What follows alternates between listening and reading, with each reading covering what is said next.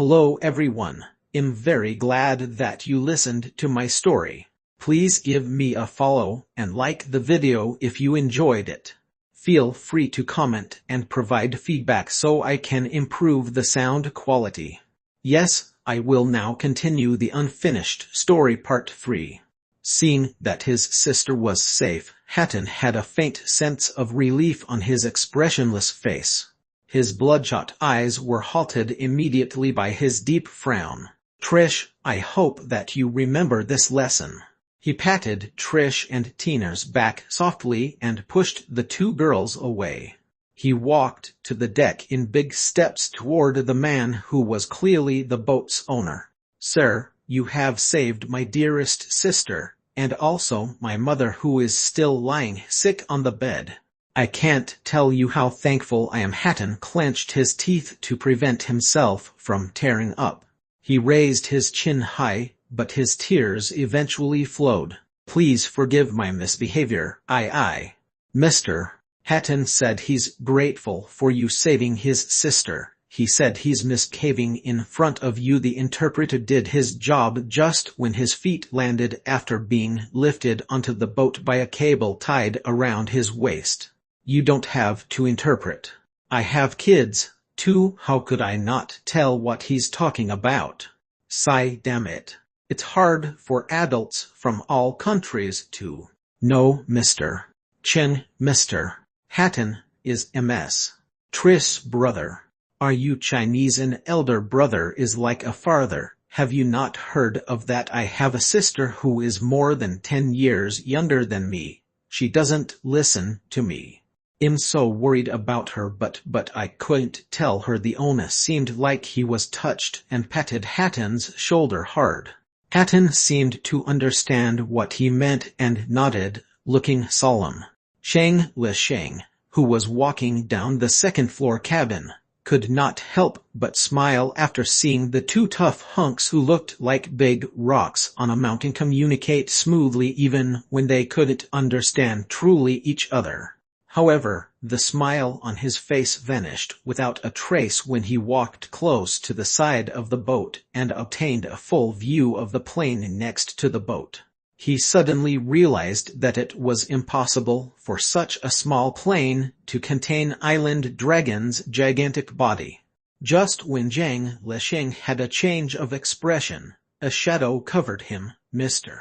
Lich, I would like to thank you, too. Trish told me on the phone last night that it would be impossible for her to be alive when we get here if not for your rich wilderness survival skills since you guys lost the guides.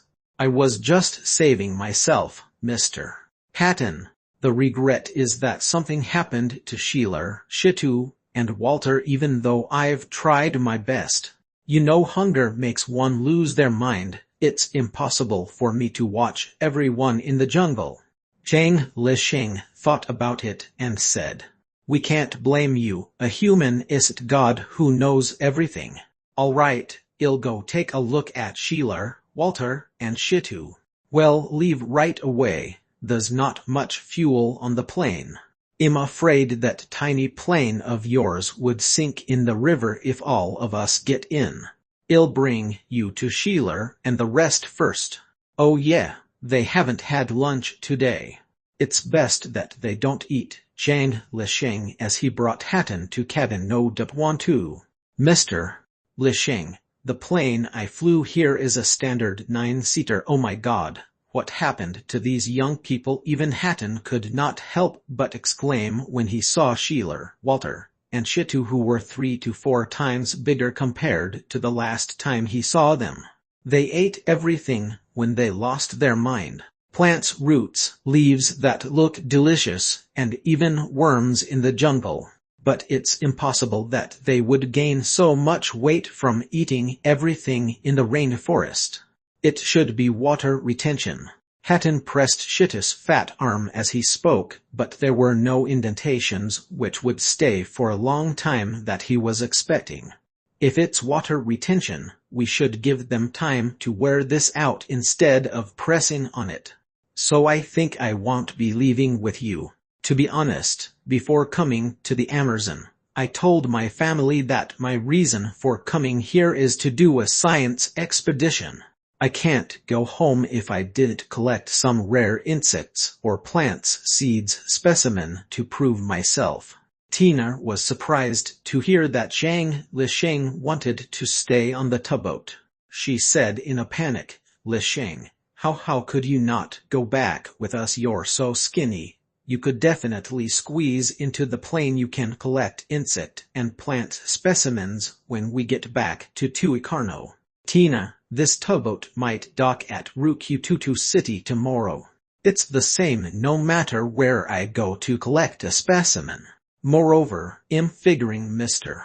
Hatton would arrange you guys to return to America as soon as you guys landed in Tuicarno. We would be separated by then. So why not we do it now before you guys return to Tuicarno? It's safer. But. Stop saying buts. Winter holiday will end soon. We will see each other in New York when school opens. What Lisheng said made Tina unwilling, but she couldn't find the words to persuade him. Meanwhile, Hatton, who had the most right to decide whether Lisheng should stay or leave, had been treating him equally ever since they first met. Hearing the young man was unwilling to leave with him, he did not have the intention to force him. He only asked, "Are you sure about that?" "I'm sure." "Okay, you're different from Trish, Tina, and the rest. Since you managed to bring these few burdens out of the jungle just like that, of course, I would respect your plan. I just want to remind you that you must be extra careful if you see that Professor Tubelin next time." "You know Professor Tubelin, too, Mr. Hatton?" Lisheng asked in shock. Hatton nodded in all seriousness. "On the third afternoon after separating from Trish at the port, I went for you guys at the Paradise Hotel. I didn't expect all of you to have departed to the jungle. I tried calling Trish and Tina's satellite phones, but I couldn't get to you. I heard of the name Tubelin by accident when I went to ask about your departure from the hotel attendants, feeling frustrated. Unfortunately, he had left Tuicarno by then, and nobody knew where he went. So that old native who might have a double doctorate in fundamental physics and biomedical science from Cambridge University caught your attention." "No, Mr. Lisheng, Professor Tubelin indeed has a double doctorate from Cambridge University. At the same time, he's also America Duke University's biomedical science professor. You could find him on the internet. He had two good friends back in the university. One was Stephen Hawking from Trinity College, Cambridge's master and named the greatest physician in the world after Newton. He even mentioned about this old friend in a brief history of Times forward. Another good friend is criminal Professor Yasser Martin, who served the longest sentence at Nevada prison. His fame in the international terrorists is no less similar to Professor Hawking in physics. He was named the father of bomb mailing. No wonder that Professor Tubelin said among the outstanding fundamental physicians, he and the feller who's sitting on a wheelchair who goes ee when he speaks are the only sane ones. The rest either became the ancestors of mail bombing or became hippies after they turned 60. He even mentioned about the bookmark. Lisheng jolted and said that out loud. "Nothing, Mr. Hatton. I just recalled something that we talked about with that Professor Tubelin. I just thought it had a hidden meaning now that I thought about it." "Please continue what you were saying." "You think Professor Tubelin gives out the feeling that he's mysterious too, huh? I investigated into him through some ways because of him behaving mysteriously. I found out that he's very influential to those natives in the Amazon rainforest. Some native tribes even worship him. It involves some federal secrets which I can't reveal to you. No matter what, be careful if you see him again. Of course, It might be unnecessary for me to be saying this to you since the possibility of you meeting him is slim. Hatton seemed to have said something confidential as he spoke, so he ended the conversation hastily. Noticing that Hatton was unwilling to tell more, Zhang Lisheng understood and did not ask further. He accompanied Tina as she led the three who looked blank to the side of the boat. They noticed that the owner had arranged 2 rubber boats which were lifted on the crane. "Kid, tell your American friends to get into the rubber boats first. I'll get the crane to release the rubber boats, and you guys can board the plane from the rubber boats," the owner spoke while pointing here and there. "Uncle Cheng, the plane's too small. I'm afraid that something would go wrong if I get up. Can I not follow them and stay on your boat instead?" How could that American dude not bring you along, Nar? He doesn't look like those bastard. It's me who asked to stay. My 3 friends had poisonous fruits, and all of them are suffering from water retention. I don't want anything to happen to the 3 of them if it's too cramped in there. Moreover, this plane's really too small. Zhang Lisheng pointed at the mini-plane that seemed smaller the more he looked floating by the big boat. "I'll stay on your boat and leave when we get to Rukututu City." "What do you mean leave? You will stay if that's the case. It's our fate that we met in Amerson, far away from home." "I shall thank you in advance then, uncle."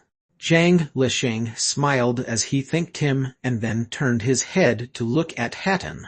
"Mr. Hatton, you guys can get into the rubber boats. The boat owner will send you guys into the plane from the rubber boats. Tina, Trish, see you guys in New York." "Oh no!" Tina hugged Zhang Lisheng while crying, and then she kissed his cheek. "Lisheng, call me as soon as you get back to New York." "I will. Call me too." Trish hugged the young man before leaving. "I will." Zhang Lisheng gave both girls the same answer. He watched as they went into the rubber boats. The 7 of them were lifted up by the crane and put into the Amerson River watercourse. When the crane was moving, Chen Jiunming got next to Zhang Lisheng quietly and complimented him softly. "Brother, you're pretty smart. You took the initiative to stay to show your heroism, making the 2 American babes become so touched. As soon as you get back to New York, hee. I really didn't think so much into it."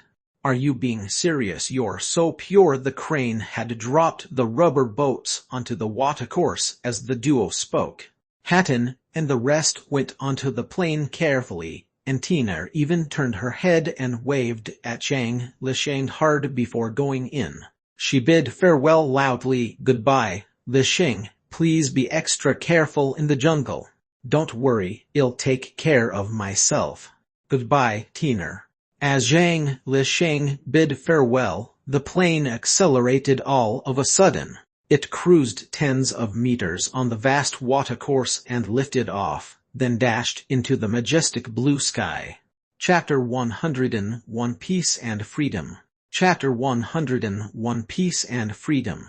Zhang Lisheng thought he could stay in the cabin to cultivate while killing time on the boat after all of his friends left. Unfortunately, he did not get what he wished for, whereby Chen Jiunming clung onto him before he could even get back to his cabin. This man who seemed experienced when he was young and would look rich when he went older, whose features looked pretty much like his father, had been talking to him. He did not leave Zhang Lisheng alone ever since he began talking at the side of the boat until night.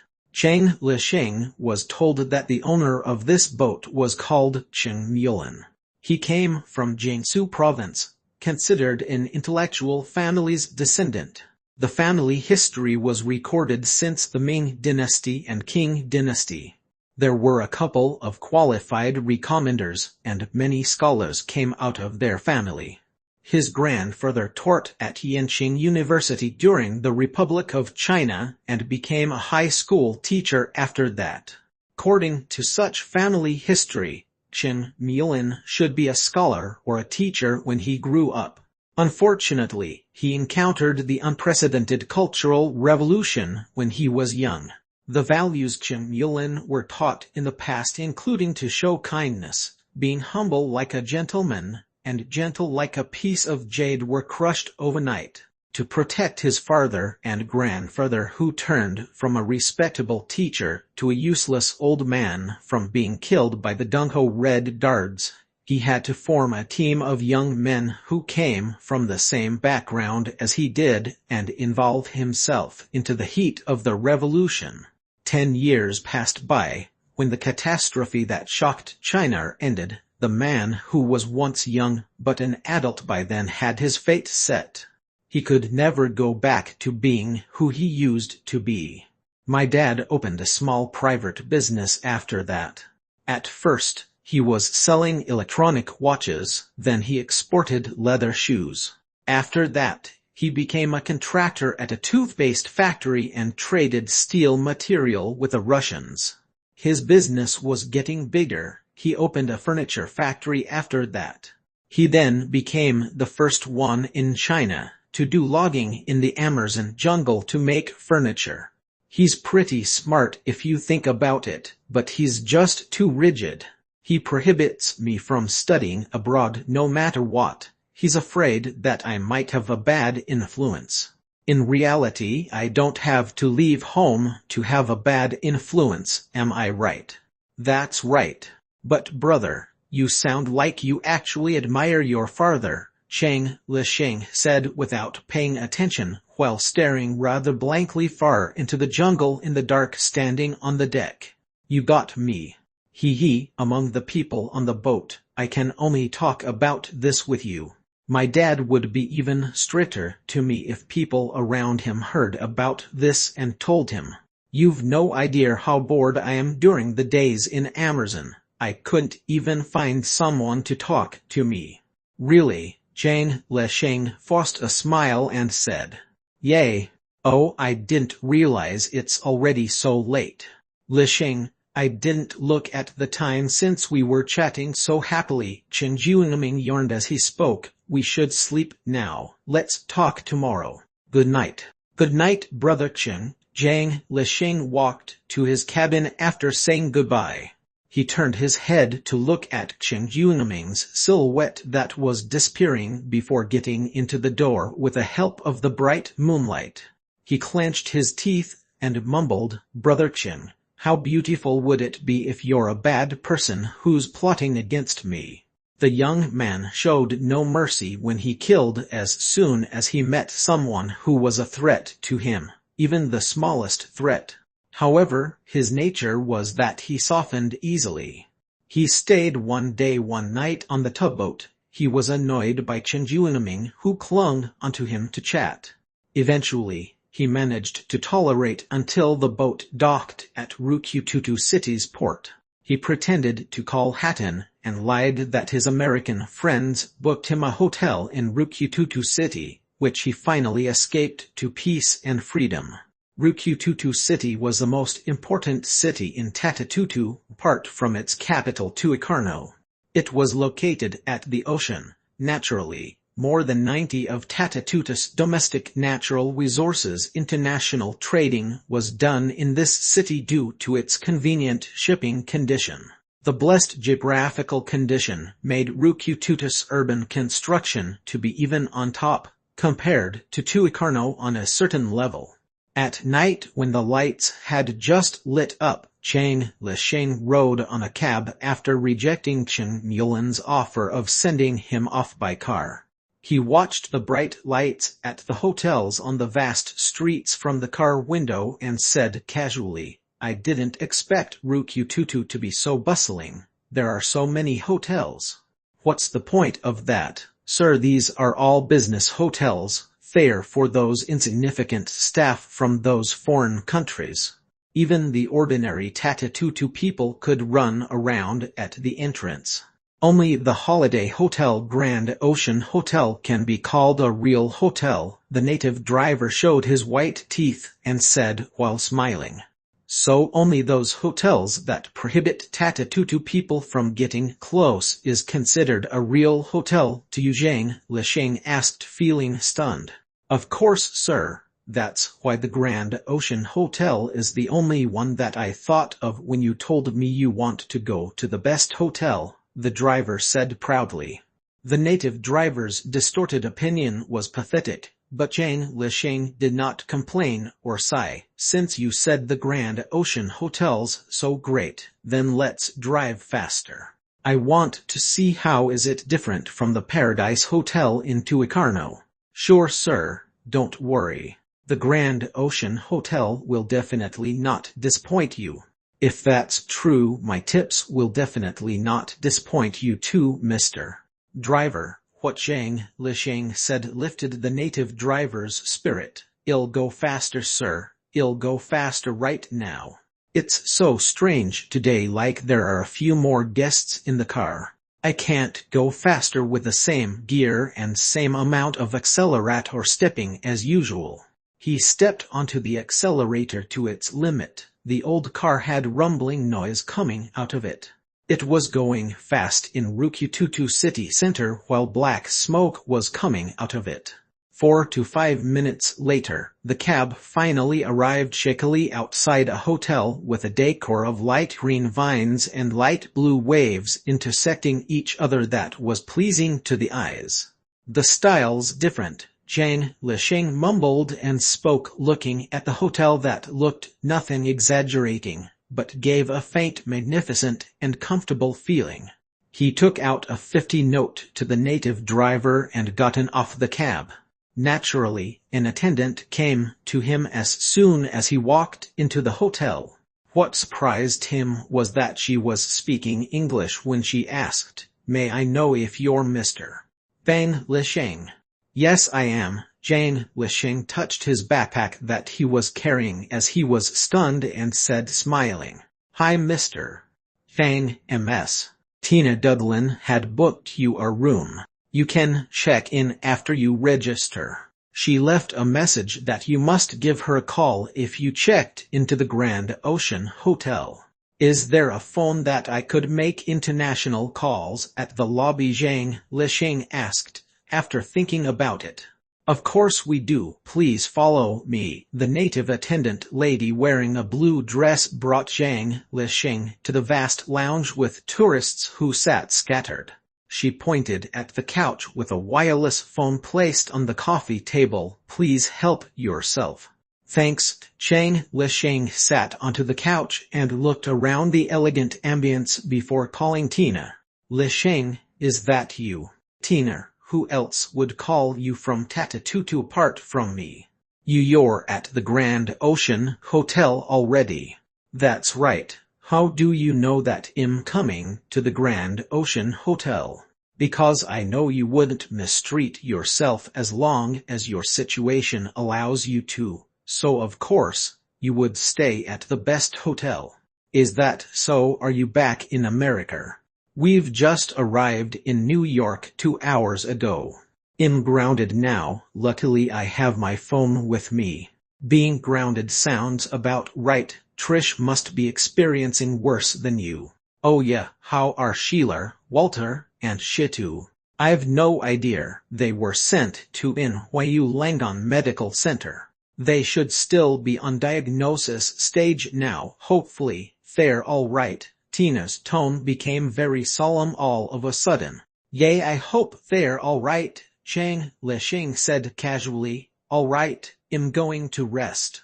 I'll contact you again when I get back to New York." "Goodbye, Tina." "Lisheng, can we talk now? Haven't you just returned back to New York? You should rest since the plane ride was so long." "Let's not talk more. Goodbye." Zhang Lisheng, who had goosebumps when he heard somebody wanted to talk to him, hung up the phone after saying that. He stood up and waved to the attendant who was waiting aside. "Miss, please show me the way to registration." The Grand Ocean Hotel's model was smaller than the Paradise Hotel. Instead of the feeling of a blend of civilization and ancient jungle, it was a blend of beautiful rainforest and ocean style, which won the hearts of many. Tina booked him a high-class room with a great view. The entire room from the floor to the walls and ceiling were in a blue ocean theme. All of the decors in the room were made of precious sandalwood by hand. There was natural wood fragrant without any artificial processing. The room located at the back of the ocean, there was a rather small viewing balcony. When Zhang Lisheng went to the balcony, he inhaled fresh rainforest air that was a little salty. He looked far away. The quiet ocean with waves appeared in his eyes. It gave him an exquisite feeling. He could not help but said this out loud. This is just one of a kind. It's too beautiful. This is one of the rooms with the best view in our Grand Ocean Hotel. It would give you a different feeling when it's raining. Thanks, this is a really great room. Zhang Lisheng shoved 5 tips to the attendant. Give me room service for 2. Bring me the best set meal your hotel has. Then bring my clothes to express wash. Bring me a hard shell jacket too. And also undergarment. Yes, sir. The attendant left after taking the tips. Zhang Lisheng took off his clothes and tossed them on the hotel floor. Someone took his dirty clothes away when he went out for a hot shower. They placed clean clothes on his bed. There was a baked lobster in the middle of the coffee table next to the couch. There were straw mushrooms, worms, and bamboo shoots soaked in some thick black sauce in big silver plate surrounding the lobster. Chapter 102 The Power of a Rank 4 Wizard. Chapter 102 The Power of a Rank 4 Wizard. Zhang Lisheng exhaled leisurely after changing and filling his stomach with food. He washed his hands and went out of the room with his backpack. He walked quickly out of the hotel following the corridor. He ran towards a dark corner quietly that he found as he looked around. He chanted witchcraft incantation in the dark corner. Soon a giant lizard which silhouette looked like a western black dragon appeared next to him. He lifted his head to look at Island Dragon's ferocious face hidden in the night and climbed onto his wizard worm. He controlled the giant lizard to hop up, traveling across Rukututa's night sky like it was gliding, while changing colors continuously. Over 10 minutes later, he arrived in the Amazon jungle. At the dense jungle's border, Zhang Lisheng controlled Island Dragon to stop. He got off the wizard worm and took a few steps back on the muddy jungle ground. He spat a mouthful of black blood and shouted the word transform. A mysterious power activated in the silence naturally as the spell came out. It splashed onto Island Dragon together with the black blood and penetrated into the wizard worm's skin. Island Dragon shrieked in TSS while its body grew a few meters longer now. Through this refinement, Island Dragon's body looked even more slender and smooth than before.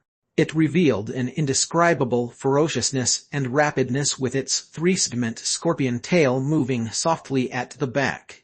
Unfortunately, Zhang Lisheng was dissatisfied with Island Dragon's improvement that had no changes on its nature. I've already transformed an ancient strange insect by accident. I've never expected the spell refine can't transform it further. It would be great even if it's just one more tail. Forget it. I still have mounted. He mumbled, then began chanting witchcraft incantation to control Mountoad to hop out of his backpack. Subsequently, he spat a mouthful of black blood and shouted the word transform. Within the rainforest, the hundreds or thousands of hollowed spikes on its body stood up all of a sudden from Zhang Lisheng's blood nourishments and activation of witchcraft incantation. There was sharp TSS noise coming out of them. while it inhaled sea of air to expand its body to the size of a six-door bus. It squatted on the ground while opening its mouth big, releasing countless spiral air into the sky, opening a 10 meters big hole in the dense jungle above its head directly. Amazon's bright moonlight shone onto Mounttoad's toad skin from the hole, showing a faint black smoke lingering on it. It made the wizard worm even more mysterious and terrifying than before. Wizard power drained from refining wizard worms would go up continuously, following the frequency. Lich had just broken through to a rank 4 wizard. The exhaustion of wizard power from refining Island Dragon and Mounttoad the third time now was more than what he used to do. Nevertheless, he panted for a while and caressed Mounttoad's body that was already bigger than a house and the bumps on its toad skin that was as big as a gong.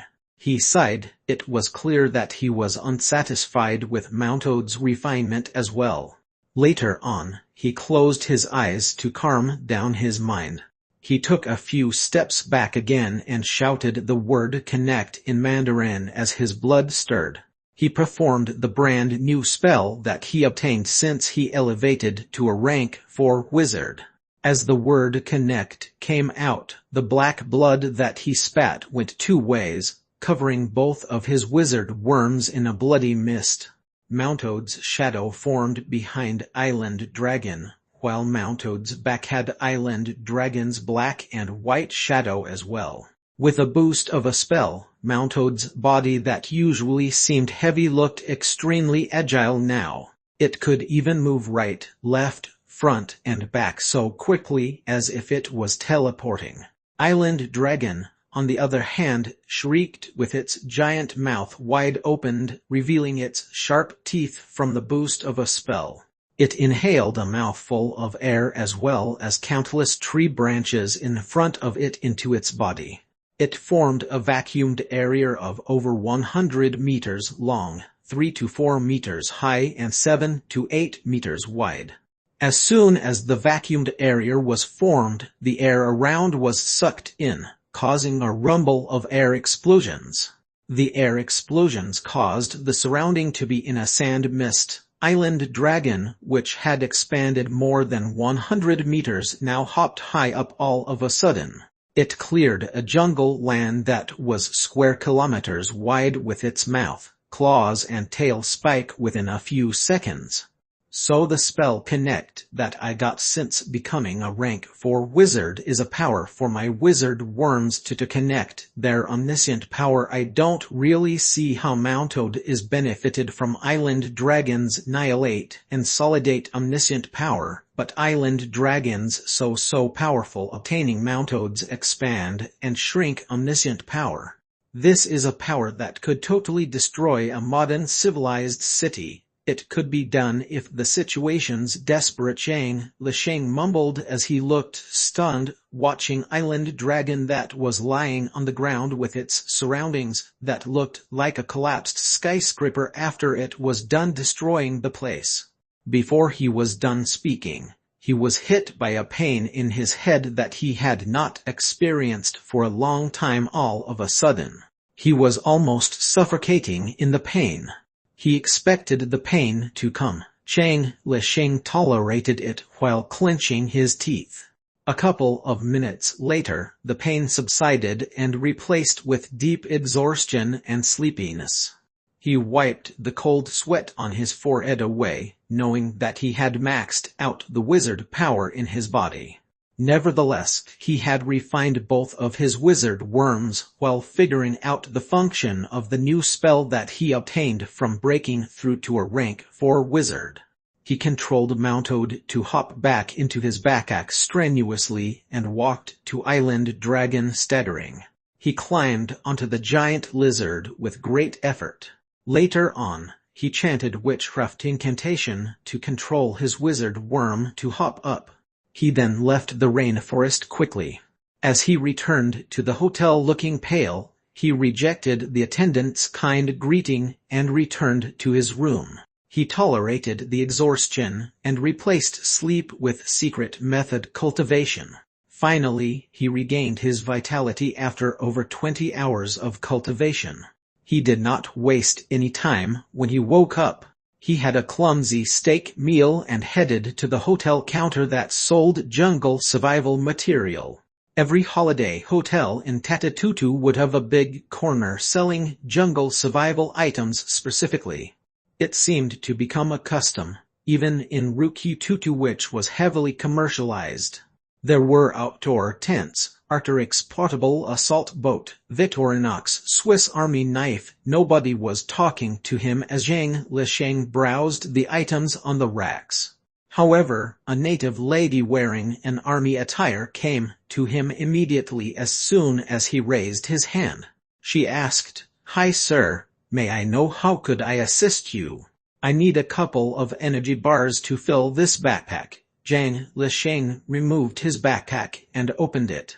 "You want to fill this backpack?" The native lady looked at the backpack in surprise, realizing there was nothing else in the backpack apart from a hideous wooden toad sculpture, who was about the size of a basketball.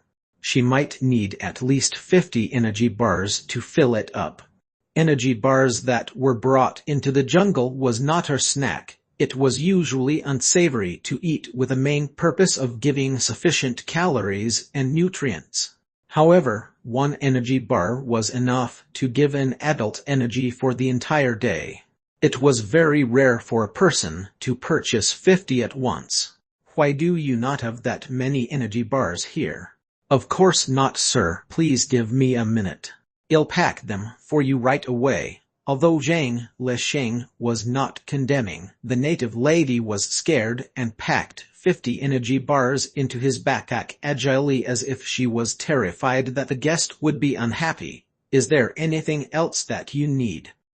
Give me a lighter." "There's nothing else that I need, thanks." Zhang Lisheng took out his credit card to pay as he spoke. He then rented a GPS device at the hotel's front desk. As he prepared everything he needed, he asked for a limousine at the hotel to get to the nearest watercourse pier, since it was inconvenient to control his wizard worm to get him there during the day. As he expected, all of the freshwater piers in Rukitutu City were crowded with all sorts of wood dealers from all over the world, as well as the employees of all kinds that they hired.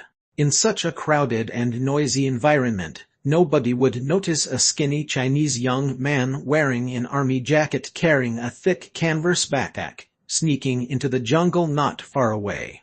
Just like that, Zhang Lisheng soon sneaked into the rainforest as he wished and began looking for his third wizard worm, a cricket with a head as big as a bean and extremely long antennas, thick shell on its back with sharp spikes on its front legs. It had wings as thin as cicaders and flew in lightning speed. Amazon parasitic bee that had a tiny body, even when it was fully grown.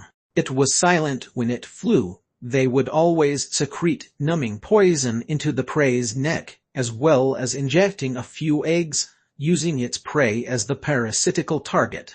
It consumed mainly the prey's spinal cord, nerves, and brains. Bullet ant that usually come in a group, though small, but it would give intense pain that lasts 24 hours when it bit someone.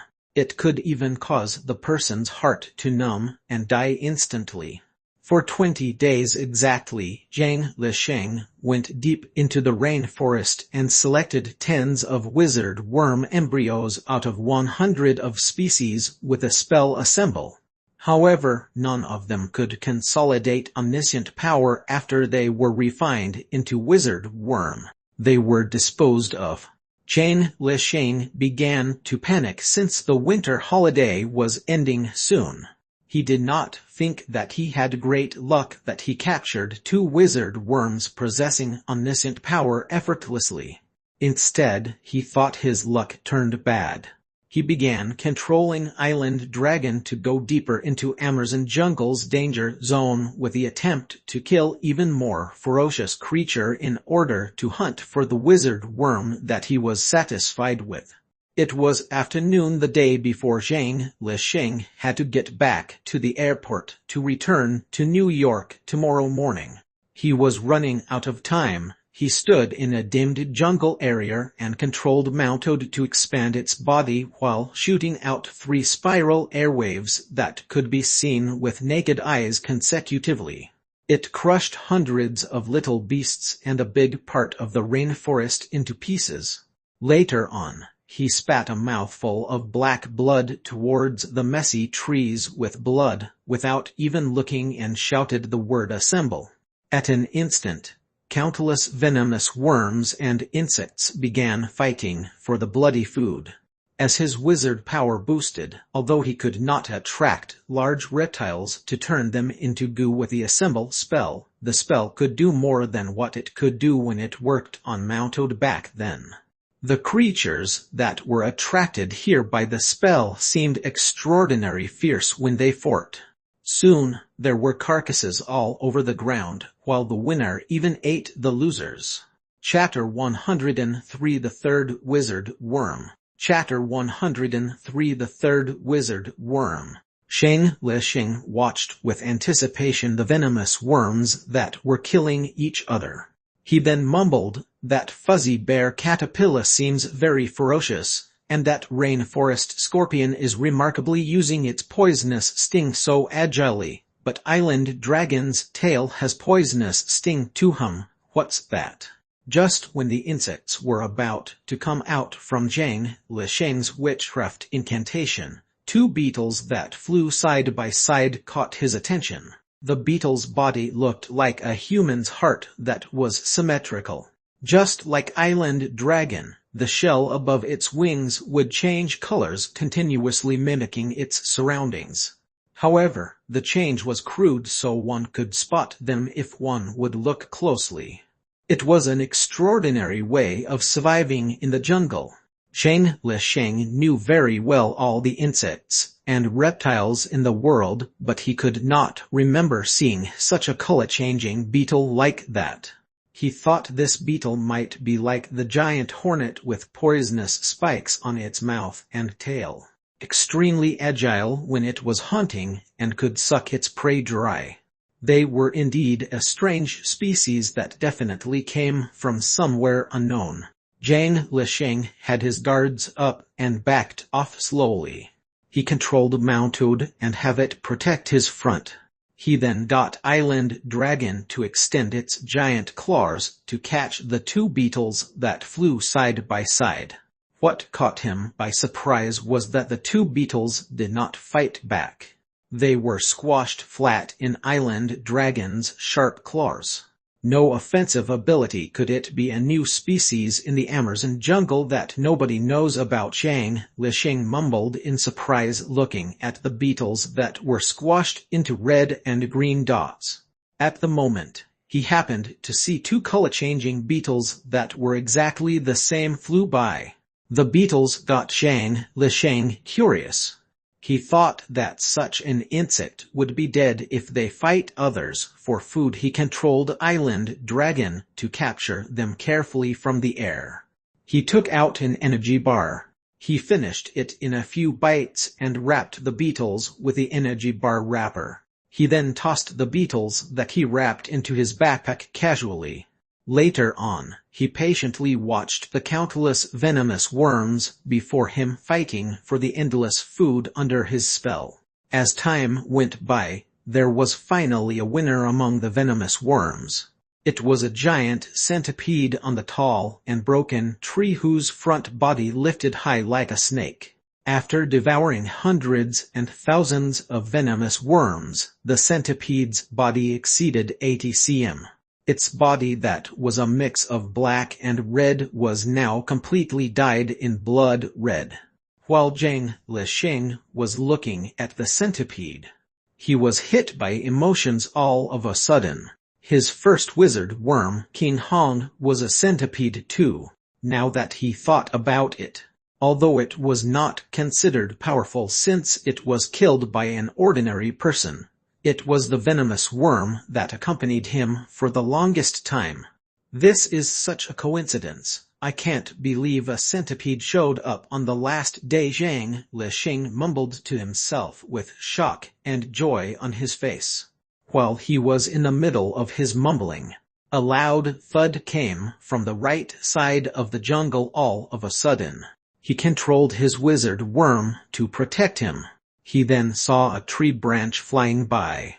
The tree branch smashed at the giant centipede's head.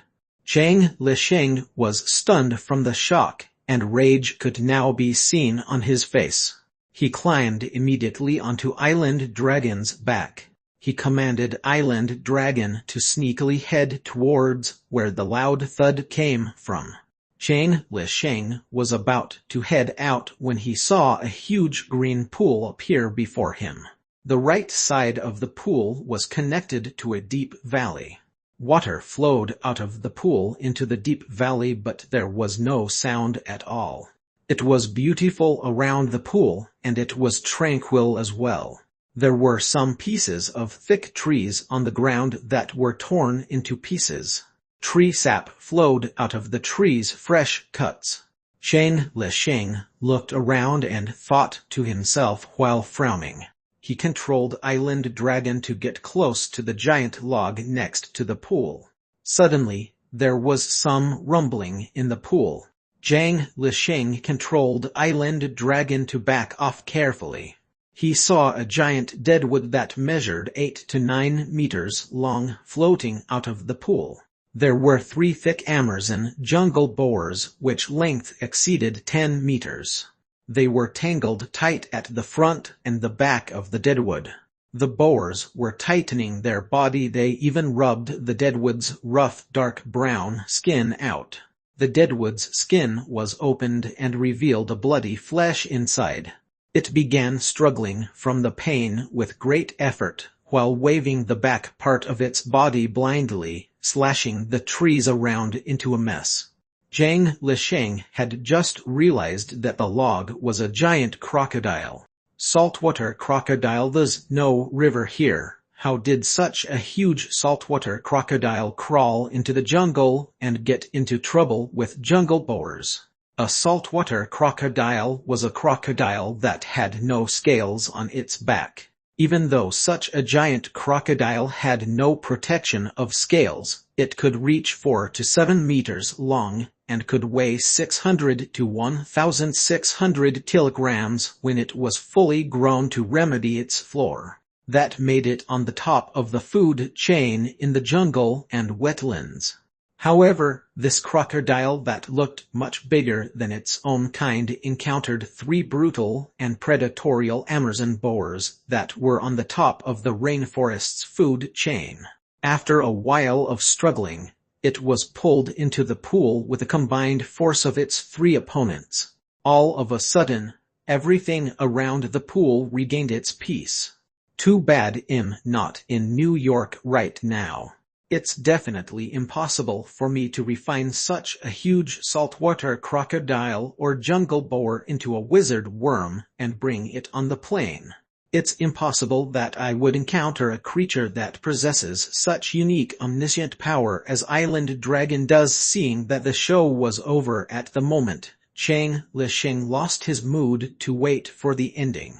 He mumbled to himself, feeling depressed, and planned to command Island Dragon to leave.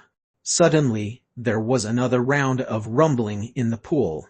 There was a red liquid that came out from beneath the pool, dyeing the surface of the pool red. Zhang Lixing could not help himself but continue watching. The giant crocodile got out of the water again. The 3 giant boars were still strangling the giant crocodile though. The one that was strangling its neck had a sharp stone pillar pierced through its body. Boars reacted extremely slow when it was hurt. Although the stone pillar clearly pierced its vital part, it was still strangling the giant crocodile by tightening its body. The actions of the jungle boar were undoubtedly suicidal, which made the wound on its body tear even more. Soon, the hurt jungle boar could no longer take it. It released its body, and the giant crocodile that was about to die finally had the opportunity to breathe. It seized the moment when its neck was released and turned around with all of its might to tear into half the hurt jungle boar. The giant boar that broke into half did not die right away. Instead, it strangled the saltwater crocodile even more.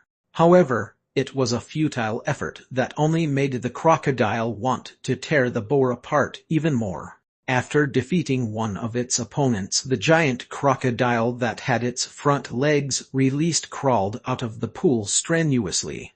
It turned its body with its front legs continuously. The jungle boars that were tangling around its stomach would rub against the ground each time it twisted its body. The jungle boars became more wounded as mud and branches flew everywhere. 10 minutes had passed after the beast's make-it-or-break-it fight. The giant crocodile had finally shaken off the jungle boars. It mercilessly killed its second opponent that was in a bloody mess. At that moment, the predator and prey's position in the hunt had been changed. Finally, the saltwater crocodile tore the third jungle boar into pieces. After turning the tables around, the severely injured saltwater crocodile turned around and glared at Mountode and Zhang Lisheng, who seemed to be hovering midair with its huge diamond-shaped eyes. It opened its mouth wide to show its sharp teeth to threaten Zhang Lisheng. Although Zhang Lisheng knew that he was very safe under the protection of his wizard worms, he could not help the numbing on his scalp and the goosebumps on his back because he was being glared at by a giant deadly crocodile. However, such a terrifying feeling made him reveal joy on his face. A reptile that doesn't give up after encountering such powerful opponents is born to be a wizard worm embryo. I must try to refine it whether I could bring it with me or not. The only thing I would lose is a little bit of wizard power. Zhang Lisheng began chanting witchcraft incantation while sitting on Island Dragon's back as he spoke. He spat a mouthful of black blood at the giant crocodile and shouted the word assimilate. As the spell echoed in the jungle, the black blood turned into a mist. It covered the giant crocodile that was dashing into the pool to avoid the mist by instinct. The blood mist penetrated into its body through its wounds. The giant crocodile rumbled in pain and released a loud shriek. Soon, the wounds that were torn apart by the jungle boars extended continuously. Its skin was cut into tiny pieces. Meanwhile, the bones between its skin continued to grow bigger and longer while its flesh was growing in distortion. As it struggled with all its might, its body did not stop growing. Eventually, it grew to over 20 meters long and 4 to 5 meters wide. When its muscle and bones grew to its limit, the giant crocodile's skin began to grow slowly. They began connecting each other to cover its entire body. 3 to 4 minutes later, a ferocious wizard worm that looked like a prehistoric dinosaur sat quietly before Zhang Lisheng. Cloud absorb. Zhang Lisheng's eyes widened, not because he was shocked by the wizard worm's gigantic body that transformed from a saltwater crocodile, but the two hieroglyph words that appeared in its head when he looked closely at the giant crocodile. It's the same with Mountode. It had omniscient power the moment it was refined. But it's so big, forget it. It doesn't make sense for me to think too much about it now. Let's see after checking out what its ability is. He began chanting witchcraft incantation after making up his mind. However, the giant crocodile began shaking its head while moving its body after being controlled by the incantation.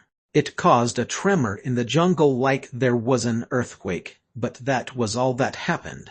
Zhang Lisheng was stunned and proceeded to chant witchcraft incantation. As the chanting went on, the giant crocodile moved even more, but still nothing else happened. Zhang Lisheng thought about it carefully after he stopped chanting. He vaguely came into a conclusion. He thought there might be too many restrictions to the giant crocodile's omniscient power. However, since the wizard worm already obtained its omniscient power, he must test what exactly it was. After Zhang Lisheng gave it some thought, he commanded Island Dragon to return to the pool. He climbed down from the wizard worm's back and picked up a few dry branches and vines from the jungle's ground. He lit up a bonfire with a lighter and took out an energy bar, then ate it in big bites. He used the energy bar's wrapper to pick up some water from the pool and poured it on the fire while chanting witchcraft incantation. A cloudy mist of light was created from the water pouring onto the fire. The cloud mist's nature was created by the consolidation of the evaporation of water on the ground from the sun, which turned into steam that went to the sky. As soon as the steam appeared, it went up quickly and was swallowed by the giant crocodile that lifted its head lightly all of a sudden before the steam managed to fade away. Chapter 104 Eastern Evil Dragon. Chapter 104 Eastern Evil Dragon. When comparing the sizes, a giant beast which had a body length exceeding 20 meters was nothing compared to a gush of steam. However, the giant crocodile roared as it swallowed the steam, making its short and thick neck shake. As the crocodile roared, the water next to the giant crocodile looked like it was boiling all of a sudden. Endless steam was rising, covering the giant crocodile's enormous body not long after. The giant crocodile's heavy body looked extremely light within the steam as it floated in a wobbly manner. Riding the clouds and mist. Its riding the clouds and mist. Zhang Lisheng was stunned for a moment as he watched. He could not help but shout in joy, "I wonder how strong of an attack power the clouds hold." Before he was finished speaking, everything within the giant crocodile's field of view became a space of its own. All of the water vapor in the air turned into boiling steam and consolidated into a milky white cloud.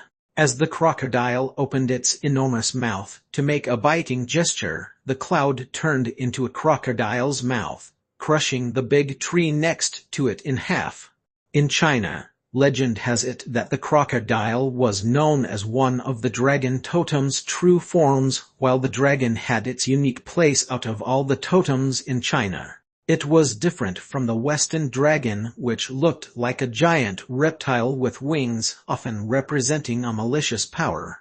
The dragon in the Eastern world had a head that looked similar to a camel, a mouth akin to a donkey, eyes similar to a tortoise's, ears resembling a cow, scales that looked like it came from a fish, whiskers similar to a shrimp's, a stomach that was similar to a snake's, and feet that looked like the talons of an eagle.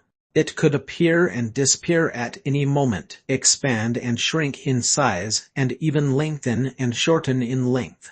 It could fly without any wings, ride on clouds and mists, and travel across the sky amidst the rain. It often represented royalty, justice, and power.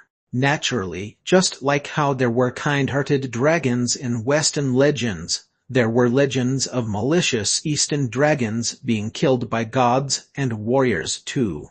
Since the beginning of history, these mythological stories spoke of dragon killings, which in reality were the slaying of crocodiles. For instance, Chu Chu, a notorious general during the Jin dynasty, eradicated the 3 scourges including an evil dragon. It was a giant crocodile in a lake. The saltwater crocodile gave Zhang Lisheng an idea since it mastered the omniscient power of controlling the cloud. He was deep in his thoughts, but his pondering was for naught since he had too little material to work with. His head was hurting from all the thinking. He could only conclude that it was best to pick a wizard goo that was related to mythical animals in the future. However, as he pondered even further, he figured that there were some hits and misses in many mythological stories in history. Picking a wizard do based on mythical animals might end up becoming an eternal regret.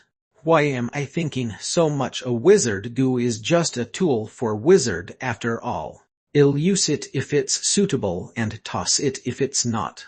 I just need to be careful when I create it. There's nothing to worry about apart from that. Chang Lisheng mumbled and smiled out of relief after realizing no inspiration came into his mind no matter how much he thought about it.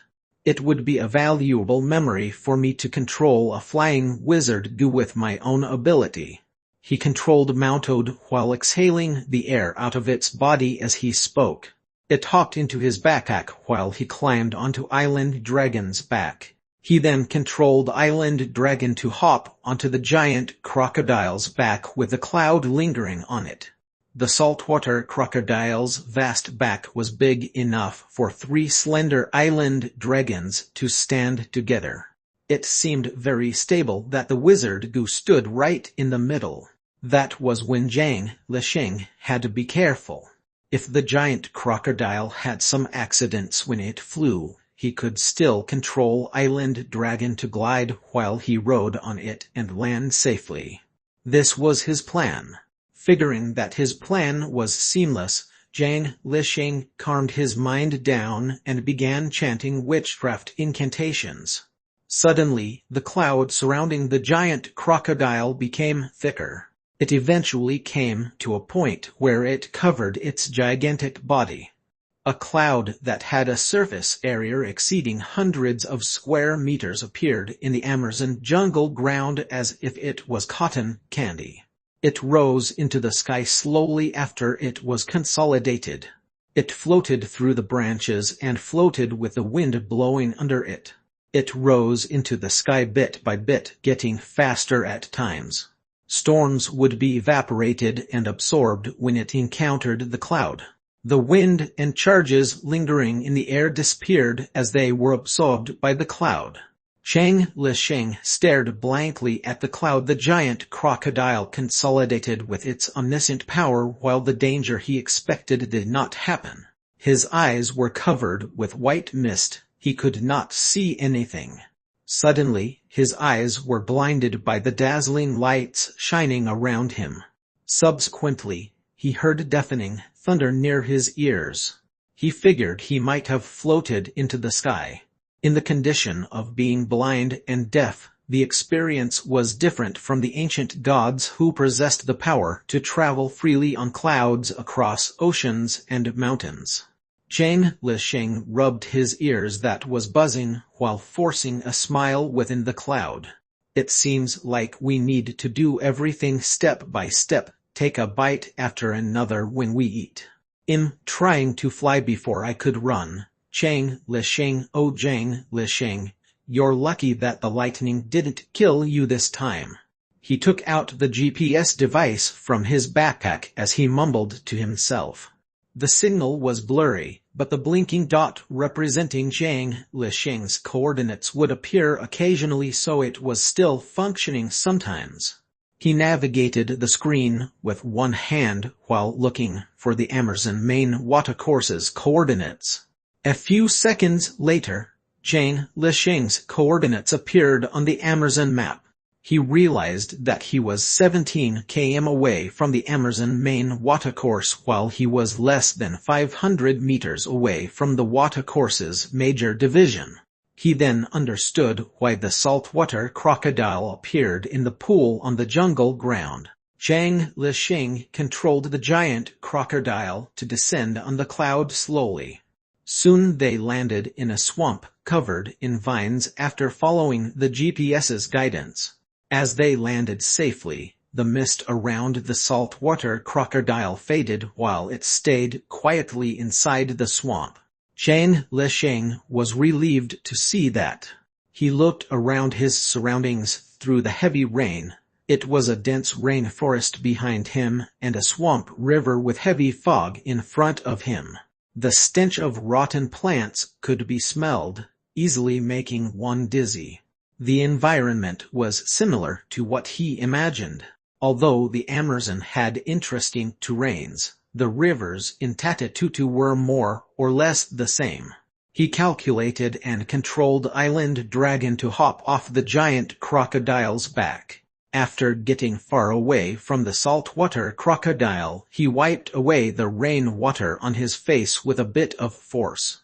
He spat a mouthful of black blood and shouted the word transform. The black blood covered the giant crocodile, causing the wizard goo to groan loudly that went hulu-hulu. It grew much bigger, thicker and wider now. After the first refinement was done, Zhang Lisheng refined the giant crocodile 2 more times. Just like Mount Ode and Island Dragon, it was now a triple refined wizard goo. When the last refinement was done, the saltwater crocodile's body exceeded a length 40 meters, while its body exceeded a width of 6 meters. Its gigantic diamond-shaped eyes that exuded a yellow glow were as big as a millstone. You're the evil dragon that we Chinese call in mythological stories, so I shall name you Crocodragon then. You have a dragon in your name too. I hope that you could follow me back to New York obediently just like Island Dragon does. But you can't be riding on a plane, Zhang Lisheng mumbled while watching the saltwater dragon. An odd smile appeared at the edge of his lips. He controlled Island Dragon to go invisible and began running in the swamp. At the same time, Crocodragon followed behind Island Dragon. It moved its short limbs and gigantic body as it dashed forward in the Amazon River's division. Some 10 minutes later, a tugboat pulling countless huge logs with logging staff on board cruised by slowly on the Amazon River. The bean-sized raindrops hit on the tugboat's deck, causing splashing noises that didn't stop. The staff and crew's members hid from the rain in the cabin. There was a gray-haired old man who was in his 60s, wearing an old rubber raincoat as he stood at the back of the boat. He was watching the hundreds or thousands of authentic wood being soaked by the water while speaking to a tall, handsome blonde man in his 20s or 30s. John, I've been traveling this watercourse for a total of 37 years. I've fought with huge pythons and killed cannibal catfishes with a fishing spear. I've seen so many jaguars, but no matter what kind of danger I face, I've never shown fear. Grandpa, I heard a very, very big commotion in the jungle. John, this is the Amazon.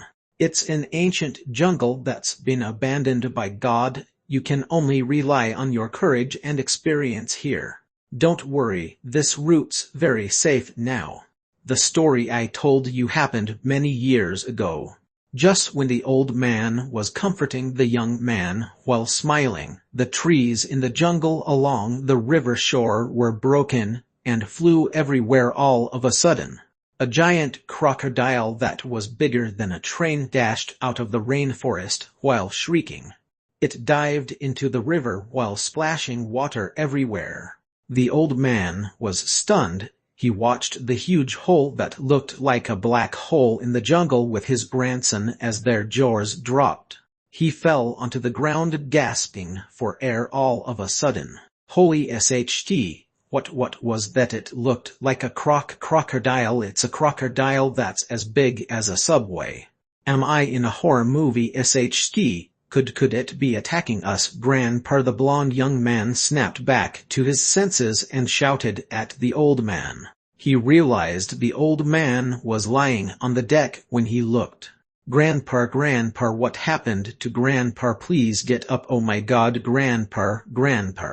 As the young man was crying in devastation, Zhang Lisheng leaped from the jungle above his head, riding on Island Dragon.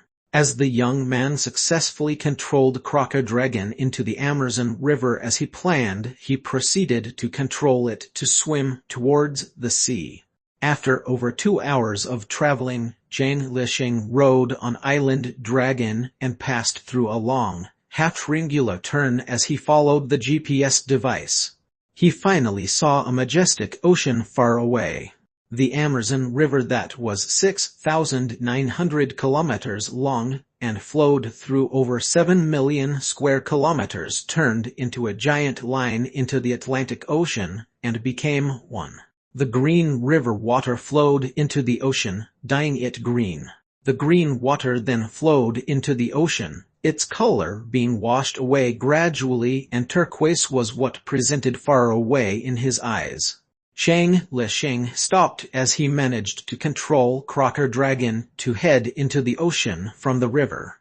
He wiped the rain water on his face away, which was only futile, making him let out a long breath. He then controlled Island Dragon to dash towards Rukututu City immediately. Chapter 105 Trembling with Fear. Chapter 105 Trembling with Fear. It was evening when Lich returned to the Grand Ocean Hotel. Although the third wizard do that he hunted was different from what he expected, he was satisfied and had no regret at all, since Crocker Dragon had extraordinary amounts of power and potential. He washed up in his room with a smile on his face and changed into a new set of clothes. He then gave his mother a call afterward, confirming that he would take the plane back to New York tomorrow morning. He then carried his backpack and walked to the hotel restaurant leisurely. He wanted to reward himself. The Grand Ocean Hotel's restaurant had the exact same style with the hotel. They had seafood and Tatatutus jungle delicacy for their recommended dishes. Lich did not get anyone to serve him when he walked in. Instead, he walked to a single table by the window directly. He took out a 10 bill and waved it, smiling at the waiter who was closest to the table. "May I know if this table is taken?"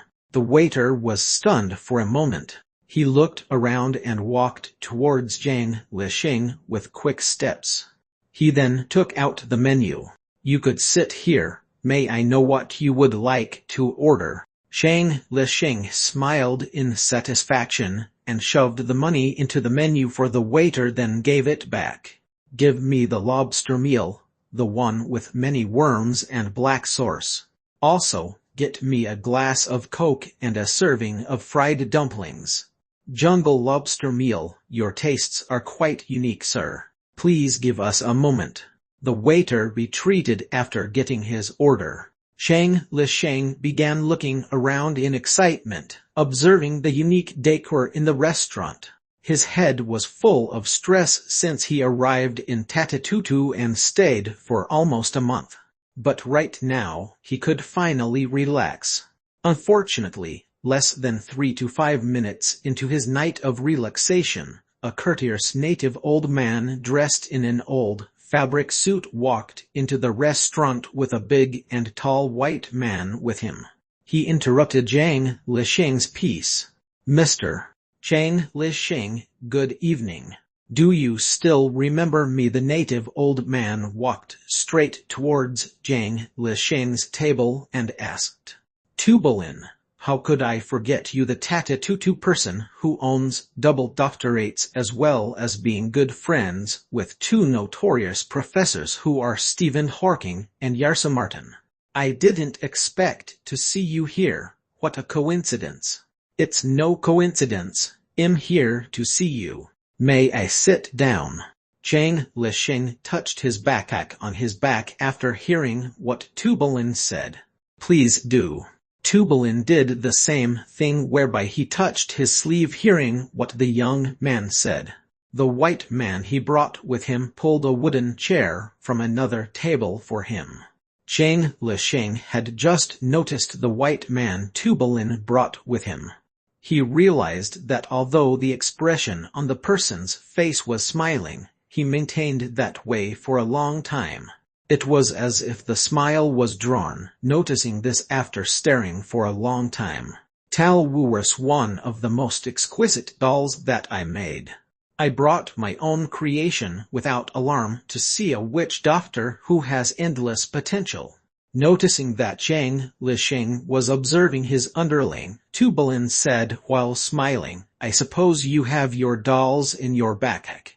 If I'm not mistaken, the invisible black dragon and big mountain toad are in there too, am I right? Watching Lisheng's pupils shrunk. Don't worry, young man. I saw the astonishing kill you performed in my tribe. That's the reason I said that. I have no ill intention at all. Lisheng had only done one killing in the cannibal tribe using Mount Toad and Island Dragon ever since he came to Amazon. However, he had searched all over the entire tribe, and he only spared the lives of a few babies. He thought about it and asked all of a sudden, "Do you have the supernatural ability to trace back time?" "Oh no. Tubalin laughed out loud and replied, "Witch doctors don't have such an ability. I installed a small generator in the tribe's drain and hid a few cameras in the bramble forest. Unfortunately, I've only watched the first half of the amazing kill and those cameras stopped working." "Cameras, damn, you're so creative to be installing those stuff in a cannibal tribe. I had mud all over my face but you recognized me. You really have great eyes. So Mr. Tubalin, are you here to avenge your tribe?" No, I've already reached my goal. That tribe has lost most of its function. I'm here just to talk to you, young witch doctor. What's there to talk about between us? Don't you think we have very similar backgrounds and experiences? We're both born in countries suppressed by those so-called Western civilized countries. We both came from Western countries when we were young. We love science and fear science, and we both possess dark power. Most importantly, we're not afraid of dying at all. Lisheng fell into silence for a moment. "Mr. Tubalin, the first similarity that you said we both have is incorrect. My home country's very powerful, but China was still suffering from invasion tens of years ago. Didn't it fall into Western imperialism 100 years ago?" What Tubalin said made Lisheng speechless. The waiter happened to serve his dinner at the moment. He then began eating while keeping shut. "It's fortunate that your country accumulated effort to work towards civilization for the past thousands of years, but not my country." Tubalin did not stop talking. "Fortunate?" Lisheng put down his cutleries. "Mr. Tubalin, China has existed for 6,000 years. Throughout those 6,000 years, we've been the most powerful and richest country in the world for most of it. It's only natural that we suffered reconstruction. While Tatatutu, no offense, Tatatutu had just been built for I have no idea of the exact period of time, but I'm guessing it's nothing longer than 100 years. So you think Tatatutu can't be compared to China?" A cloud of dark flame appeared in Tubalin's eyes. He spoke through the gaps of his teeth while touching his sleeve. The white man who had been standing by his side since the beginning turned his head to face Lisheng while retaining his smile. All of a sudden, Lisheng thought this man who looked harmless and had an odd expression earlier now looked like a wolf in sheep's clothing. He was trembling in fear. He began chanting witchcraft incantations almost by instinct, ignoring everything else. However, the flame in Tubalin's eyes vanished suddenly just when Mount Toad was almost hopping out of his backpack. "We're both victims. We shouldn't become enemies, at least for now.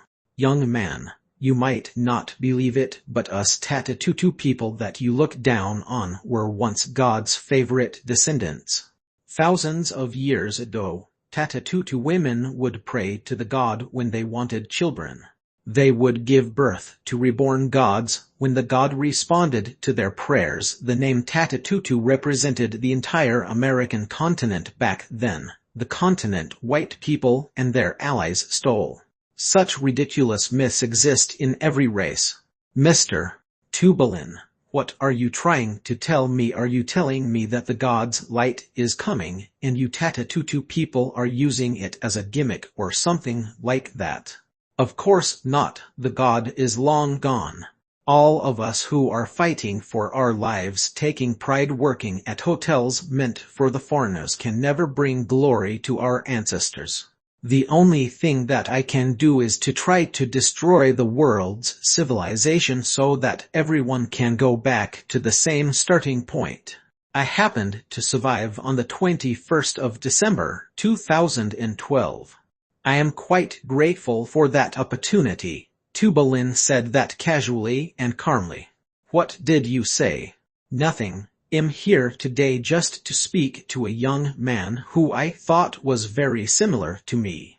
People love doing nonsense when they're happy, don't they? Sorry to disturb you, Mr. Bang Lisheng. Perhaps 10 years later, or perhaps today, the bookmark would be placed into the reality one after another. All the best when the book is laid. Goodbye. Tubalin stood up as he spoke. He left all of a sudden, just like how sudden he came. A bolt of lightning struck through Rukututus' night sky when Tubalin said the last sentence before leaving. Zhang Lisheng's heart jolted and shuddered, getting goosebumps all over his body.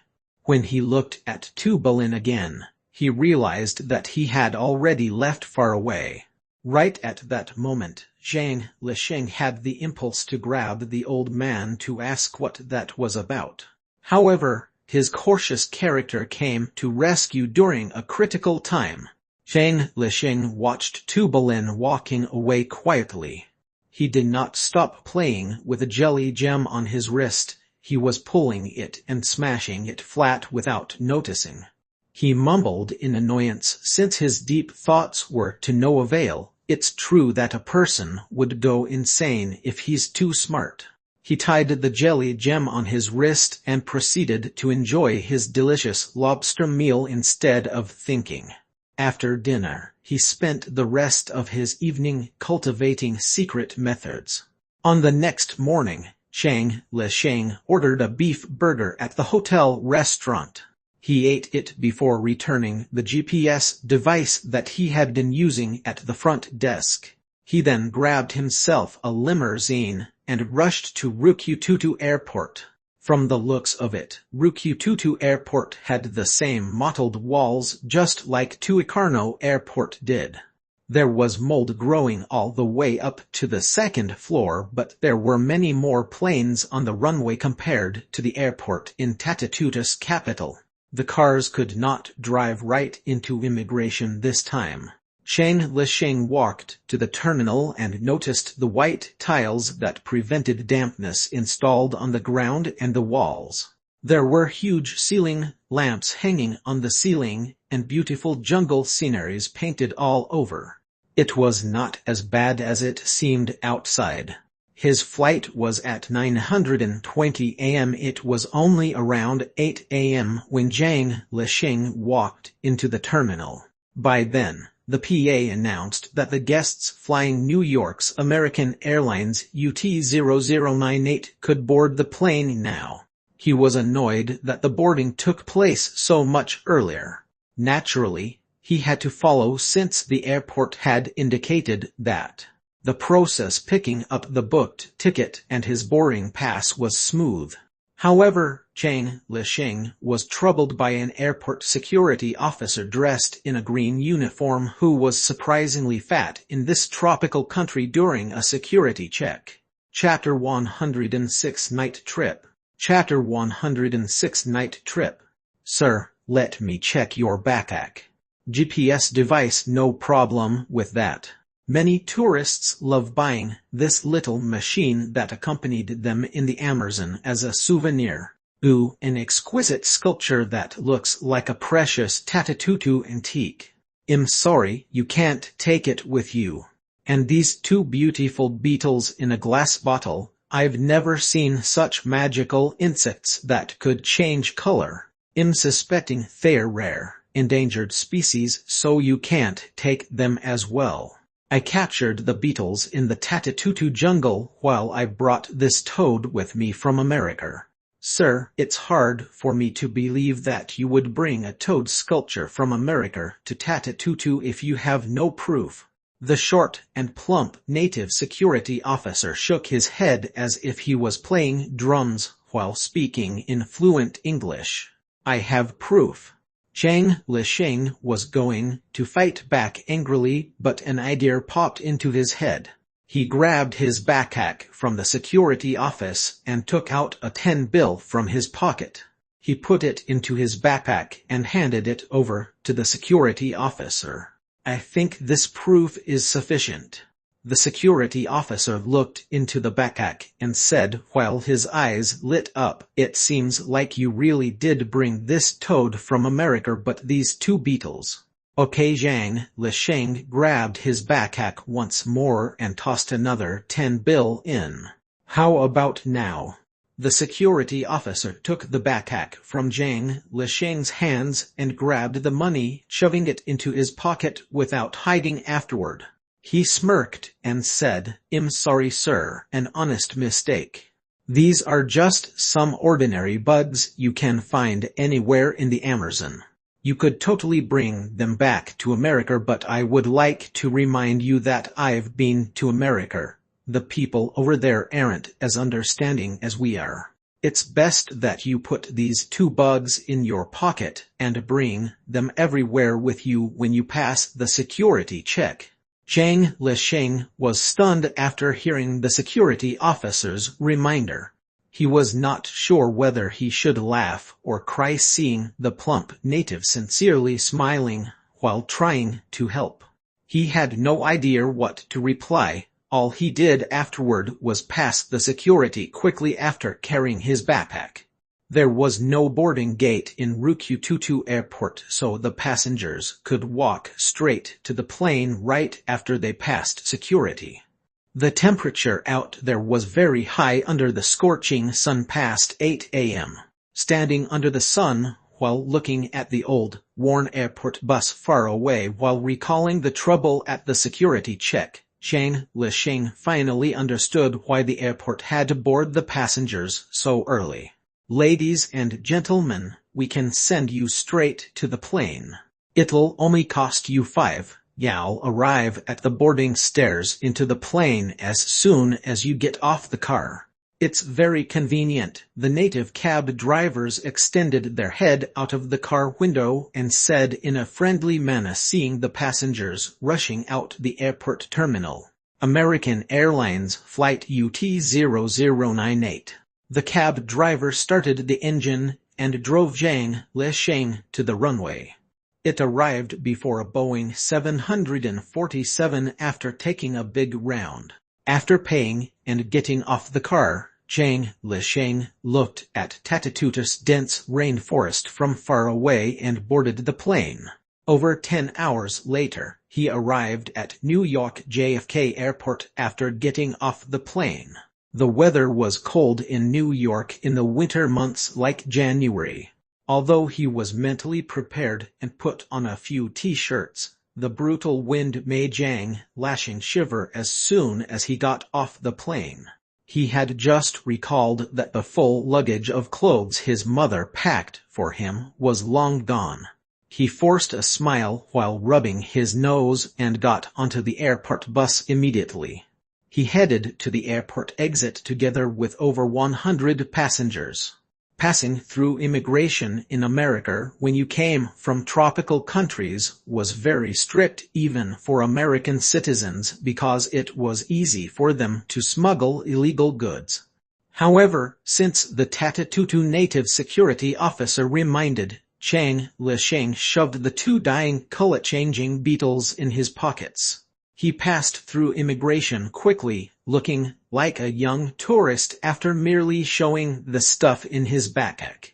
Walking out of JFK Airport's exit, there were only a few people standing at the bright corridor waiting for the people's arrival. Zhang Lisheng saw Lily with a sign Lisheng baby at first glance. His mother was looking around in panic while holding the sign. Zhang Lisheng felt warmth in his heart after seeing that. He walked to his mother quickly, ditching his initial plan of settling the stuff that he brought back from the Amazon.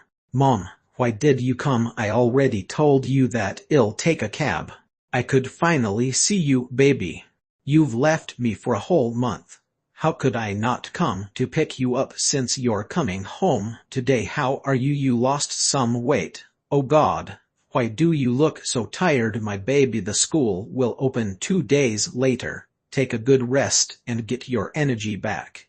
And why are you dressing so little? Didn't I pack you thicker clothes?" Lily went up to him in panic after seeing Zhang Lisheng's current state. She hugged her son and began nagging while her eyes turned red. Naturally, Zhang Lisheng could not tell her that the reason he looked tired was because he had to chant witchcraft incantation to guide Crocker Dragon all the way across the Atlantic Ocean. "I was rushing to the airport and left my luggage in the hotel in Tatatutu. Mom, let's get out. I'm tired. I want to go home now." "All right, baby." Lily held her son's arm while looking happy and satisfied. They walked out of the airport following the outdoor tunnel and got into their car while shivering in the wind. They drove back home to the Bronx along the bright New York streets. Everything was the same at home. The kids had gone to bed while the master solo was still working overtime. Zhang Lisheng smelled something nice as soon as he walked into the house. Lily made thick beef soup in a pot before heading to the airport. She calculated the time to make it ready just in time. "Baby, warm your body with some porridge before you go to bed, okay?" "Oh yeah." Stephen came back from the University of California campus in Los Angeles while you were away. He's now a football player. He also brought a beautiful girlfriend home. Sigh, he almost went out of his mind when he saw Michelle getting hurt. He bought everyone gifts. Yours is on the couch in the living room. Unfortunately, all university sports players have training during the holiday, so he went back to Los Angeles before you came back. You guys could only meet during summer, Lily said without any stops while scooping porridge for him. Stephen must be Uncle Lavin's eldest son. Is my gift the microscope on the couch? That's quite handy. Hearing what his mother said, Zhang Lisheng, who happened to walk by the couch, spoke casually. I'll get Stephen some good football gear when I meet him. Oh baby, he's your brother, so you don't have to buy him anything back. Then I'll save a few $100. Zhang Lisheng walked around the living room before heading towards the open kitchen. He said casually while taking the bowl of beef porridge his mother handed. Mom, it's good to be home. Oh, baby. Lily was touched after hearing what his son said and hugged him. In the warm atmosphere, Lily watched Zhang Lisheng finish the big bowl of beef porridge and sent him to his room afterward. Good night, baby. Take a good rest. I'll make you delicious beef pies tomorrow morning. Good night, Mom. Zhang Lisheng said his good nights and closed the door. It was almost a month since the room was empty, but it was very clean. It was clear that Lily was cleaning his room despite him being away. Zhang Lisheng looked at the time after closing the door. It was 3:20 a.m. He thought about something for a bit and changed into a thick, black sports attire he found in his wardrobe within moments and took out the GPS device that worked globally from his backpack. He keyed in America, New York, Queens Cargo Port in the Browse column on the screen.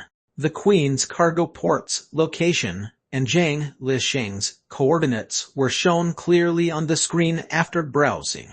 The GPS showed the best route from one location to another, which was 78 kilometers, while the distance between them, if it was a straight path, was only 51 kilometers. Zhang Lisheng smiled without noticing when he glanced at the 51 kilometers on the screen. He climbed onto his bed and opened the window above his bed. The chilly wind blew into the house, messing up the young man's short hair. Shang Li Shang softly chanted witchcraft incantation and hopped out of the window. He stood on Island Dragon's curled neck that was invisible. He turned around to shut the window and put on the hoodie on his top. He walked up in a testing manner, one step after another on his wizard Gus neck. Just when he sat down and wanted to control Island Dragon to move, he heard a chirping noise ringing in his backpack all of a sudden. Shang Li Shang picked up his phone in a panic. He was afraid that the ringtone might wake his mother up. "Li Shang, are you back in New York?" It was Tina who called. "I just got back. I'm going to rest now." "Don't rest just yet. Please don't rest just yet. I'm with Trish and many good friends celebrating Sheila's recovery at NYU Langdon Medical Center Department of Psychiatry's ward. She has fully recovered. Do you know that, my dear Li Shang? Sheila has recovered." "How much did you drink, Tina?" "It's 2 a.m. at the moment. My dad grounded me for 20 days and I'm finally free, seizing the opportunity that he's in Cuba. Drinking at the hospital isn't anything good. Be careful not to spoil Sheila's head again with alcohol. I'm going to bed. Good night." Shang Li Shang switched off the phone right away after finishing his call. He then put the phone into his pockets casually while staring at the GPS screen. He controlled Island Dragon to hop up, heading towards the Queen's cargo port's direction. The wizard goo stretched its slender and light body, gliding and traveling through the dimmed New York streets and alleys. Sitting straight on Island Dragon, Shang Li Shang traveled across New York's night sky like an inconspicuous specter since he dressed in black. He saw many crimes and did nothing. After passing a filthy district, he had finally arrived at the majestic Queen's shore. The shore was filled with hard reefs while disgusting stench filled the air.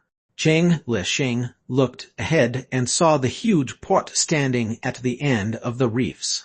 Chapter 107: The War Between the Young Man and America.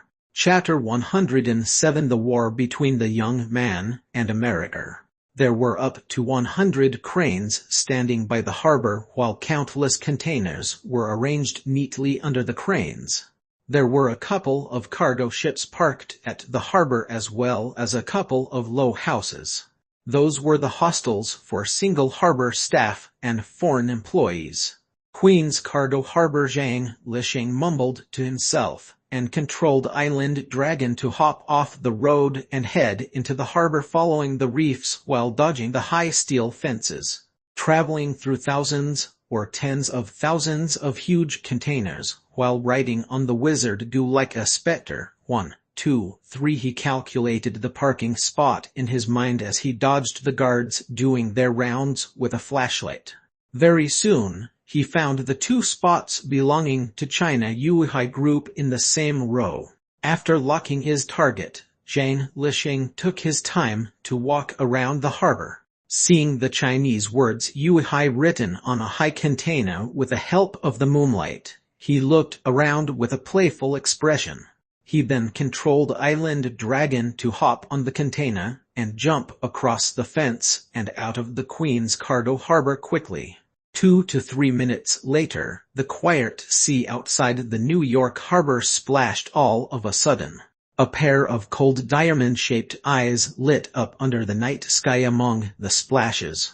The eyes were growing when they appeared. At the same time, the splashes on the ocean were getting more and more intense. Soon, an over 500-meter monster that was so big that it could be compared to a large cruise ship appeared slowly in the water. The monster shrieked towards the night sky just when it showed itself. Countless splashes were formed and crashed towards Queen's Harbor. The team of security guards who were doing their rounds by the harbor showed puzzlement on their faces simultaneously after hearing the giant beast's shriek. One of the security guards, who was a tall and plump black man, said to his colleague in a natty manner, "Arthur, didn't the weather forecast say that it wouldn't rain today? Why is there such loud thunder also? I didn't see any lightning." A strong wave appeared on the sea after the shriek. A giant mouth that was over 200 meters high went towards a huge cargo ship that weighed tens of thousands of tons while following the majestic wave. It halted the security guard's question. "Oh my God, what's that?" The plump, black security guard watched the ridiculously enormous mouth twist the cargo ship and crush it into pieces while it burned. He screamed in devastation. Is it the end of the world? Did the Mayans miscalculate? Wasn't last year the end of the world? Jackson, you idiot. Whether today is the end of the world or not, we'll definitely be killed by that monster if we stay here without doing anything. The colleague pulled the black, plump security guard's arm and ran for their lives as they headed out of the harbor. At the moment, the giant beast that swallowed an exploded cargo ship had steam coming out of it. It was covered in clouds, which afterward began floating into the sky. It was moving vigorously in the clouds while it was floating above the harbor. Its 200 to 300 meter steel tail was whipping everywhere. What was more terrifying was that the giant beast's whipping caused countless water vapor in the damp air to evaporate and consolidate into clouds. It turned into a giant mouth and steel tail, crushing everything within the monster's field of vision. The cranes standing by the ocean that were hundreds of meters tall fell. The electric cables on the ground and in the air were covered in spark like they were some strange snakes. The thick and stable cement ground had cracks all over in an instant while seawater came gushing in. In that short 10 seconds or so, the Uihai Group's 2 lots at the New York Queens cargo harbor sank to the bottom of the sea, becoming a part of the Atlantic Ocean. After a few minutes of rumbling, the giant beast disappeared after diving into the sea. Very soon, police sirens echoed all over the harbor. 20 minutes later, the police, firefighters, ambulance, insurance company staff, and people who were watching came. Thousands of people surrounded the Queens cargo harbor. People who were related to this incident walked deep inside the harbor and looked at the scattered debris everywhere. They listened to the security guards, who were scared but not injured, tell them the terrifying thing that had just happened like they were listening to a Bible story. The commoners looked from far away at the harbor while discussing among themselves behind the warning tape. At the moment, Zhang Lisheng, the culprit who caused the disaster, was riding on Island Dragon's back while looking pale. He was watching the crowd outside and inside of Queen's cargo harbor while hiding in a dark alley. Unfortunately, he did not see the person he wanted to see as he waited until the break of dawn. It was the first night he returned to New York from the Amazon. Zhang Lisheng rushed to Queen's cargo harbor while riding on Island Dragon during the night. With a connect spell that he obtained since he broke through to rank 4 wizard and Mount Ode's omniscient power to expand itself to control Crocodragon, he destroyed all of the Uihai Group's lots in Queen's cargo harbor. He did that to gain attention. He wanted to lure Mountain Cat to come. What he did seemed hasty, but in reality, he thought it through. Since Dr. Fracture died, Mountain Cat, who he made an enemy of, was an expert in close combat battling, which isn't Zhang Lisheng's strong suit. Ever since the day Dr. Fracture was killed, Zhang Lisheng had been speculating that Mountain Cat might be hiding in the Uihai Group's property in Queen's cargo harbor since Mountain Cat was badly injured. Unfortunately, He was also badly injured back then, and had no strength to come to the harbor to kill Mountain Cat. Ever since Zhang Lisheng was healed, he had been moving around. It was impossible for him to lure Mountain Cat out at the Queen's Harbor from the traces that Mountain Cat left during the day he was injured. Meanwhile, Zhang Lisheng did not have the ability to make Mountain Cat show himself, so he had to give up on plotting on Mountain Cat. Although the matter was set aside, it had been buried deep within Zhang Lisheng's heart.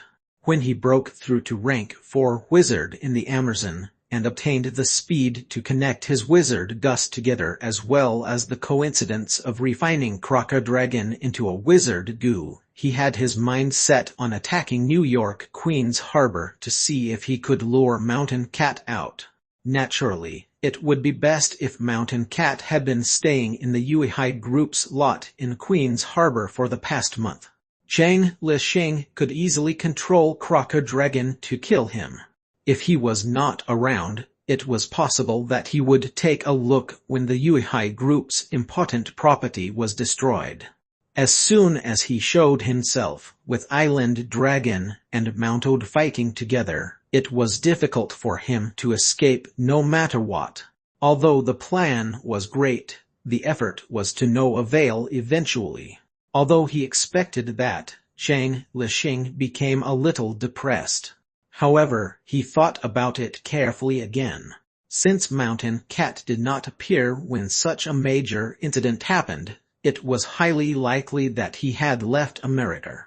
Zhang Lisheng could not help but let out a small sigh of relief. He let out a soft sigh as he felt helpless and mumbled to himself, "Since I can't catch Mountain Cat's whereabouts, this could be considered as a lesson to the Uihai Group." Zhang Lisheng then controlled Island Dragon to dash towards the Bronx direction, seizing the last glimpse of moonlight. Zhang Lisheng stepped on Island Dragon's back to open the window and climbed into his room at the time when the sky was already turning bright. He lied down on his bed, feeling exhausted. He regained a little bit of strength after taking a few deep breaths. He took out Mounted from his backpack and sat down with his legs crossed, placing it in front of him. He then began cultivating the secret method after calming his mind down. He never thought what kind of incident he would create from controlling his giant beast to attack New York Queen's Harbor and destroy the cargo ship in public before hundreds of people, which caused multiple casualties. 3 days later, the noon's dazzling sunlight shone from the sky at Potomac River in Arlington, Washington. It dismissed much of the winter chill. An old man, who was quite bald to the point that he only had a few dozen strands of hair combed properly, stood up from a bench under the shade. He walked out of the shade and basked in the warm sunlight.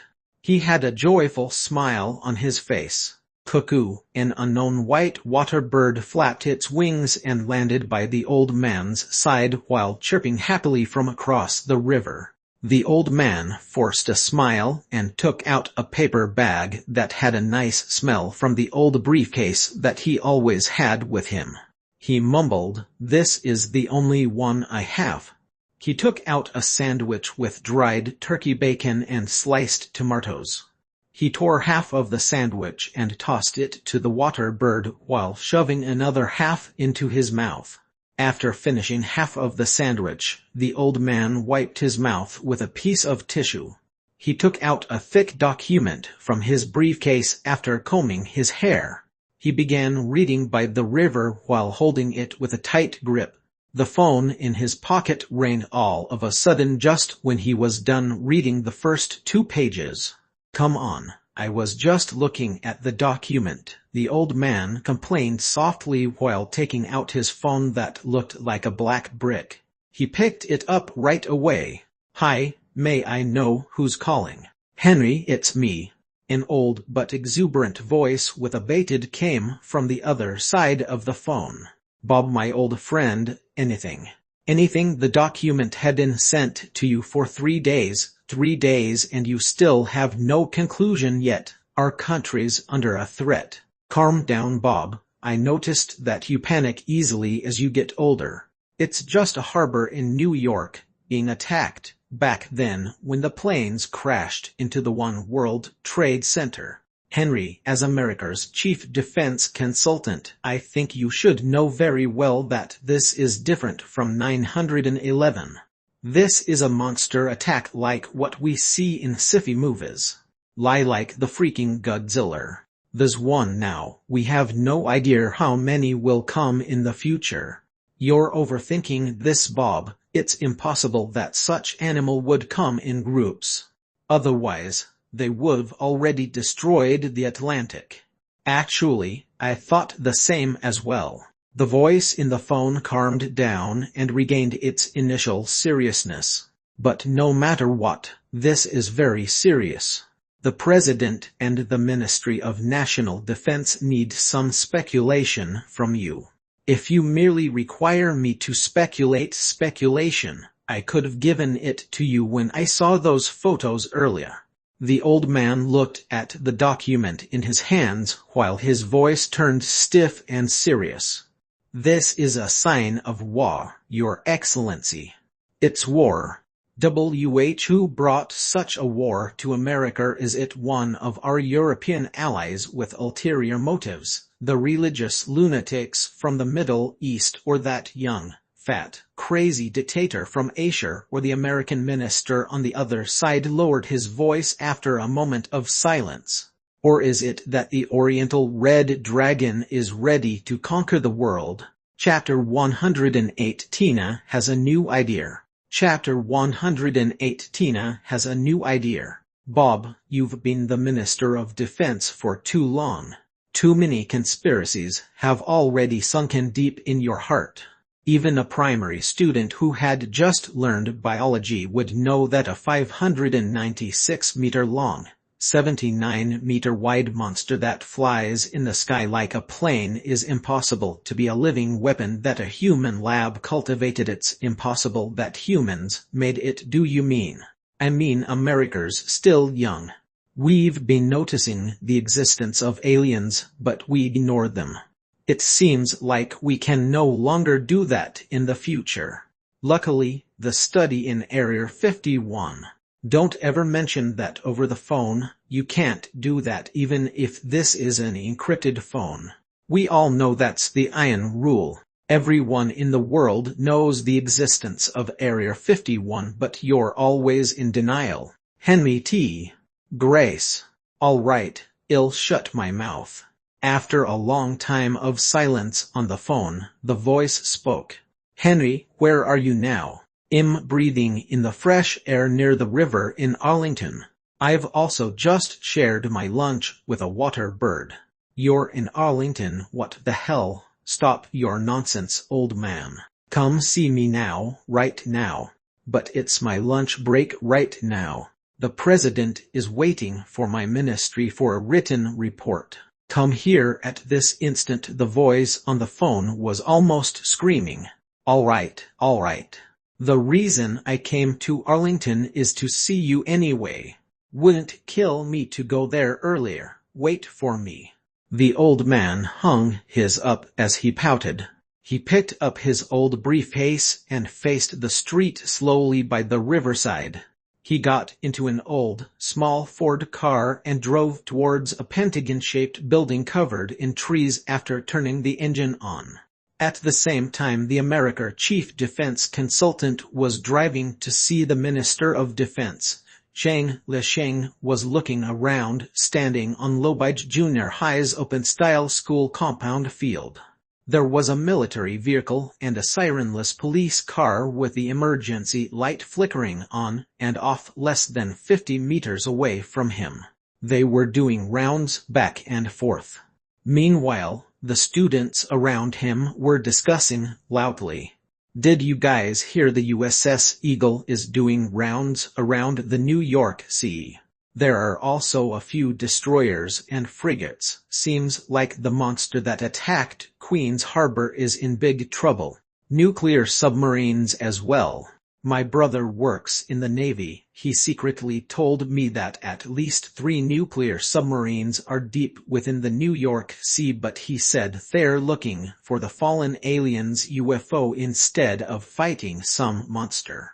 Oh damn, you mean the giant beast with a huge mouth was the aliens UFO? Are you insane? Have you seen how UFOs look like? All the photos on the internet are so blurred. Some of them are obviously photoshopped. Chang Lisheng forced a smile while mumbling to himself, hearing and witnessing the radical reaction the United States sent its machines to do. Destroyers, large frigates, and nuclear submarines. Seems like attacking Queen's Harbor was too hasty. After all, America isn't Tatatutu. It's better that I behave myself for these few days. He saw a familiar SUV all of a sudden while he was mumbling to himself.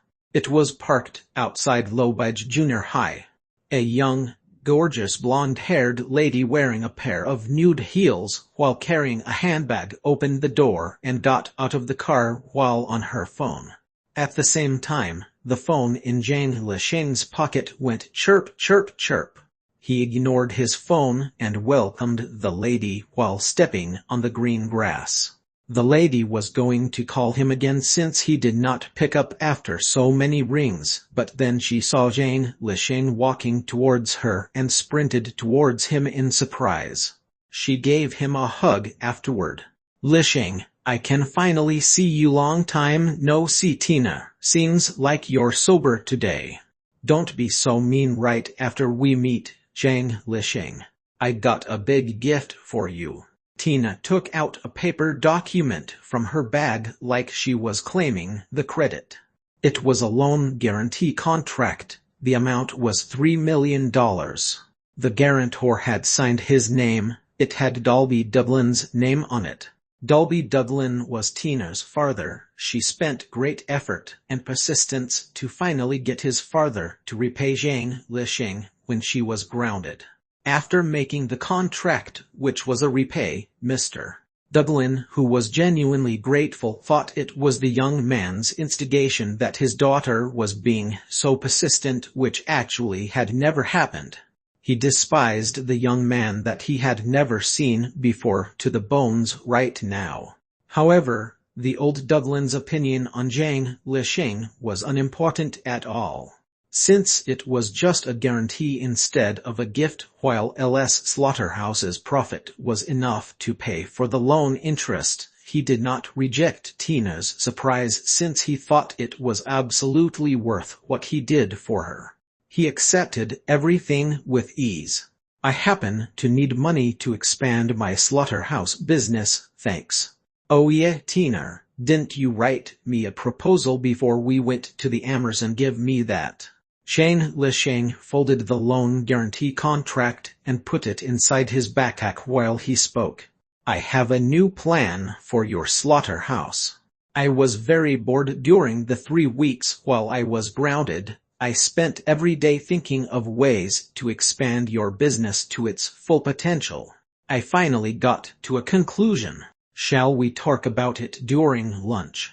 It's lunch break right now, and I only have less than an hour. Tina seemed to have gotten used to Zhang Lisheng's rational behavior, so she grabbed his arm right away.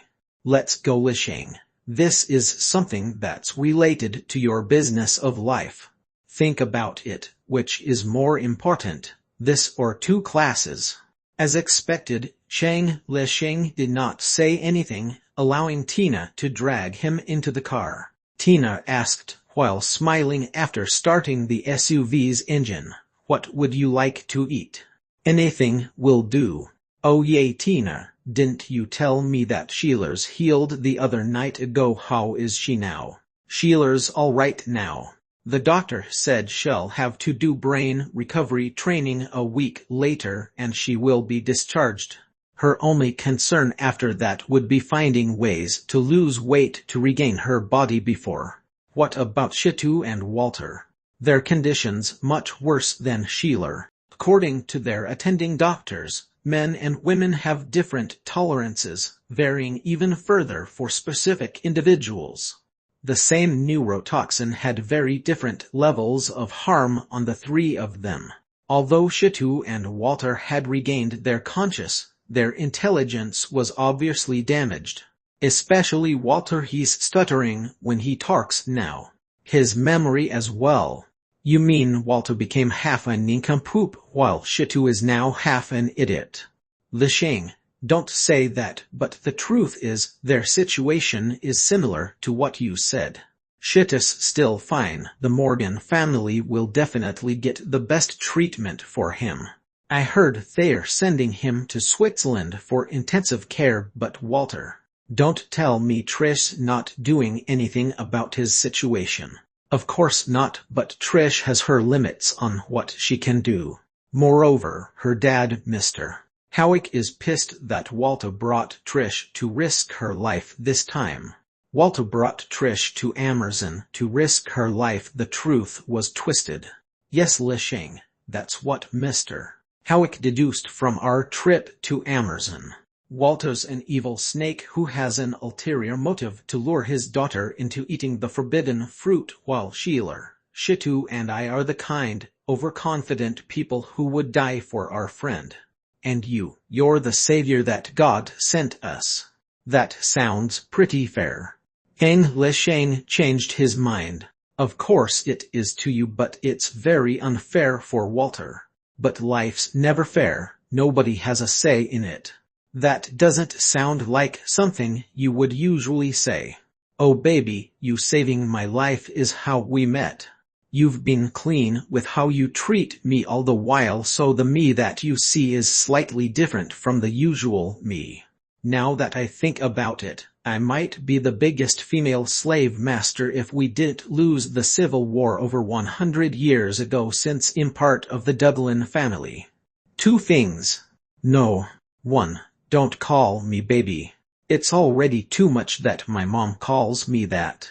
No. 2. You going deep into the jungle back then without knowing what a leopard was makes me want to laugh right now that you're pretending to be all high and mighty.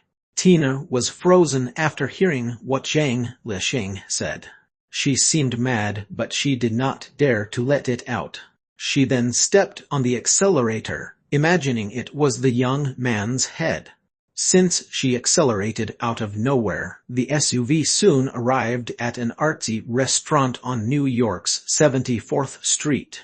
There were windows of various shapes, oval, triangular, obliques, sides, and so on, as well as all colors including beige, black, and jungle green.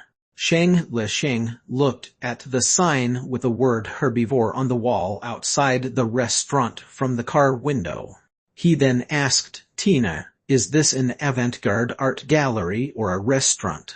"Of course it's a restaurant. The vegetarian food here is the best."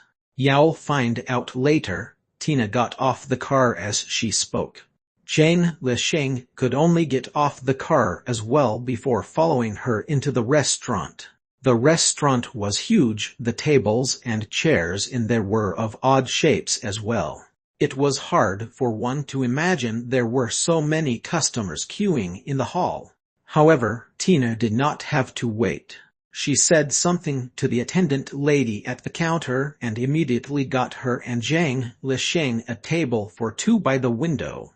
The glass looked colorful from the outside, but it was crystal clear on the inside. Zhang Lisheng looked at the rushing pedestrians outside the window and then said something casually when the waiter brought the menu. "You're familiar with this restaurant. You'll order for me then." MS. Privilege. It's a basic treatment for a socialite like me to skip the queue at good restaurants. Me dining at a restaurant would make the restaurant popular. It's a win-win situation, Tina said while pouting. 2 truffle risottos, assorted forest mushroom soup, fruit salad platter, and yam pies for dessert. "Please give us a moment, MS. Tina." The waiter nodded and walked away courteously. Chapter 109. The Young Man's Racism. Chapter 109 The Young Man's Racism. Tina, can you tell me how you're going to help me expand my slaughterhouse? Of course. First, I would like to ask you something, Lich. How much waste coming from the slaughtered livestock can the little pets you cultivated digest at the moment? Safe to say it's 10 times more than before at maximum capacity. Will it grow in the future? It should grow, yes. Then you must leave Kaiserland town. It's very simple. Although it's near to New York, the transportation's inconvenient, while the land around the slaughterhouse is private property. It's not easy for you to buy them bit by bit to make it into a bigger land. Tina's tone became confident while she spoke. Buying private property is difficult, so are you suggesting that I should buy America government's public land? Not the America government's public land, but the New York City government's public land. Now that I think about it, that's not the first thing you should focus on. The first thing you should focus on is to establish a biological science company. Chang Lisheng's phone began ringing chirp, chirp, chirp all of a sudden while Tina was still speaking. I understand what you mean, Tina. In reality, I initially planned to give the excuse of me mastering a new technology to dissolve ecological waste to explain how I handle the livestock wastes. Never have I expected that the EPA Environmental Protection Agency would never come to me. Zhang Lisheng picked up his phone while he spoke. Sir, people from the EPA are here. They want to see you. Willie's stiff voice came from the phone. I think I've just jinxed it.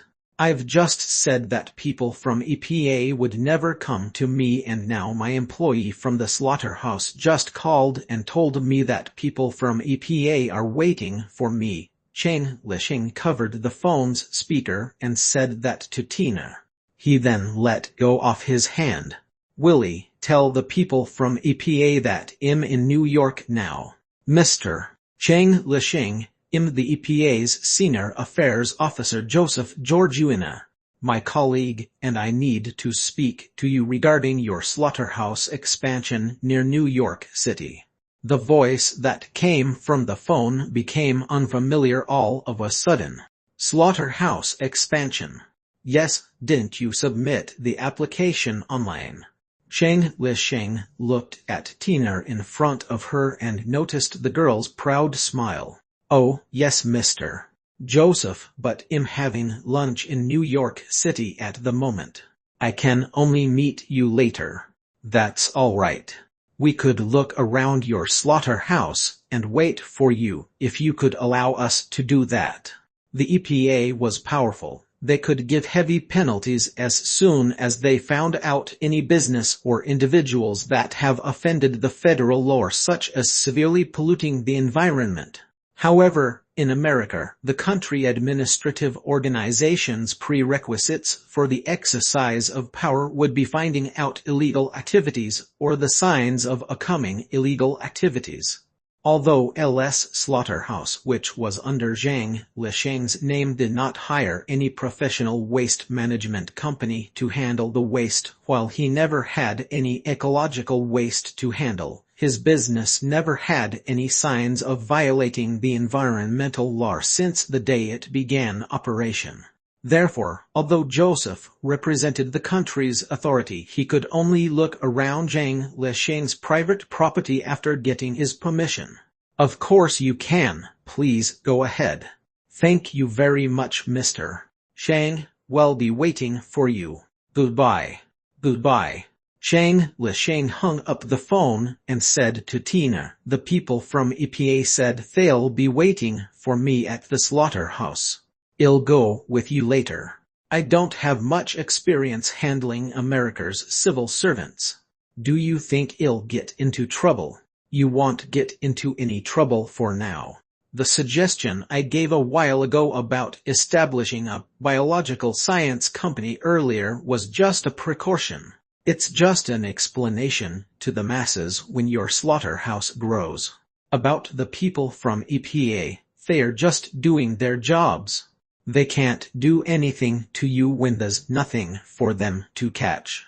Don't forget you still have the Kaiserland Towns National Farmers Union and Trish's dad Mr. Howick supporting behind you. Mr. Howick, what does he have to do with this? I bumped into Mr. Howick when I visited Sheila at the hospital. I intentionally mentioned that you're managing a factory called the LS Slaughterhouse when we talked about you. I also told him that you're planning to expand it in the near future. I have no idea why your matter seems to be etched in his mind. He even talked to me about it for a while, showing that he's interested to pull ties for you. He has a lot of connections, you know, even knowing many powerful people in Washington, D.C. Really, Tina, I realized that doing business seems to become something very simple ever since I met you. The herbivore restaurant's waiter happened to be setting the table with a trolley while Zhang Lisheng was speaking. Thanks. Tina scooped a spoonful of truffle risotto after thanking the waiter and said happily, Lisheng, there's a saying that goes different people are good at different things.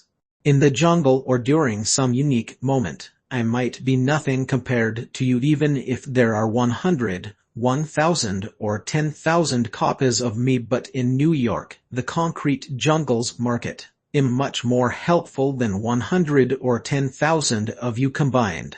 I'll meet the EPA affair officers with you at the slaughterhouse later. You'll need to write an authorization letter and I'll register the company for you tomorrow. Get a loan, pick a great land. In a nutshell, all you'll have to do is wait for your new slaughterhouse to be opened. Zhang Lisheng was stunned for a moment before saying, thanks, Tina. Lisheng, if we're talking about gratitude, I'll need to thank you for the entire day when we were in the Amazon. We're good friends. We should help each other, shouldn't we? Zhang Lisheng chuckled silently and nodded. You know what, Lisheng, if I'm not 18 right now but my cousin's age, 28, where she's eager to get married, I might make you my boyfriend. Too bad I'm only 18 at the moment.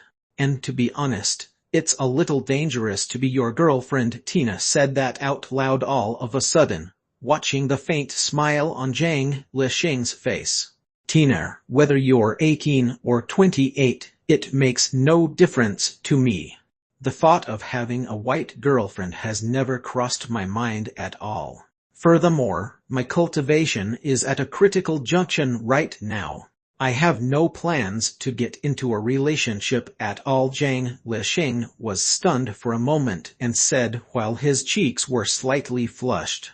What's wrong with white girls? What makes you think that you can be racist to us? Hearing what the young man said, Tina, who initially thought Zhang Lisheng secretly had the same opinion as her, questioned with a mad expression on her face. This isn't racism, it's just purely unacceptable to me. All right, Tina, let's get back to business. How long do you think the new factory will take to be up and running? At least 3 months. Lisheng, what's wrong with white girls exactly compared to yellow-skinned girls like you? We're taller, have bigger breasts and bigger butts. Forget it. You're a strange man who probably has no taste anyway. Perhaps you haven't even hit puberty. Tina laughed out loud as if she was taking revenge. Zhang Lisheng had no mood to fight with the girl. He looked out of the window and unintentionally saw a large patrol team on the street. There were 3 armored vehicles with guns and 7 to 8 police cars. He frowned deeply without realizing. What's wrong? Lisheng, Tina asked in doubt, noticing that Zhang Lisheng was completely ignoring her after she was laughing for a while. He was frowning and deep in thought instead.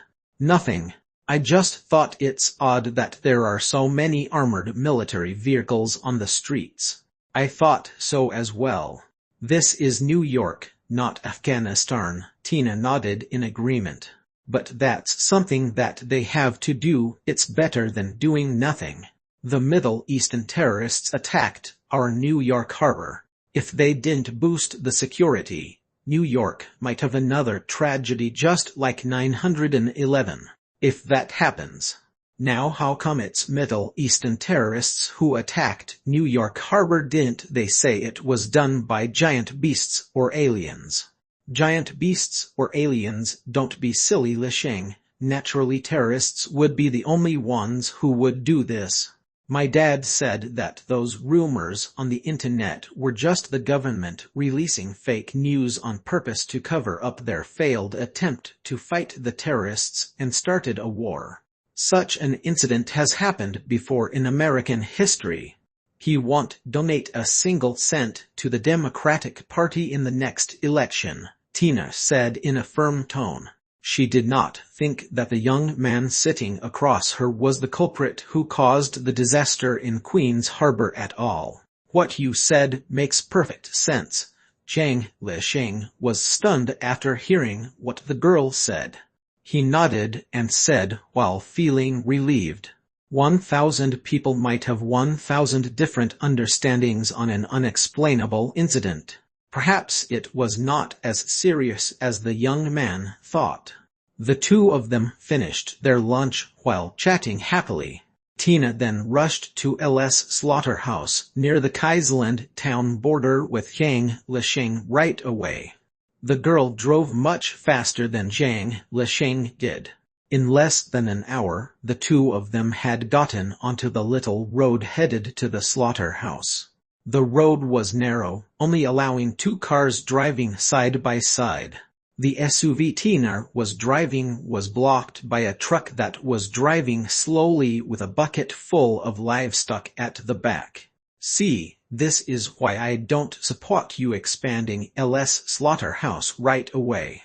The lady hit the honk madly sitting on the driver's seat. You can drive on the gravel road next to it. I've tried it. It's not as bumpy as you think it is. The young lady said nothing and turned the steering wheel to the direction towards the gravel road next to the small road. Very soon, she rushed into the slaughterhouse at the end of the road. It had been half a month since Christmas passed. The slaughterhouse had resumed its business much earlier. Although business was not as insane before the new year, the flow of money was considered great. It was Tina's first time coming here again since the terrifying incident back then.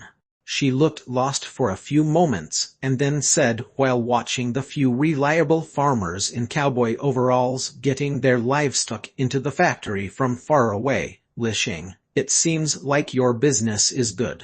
She parked her car outside the factory that was turned into a resting room as she spoke. Chapter 110 Tina's Bizarre Suggestion. Chapter 110 Tina's Bizarre Suggestion. A Cadillac Escalade driving into an old slaughterhouse factory gained the attention of many people.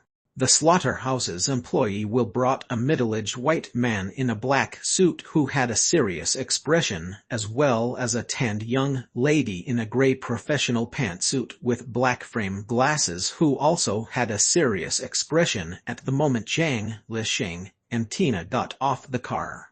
The both of them look like federal civil servants, Tina said softly into Zhang Lisheng's ear. The man's a sly fox while the lady's a rookie who knows nothing. Will brought the white man and interracial lady to Zhang Lisheng and Tina. Sir, these two are the affairs officers from EPA. Mr. Zhang Lisheng, we've spoken on the phone.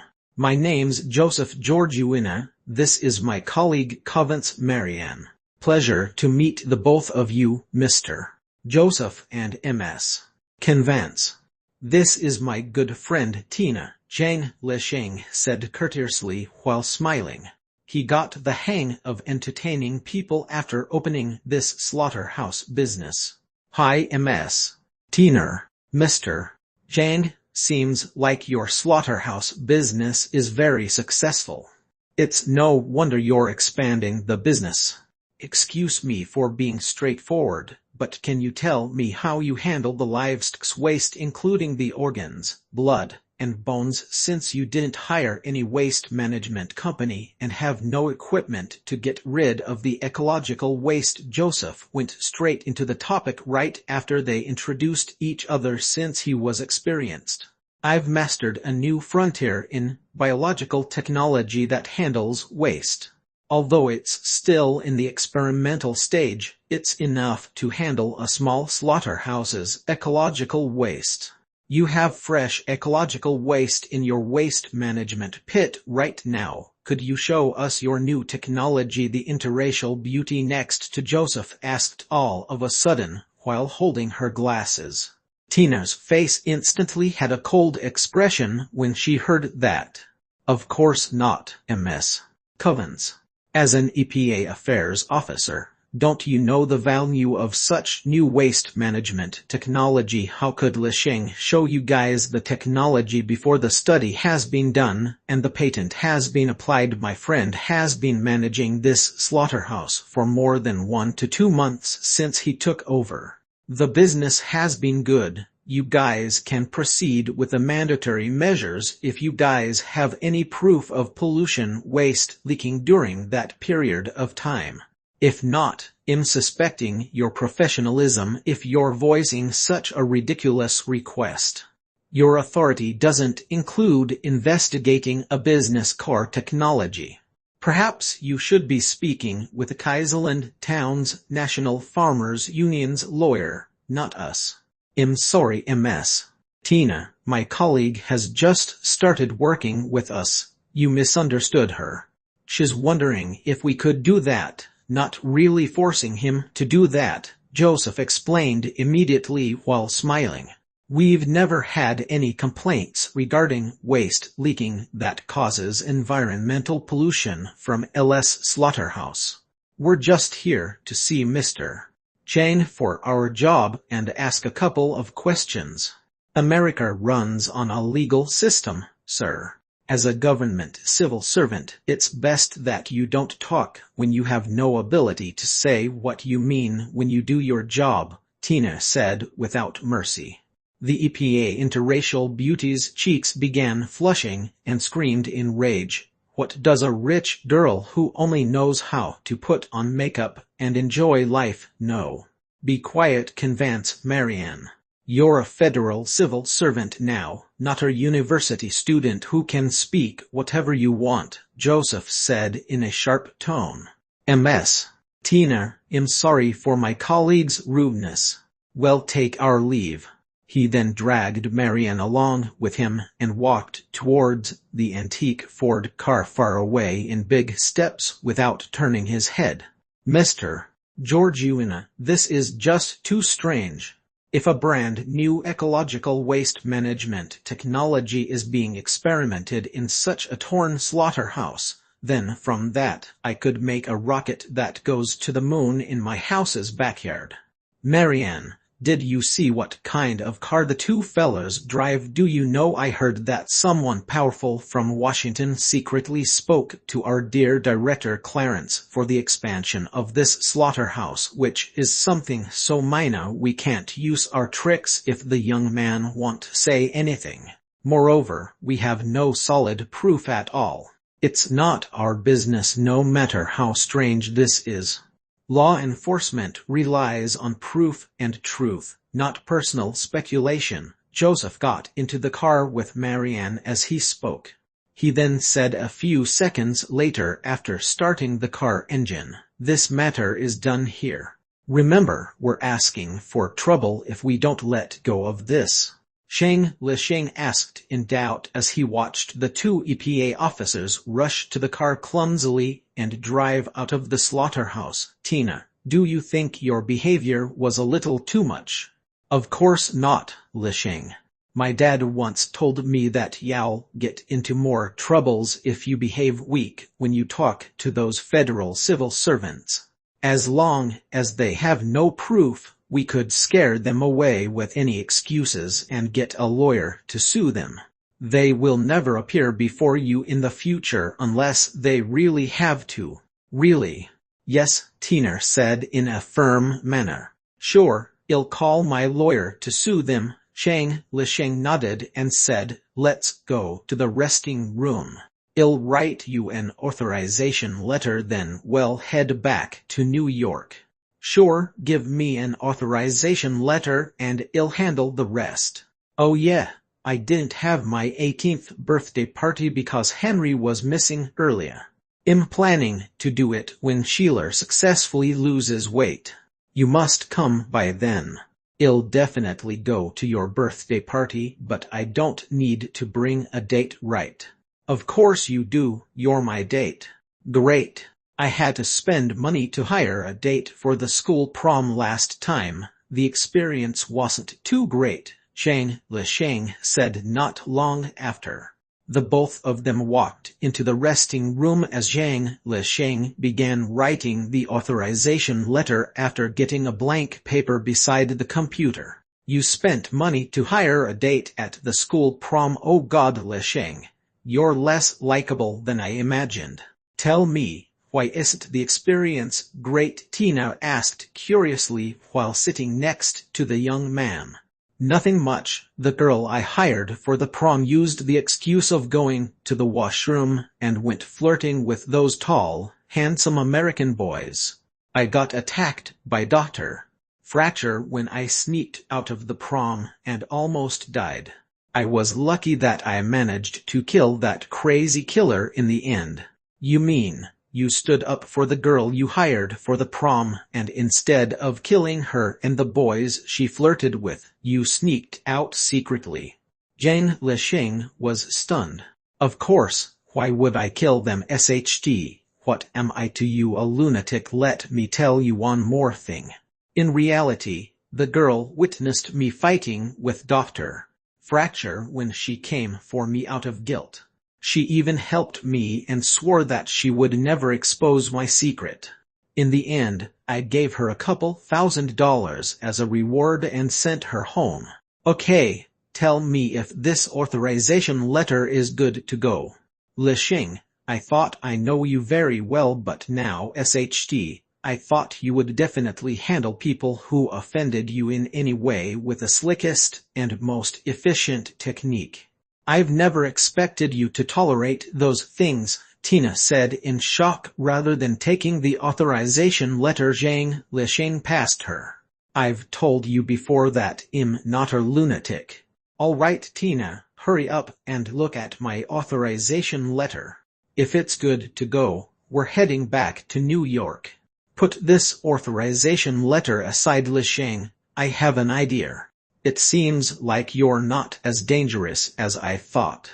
If that's the case, I think perhaps we could be good friends forever. And lover. Tina had an uncertain expression on her face as she hesitated for a while. Mustering her courage, she then blurted out all of a sudden, I said I'm attracted to you, Lisheng.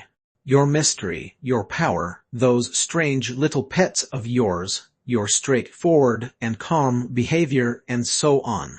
No matter what, I'm attracted to you. Lately, I've been thinking to have a closer relationship with you, but I thought you were too dangerous back then. Dangerous? Yes, I was afraid to get too close to you. I might be eaten by your little pets if we broke up. Tina Duglin, I'm a wizard. My ancestors have colonized almost all of the lands in Asia and created our very own civilization when your ancestors were still eating berries from trees while wearing leaves. I explain what I do in a simple and direct way so that you could understand me. You're not Chinese, so you won't understand the moral belief that I have. I know, Lisheng.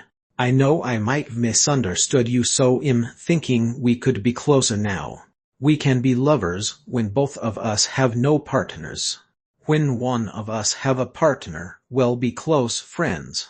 Since you won't be getting a white girl as your wife, while I won't be settling down before I turn 30, isn't this a perfect plan? This is ridiculous. No, not at all. Tina stood up and gave Lisheng a deep kiss while embracing him all of a sudden. I can hear your heartbeat, I can see the raging flames in your eyes. Baby, an open relationship between a powerful wizard and a New York top socialite isn't ridiculous at all. Not only me, perhaps Sheila, too. Oh, no, pretend I didn't say anything because I'm beginning to get jealous. The girl then began removing the buttons on the young man's shirt and started kissing him from top to bottom. Chapter 111 Contract. Chapter 111 Contract. Lily was stunned for a moment. She softly sighed while looking at the skinny young man who was smiling but had eyes that radiated an unusually firm determination. She nodded while feeling helpless. Since she abandoned him when he needed her love the most, it was difficult for her to change his character that had already been formed. The lunch's atmosphere became gloomy. Zhang Lisheng hastily took a few bites and planned to proceed with his experiment upstairs. At that moment, his phone began ringing once more. It was George who called this time.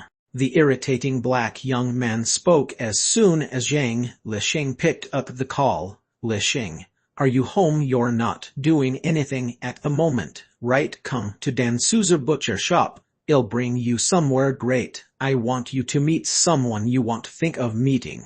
Is your brother back from his vacation? George Zhang Lisheng asked in high spirits. Ever since he came back from the Amazon, his mind was occupied with a bookmark and book Tubalin mentioned which had an underlying meaning. He wanted to look for George's brother who happened to be studying the bookmark. He did not expect the introverted young man who hardly left home to travel and disappear. I won't tell you just yet, buddy. Just come and find me. I'll be waiting for you. Come now, George said in an irritating tone and hung the phone up afterward. Zhang Lisheng then called out to him twice, which ended up being futile. He put his phone in his pocket and pondered for a bit. Eventually, he left home with his backpack. Enduring the chilly winds, he sprinted to the public car park near his home and drove to Dan Souza butcher shop with the help of navigation. The traffic was congested in New York City during the weekends. Zhang Lisheng spent more than an hour to finally park on a street close to the butcher shop. Someone knocked on his car window all of a sudden just when he was going to get off his car. Buddy, open up, I'm freezing out there. It was George who was standing outside. Zhang Lisheng opened the car door and watched his good friend rush into the passenger's seat. He could not help but ask, did the cold spoil your head, George? Why didn't you wait in the shop since it's so cold? We won't make it if I waited in the shop. Listen, buddy, you're in great luck today. I'll tell you the directions. Let's go to a delicious pizza restaurant. There are two beauties waiting for us there. I figured your brother isn't back in New York yet after hearing the mystery you were trying to create in the end. I came to see you with my hopes up, although I figured that the opposite would happen. George, can you stop playing this stupid and childish game? I know you're just being kind, but stop your butts, Lisheng. The girls are waiting for you. Let's go now, George screamed from the excitement and began rapping out of nowhere. Yo, yo, yo, yo, yo, the colorful streets over there. Shut up, George. Unless you have a great reason for asking me out, stop calling me in the future. Zhang Lisheng shouted out of rage and started the car's engine. Under George's dramatic navigation, Zhang Lisheng drove on the New York streets for a long time and finally heard his good friend say, "We're here." "Pull over, it's here." Zhang Lisheng then parked his car by the street. The wind was chilly as they got off the car. The past 2 p.m. sun, which was the warmest, seemed to not be working at all. Zhang Lisheng stomped his feet and heard George screaming out of nowhere, "Quick, it's the Papa John's across." He then ran across the street and rushed into the fast food restaurant. Damn, even though I want to live like a normal person, spending time on such stupid things is just too much. Chang Lisheng frowned while looking at the American uncle with a mustache and a fat cow on the pizza restaurant sign. He sighed and walked across the road while mumbling to himself. A gush of warmth came as he walked into the restaurant. The young man shivered as he looked around and saw George sitting by a window in the pizza restaurant. He was waving at him while showing his white teeth. Jane Lisheng was stunned and felt puzzled. He walked to George and sat across him. He looked at the beautiful blonde girl sitting across him while saying nothing. "How is it, buddy? I can tell from your eyes that you aren't regretting this," George said proudly. "I'm ordering. What do you guys want? I had lunch at home. MS. Maddie, I didn't know that you kept in touch with George since prom. I never expected to see you again." "Hey Lisheng, you shouldn't speak to girls so rudely. It's Lena who has been keeping contact with Maddie. They're good friends now." Lena learned a lot from Maddie. George was stunned after hearing Jane Lisheng's tone that was off. He was speaking in all seriousness, which was definitely a rare occasion. "Don't blame Mr. Lisheng, George. There are things that you don't know. Could you let me talk to him in private? OSHT, there are stories about the both of you that I don't know of." What Maddie said surprised George, which made him go back to his funny character. "I'm sorry buddy, it's clear that I underestimated your ability. I never expected that. Apart from going to Amazon without telling me, you and Maddie secretly." "Okay, stop pinching me, Lena. I'll leave with you right away. Let's get far away from them." He ran out of the pizza restaurant with his girlfriend as he spoke. Watching his good friend walk far away from the window, Chang Lisheng said expressionlessly, "MS. Maddie, I can't think of any reasons why you're still looking for me. Was the reward I gave you the other night not enough?" A greedy person was most despised by everyone. The young man did not look that angry, judging by the looks on his face, but in reality, the girl sitting across him might not be able to see the sun rising tomorrow as soon as she gave the wrong answer. "Of course not. I've heard of the tale of the fisherman and the fish since I was young. As an ordinary person," Maddie said, while her emotion was stirred. "I called you a few times, but you didn't pick up.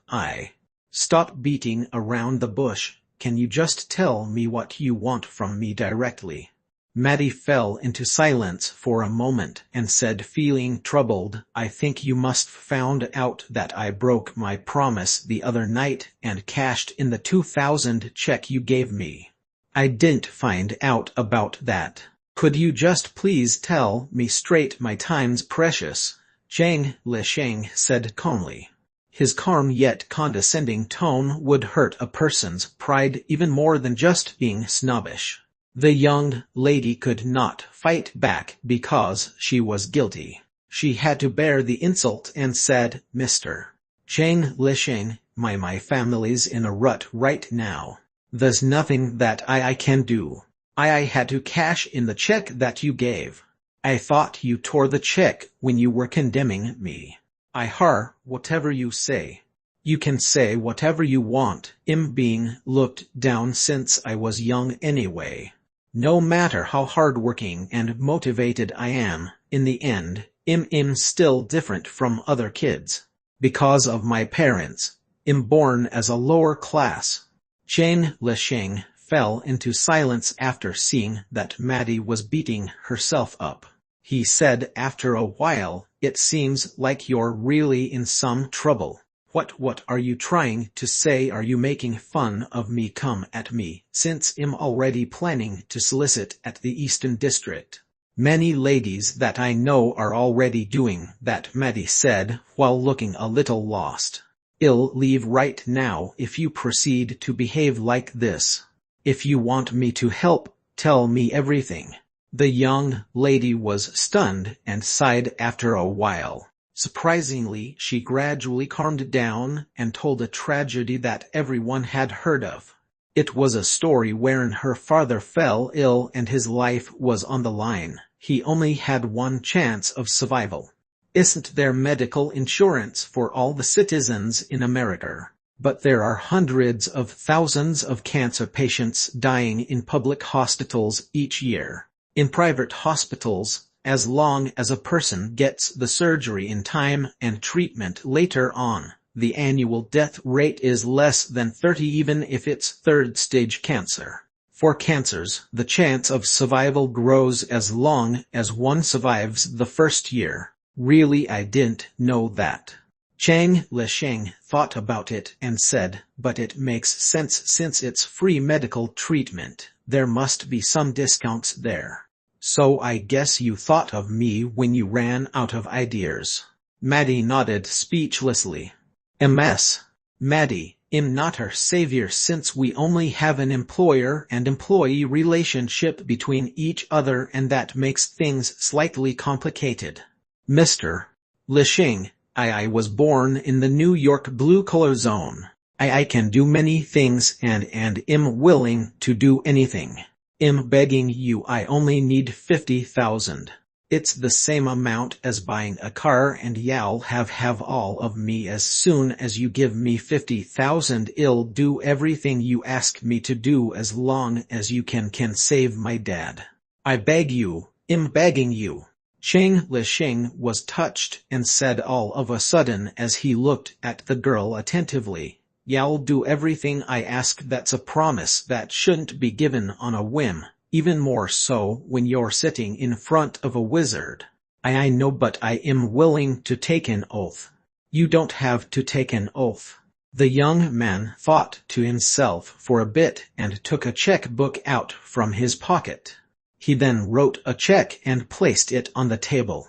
You can take this check if you're really willing to do everything I ask. Remember, you're my henchman as soon as you take it.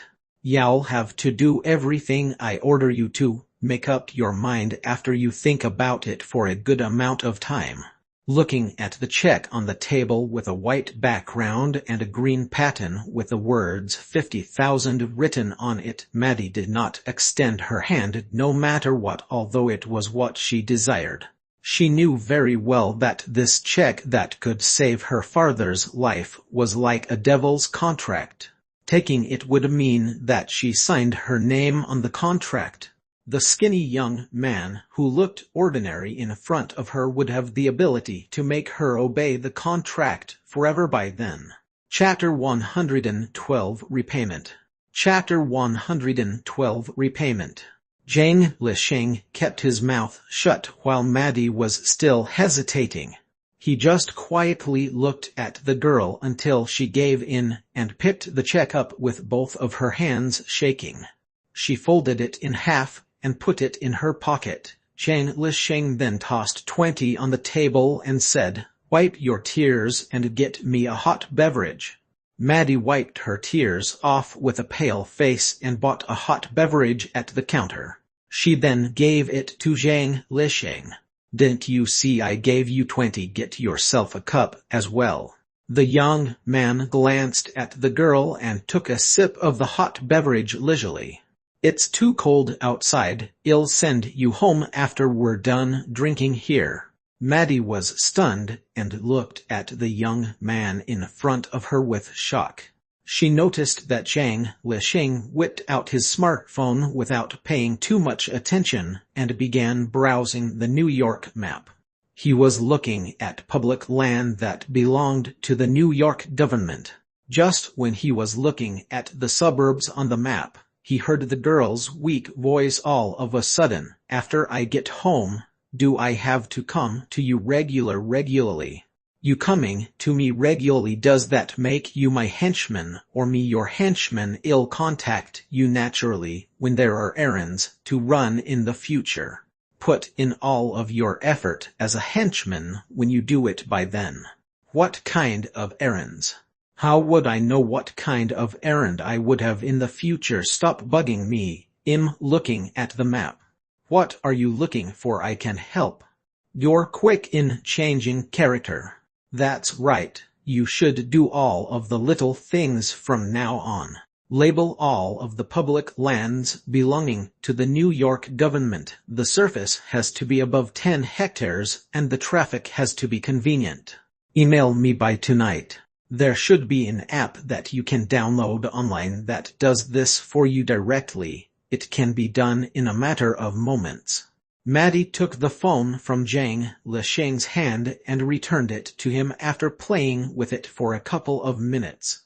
Zhang Lisheng then looked at the screen and noticed that there were up to 100 lands labeled in black. There were even detailed labels stating the land's distance from New York City, which he was stunned to see. It seems like a qualified henchman's much more useful than I imagined, he mumbled to himself, and looked at Maddie next to him, whose emotion he could not identify. Well done, I'll send you home now. The worst case scenarios that she expected did not happen, not even one. The girl, who was silent for a long time, took the initiative to ask all of a sudden on the way home, Mr. Lisheng, why did you label those public lands on the map? I have a slaughterhouse factory that needs expansion. I'm looking for a suitable place. I don't know that much about the slaughtering business, but I think it's very difficult to find a public space for a large-scale factory close to New York City. That's none of my concern whether it's difficult or not. My friend will solve that for me naturally. That's right. I can tell that you're an iron hero and not Spider-Man. Of course you know many powerful friends. Nothing. I just thought since you can pick any land that you like, it's best that you build it on land that's close to the road and the ocean, no matter what kind of factory it is. Maddie's idea was secretly compatible with Zhang Lisheng's. He then asked, while feeling interested, the reason for doing that. It's simple. As soon as the factory is expanding like a snowball, there's more potential in cargo, such as building a small harbor. The girl's willingness to say a lot to show how useful she was just a facade to conceal the insecurity she secretly had. They arrived at the filthy area close to Chinatown, where Maddie stayed as the both of them continued to chat. I'll consider what you've said. Also, I'll email you whatever I need you to do in the future. Text me your email address later. Thank you so much, Mr. Lisheng. Really? Maddie nodded and said that before getting off the car. However, Zhang Lisheng said calmly, this is just fair trade. You don't have to thank me. He left after that. It was evening when he arrived home. He returned to his room after dinner and began cultivating the secret method. The night went by in his cultivation state that seemed like he was sleeping, but not. On the next morning, Zhang Lisheng dressed casually and drove to the New York government office located at Broadway Avenue as promised. There was Battery Park on the south and Manhattan Island on the north. It was an important place where American theaters and musicals came from. There were theaters of all sizes scattered on both sides of the avenue. It seemed like there was music playing in the air. Zhang Lisheng was a little surprised to find that the New York government town hall was here in the beginning. However, he came to understand that theater and music was just a part of the long Broadway Avenue as he drove along the streets with buildings on both sides that had an old yet neat design, while the noises of bustling crowds could be heard in the morning. Just when he figured that, his Ford Adventura turned onto a road as he followed the car's navigation feature and arrived in front of an old British-style building. Looking from the outside, the old building was considered small. There was a low steel fence around the building, but there was no security guard at the entrance. It was considered an open-style structure, which was where the New York government office located. The dashboard in his adventure showed that it was 9:48 a.m. at the moment. After parking the car at a public car park nearby, Lich walked to the famous arched front hall of the town hall, following the people who were visiting. The journey was smooth. It was 10 a.m. sharp when he arrived. Sunday was the usual opening day for the New York Government Town Hall. There were many tourists excitedly taking photos of the front hall.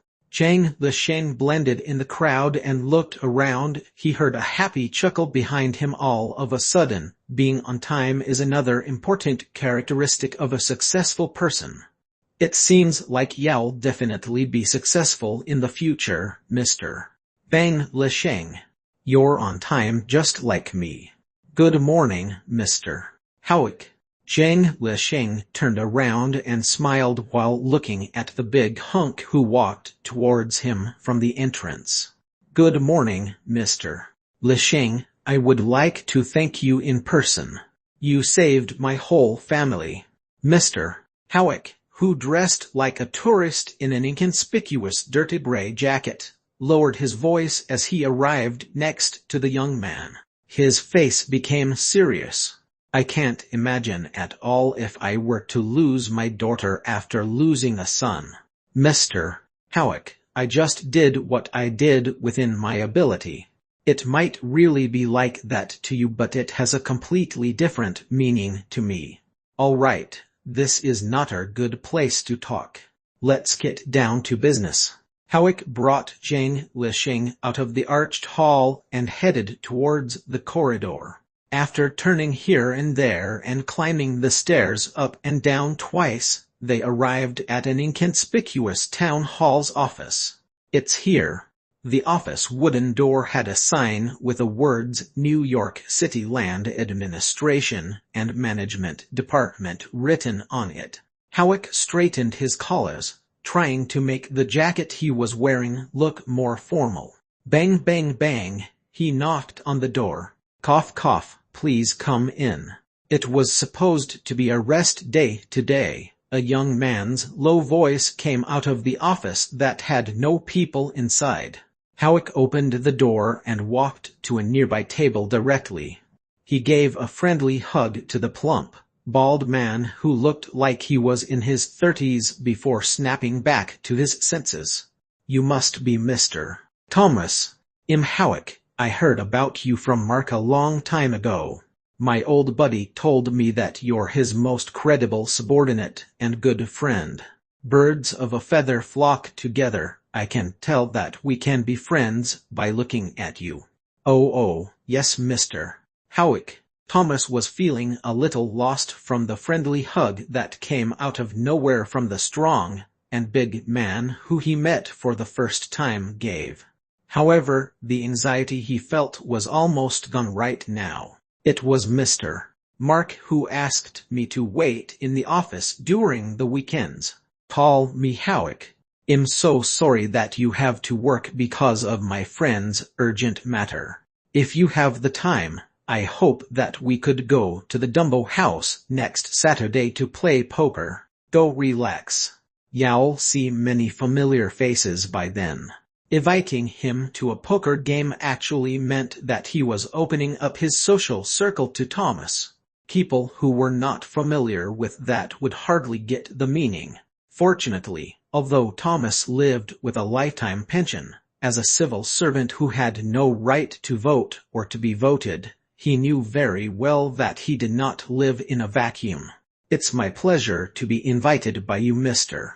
Howick. I'll definitely be there next Saturday.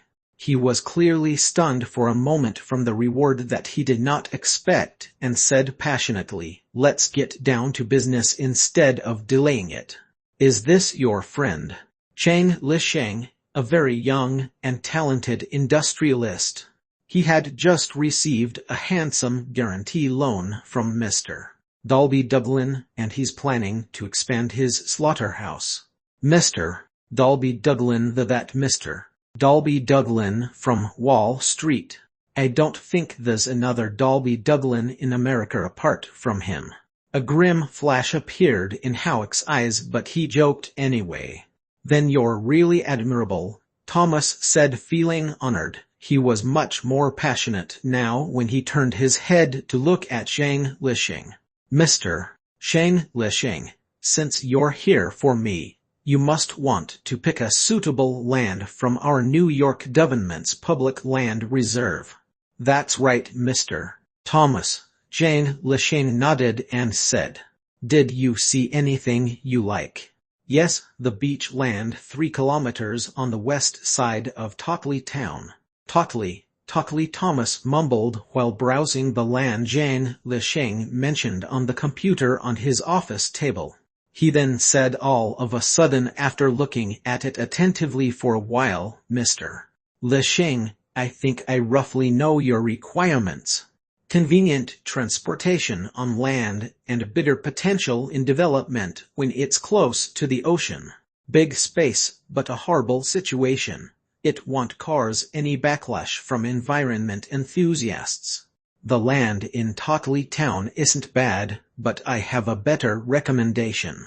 What do you think of this land in Muttislow? It's also close to the sea. It's even bigger and the transfer fees cheaper, especially since the land's utility rate is the lowest D rank.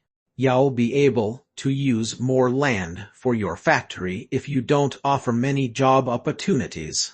You'll also enjoy preemptive privileges with the same condition." Chapter 113 The Bitina.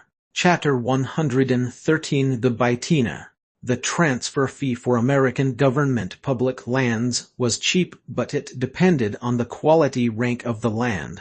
With a strict transfer condition, the iron law that was widely used was that the land buyer would need to provide relative job opportunities. In other words, the industrialists or business owners would have to provide relative job opportunities when they take away public lands from the government. It was to solve the unemployment issue, no matter the job opportunities were necessary for the business owners or not. Not many people could obtain a big public land by providing little job opportunities. It was undoubtedly an advantage to the usual business owners, but it was not attractive to Shang Lishing. He went to Thomas' computer and said while looking at the labeled land on the bald young man's screen, "Mr. Thomas, although Muttislow's closer to New York, the highway's just a branch line. I'm afraid it can't fit my requirement. Moreover, the slaughterhouse that I open is different from the usual factory. It's a self-service business for farmers, although it'll only hire little employees. It's under the Agriculture Improvement Act. It seems like you're more meticulous than I expected, Mr. Lishing. However, you might understand the United States Agriculture Improvement Act, but not the new New York Town Hall Plan. Trust me, Muttislow's a better choice." Thomas hesitated for a moment while saying with hidden meaning without looking up from the computer, "As a society of law run by contract, the American government was relatively simple when it came to solving a problem. For instance, all New York public lands information would be posted on the internet with full transparency, while any citizen could apply for purchase as long as they could afford it. The approval was simple. It was basically a proposal that made sense would be approved. The buyer's rights and obligations would be stated in a formula in the contract when it came to the transfer of public lands. Therefore, everything would be stated clearly. When the contract came to effect, some buyers might make a big sum due to the smart utility as planned, while some might be bankrupted because of the penalty coming from the violation of the contract. Due to the strict law enforcement which guaranteed the contract's sanctity, none of the business owners dared to carry out fraudulent purchases. Therefore, Shang Lishing could totally obtain the land without any help from the people working in the New York government.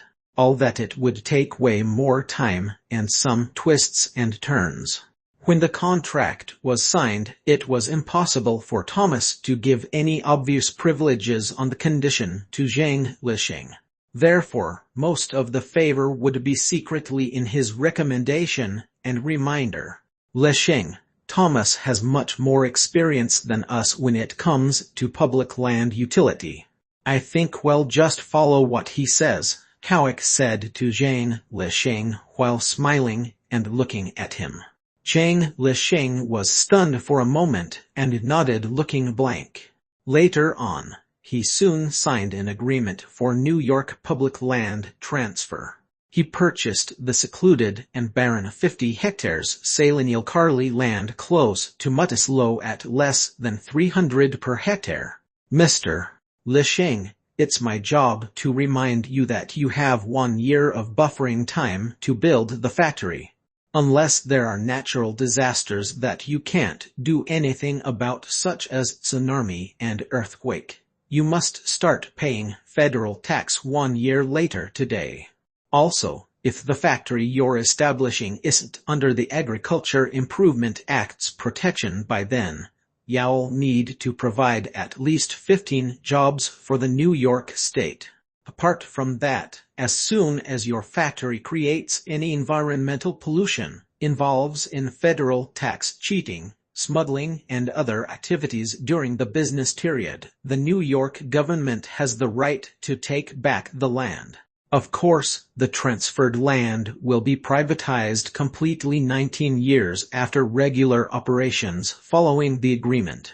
In other words, the limitations in this agreement will be automatically voided by then, since you've done your part for the New York government.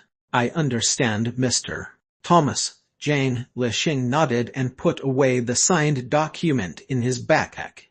Howick shook hand with Thomas since the deal was done and passed his name card conveniently. He said without beating around the bush, Thomas, since the deal is closed, let's not stay in your office. I'll wait for your call next Saturday. We'll talk more when we play. Sure, Howick. See you then. Thomas did not make them stay. He opened his office door while smiling. Howick did not say a word as they left the office. He led Zhang Lisheng around the corridor quickly and left the New York Town Hall when he found a side door. Walking out of the fence to New York Street, Howick was relieved and said to Zhang Lisheng while smiling, "Are you satisfied with the result, Lisheng?" "Very much, Mr. Howick. Although I don't understand everything, you made me think that socializing is a big lesson for the first time. Thanks for your help." "My help is insignificant compared to yours. It's lunchtime now. I wanted to give you a treat, but I suppose you're celebrating with someone else, so it's better that I don't ask. This is my number. Let's keep in touch." Howick shoved a name card to Zhang Lisheng and made a calling gesture. He turned around and left just like that. Zhang Lisheng stood by New York Street and was stunned for a moment. He hesitated and took out his phone. He called a number that he had not been contacting for close to 2 weeks. The phone rang for a long time and finally got picked up. "Lisheng, is that you?" "Yes, I've just gotten out of New York Town Hall with Mr. Howick. Did you get the land?" "I got the one close to Muttislow. It's a Salenial Carly land close to the ocean." "The land close to the ocean needs some special reinforcement, but it's just minor. I believe Mr. Howick's recommendation will definitely have more good than harm." "That's right, Tina, but it's troublesome to talk on the phone. It's better that we meet to talk about some stuff. Do you have time this afternoon?" "I'm afraid not." Tina lowered her voice on the phone. "I've registered your biological science company for you and gotten the loan. I wanted to call you these few days, but my dad's back in New York. He had a very bad impression on you because I made him give you the guaranteed loan earlier. So I can't speak to you any longer. I called you back on the corridor with the excuse of touching up my makeup. Listen, Lishing. I'm with my dad at Christie's New Year spring auction now. We could meet secretly if you could make it to the auction before 12. Wait for me, Chang. Lishing hung up the phone right away and ran to his SUV. On the other side of the phone, Tina, who dressed in bright-colored gown, put away her phone into her handbag, stepping on the carpet in an elegant corridor. She could not hide the joy on her face. Sheila, who had just touched up her makeup and dried her hands, walked out of the washroom hidden behind a sculpture along the corridor. She walked to her best friend while looking at her pretty nails with her hands down. Tina, who called you? That made you went out of the washroom. Sheila, my dear Sheila, I win. Lishing called me first. Tina squeezed her handbag, and her fingers turned pale while she said in excitement, lowering her voice, looking at her best friend who was a size bigger than before, and I told him that we could secretly meet here at Christie's auction with my dad. He's coming here without thinking twice.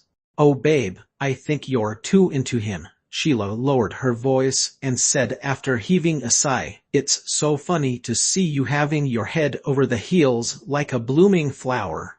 Shut up, Sheila. I've no idea what gotten into me, but nothing matters now. The most important thing now is that you have to think of something that let me sneak away from my dad. Oh yeah. Let's say that you're depressed and asked me to go for slimming class with you. I think my dad would agree to that. Tina Dudlin, are you really my best friend? Have you ever thought of my feelings when you say such a thing? Sheila, Lishing saved you in the Amazon. Because he saved me, the more reason I shouldn't lie. I'm begging you, Sheila. While the two girls were whispering to each other along Christie's auction corridor, Chang Lishing had turned into King Avenue following the navigation. Countless galleries and auctions appeared in his eyes on both sides of the avenue. All of the sudden, the young man was surprised to see Tina in her red gown, revealing her long, fair legs, waving at him aggressively with a booklet in front of a gallery as he drove slowly along the artsy avenue. Chang Lishing went blank for a moment and pulled over slowly. He looked at Tina, who dragged Sheila beside her, who looked helpless, walking towards the adventurer quickly. Tina, why are you wearing such thing on the street? Wearing a gown to Christie's first spring auction is a Dudlin lady's tradition, Tina explained clumsily after closing the back seat door. I bumped into Sheila after speaking to you on the phone. I got myself an excuse to sneak out with her help. Drive now, Lishing. It's best that we leave this place right away. Chang Lishing started the car engine immediately and turned out of King Avenue at the ramp in front after hearing that. Okay, we're completely safe now. Tina was relieved and said, while smiling, drop Sheila at Miss Per Gym at 197th Street nearby, then well go take a look at your land. Oh, thanks for mentioning me, Tina. Otherwise, I would have forgotten that I'm still in the car. Hi Savior, do you remember me? Of course I do, Sheila. Seems like your workout turns out well. You've lost much weight since I last saw you in the Amazon. Really, thanks for the compliment, Lishing, but can you not mention Amazon in front of me? It took me a long time to forget about it. Okay, Chang Lishing smiled and stopped talking. Chapter 114 Booklet. Chapter 114 Booklet. Seeing the young man becoming quiet all of a sudden, Sheila said after a moment of silence, Lishing, I heard from Tina that you're planning to expand your business, am I right? Yes, I'm planning to expand my slaughterhouse. Let me handle the building of the factory. My family happens to manage a construction company. And it's the second biggest private construction company in America. Tina, who was surprised to hear that, added, Don't try to butter me up, Tina. I know that you want me to say that from the beginning, but you never said it. Oh, Sheila, I was just afraid that it would trouble you since you haven't started managing your family business yet. My dear, you have your way of closing deals with my dad, and of course I do too. After all, he knows that Lisheng saved my life. You're right about that. I'm too dumb that I forgot about that. I even hired someone to come up with the blueprint. Sigh. The adventurer parked beside one of 197th Street's sidewalk as Tina sighed. After Sheila said goodbye to Zhang Lisheng, she winked at her best friend and got off the car. She walked into the upscale gym, making Tina and Zhang Lisheng the two remaining people in the car in the blink of an eye. Both of them fell into silence for a moment. Tina then moved to the passenger's seat from the back seat. Sheila's gone now. It's better that I sit next to you. Zhang Lisheng nodded without saying a word. What have you been doing for the past 10 days? Going to school and studying the bugs that I brought back from the Amazon. That sounds like what you would do. So do you miss me? Zhang Lisheng's hands slipped on the steering wheel when he heard the question. His car went off on the New York street, almost crashing into the car coming from across. Careful, Tina shouted from the shock and didn't dare to ask anything further.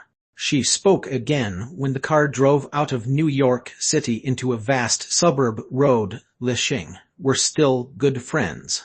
It's just that we did something intimate, so we can totally be like how we were. Don't be too nervous, okay? Okay. Zhang Lisheng's tensed expression was much more relaxed now. He turned on the car's navigation and entered Mutaslo. Seeing the young man's cheeks that were still flushed by a little, Tina extended her hand and caressed Zhang Lisheng's shoulder gently while saying nothing. Just like that, both of them arrived at the beautiful lake following the road by car. Tina was stunned when she heard the "You've arrived at your destination" coming from the navigation. Lisheng, is Mutaslo a lake and not a town? I followed the government officer Thomas' suggestion, who Mr. Howick contacted to take this land. I've no idea what Mutaslo means. He got off the car with a puzzled expression. Tina nodded and got off the car not long after. He looked around the barren land with a chilly wind blowing and pointed at the large whitish gray land within their field of vision and said, "If we're talking about Selenial Carly land, this should be it." Zhang Lisheng hesitated when he saw the girl shaking. He imitated the scene people normally see from movies and took off his shirt, then covered it on Tina clumsily. "No matter where this is, it's best that you get into the car. I really can't understand what girls like you think. It's so cold and you're wearing... Aren't I sexy?" Tina held Zhang Lisheng's hand all of a sudden and put it on her voluptuous breasts. Zhang Lisheng's hand became stiff before he began panting. A green convertible happened to drive by on the road at that exact moment. A young man dressed in punk clothing extended his head out of the window and yelled rudely, "Oh yeah, go to town kid, rub the babe's boobs hard. Ha, I would've done it myself if this happens at night.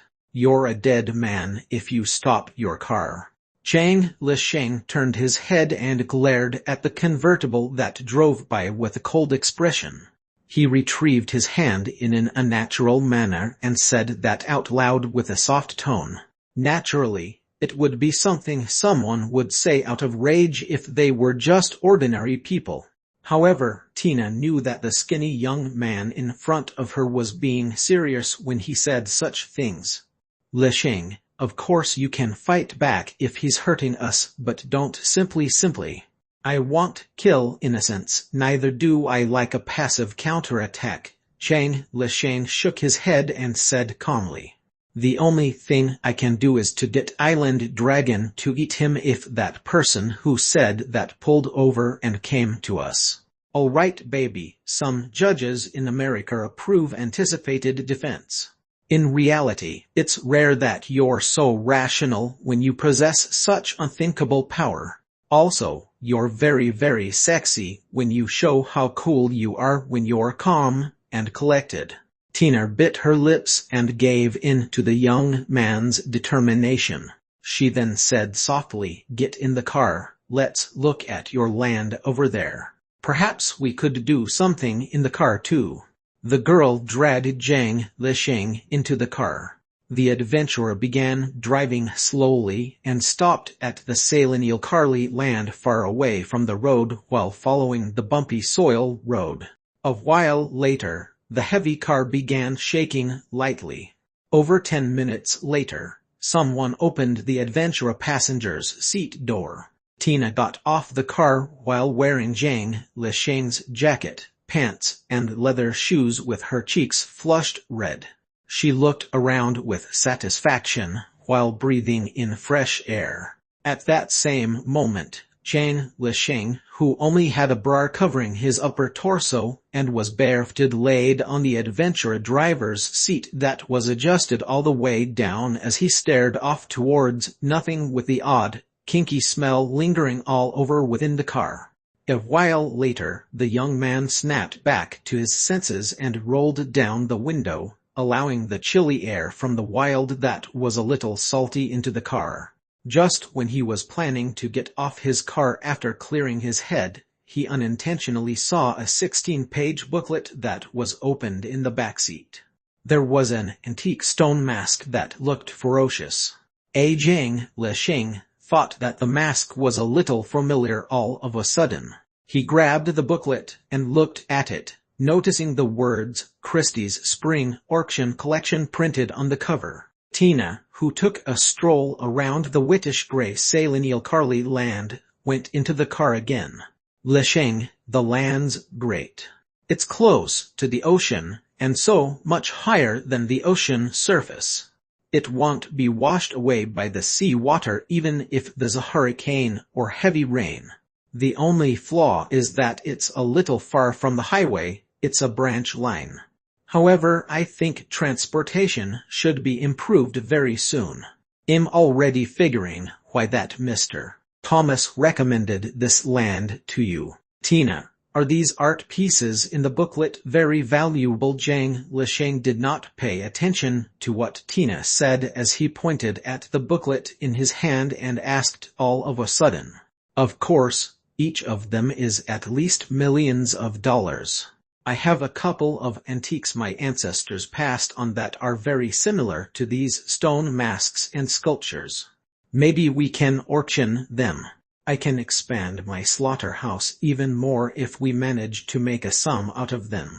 Oh baby, it's true that antique stone artifacts are a big thing this year wherein the price went up a few times more, but there are different antique grades. Although $3 million seems to be insufficient now, I could think of ways. Let's try and see. Looking at the booklet, these stones aren't as exquisite as the ones I have on my bedhead. All right then, since you insist, Tina said while smiling and kissed Zhang Lisheng gently. Come to Lobige tomorrow morning, I'll bring the stones to you. Let's head back to New York for lunch now. To be honest, I'm starving since I only had a light breakfast. Sure, I'll just do whatever you say. But you tore my gown. Buy me a new one before we eat.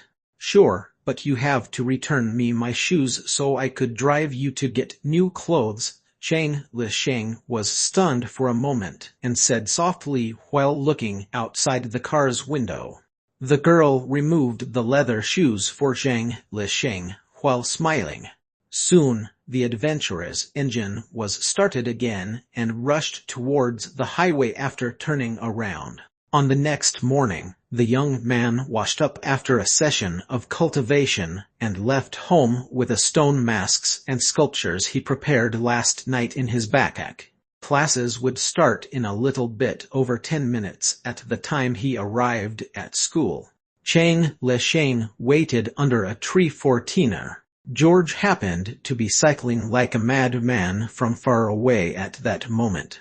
He then braked all of a sudden as he noticed his good friend standing next to an SUV. He gave Lich a high five and shouted, "Morning, buddy." "Morning, George. Are you waiting for someone? Everyone has secrets, especially people like me. Stop asking, go to class right now. Stop pretending to be cool, Lich. You won't be as cool anymore if you do this too much." "Naturally, I won't ask about secrets that I shouldn't ask, but I think you can let me in on this secret. You have a girlfriend now." Lich was stunned and looked at George with shock.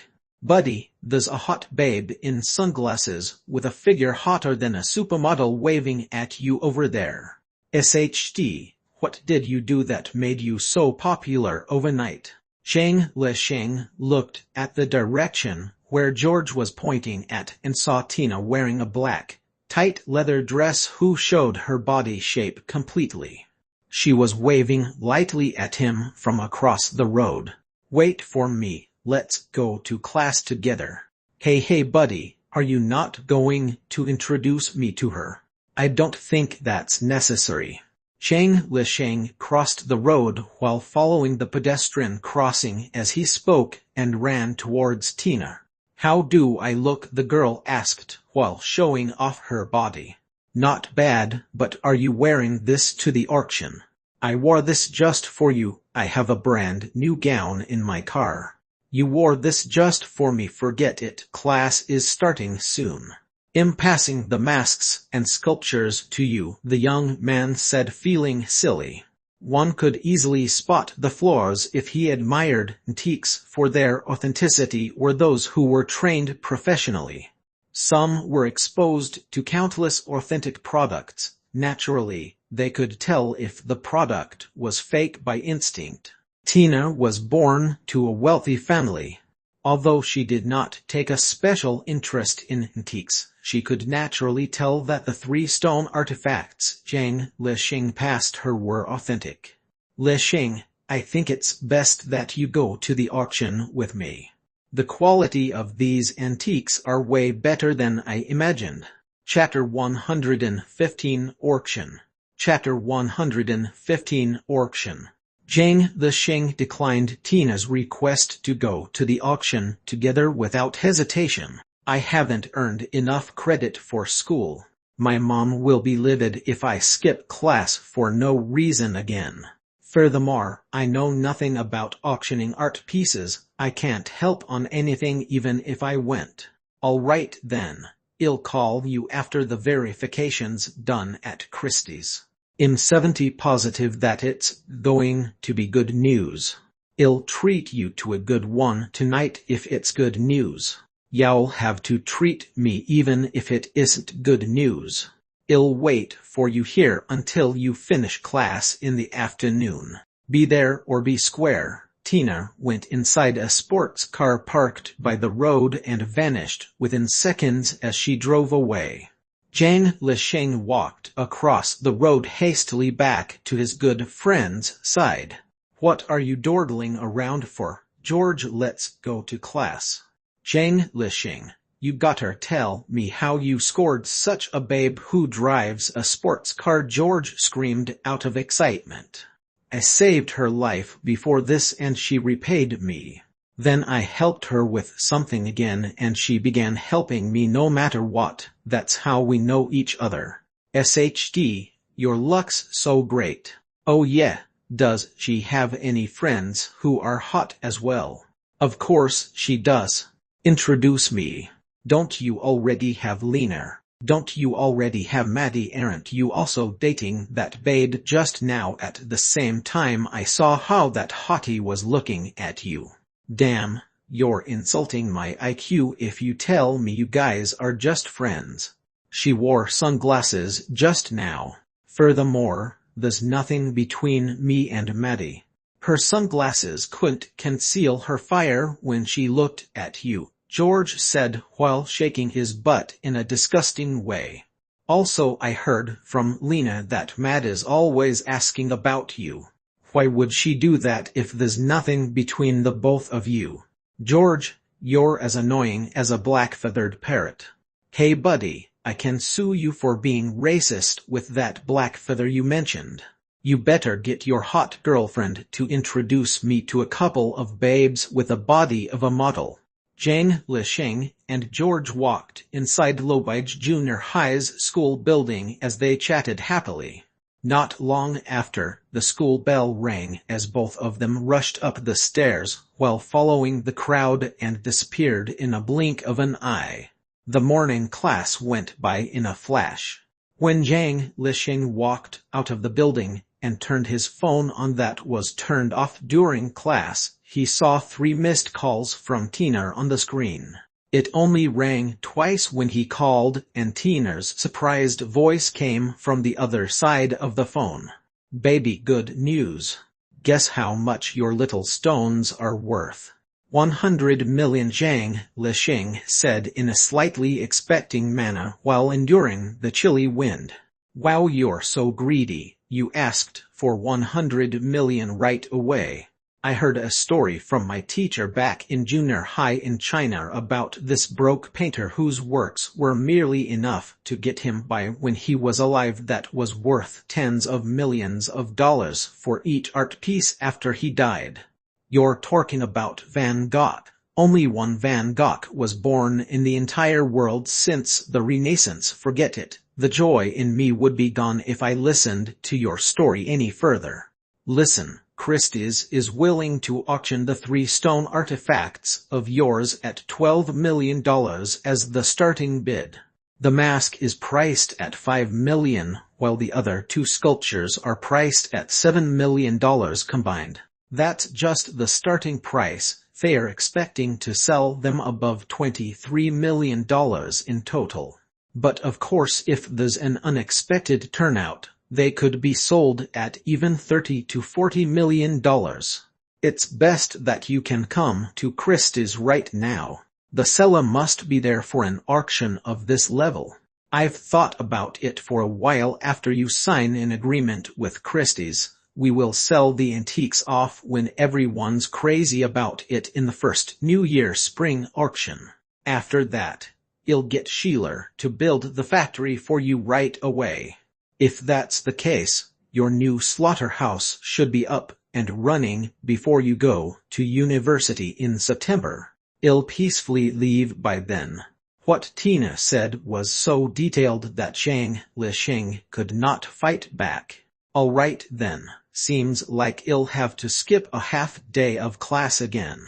Wait for me at Christie's. I'll be there as soon as possible. Zhang Lisheng walked across Lobige's lush green field with big steps and drove to King Avenue.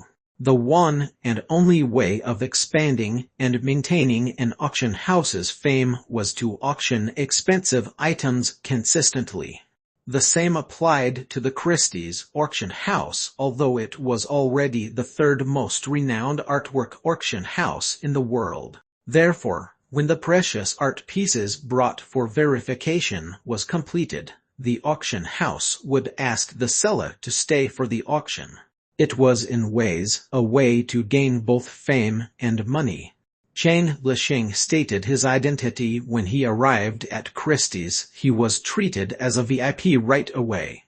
Initially, he thought he was treated better because of the Duglin family's fame from Tina. However, he soon found out that the white old man with long, thin silver hair that was combed back named Kowalski was more respectful to him when compared to Tina. Are you using the momentum of the first spring auction to sell your collections as well, Mr. Chang? The auction's art director Kowalski asked while sitting on a chair inside the biggest, most comfortable and luxurious office in Christie's, looking at the young man with a friendly smile. Yes, Mr. Kowalski. Tina told me. I'm sorry, please allow me to interrupt. I'm asking for your opinion, not Ms. Douglin's opinion. You might not know how precious your collections are as well as the little tricks when you auction the art pieces. Your collections totally have the eligibility to be the grand finale items in a big-scale auction since stone artifacts are the current big hit, which is unexpected. In other words, if you're willing to wait for the autumn auction to sell these 3 collections, they would be showcased on the Christie's Autumn Auction Collection booklet's first page. Don't underestimate this, Mr. Chang, don't you ever underestimate this. An art piece's auction price isn't limited to its value but more on. I need a lot of money at the moment, Mr. Kowalski. I definitely can't wait until autumn. I understand. May I know how much money do you need, Mr. Chang? If it's under 10 million, you could totally pawn your collections to Christie's for advance payment. Chang Lisheng widened his eyes in shock after hearing such a generous offer. Lisheng, this is an auction tactic. Just like before a war, they would send in elite soldiers by batches because they don't want to use up all of the good ones at the beginning of the war. To all auction houses, having authentic, precious art pieces are hard to come by. Christie's already have the Indian round third-eye wooden pattern stone mask and Cezanne's Battle of Love for the spring auction this time as the grand finale items. No matter how great your stones are, they can't bring any light to the spring auction. However, if you make them the grand finale items in the autumn auction, you're bringing Christie's to the next level for letting them auction such great quality art pieces twice consecutively. The auction house is very willing to sacrifice a little bit for that, Tina explained softly by the side. Kowalski smiled and added while patiently waiting for the girl to finish talking, this is not only for the benefit of Christie's, but to guarantee the maximum benefit for you as well. But I really can't wait until autumn, no matter how much more money I can auction them for. I'm sorry, Mr. Kowalski. You don't have to apologize, Mr. Chang. The customer's always right at Christie's. If that's the case, I'll include these 3 collections into the spring auction just like you said. Oh, let's put it in the last round on the last day of the auction. It's easier to sell it at a higher price by then. I'll get the auctioneer to give it a grand introduction. That's my job. Now let's talk about how to get you off tax legally. The American art taxation is divided into capital gain tax, sales tax, and use tax. Kowalski remained his usual attitude and spoke without stopping after being rejected by Zhang Lisheng again and again. Since Zhang Lisheng had never come in contact with American tax involving auction items and his lack of interest in the topic, he was lost when he was listening and could not help but say, Mr. Kowalski, could you get straight to the point? Just tell me how much percentage I'll get for the items. The best proposal would be 78, Kowalski said while looking at Tina. This percentage is actually pretty high. It's safe to say that we've shown our utmost sincerity. The rate's not bad, Tina nodded and whispered into Zhang Lisheng's ear. Okay, let's sign the agreement then, Mr. Kowalski. The old man was secretly relieved to have closed a great deal. He said courteously and gently, all right, Mr. Chang, please give me a moment. I'll get my lawyer to prepare the agreement. Julie, open the best champagne we have.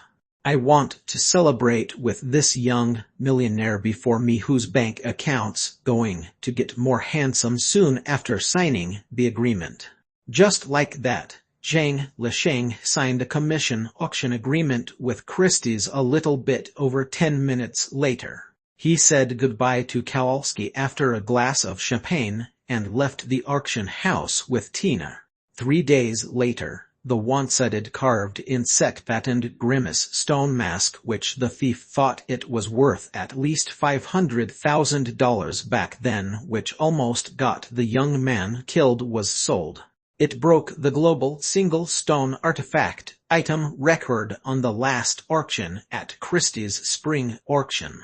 It was bought at $24 million by an enthusiastic, anonymous, and mysterious Chinese buyer. Due to that, the two remaining sculptures that were sold in a pair were sold at a high price of $27 million, which was rare. After the deduction of taxes and auction fees, the three antiques came to a total of $38.78 million as the money entered Zhang Lisheng's account, giving him approximately $43 million worth of usable fund. It was possible for such a price that was out of expectations to appear in famous European paintings and popular jewelers which had high credibility in the market. However, to auction items that had low credibility in the market but extremely high artistic factor and production process would have their credibility boosted as soon as it became a big hit. If that happened, it was easy for the items to be sold at an unexpectedly high price. The auction's result was considered perfect.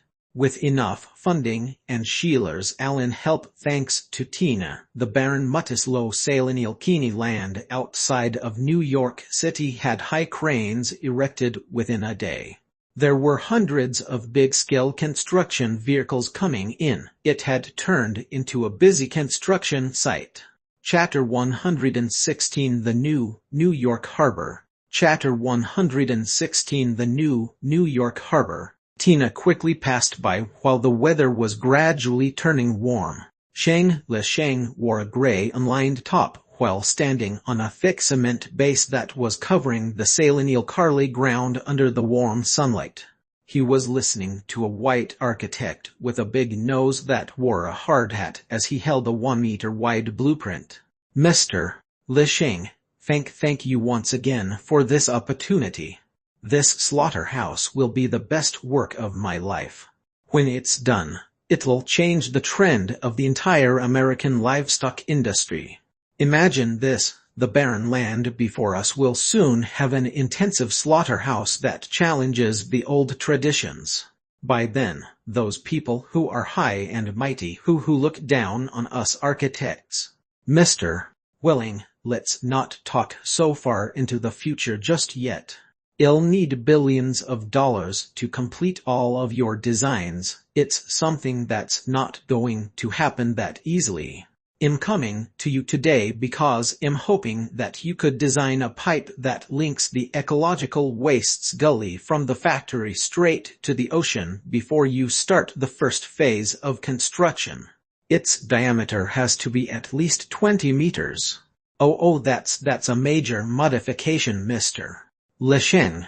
It's a big modification. Welling was stunned as he said, while his expression changed through various states. I can tell that you misunderstood what I mean. Your face is telling me all of it, Zhang Lisheng said with an understanding tone. I'm not suggesting this pipe to pollute the ocean, but for something else. Think about it, Mr.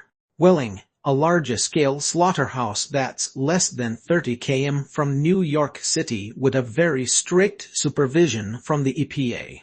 Moreover, one could easily see it with their naked eyes as soon as the blood gushes into the ocean.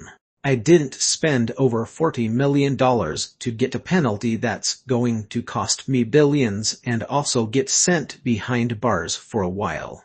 So what is it for? I'm sorry, it's the core confidential secret of the biological science company that I founded. Okay, you're a credible person, Welling. I'm asking you to dig the pipe to collect some kind of bacteria in the ocean water. I can't explain any further. What I told you just now is the reason why I'm doing this. You definitely can't reveal this to anyone. This sounds ridiculous, but it's very informative to the people of the same industry. Don't worry, Mr. Lisheng, your secret is safe with me. I definitely won't tell anyone about this. Welling's plump face showed satisfaction from being trusted and said immediately in a tit-for-tat manner. Although the factory's much higher than sea level, the deepest point of the underground storage pit is much lower than sea level. It's not difficult to design a pipe that goes straight to the ocean. Let me do the calculations right now. He squatted on the ground directly and laid a piece of sketch paper flat. He then played with a protractor he retrieved from his pocket. The pipe must have an open and close function, and that requires mechanical control. If it's under sea level, he fell into deep thought as he mumbled to himself. Lich smiled while looking at the architect, who was fully immersed in his work. He then began looking around the construction site.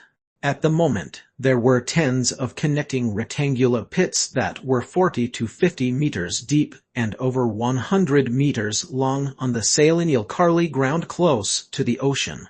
Many workers were working on the big pits. It seemed like they were using cement to reinforce the pit walls. A skinny black man who was supervising the construction work loudly shouted at Lich, who was looking around far away. Mr. Lich, I already warned you that you must wear a hard hat when you walk into the construction site. Also, you can't walk around as you like without my permission. This is not our playground. I can give you detailed data if you want to check the progress. I could also bring you around following the procedure. As the black man rushed towards Lich with a hard hat, a big jeep parked at the border of the construction site all of a sudden. Two muscular white men got off the car and put on hard hats on their head before shouting, "Hey man, who is the head here?" "I'm the site manager. Do you have any problem?" The skinny black man turned around and asked the two white men. "Hi sir, we're representatives from the Pivot Construction Company Union.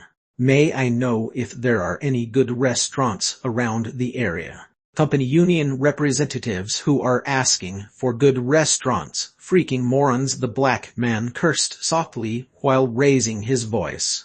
"Oh, so it's people from the Pivot Construction Company. There's a good restaurant 5 kilometers west to Dattler Town.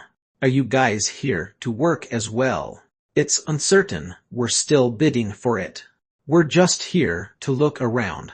Don't you know that the new New York harbor will be built near here? I heard they're scattering the export of goods out of New York City in order to prevent the tragedy at Queens Harbor to happen again. Now that I think about it, the feller who bought this place is in great luck now. I wonder how much the land's value has shot up by now." The black site manager could not help but shift his focus onto Lich, who had taken up the Mutislow Salinial Carly land, whose surface area came up to over 9 square kilometers, stepped on the grayish land under his feet and said, while smiling, "Mr. Pino, this is government land. I can't sell this within a span of 15 years. Furthermore, I'm going to do business from investing tens of millions in this place. It's impossible that I would sell the land. But since it's close to the upcoming harbor, it's true that it'll be more convenient no matter if it's traffic or business." One of the men from the Pivot Construction Company Union was shocked when he took a glance at the young man who seemed smaller under the huge cranes in the construction site. "Oh my God, I can't believe that this little feller is the owner of such a massive construction site. The rich kids nowadays are unbelievable." "Oh, what's that on the sea?" "Those are military naval ships, buddy. What's there to stutter about? You're so embarrassing." "But indeed, it's rare that there are so many battleships patrolling around the waters of New York City during the day. 1 aircraft carrier, 6 cruisers and destroyers, 2 integrated supply ships, Zhang Lisheng mumbled softly as he identified the Navy crews that appeared on the peaceful Atlantic Ocean following, where the two Pivot Construction Company Union representatives were looking at. I can't believe there's a whole crew of military ships patrolling today. This is indeed rare. Watching the ships disappearing as he mumbled to himself, the young man removed the jelly gem from his wrist and tied it onto his finger without paying much attention. He took out his phone after pondering for a bit and then dialed Maddie's number. There are many battleships patrolling around the ocean outside New York City. Could you check the news online and see what's up? Isn't it faster if you look for it yourself? I'm in a rush since I have to finish my homework. Finish what I asked you to do first at a fast speed, then you'll naturally have time to proceed with your own stuff. I'm waiting for your news. Zhang Lisheng hung up the phone after he was done speaking. He put away his phone into his pocket and walked to Pino, who had just gotten rid of the two Pivot Construction Company Union representatives. Mr. Pino, I got Mr. Willing to modify something minor in the blueprint earlier. Talk to him and follow the new design. What, you must be kidding, Mr. Bang. The construction phase will be finished half a month later at the most. I'll pay more. Also, it's just a minor modification. You know very well that our company has no profit to be taking this job. Okay. I'm making an exception to go with your request since you know our big boss. But this is it. Let's shake on it. This is the last time. No more next time. Okay, no more next time. Zhang Lisheng brought the black site manager to the architect to get both of them to think of ways to dig the pipe. Meanwhile, he drove back to New York City. He received a text from Maddie along the way. The ships aren't patrolling the ocean outside New York. The Navy crews are leaving New York Harbor all of a sudden. Zhang Lisheng read the text twice and felt an indescribable amount of relief.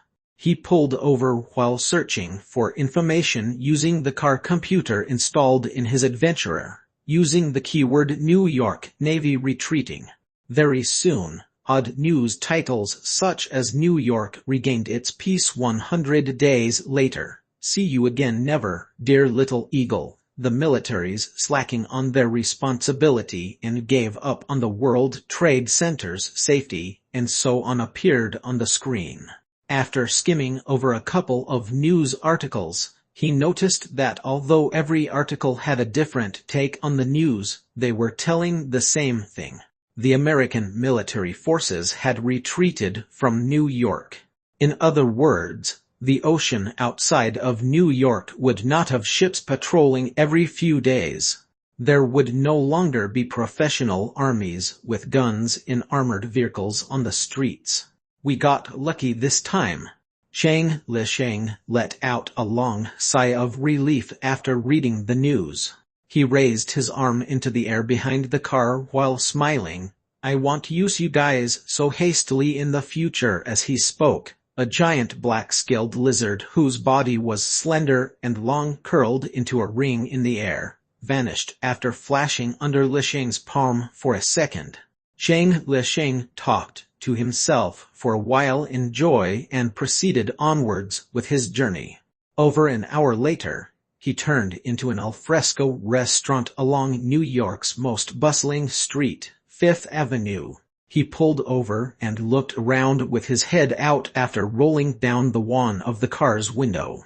He heard a surprised voice that shouted, Lisheng, we're here.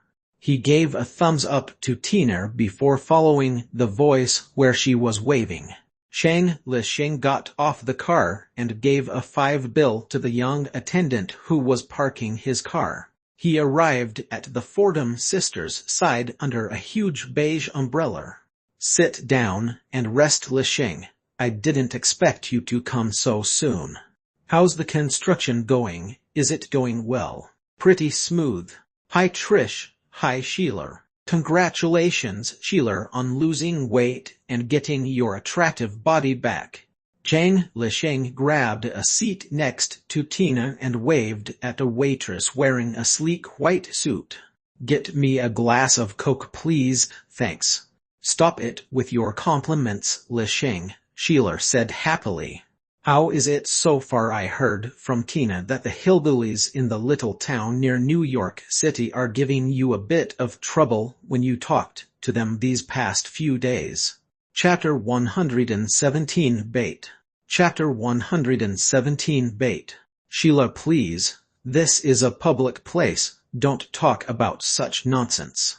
The people who spoke to Lisheng were the National Farmers Union's representatives from the village. So how are they not hillbillies? Damn. You're going to university real soon, my dear. You should know those people have the power to vote for a federal senator. Stop looking for troubles for your family, okay? You're just too careful, Trish, but I must thank you for your kindness, my dear sister. So Lisheng, how was the discussion you had with the National Farmers Union's representatives? They came together to ask me to drop my self-service slaughtering price in the future. There's no way that they would give in. Let's not talk about that, jocular. I just got some good news. They're going to build a new New York harbor near Muttlesloe. The new New York harbor's really going to be built in Muttlesloe. Your luck's great, Lisheng. The land you took is extremely expensive now. Even if your slaughterhouse business is slow, just hire a few people to turn your factory into a warehouse. You'll make at least millions of dollars of net profit every year. This property's enough for you to really build your foundation in America's upper class. In reality, it's the same from a couple of hundreds of years ago. A valuable land can only be considered a stable property. Congrats. Sheila, being in so-called America's upper class has no meaning to me at all. You Americans might never understand my goal. Zhang Lisheng said that out loud in a calm manner while looking at the skyscrapers around his surroundings that represented the prosperous industrial civilization, the thousands of dazzling commercial billboards of various sizes, and the fashionable people who walked in a hasty pace. The Americans you were talking about, am I one of them? Oh, Tina, that's not what I meant. In just describing a difference on culture. Oh yeah. Now that I think about it, I'll need to thank Mr. Houck's help for getting me to build my slaughterhouse in Muttlesloe. Trish, please extend my gratitude to your dad for me. Trish won't be doing that for you. Our Catholic girl who is in love hasn't been speaking to her dad for over a few days as of late. Because of Walter. Trish planning to get Walter to be her date at the joint birthday party of us three sisters, and Mr. Houck doesn't like the idea, so. Walter. Zhang Lisheng was stunned. His head's all right now. No. He drools a little when he talks, but he can communicate, albeit forced. Sheila, please. My dear, I just hope that you can get your head straight. Feelings can't overcome reality sometimes. If that's the case, why did you go to Amazon with me back then? Damn, you're just being unreasonable now. Sheila, Trish, stop fighting. Didn't we agree that we won't be talking about this anymore? Let's just go with the flow. I'll support whatever Trish decides to do, but when we get to university, she should indeed try processing her feelings before deciding on anything. Tina, I don't see the difference between what you said and what Sheila said. The three girls began arguing with one another in soft voices out of nowhere. Zhang Lisheng, who was completely ignored, could only order a black pepper steak after the waitress served him a glass of Coke while watching the crowd that did not stop walking on the street. After he finished the steak and ordered some dessert, that was when the ladies who were tired of arguing recalled there was a boy beside them. Sorry, Lisheng, I asked you to have lunch with me but I ignored you. But you'd definitely understand that I must stop my best friends Trish and Sheila when they're arguing. Tina, you aren't stopping us but you're arguing with us as well. Shut up, Sheila. I'm talking to Lich. Tina glared at Sheila and said out of panic after seeing Lich, who was sitting next to her, standing up all of a sudden. Oh baby, are you mad? No, I just happened to see an old friend. Lich pushed a few strands of his hair away from his forehead with his hand while staring at a person who walked a little hunched on the street. He then asked in a calm after a moment of mumbling to himself, Tina, aren't you going to try on gowns with Trish and Sheila this afternoon? Will you go with me? Tina held the young man's hand tight, following a girl's instinct. There's some stuff that I need to handle. I'll call you later if I have the time. Lich struggled for a while but he failed to shake the girl's hand off. No, I don't want you to leave. Tina, let go. Now. The young man's eyes exuded a calm charm, but there was an indescribable chilling vibe that pierced through of Tina's body, forcing the girl to let go slowly while slightly shuddering. He had actually delayed much time. Just when Lich was going to step forward, his hunched target, who was already at the end of Fifth Avenue, was surrounded by four fashionable young people who seemed like they were taking a leisure stroll when he was going to turn into the street corner. He was taken into a big SUV that had been waiting by the street since the beginning. Lich had goosebumps on his back. No wonder Mountain Cat didn't look for me for such a long time. So he's been who would capture him as bait to lure me in. Why go through so much trouble to make Mountain Cat comply in order to get to me? Could they be those what Dark Walkers do on their secret meetings? No, that's impossible. Didn't Dr. Fracture attack me as well? Lich sat on the chair again while mumbling to himself.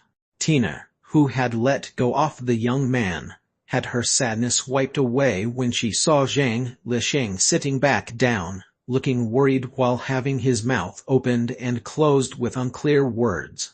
You don't have to apologize, Lich. I'm not really mad, I'm just a little sad. I can feel that you were planning to do something dangerous just now.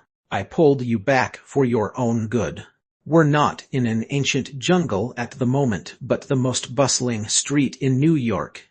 This is a world of law. You don't have to use those strange power of yours to solve the problem that you have. While the girl was forgiving Lich for her misunderstanding, Mountain Cat was kneeling in a big SUV that had seats organized into a square while screaming in a ferocious manner. Aren't you human sect people observant? Can't you see that person has wizard power surrounding him? You guys wanted to kill me when you got me. No mercy was shown to me, but you require proof when you're capturing a fake Caucasian. I saw him controlling goo to eat people. What more proof do you want? You, all of you are hypocrites. You're just bastards who took the order from that corrupted bastard I killed.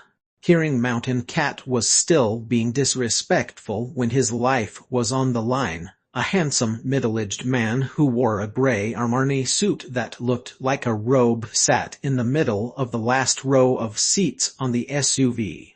He screamed, sounding like an old man. You're incredibly stubborn to be insulting my human sect's reputation when your life is on the line, you brat. You said that person would kill you no matter what as soon as he sees you, and what happened? HMPH. Indeed, that guy has a witchcraft inheritance in him, but since he didn't show any evil intentions, we're showing him mercy for letting him live. It's generosity, but you're accusing us of that. You're just stubborn and hopeless. Go to hell. The person was getting more and more furious as he spoke. He raised his finger and pointed in the air all of a sudden. As a gleam flashed inside the car, Mountain Cat was sliced into half and vanished slowly after turning into a pile of frost. "It's just a brat talking nonsense. He wasn't worth Senior Brother's rage at all," the white-clad man next to a middle-aged man whose nose and mouth was quite large for his face said while chuckling. "Why would I care about a kitty cat that was already under my control? I'm just mad that that person didn't take my bait after all I've set up." "Your hatred for him is deep, Senior Brother. Well, that little wizard's already a true Westerner by law, but he has built his foundation in America depending on those evil tactics. The heavenly Tao rules different for Chinese and Westerners. We're in America right now. It's inappropriate that we attack right away. We can only wait for another opportunity." Sighed Junior Brother. He already has black fog surrounding him at that young of an age. "I'm afraid that it'll be hard to contain him when he grows up. Otherwise, why would I spend so much effort just to eliminate a little wizard?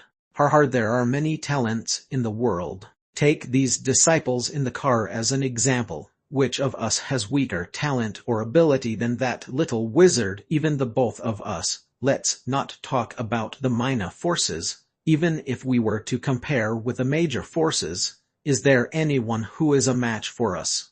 The white-clad man was stunned for a moment and let out a long sigh after thinking about it carefully. He spoke in depth. "Junior Brother, you're worthy of being called the wise one throughout my human sect's 200 years of history. It only takes one sentence to tell what I'm thinking, like a Senior Brother.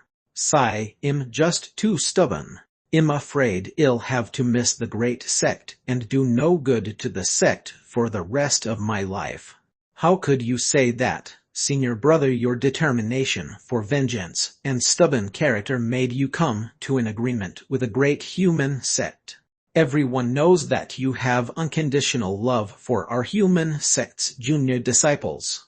You're undoubtedly the real pillar of support of the sect." The man with a big mouth and nose became serious as he spoke. He then shifted his focus to the young man with a beautiful face who had been staring blankly at Mountain Cat's body, which turned into frost at the side of the car's space. "King Yu, do you understand your senior uncle Duo Shan's love for you?" The young man was just staring off at nothing as if he did not hear anything. "Forget it, Junior Brother. King Yu's still young. Senior Brother, you attempted to kill this evil cat 3 years ago to avenge King Yu's family. You've been blaming yourself all these years since he managed to escape. You bumped into this brat accidentally when Master Xiangxin invited you here in America. You've been chasing after him for over 40 days and finally got him. You've gone through much torture in between. This evil cat has a weak ability, but he was just really good at running away. Without experiencing for yourself, who would've thought?" "Junior Brother," I said. "Stop torquing," the white-clad man with straight brows screamed all of a sudden. The middle-aged man with a big mouth and nose was stunned for a moment before letting out a sigh. "Why do you have to do this to yourself, Senior Brother? You're protecting your disciples with all of your might, but they misunderstood you." Sigh. He stopped talking afterward, making the atmosphere inside the SUV fall into a dead silence. Chapter 118 Zhang Lisheng's Bizarre Request. Chapter 118 Zhang Lisheng's Bizarre Request. Zhang Lisheng had no idea on who would use Mountain Cat as a bait to lure him to attack. Mountain Cat, the guy whose luck was so bad that he was captured by his old rival and attempted to kill Zhang Lisheng while borrowing the rival's power only to die together. He thought hard about it. The only conclusion that he got to was to be more careful and cautious when he controlled his wizard Gus to fight in the future. Apart from that, He must break through to rank 6 wizard as soon as possible, mastering the power of transformation, and break away from the shackles of mortality. He would really possess the ability to protect himself before powerful enemies if that was the case. Lishing, why are you staring off towards space again? We're going to the gown boutique. Are you guys done eating? Of course. Look, we've even finished our dessert. Tina shook the glass that had small blobs of ice cream residue. Let's go then. Are you guys driving? We usually get our driver to bring us to the gown boutique. It's the New York ladies' battlefield. Tina took her phone out from her handbag and made a call. Soon, an extended Maybach colored a bright silver gradually came to view and pulled over. Subsequently, a driver in his 50s wearing a blue, round hat and a light blue uniform got off the car in a respectful manner. He then opened the car door that was facing Tina. Tina, Sheila, and Trish stood up and got into the car. Zhang Lisheng then paid the bill helplessly and got into the car as well. Afterward, the driver slowly closed the car door and returned to the driver's seat before starting the car. To a man, what was more tiring than accompanying a lady to try on gowns was undoubtedly accompanying 3 ladies trying on gowns. Moreover, he had to endure the never-ending annoying and picky comments the girls would ask him, although he would not know how to answer. 3 hours later, the sky was already turning dark. Zhang Lisheng stepped out of a gown boutique with a straightforward name called the American Beauty in Manhattan, Upper West. He took a breath of the warm air in the surroundings and then said to Tina, who was ecstatic while he was looking pale, "This is the first and last time I'm going into a gown boutique. Sorry about that, baby. Don't worry, I'll only have one 18th birthday in a lifetime. You'll never have to come here forever." Tina gave an empty promise while chuckling. "You've done well. What do you feel like eating? I'll give you a treat." "No need, I've promised my mom that I would eat at home."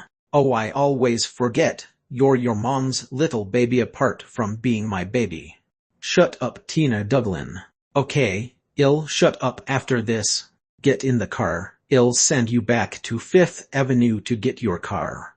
"It's all right. I would like to take a walk and think." "You guys go ahead with your plan." Zhang Lisheng waved his hand and declined Tina's kindness. He turned around and slowly walked far away as he followed the bright, bustling avenue. The news about building a new harbor spread through the entire New York for the next few days. As time went by, the slaughterhouse that Zhang Lisheng was still building became a hit all of a sudden, which was ridiculous. It was Saturday again. The weather during early summer was lovely. The trees that were budding in green began having more and more migratory birds that came back as they chirped on the trees. Since he had to go to Tina, Sheila, and Trish's joint birthday party in the afternoon, Zhang Lisheng, who had been cultivating the entire night, carried Mountod with him and drove to the Monticello construction site when the day was getting bright, following the birds chirping. It was past 9 a.m. when he arrived at the construction site. The young man got off the car with a piece of meatloaf Lily made last night in his mouth. He ran towards Pino, who was wearing a hard hat while supervising at the site as soon as he spotted him. "Good morning, Mr. Pino." "Good morning, Mr. Zhang Lisheng. You're here checking your factory again." "Don't worry, it'll be done soon. It'll take 10 days at the most, and you can send in the machines.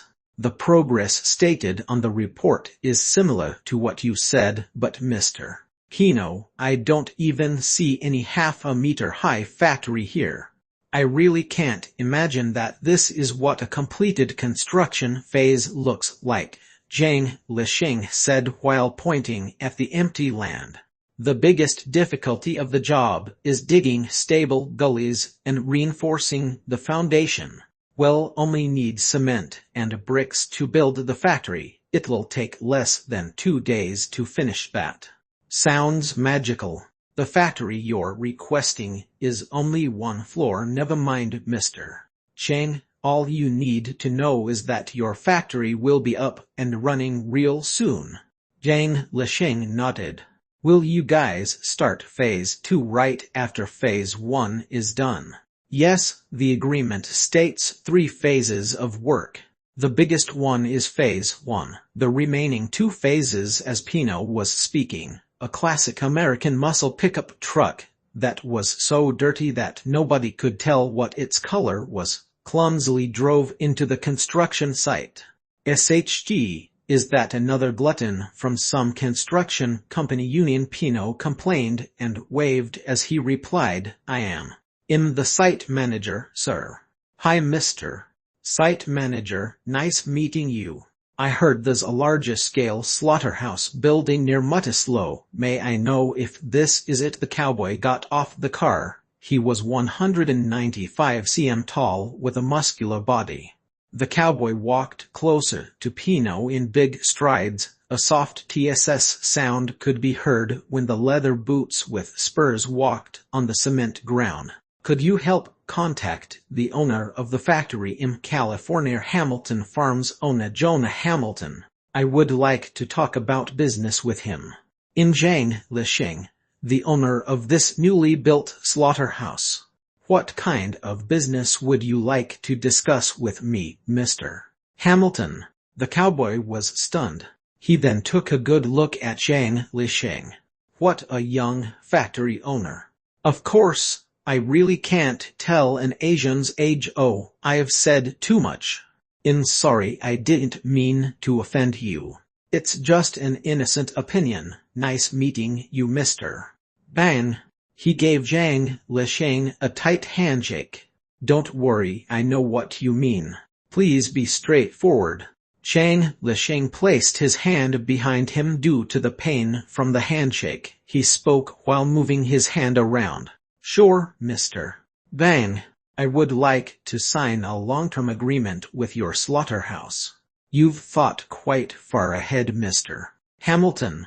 Your farms in California. It's not too late if we discuss this when the new New York harbor is done. Your slaughterhouse's slaughtering quota will be fully booked by the farm owners in the villages around New York City when the new harbor is completed. I don't want to lie to you, Mr. Hamilton. My situation here isn't as positive as you think. I recently found out that my self-service slaughtering fee of 50 per pig, 50 per cow and 40 per lamb seems to be unacceptable. Indeed, the price is expensive compared to slaughterhouses in other cities. However, it's very reasonable for slaughterhouses close to New York City. The maintenance fee for this slaughterhouse right here must be higher, but the consumer group of top-grade meat in New York City is guaranteed. Fresh and top-grade meat can be sold much higher than in other places. Moreover, you could deduct a portion of the price with agricultural tax, Hamilton said while smiling. The most common place where fresh meat could be found in America was at supermarket counters. Supermarkets in the major cities in America were categorized into 3 types. The most common one would be the supermarket with various products as well as daily necessities of all ranges. The other one was called the grocery store. There would only be one brand for each item, but the price was affordable and naturally, the basic quality was guaranteed. The last one would be the gourmet grocery stores in high-end communities. The price of items was jaw-dropping for the normal middle-class people. For fresh meat, sometimes it was 2 to 3 times more expensive than the ones that seemed similar in supermarkets, let alone supermarket of different grades. Apart from the different grades of livestock, the most important criterion of judging whether the meat would be sold at a jaw-dropping price or be sold off at 1 to 2 per pound was the time of product being put on a shelf. No matter how fresh frozen meat looked, it would definitely be sold extremely cheap. In New York, the freshly slaughtered meat that was sent in within 3 hours would not go into the supermarkets at all, as they would be taken by all high-class restaurants directly. With that said, the terms quality and fresh were the only ways to conquer the high-end meat store in America, especially New York City, which was a metropolis. As the biggest farming state in America, the livestock quality from California was undoubtedly guaranteed, but the freshness could not be compared with the farms close to New York no matter what. However, a way to solve this problem happened coincidentally. The solution was the slaughterhouse close to the sea with smooth shipping. Naturally, although that was the case, the farm owners from California would have a production cost that was undoubtedly much higher than local New York farms if they were to ship fresh meat into New York. However, there was profit after all, with extraordinary significance. Zhang Lisheng was just an owner who did nothing in managing the slaughterhouse. His knowledge was in a blur, so naturally, he could not connect the dots. All he heard was that Hamilton agreed on his fees, so he said casually, "I can't believe a non-New York farm owner knows my business situation more than I do. I understand your situation. I can solve your situation, mister. Bang! I'll sign an agreement with you to slaughter 10,000 cows, 20,000 pigs, and 15,000 lambs per year, following your charges of 50 per pig, 50 per cow, and 40 per lamb. What do you think?" "Oh, but my slaughterhouse is a self-service business. Of course, I'll be hiring the workers. All you need to do is to provide the venue and machines. I'll pay you a 30 deposit. I'll transfer it to your account once the agreement is signed. For the remaining fund, I'll pay you every time I send a batch of livestock to slaughter. I'll pay it on the spot. I'll never owe you." "Oh, that's a really generous condition. Seems like I must give my business consultant a call. Please give me a moment." Zhang Lisheng was shocked by the condition that the California farmer owner offered, since it looked too good to be true. He thought about it and took a few steps back. He took out his phone to call Tina. Chapter 119: The First Business. Chapter 119: The First Business. "My dear date, are you ready to go to my extravagant birthday party? I'm at the construction site at the moment, but I'm heading back to New York soon. I'll appear in front of you by 12 p.m. You went to the construction site? Oh God, baby, you should be trying on some suits right now. Did you forget, Tina? I've tried on the suits and shoes yesterday. Don't interrupt me. There's something I want to talk to you about. There's a feller claiming that he's a farm owner from California. He came to the construction site all of a sudden a while. He wants to sign an agreement with me for 10,000 cows, 20,000 pigs, and 15,000 lambs per year, with a price of 50 per pig, 50 per cow, and 40 per lamb. He also agreed to pay a 30 deposit right away and will pay the remaining fund on the spot every time he sends in a batch of livestock to slaughter. I think the condition he gave is just too good to be true. The harbor isn't built yet and he wants to sign such an agreement. That's just ridiculous." "Wait, Lisheng, let me think about it carefully." Oh, why didn't I think of this before? Don't worry, he's not deceiving you. That person is just a businessman who loves to gamble. Of course, his tolerance is much worse than my dad's, but maybe he has insufficient funds. What are you talking about, Tina? Get straight to the point. I'm saying that you can sign the agreement with him without worrying that he would deceive you. With the agreement, the National Farmers Union in the villages around New York City will soon understand that LS Slaughterhouse is not someone that they should mess with. You will break even very soon with a snowball effect. In a nutshell, this is great news. Okay, I'll go back to New York City to meet you once I'm done with the agreement. Baby, this is a $3 to $4 million agreement after all. Moreover, the person's paying you tens of thousands of dollars as a deposit. You can handle it like nothing, but not everyone has the same attitude as you do. Come to the Hilton Hotel in Apple Street with him. Tell him that he doesn't have to bring his lawyer. I'll introduce you to a great lawyer by then. You can't be using Tisland Town's National Farmers Union's lawyer when you're expanding your business. All right then, wait for me. Lich hung up the phone and spoke to the farm owner from California afterward. The both of them then drove to Hilton Hotel on New York's Apple Street.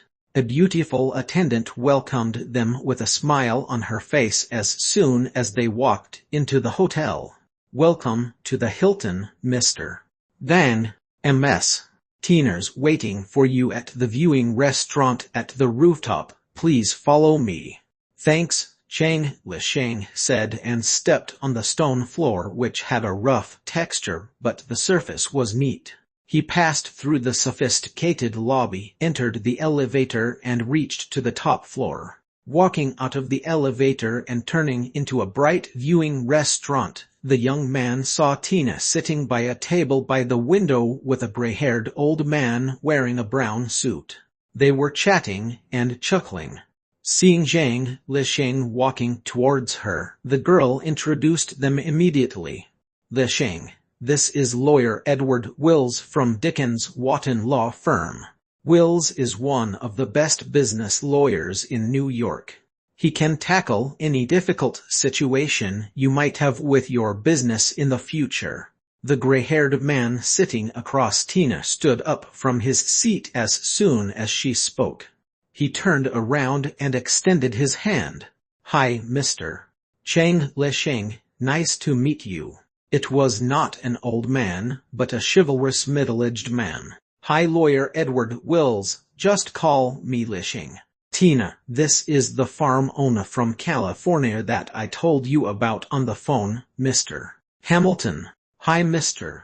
Hamilton. I heard from Lich that you're a very courageous adventurer. Yes, beautiful lady. Hamilton widened his eyes and spoke with a smile, feeling surprised. New York's really a magical city.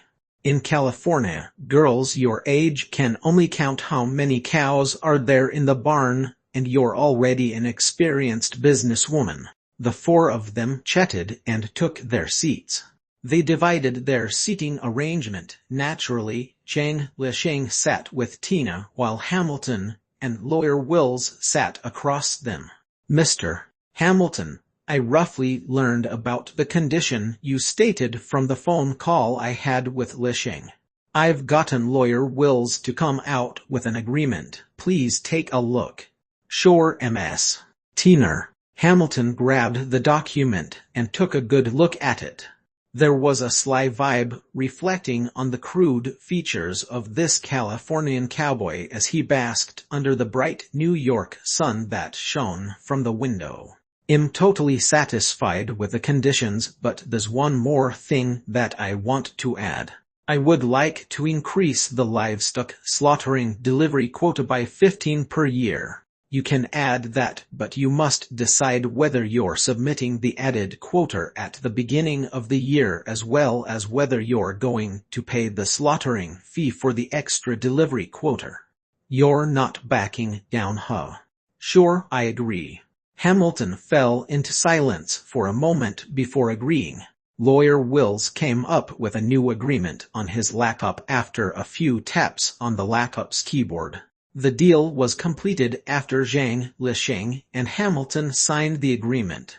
Very soon, $93,000 was transferred to his account. After Tina opened a bottle of champagne on behalf of Zhang Lisheng, the cowboy and lawyer took the hint and left. Lisheng, congratulations on the first business deal of your new place, the girl said while smiling when Zhang Lisheng and Tina were left alone. Looking at the progress, you'll soon become a new rich person of the New York business industry.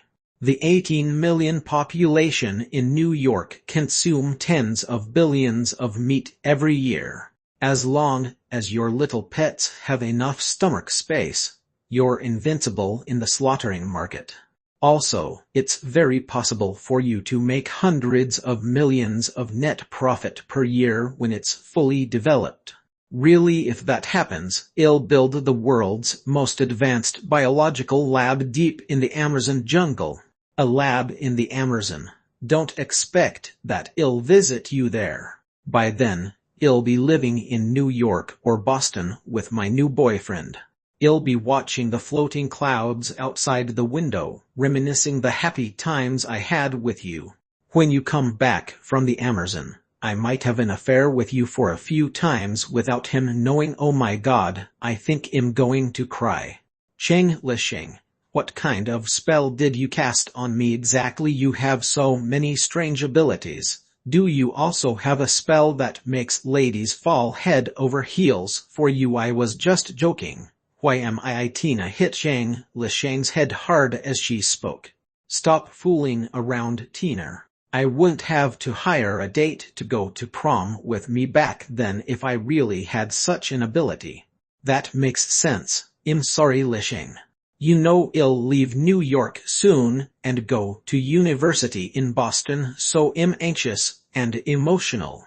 I'm really popular in Fordham, but I'll be among the young elites in all of America when I get to Harvard Business School. I'm not sure if I'll stand out. You definitely will. I heard most young people who were born in a wealthy business family would go for arts and literature, while above 90% of business school students come from middle-class families. You're already an experienced businesswoman right now. How could they compare with you? Zhang Lisheng gestured the waiter to come while smiling. Get me a plate of seafood chowder and a glass of Coke. You're teasing me. I'm just like my dad, we're born experts in business. There's something wrong in my head if I go for arts, which is definitely pretentious. Just like you drinking Coke wherever you go, doing what suits you is the best. Zhang Lisheng smiled and said nothing more. Soon, the seafood chowder was served. He hastily finished it and got into the hotel limousine with Tina to the real New York Harbor in New York City. Among the three big harbors within the New York metropolis, Queens Harbor and Port Newark were usually called the New York Harbor. However, there was only one real New York Harbor. Compared to the other two harbors, most of the cruises parked there were passenger liners and yachts. The Fordham sisters' birthday party was held on one of the luxurious cruises called the Queen Elizabeth Holiday. The Queen Elizabeth Holiday carried 90,000 tons with 1,257 life jackets. It could cruise around the world with 2,514 tourists. As a luxurious holiday cruise, the ship could totally be named the Mobile Wonderland on the Atlantic Ocean. People would see the huge Ferris wheel erected on the deck as soon as they get onto the cruise. The space next to the Ferris wheel was vast. It could host 300 to 400 people for an alfresco movie theater at the same time, giving the passengers an unlimited surprise. On the first floor of the cruise cabin was a dreamy, magical, and beautiful lobby. There were 4 transparent elevators within the lobby that went through the cruise's 4 floors of cabin patios with the sky as the view. Following the patio, there was a business center, a shore tour desk, a cigar bar, and various massage parlors on the second-floor lounge. The third floor was an exclusive music lounge. When the night came, There would be live music covering the entire cruise. The highest floor, which was the fourth floor, was an open-style structure. There were various casual dining facilities on the half-mile-long corridor. There were suns, umbrellas, and a man-made beach outside for the tourists. There was many young boys and girls as well as journalists who were screaming by the shore when Zhang, Lisheng, and Tina arrived at the harbor in a limousine. "What are these people doing?" Zhang Lisheng, who was sitting in the limousine's backseat, unintentionally saw the insane crowd outside of the window. He asked, thinking it was ridiculous. "They're Sheelers, Trish and my fans. There are also journalists from some fashion magazines and newspapers. It's been like this at our birthday parties since we were 14. That's why I'm taking the hotel limousine here. Baby, you can get off the car first if you don't like being photographed. Run with your hand covering your face. They still don't know who you are. They won't be interested in you. I've spoken to the security guards before. They'll let you on the cruise right away. I should've sneaked into the cruise last night if I found out about this earlier." Zhang Lisheng was stunned. He opened the car door and ran off while covering his face. Chapter 120: A Bad Omen. Chapter 120: A Bad Omen. The young men at the shore began clamoring when they saw a skinny silhouette get off the limousine that just arrived before they could clearly see who that person was. Meanwhile, the journalists began taking photos with their big cameras immediately. As the flashlights went off for a while, everyone began booing, realizing that the person who grabbed their attention was an Asian boy covering his face who they were unfamiliar with. He covered his face as soon as he got off the car. "It made me think that we got a big fish. Being assigned entertainment news is bad enough, and now here's a feller who thinks highly of himself. Who does he think he is? He carries a canvas bag to a party. Which idiot would want to take photos of him?" A young journalist wearing a baseball cap complained as he watched the young man pass the security and get on the cruise in the blink of an eye, following the suspended ladder. "Kid, don't look down on these yellow-skinned young men. A couple of years ago, a journalist from the Washington Star captured an Asian boy that nobody knew about unintentionally at Andreas' big party. He was later identified as some Chinese big-shot politician's son. That news created a stir in the entertainment section for quite some time. Inexperienced paparazzi casually pointed out the rookie acquaintance's mistake out of kindness. Just when he was speaking, he saw the limousine's door being opened again all of a sudden. Tina Dublin, one of the main characters of the cruise party this time, walked out leisurely. That guy earlier came with Tina Dublin. He's her date. These rich brats are getting more and more sly. The experienced journalist cursed softly and raised the big camera in his hand. He squeezed with over 10 acquaintances while shouting loudly, which was futile. "Ms. Tina, look here, may I know if the boy who came with you is your new boyfriend? I heard your ex-boyfriend and Ms. Trish's brother got into some trouble in the Amazon jungle. Is that true?" At the moment, Tina ignored the screaming fans and journalists who were shouting and taking photos while waving left and right courteously. She walked to the Queen Elizabeth Holiday's suspended ladder slowly with the security guards. Eventually she turned around and smiled before disappearing from everyone's field of vision. Not long after, the view became vast and bright as she got on the cruise. Under the dazzling sun, Tina silently walked to a side of the cruise by the sea. After greeting a couple of friends who noticed her, she went to Zhang Lisheng, who was looking at the great ocean. "Lisheng, let's go get changed. The guests are coming soon." The young man nodded and followed the girl to the cruise's cabin. A couple of minutes later, Zhang Lisheng went changing with Tina in a big resting room on the Queen Elizabeth Holiday's first floor.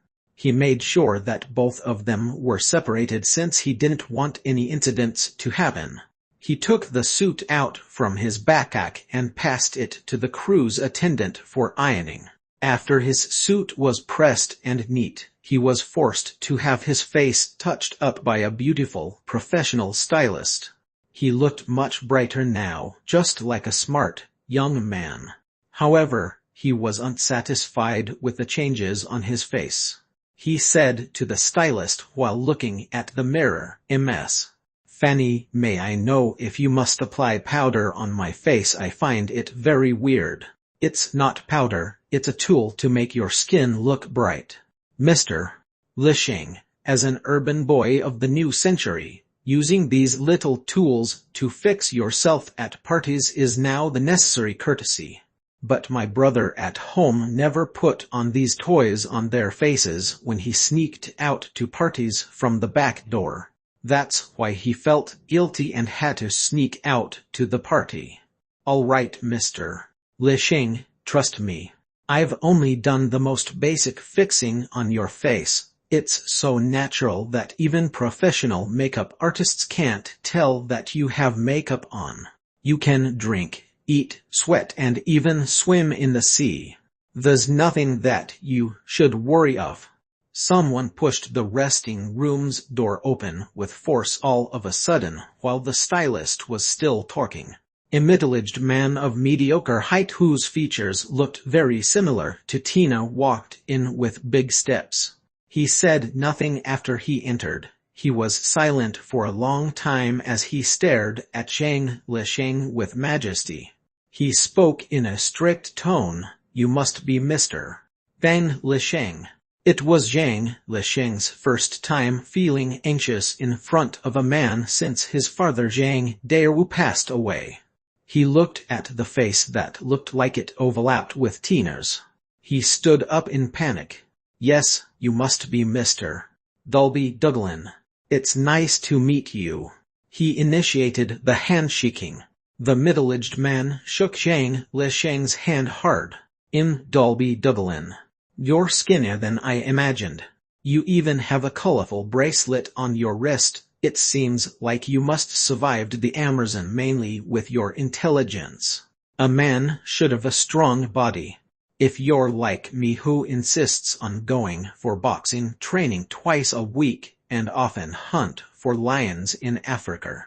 While Dolby was showing off his brave move of dancing with the African lions, which was ridiculous, Tina, who was wearing a beautiful pink long gown revealing her voluptuous breasts, came into the resting room with a mature, beautiful young woman who looked like she was only in her 30s. "My dear Dolby, it's been 2 years since you held your gun." The beautiful young woman could not help but laugh out loud after listening to Dolby's boastful speech. "I can blow a 200-pound lion's head off with one shot even if I didn't hold a gun for 10 years. Dolby glared at Zhang Lisheng in a warning manner and walked closer to his daughter. "Oh my little angel, you're so beautiful today." "Thanks, Dad." Tina kissed her father's cheek while smiling happily. "But stop scaring Lisheng, okay? He's not afraid of some lions or tigers." "He might not be afraid of lions or tigers, but nobody can bear the fire of an enraged father as soon as his daughter is bullied. Especially this father who is a great expert in fighting and hunting. This father is also very wealthy to be able to hire the best lawyer." "Dad, I know what you're doing is a tradition of an American father who has a daughter but I'm an adult now. I'm still your guardian according to the law before you turn 21. "Oh Dad." Tina kissed Dolby's cheek again and said in a coquettish manner, all right. I'll talk about some other stuff with this Mr. Zhang Lisheng." An attendant from the cruise approached them while Dolby was talking. "Ms. Tina, Almost all of the guests are here now. Ms. Sheila and Ms. Trish are ready. Could you head to the second floor lounge with your date right now? Yes. Tina nodded and smiled sweetly at her father. Wait for my grand entrance at the lounge on second floor, Mom and Dad. I love you. We love you too, baby. Wishing you happiness and joy every day like you do today. The girl held Zhang Lisheng's hand and walked out of the resting room after her parents wished her. Lisheng, I hope you wouldn't mind. My dad's behavior when he met you for the first time is one of the American dad's traditions. I heard Mr. Howick used a military knife to slice a calf for a barbecue when he first met Walter. Isn't that too much? I heard more ridiculous ones, but shouldn't you panic about little things like this? It's nothing even if my dad really killed an African lion with a gun. Why do you look like you're obviously relieved when you walked out of the resting room? Really, I didn't feel that, Zhang Lisheng said stubbornly. They arrived at a hidden employee elevator in the cabin following behind the attendant while they chatted and laughed. When they took the elevator straight to the second floor and arrived at the vast lounge, Zhang Lisheng saw Sheila in a red gown looking like a rose and Trish in a white lace gown sitting across each other on the couch by the window silently. There was a tall, handsome, and strange young man who didn't have an expression on his face sitting beside them, and Walter, whose lips would twitch occasionally with endless grim and rage in his eyes. Who is that guy? The date Sheila got for the party. Shit is having treatment in Sweden at the moment. He can't make it back to New York in time. Tina noticed the ambience that was a little off from far away and walked closer to her two close friends, pretending to not notice anything off after replying to Zhang Lisheng's question. Hey my sisters, today is the day we show ourselves to the world. Are you guys ready? Dubin and I are ready. I wonder if Trish is. We're ready from the start if Mr. Dubin didn't make fun of Walter. Listen, Trish, Dubin has explained many times. He wasn't laughing because Walter drooled anyway. He didn't laugh because of Walter's behavior but because a seagull fell when it was catching a fish on the sea outside the window. A seagull fell when it was catching a fish. I'm always out on the sea, but why have I never seen such a weird thing? Trish, you're just looking for a fight to be saying this, okay? So what if Dubin was laughing at Walter without realizing? As he said, Dubin has apologized many times. Do you want to send him to the electric chair? Oh my dear sisters Trish and Sheila, it's a happy day today. Let's not fight because of a little misunderstanding, alright? Zhang Lisheng looked out of the window while feeling bored after noticing Tina was beginning to stop her good friends Trish and Sheila from fighting. The young man was immersed in the clear, blue Atlantic Ocean through the wide and bright ceiling-to-floor window on the second-floor cabin. Just when he was indulging in it, he saw an obscure yellow gleam flash through the waves, where the sky met the ocean all of a sudden. Zhang Lisheng became stiff, feeling as if someone was squeezing his heart. He had goosebumps all over his body. Without knowing how much time had passed, he heard a voice next to his ear that made him snap back to his senses. Lisheng, what happened? Are you not feeling well? I'm good, but Tina, will this cruise sail in the sea or will it always stay by the shore? Chapter 121 A Nouveau Rich's Generosity. Chapter 121 A Nouveau Rich's Generosity. Of course we'll sail, otherwise it wouldn't be called a cruise party. Haven't I told you this party will last from the afternoon till midnight, so we're going to stay overnight on board. Why did you forget to tell your family? No, Chang Lisheng looked out of the window again and noticed that the radiant sun had long returned to normal. After a moment of pondering, he said, "Actually, I rarely participate in any parties, so I'm just asking." A perplexed look crept up on Tina's face. However, she knew that the skinny young man in front would not torque much even if she continued to pursue. "Well, I don't mind. Anyway, Lisheng, we have to go down now. The party is going to start soon and it's time for us to make our appearance." Chang Lisheng nodded silently before taking Tina's arm.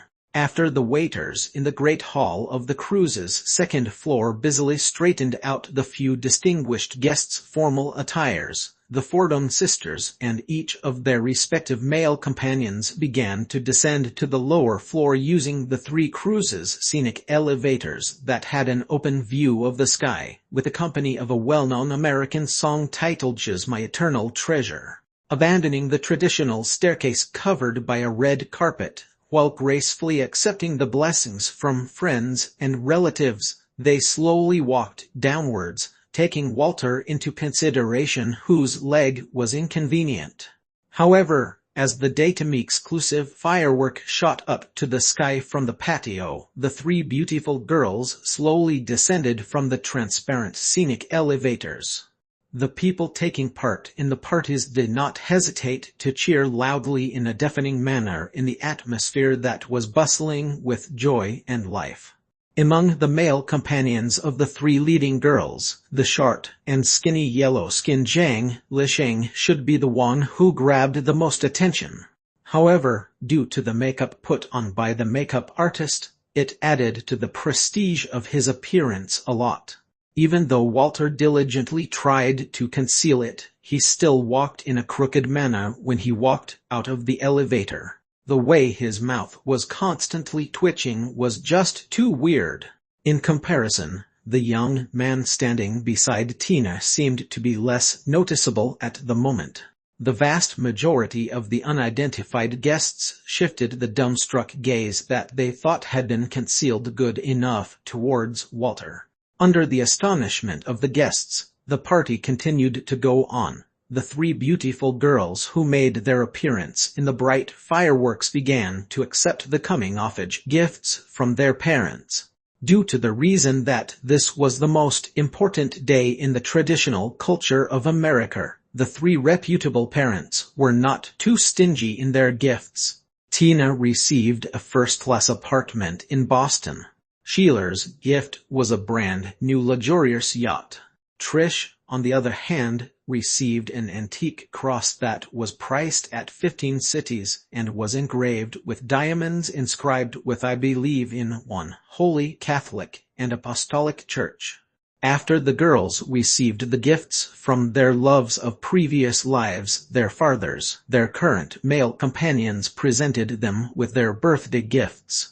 Walter gave a female radio dive watch, and though it was slightly shabby, it was already the best that he could afford according to his financial ability. The Stand and Dubin generously gifted a Cartier diamond bracelet, which fit quite good enough in such an occasion. Lastly, Chang Lisheng, who did not know any better, gave a necklace that had a pendant made up of transparent pink diamonds that were more than 5 carats. Just one glance, one could tell that this was either a fake jewel or one that had its own name that could be truly handed down to later generations. The moment the jewel appeared, the young people present at the party immediately exclaimed in astonishment, "This is not fake, right? But looking at its luster, it should be authentic. Damn it, this is blatant conduct of the nouveau rich. How embarrassing!" Upon seeing the gift, even Dalby had shock written all over his face. "Still, this fellow is really quite generous." Exactly. Such legendary news of taking out a necklace worth millions of dollars just to celebrate for his girlfriend's coming-of-age day may be circulated for many years. As for nouveau rich, my dear, this is New York, where money never rests, and not Paris, where only elegance and taste are left. We're all descendants of nouveau rich. Right upon hearing his wife's words, Dalby pouted in disdain, but he did not say anything else. Just as his father was rendered speechless, Tina whispered to Zhang Lisheng, who did not know what he should do next. Lisheng, hurry up and put that necklace on me. How much money did you spend to buy that? $97,000. My goodness, you're absolutely crazy. Why did you buy such an expensive gift for me? You're incredibly rich, so my present shouldn't be too shabby or I'd be looked down upon, right? Besides, hasn't your dad given you a first-class apartment in Boston that must have cost a few $1,000,000?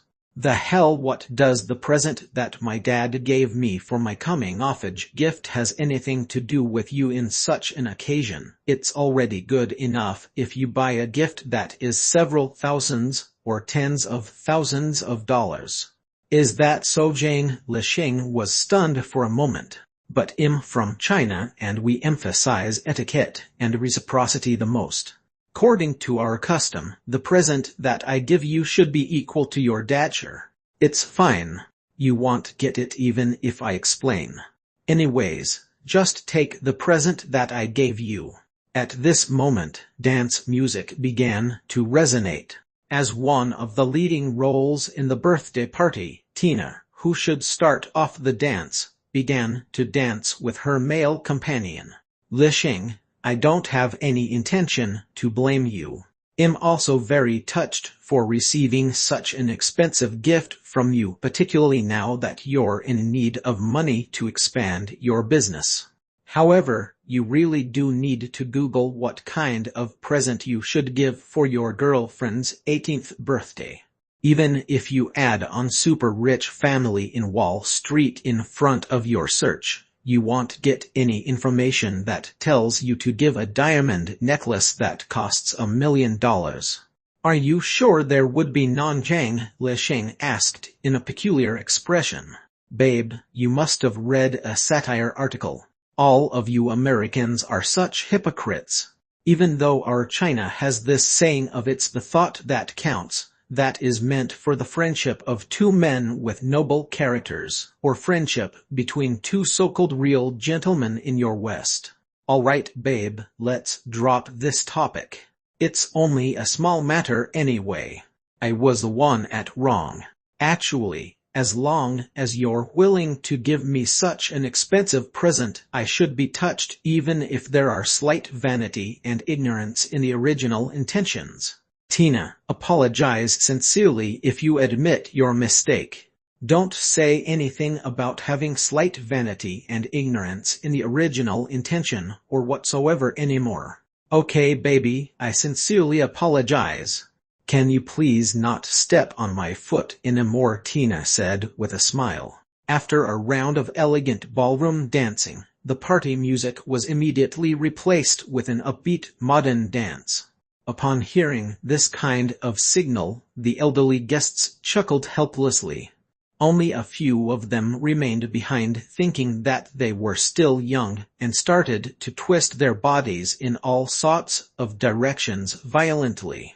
The other people who were sensible enough walked out, heading to the lobby on the first floor, or went up to the cruises cabins that were at a higher level, spending their time at the sea in a way that was more suitable for their age. We've only managed to dance one song, and they have already changed the music to shoo us off. I really don't know what these young people think nowadays. The DJ of the party is also too. My dear, it was you who told her that you have something going on at the moment, and you'd not be able to accompany her for the sale. This is Stevie's fault. Who knew that he would suddenly agree to sell the minerals in South Africa? This fellow is not smart, and I was afraid things would change once this issue is dragged over a long period of time, Dalby argued stubbornly, but when he saw the smile on his wife's face, he sighed softly. You were right, Lulu. It was me who was wrong at first. I shouldn't have complained about anything. As they were speaking, They began to proceed to the hanging ladder of the Elizabeth Holiday along with the people leaving the scene and going down from the cruise dejectedly. The guests who could not spend the night at sea due to various reasons left the ship. Afterward, the ship gradually lifted its anchor and raised its whistle woo-woo, leaving New York Harbor and sailed smoothly into the ocean. At this time, at the topmost level of the steering room of the cruise, a muscular middle-aged first officer wearing a white uniform and a white wide-brimmed hat reported to the solemn-looking old captain who was gripping the rudder. "Captain, Elizabeth Holiday has left the New York harbor already right now. It's moving at a constant speed of 30 nautical miles per hour and is expected to return to the New York harbor after 24 hours. Harry, it's been almost a year since you were promoted to first officer. I am going to let you do this alone. What do you think?" "Captain, I'm happy to do it." The first officer was dumbstruck before replying in pleasant surprise. Once an ocean vessel sailed to the sea, the captain automatically held the highest authority in commanding the ship. In Western law, the captain of an ocean vessel on the voyage and the commander at the fire command station in a fire field even had the so-called temporary legislative power. During an emergency, they could even invade the legal right of others, moderately using the principle of discretional evidence to avoid the occurrence of a greater danger. Even though the first officer and the captain might seem to only have a difference of one rank, the actual difference was entirely far apart. Most people could not overrule it in their entire lives. "All the best." The old captain's taut face broke into a rare smile before he turned around and walked out of the steering room. "Maintain the speed and report immediately if there are any abnormal conditions." Turning around to watch the old captain's back disappearing from outside the door, Harry, with his hand on the rudder, who had his first taste of captain's authority, ordered in a raised voice. "Yes, sir," the navigating officer and the wheelman responded out loud. After changing the helmsman, Elizabeth Holiday began to sail forward on the ocean without any difference. In fact, modern large tankers had been able to cruise automatically since long ago.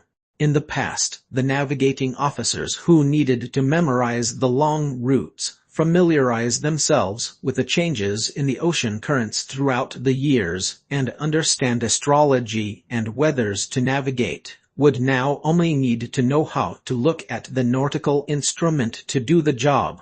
The wheelmen who needed to help the captain and the first officer turn the rudder had now evolved to become computer programs directly. After setting the route, they didn't need to do anything anymore. One could say that driving a modern ocean liner wasn't any harder than playing a simulation game. Even so, controlling a ship with a draft of nearly 100,000 tons to sail in the Atlantic Ocean was still intoxicating enough for Harry. After having stood in the position of the helmsman for only God knew how long in a daze, a familiar voice suddenly reverberated by his ears. "Harry, what are you doing?" "Sailing a ship, of course, my lovely friend. That old fellow has handed the ship over to me and now I'm the captain." Snapping back to reality, Harry looked at his best friend who was also the service manager in the Elizabeth Holiday before whispering to him.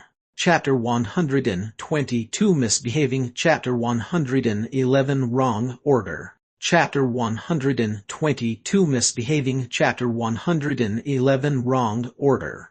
Dane Lishing's cheeks were flushed. Teener, hey, oh God, hey. He was blocking her with both of his hands. At the moment when he tried to say something to calm the situation while looking down, he happened to look into the girl's watery eyes who was kissing his body. The temptation in her eyes made the young man's head turn blank. He watched the girl squat on the floor before removing his belt. She pulled his pants and underwear down together while sucking something that was stiff and erect. She was gentle as she did that without getting her teeth on his thing.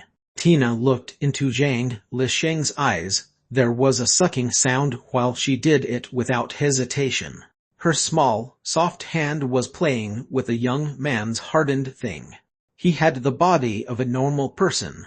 Since it was his first time experiencing something like that, Zhang Lisheng's breathing hastened in less than 2 to 3 minutes. Listening to his hastened breaths, Tina soon went all out on the young man, causing him to release everything he had been holding back. Later on, the girl sucked Zhang Lisheng clean and put on his pants for him. She spat the residue in her mouth onto a piece of tissue paper and then said, pretending to be innocent while flushing, "I didn't know there's a disgusting smell to such a thing. I almost puked just now. Remember the feeling, baby. It's hard for me to give you such a service next time." Tina, are you worried that you might misbehaved? Forget it, Lisheng. You did nothing at all. You didn't even move a finger. It was me who was misbehaving. Tina looked down and chuckled after saying that. Tina's sweet voice made Zhang Lisheng panic a little bit for the first time. His heart was racing. He looked at the authorization letter for a long time before trying to calm his emotions. He then said softly, "Tina, we shouldn't waste time when it comes to business. Let's head back to New York now." Tina was smart. She nodded and said nothing. She took the initiative to take the authorization letter and sent Zhang Lisheng back to the street close to New York's Lubage Junior High. She said nothing along the way. "Lisheng, I'll contact you when I'm done with the matter. Don't worry, your new slaughterhouse will soon be opened." "When is your birthday party?" Zhang Lisheng asked all of a sudden as if he did not hear Tina at all. "No idea, that depends on when Sheila manages to lose weight." "What do you want for a present? How about a new car?" Tina was stunned for a moment. "Oh Lisheng, you're just so star." "Shut up, I'm asking if you want a new car. Just answer me with yes or no. You're so cute when you're stubborn, but I already have everything. I think a present coming from a person that I care about doesn't have to be expensive. All I want is that feeling of sincerity." Zhang Lisheng heard that and nodded while his mind was deep in thought. He got off the SUV after opening the door. Since then, he was only going to school and staying home as he always had the feeling that something was off. He did not do anything out of the ordinary. He did not ride on Island Dragon to travel around New York City. He even cut down on his time on cultivating the secret method. Time flew by. It was already Saturday without him noticing. Zhang Lisheng spent the entire night cultivating witchcraft and began studying the 2 color-changing beetles he brought back from the Amazon during the afternoon as he was feeling curious. He browsed through the internet and confirmed that the color-changing beetles might really be a new species. He purchased a few professional equipments including an insect feeding container, an infrared monitor, an electronic microscope, and so on.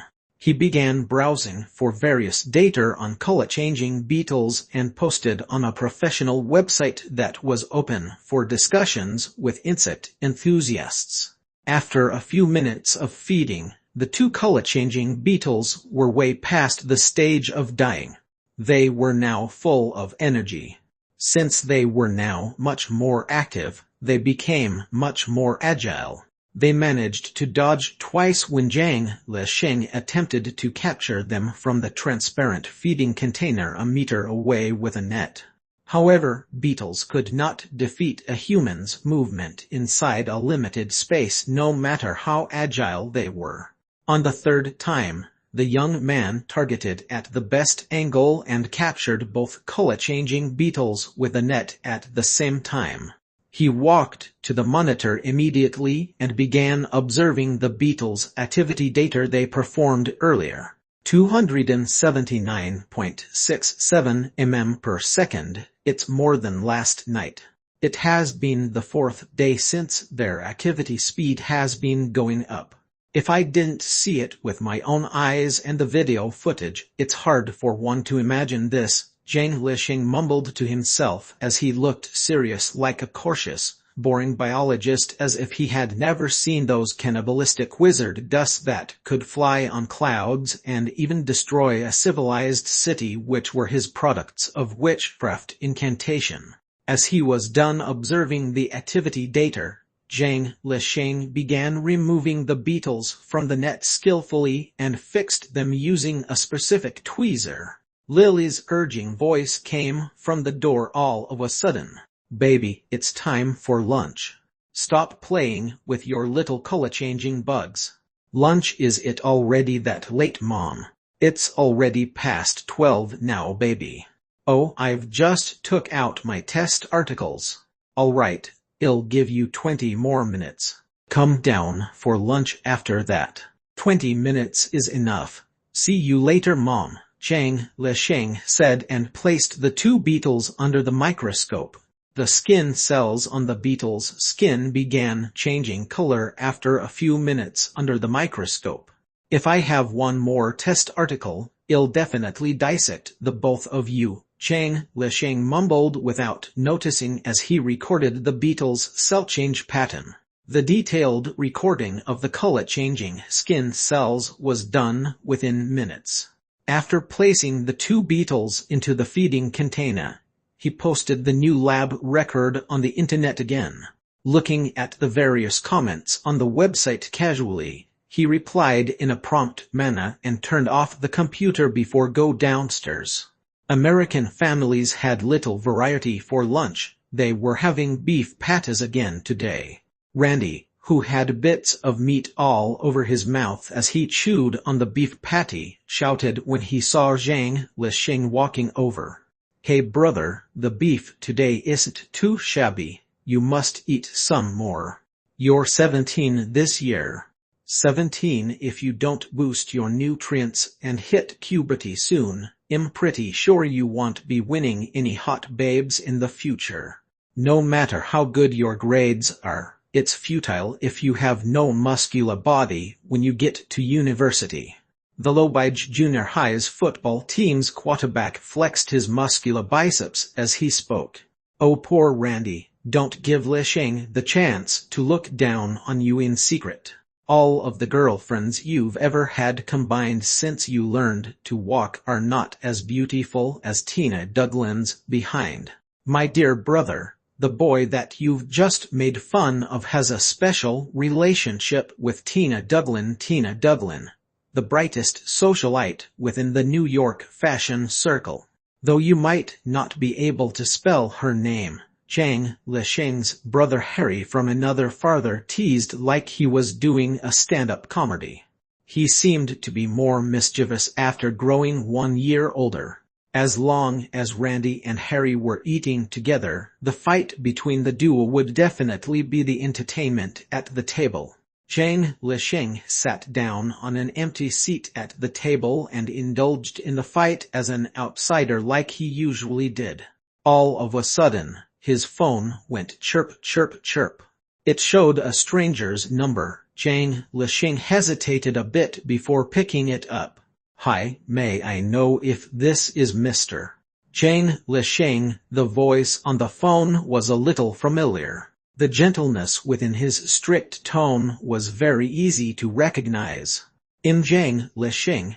Are you Mr. Howick?" The person on the other side of the phone was obviously stunned after hearing what Zhang Lisheng said. "I'm Howick. I've never expected you to recognize my voice since we've only met at one occasion."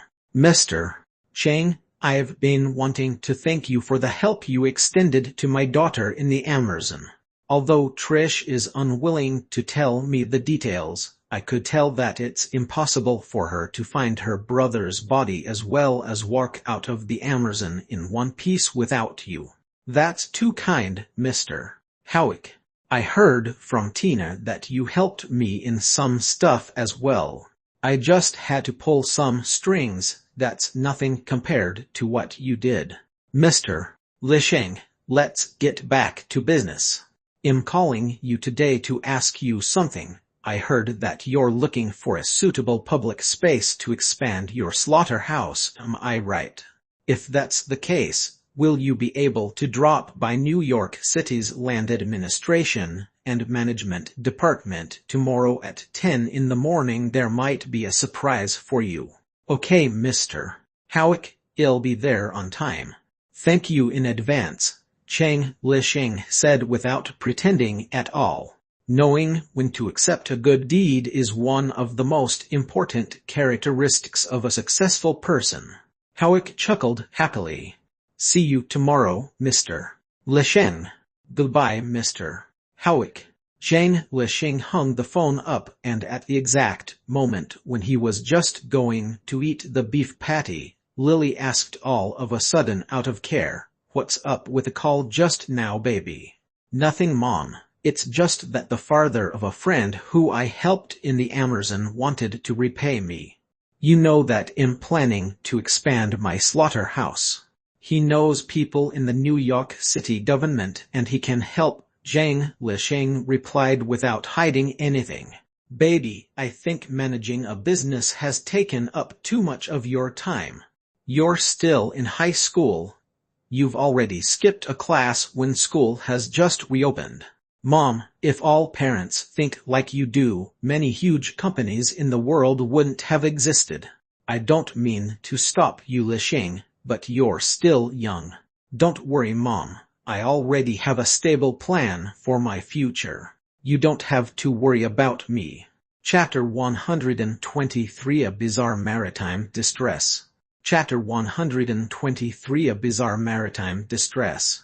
"You're the captain then, my dear old friend. Do you know where the real captain is at the moment?" The first officer was stunned for a moment. "Our captain is at the open-air cafe on the 4th floor, accompanying Mr. Hudson, the executive director of the Ocean Shipping Company, for some chit-chat. I believe he would defiantly mention the postponing of his retirement. With his physical condition along with Mr. Hudson's support, I'm sure there wouldn't be a problem for him to sign another round of contracts." The Elizabeth Holiday was a cruise belonging to the Ocean Shipping Company. If the captain, who was already at the age of 58 years old, received supports from a powerful person of the company and received the chance to sign another round of employment contracts, this would also mean that Harry's hope of seeing daylight after 2 years would burst like a bubble. If he had to wait for another 7 years, his age would be close to 50 years old, and the chance of him being promoted to the captain of a large tanker would undoubtedly be very slim. He would most likely end up ending his career at the position of the first officer, just like his predecessor. Since this concerned his future, horror dawned on Harry immediately the instant he heard his best friend's words. "What FCK it? No wonder he's so kind this time as to let me preside over this voyage." "That's right, a voyage that would only have the farthest distance of 170 nautical miles away from New York City, with no reefs nor any dangerous currents along the way. Harry, how much significance do you think a voyage like this would add to your resume?" "FCK it, why haven't I thought of this just now? Hey, buddy, why are you telling me all of these? Wouldn't it be better for me to bury myself in this beautiful fantasy, basking in the bliss of ignorance? Now look at how depressing this is. Looks like I was wrong to come and tell you the news in secret. You really fail to appreciate my kind favor, Harry. In that case, I might as well take my leave and let you continue on your daydream as you maneuver the rudder." The cruise's service manager, who was wearing a suit, turned around and walked towards the door. "Come on, don't be angry, Fernand. I just said it casually. I'm not really complaining about you. Wait for me, buddy. I'll brief them a little before I go up to have a drink with you." Since you're not going to be so busy anyway after the party starts. Good idea. Do you know that this time, the champagne served for the ordinary guests is the Dom Perignon that costs more than $200 each? I suspect just the drinks alone would cost hundreds of thousands of dollars already. Hundreds of thousands, but aren't most of the guests children? Rich children to be exact. We just placed the alcohol on the tables and put a sign beside it with the words, "No alcohol is allowed for the underage," and "Well to hell with the rest." How ridiculous. Harry shook his head before shouting at the navigating officer and the turbine operator in the steering room, "Adelaide, Alessandro, I'll go out with Mr. Aid for a bit, so call me if there's anything wrong." "Yes, sir, don't worry." The navigating officer and the turbine operator of the Elizabeth Holiday smiled and replied with loud voices. "Sir, what a beautiful way of addressing someone. Now that I've become a stand-in captain, I'm no longer first officer Harry but sir instead," Harry whispered and said in a disheartened manner. "Come on, buddy, don't mull over it that much. Let's go have a good drink together. Do you know, I'm as disheartened as you are right now. Just now, not long ago, I personally witnessed a kid who was barely 16 years old give out a diamond necklace that was worth $1 million at the least. I won't feel anything if he's the son of those bankers or those businessmen, for I've seen too many rich people on the ship. But that kid can't even carry a ballroom dance. He's like a fool, but he actually gave out my salary of 7 to 8 years. What the hell is this? No way is there such a nouveau rich in New York City. He's yellow-skinned, so perhaps he's Chinese. Oh well, this makes sense. I heard of how those super-rich children in China ordered the Bugatti Veyron. They basically ordered one color each. Perhaps a diamond necklace worth $1 million is nothing to them.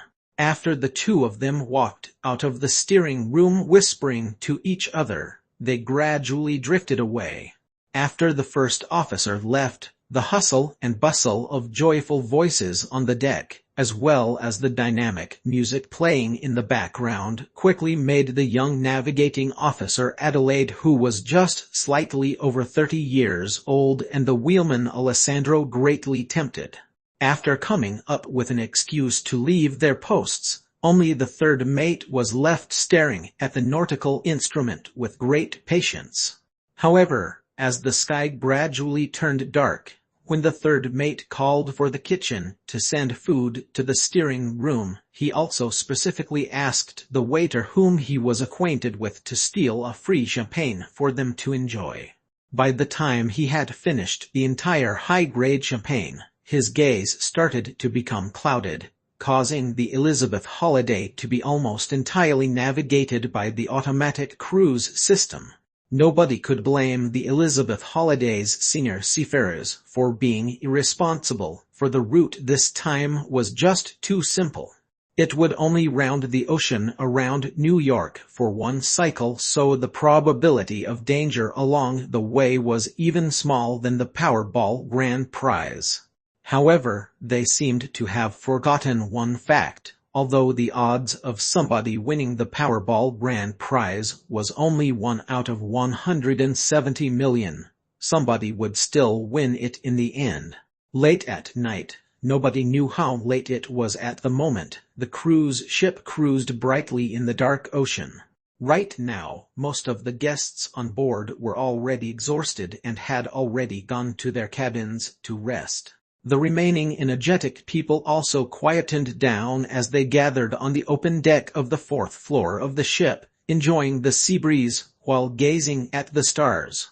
Chang Lisheng was one of the energetic people. Wearing a pair of board shorts, he sat on one of the deck chairs by the pool, sipping his cola. Instead of gazing into the starry sky, he stared at the dark Atlantic Ocean with his mouth moving slightly. Tina had also changed into a sexy casual shorts and shirt. Sitting next to the young man, She glanced at the bright moon before bowing her head down to whisper by the young man's ear, "Lich, what type of spell are you secretly casting now? Are you trying to turn our cruise ship into a swimming gigantic sheep or something?" "Nar, I merely casted a protection spell just in case." "Protection again? This is the New York's offshore, not some pristine jungle." Trish and Sheila have both gone to sleep, and don't you think it's time for us to take a rest too? You can always continue the spell tomorrow for our protection. Tina's voice became enticing. "Tina, I'm not joking.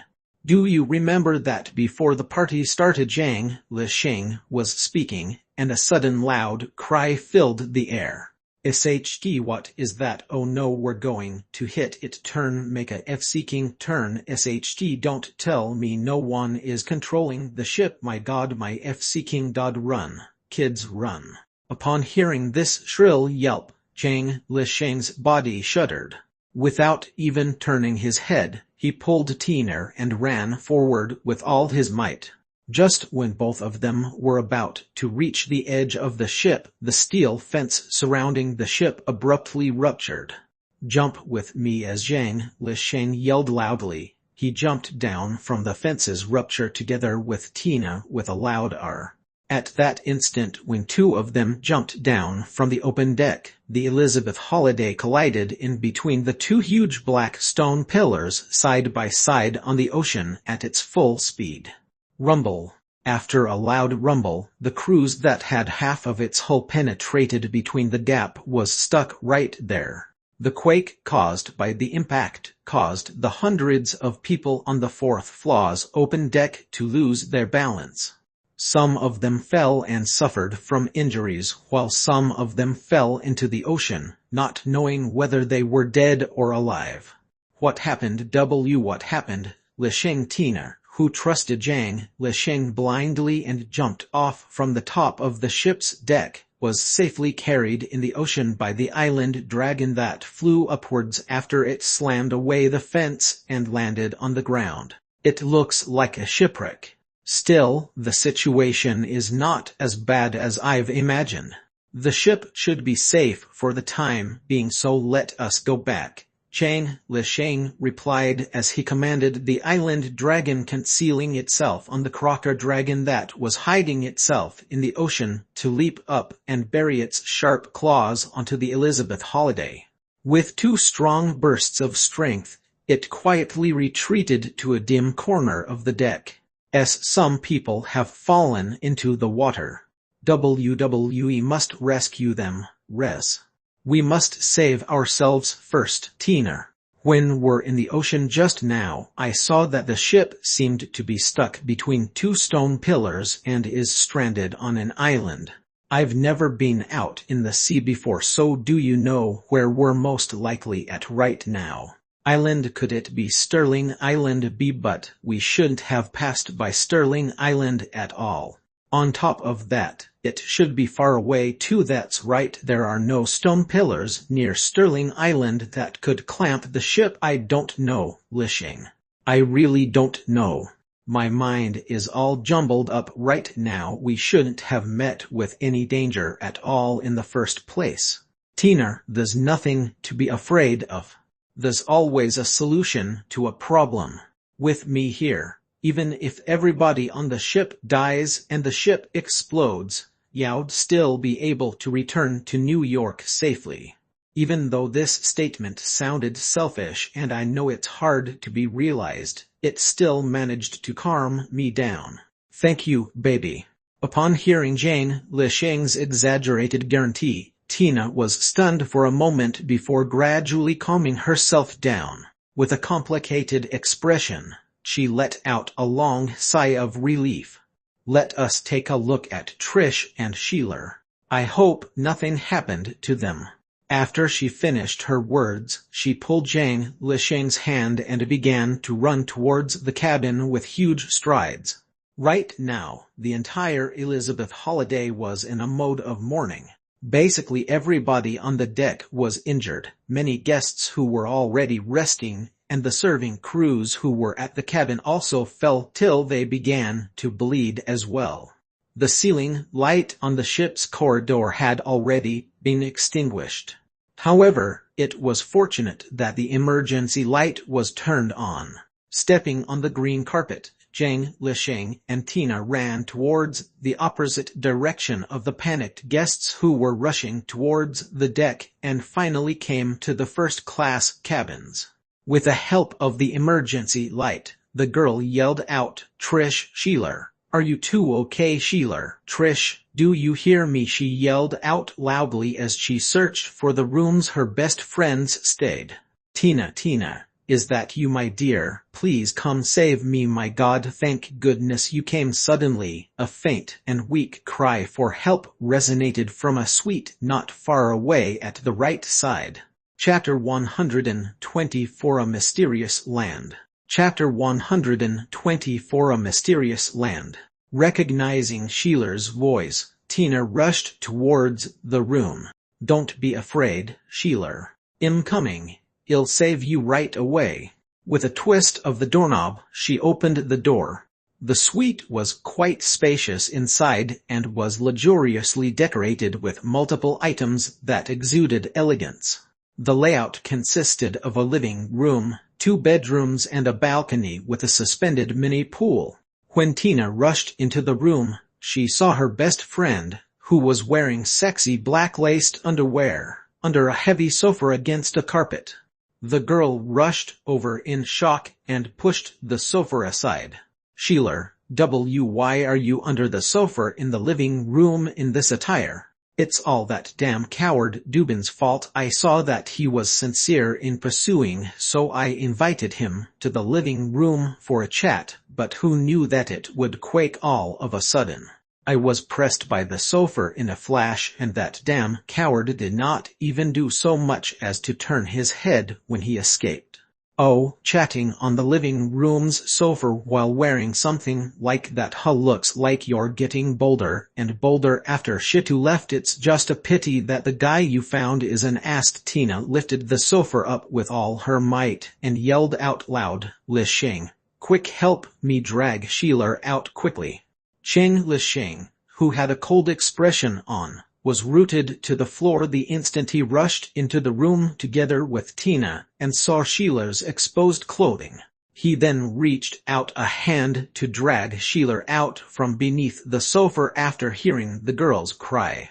"Hey Lisheng, I'm not her sack, so can't you be more gentle with me? Can't you just grab my shoulder instead? Nobody saves another person by grabbing onto hair, okay?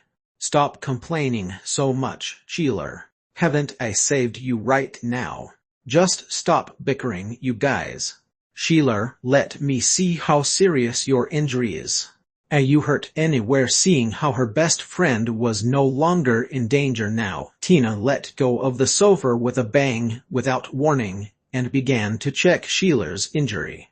Under the dim emergency light, she saw that Sheila did not have any obvious superficial injuries and soon breathed a sigh of relief in her heart before she began to press on the most vulnerable joints of her best friend.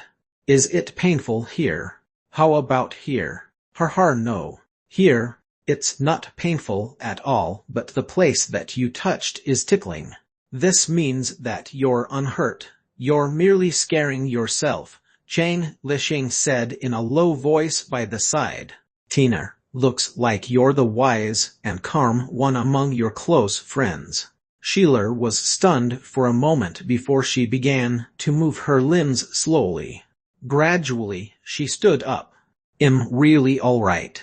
In that case, let us go look for Trish immediately. I hope she's fine too."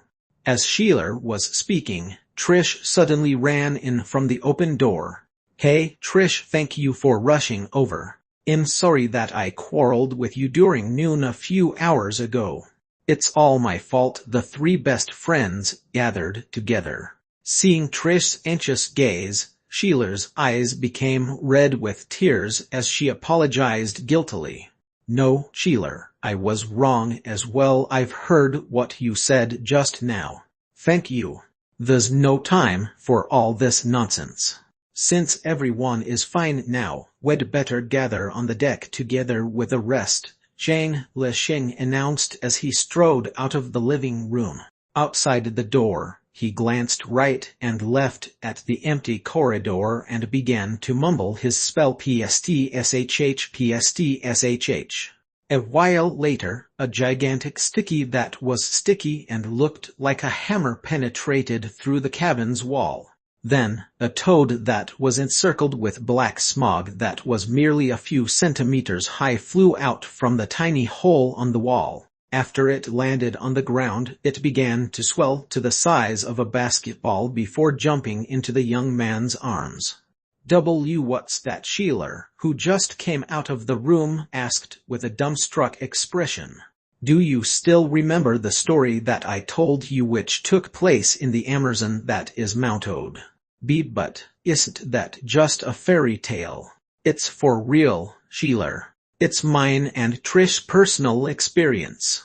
Let's go, my dear. It's better for us to stay close to Lixing. He will protect us no matter what happens. Tina motioned as she took both of her sister's hands before striding forward, following closely behind Zhang Lixing as they ran along the corridor of the cabin to the deck. Protect us just with that huge toad alone on the way, Sheila mumbled while staggering under the emergency light. That toad can kill everybody on this ship easily in one fell swoop and swallow everyone up. Stop asking so many questions, Sheila. Let us talk about it after we've escaped from the danger. Trish, you really said that, damn it. You're a freaking Catholic, huh? Just as they ran out of the cabin, a bright searchlight swept across, shocking Sheila so much that she exclaimed in surprise. At this moment, one side of the Elizabeth Holliday's first floor's deck was already full of people. Almost half of them were injured, but it was fortunate that they were just some minor superficial injuries. Many guests were wearing only pajamas. Some were even naked when they rushed onto the deck with bed sheets or thin blankets wrapped around them. As the searchlight that had just been lit on the ship's bow gradually turned around, the two gigantic stone pillars that clamped on both sides of the ship's hull finally entered their field of vision. The stone pillars were at least more than 10 meters wide in diameter and had a height that must be more than 100 meters tall. As the searchlight swept across it, a lifelike four-fisted and three-headed ferocious giant sculpture appeared on the pillar wall, prompting the people to yelp out in surprise. After sweeping across the stone pillars, the bright light swept out at the mountains that were densely covered with trees. At first glance, the ship must have gotten stranded on a huge island, or a peninsula protruding from a huge continent. Upon seeing this topographic feature, even an idiot who knew nothing about geography would know that he was no longer at the sea near New York. My goodness, where the hell is this? Where have we arrived? The captain had already rushed back to the ship's shipping room and urged his subordinates, who were currently in chaos, to try and restart the engine. He didn't even waste time to lecture them anymore. He wanted to see whether they could use the extremely slim chance of riding the waves to get the ship back to the ocean. Upon seeing the mountains and jungles flashing across the window, his body froze for a moment before he cursed loudly. Sir, Teethes should be a huge island in Africa or South America. I've seen a phenomenon in the TV program Bizarre Oddities before. WWE must have encountered some spatial door and crossed half of the Atlantic Ocean before crashing directly onto these stone pillars. Stop shirking your responsibility, Harry. If you've stayed in that steering room in the first place, we would have never hit those two damn pillars, even if we crossed this whatsoever door or something. To think that I actually recommended you to take over my position 2 years later to Mr. Hudna. Looks like there's something wrong with my judgment. Sir, the reason you went to see the Ocean Shipping Company's executive director is to recommend me to take over as captain. This matter is no longer important. What's important now is that we've encountered a situation where the ship has mysteriously become a shipwreck. Thank goodness the damage to the ship is not severe. It has not yet reached the point of abandoning the ship yet. Everyone, listen now. The first thing is to calm the passengers down. Unlike before, this time, most of the guests on board are young people in their late teens and early 20s. Their emotional fluctuation would be greater in the event of an emergency, so it would be much more difficult to handle them as well. It's a good thing that we have a full crew of our service staffs for the hosting of the party this time. Manager Fernand, I need you to gather all of the waiters on board and tell them to send a blanket, a bottle of drinking water and a bag of snacks for each of the guests. Harry, gather all of the sailors to get ready to release the life rafts at any time. If any guest asks about it, don't hide the truth from them, but be sure to make it clear that it's just for the sake of being prepared. As the navigating officer, Adelaide, you're the person who is most familiar with the nautical instrument on board. Now, it is time for you to show your expertise. Go study the navigation coordinates recorded during the voyage. Make sure you be patient and study it meter by meter. If you find any abnormal records, report to me immediately. Alessandro, just stay there at the helmsman position and listen to my order to turn the rudder at any time. Stay focus, young men, all of you must stay focus. The captain calmed down from his bafflement and began to give out his orders in an orderly manner with solemnity. Looking at the old man's calm and majestic bearing, the ship's service manager suddenly whispered by his best friend's ear, "Buddy, I suddenly think that you're still too far away from Captain F. John. No wonder he's not willing to let you sail the ship alone." "I also think so, Fernand. Looks like I'm an idiot who has overestimated my own power. I don't have the ability to become a captain at all." The first officer, Harry whispered as he gnashed his teeth. "However, I know how to make up for it and prove that I'm a competent first officer. Let's go, Fernand. Let us carry out the captain's command and be sure to not make any mistakes." Just like this, under the captain's command, each of the leaders of the various departments of the Elizabeth Holiday began to carry out their respective responsibilities. The ship's entire shipwreck rescue operation began to operate rapidly. Very soon, towels, bottles of clean water and bags of snacks had been delivered to everyone. With a towel blocking the cold breeze of the late-night ocean, with a cooling clean water moistening their dried mouths that were caused by panic, the fear of the crowds on the deck began to die down very soon. Zhang Lisheng was among the crowds. After taking a sip from the clean water in his hand, he looked at the dark coast and whispered without warning, "Tina, I want to seize this chance of darkness to have a look at the shore." "Don't go, Lisheng. The stone pillars that clamped onto the ship is so bizarre. I'm scared that you'd meet with danger venturing ashore at night." "You do have a point." Hearing her words, Zhang Lisheng pondered about it carefully.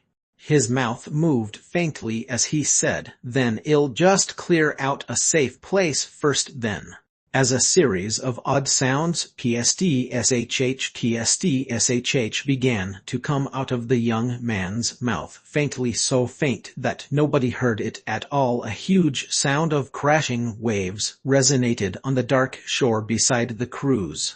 After that sound gradually died down, the sound of trees and stones cracking began to reverberate from the shore. Not long after, shrill cries of people being heard a few seconds after that. Due to the angle of installation, after the ship was stranded between the huge stone pillars, the searchlight was not able to flash on the scene in front. The unknown, inexplicable sound that suddenly reverberated in the vicinity immediately raised a new panic among the people on deck. Chapter 125 Upside Down Midgets. Chapter 125 Upside Down Midgets. The nervousness of the people also transmitted to Tina.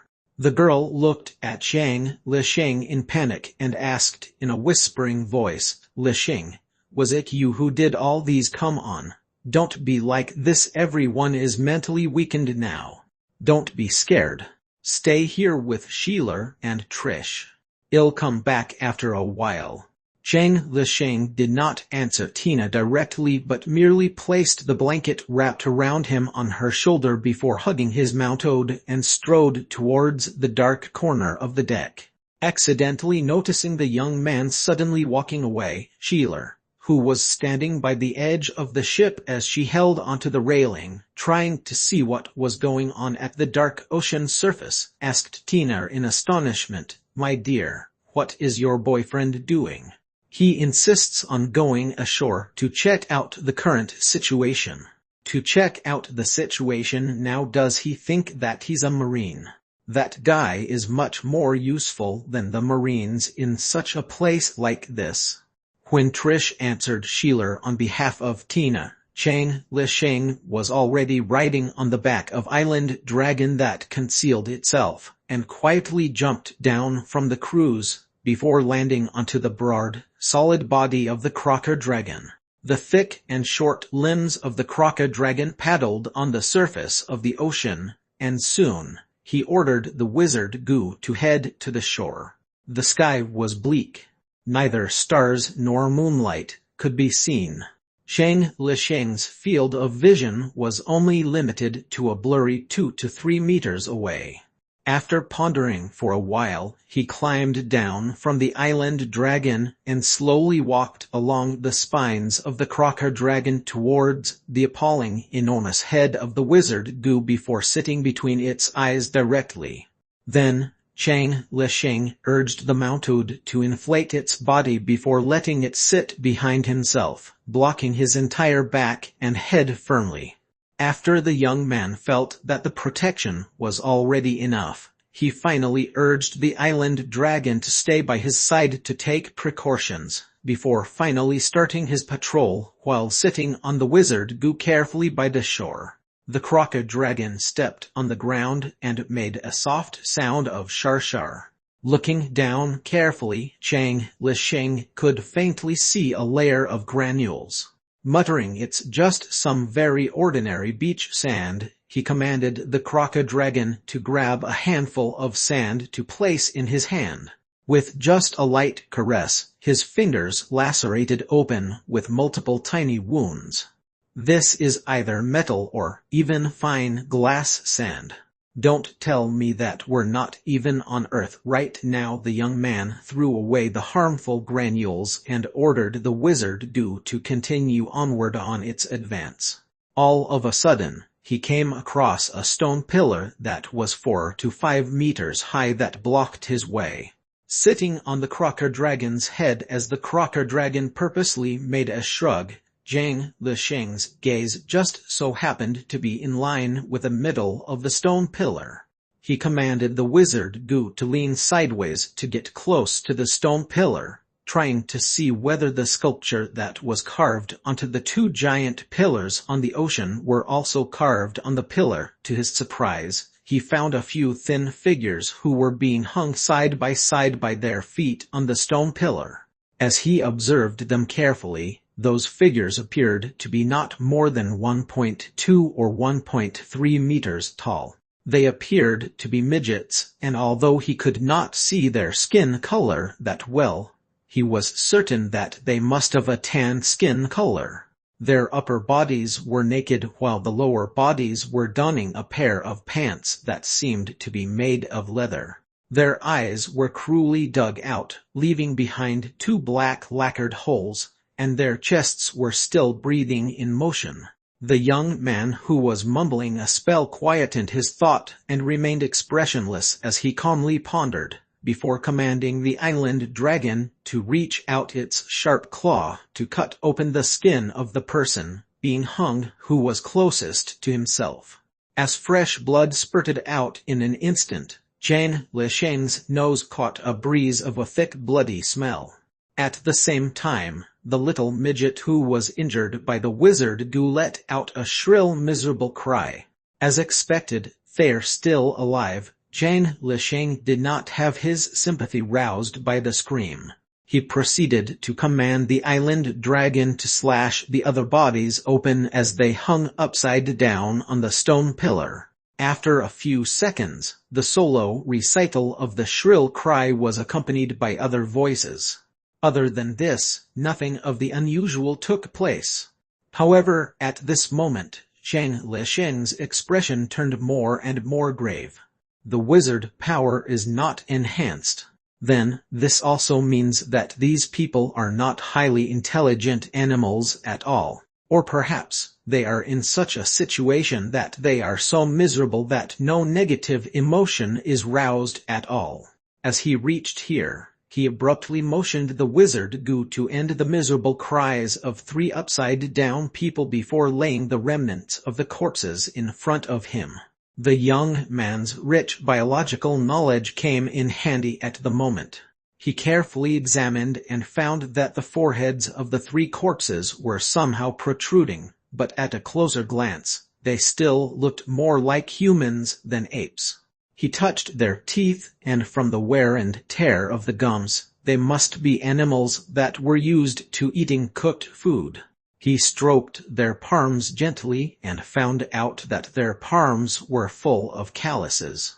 However, he could feel that the calluses formed on the tip of the fingers and joints between the palms and fingers were much thicker. This was the characteristic of using simple tools. Lastly were the leather pants.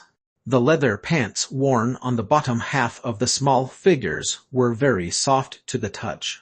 They must have been sewn after the tanning process, and from this, one could tell that their civilization should be considered very advanced already in terms of primitive society.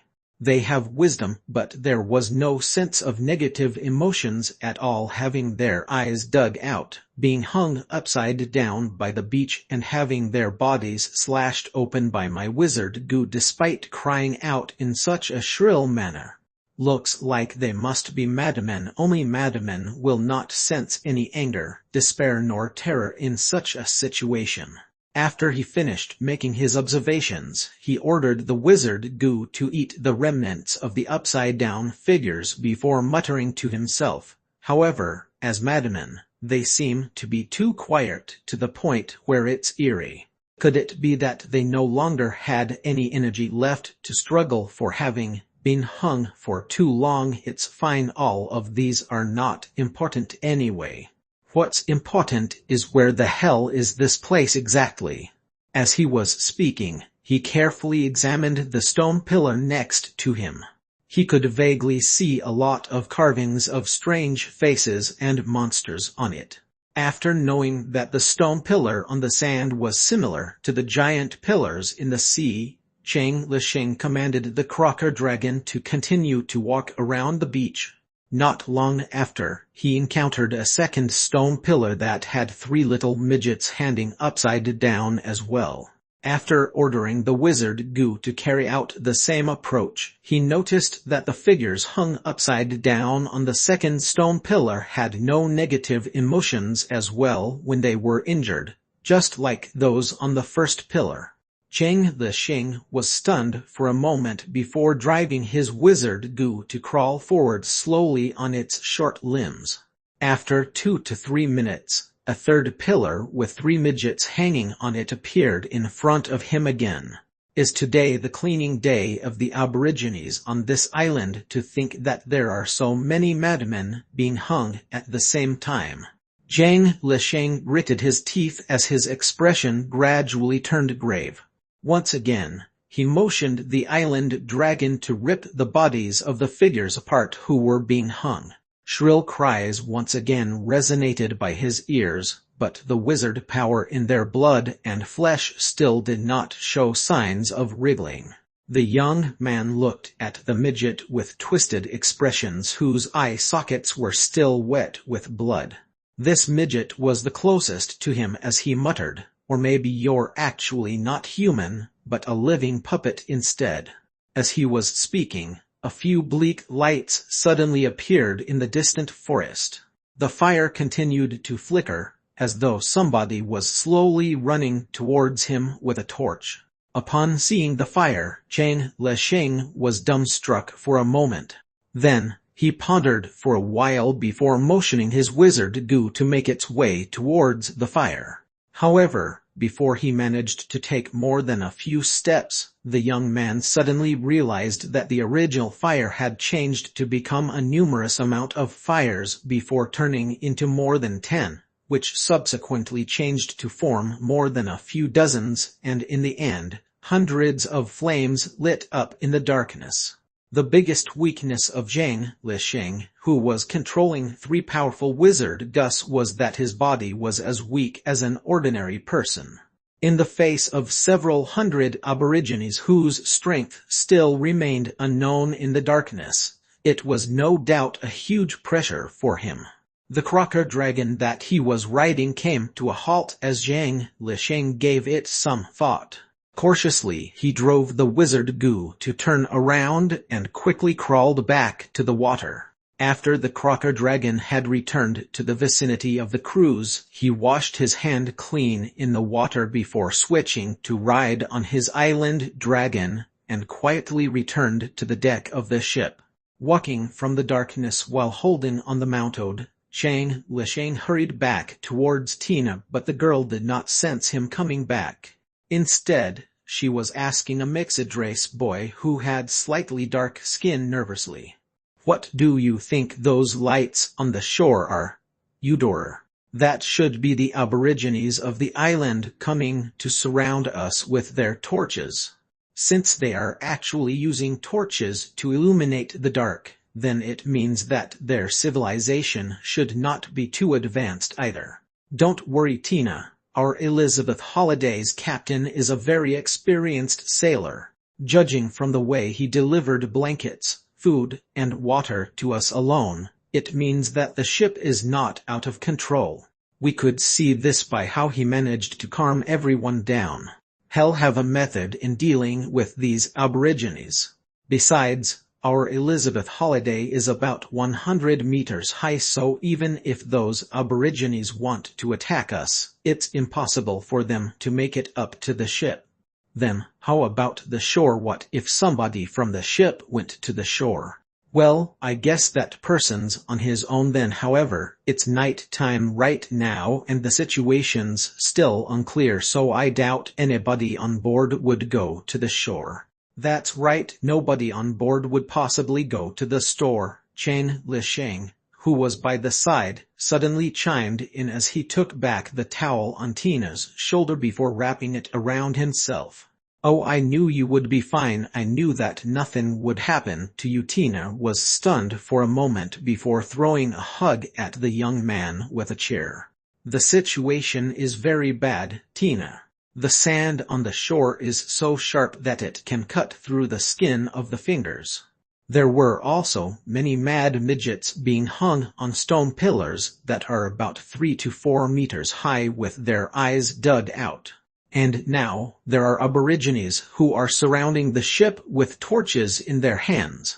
The situation is really bad. I won't leave your side from now on, and you'll have to listen to everything I say. Understood?" Zhang Lisheng whispered by the girl's ear. The girl nodded in shock.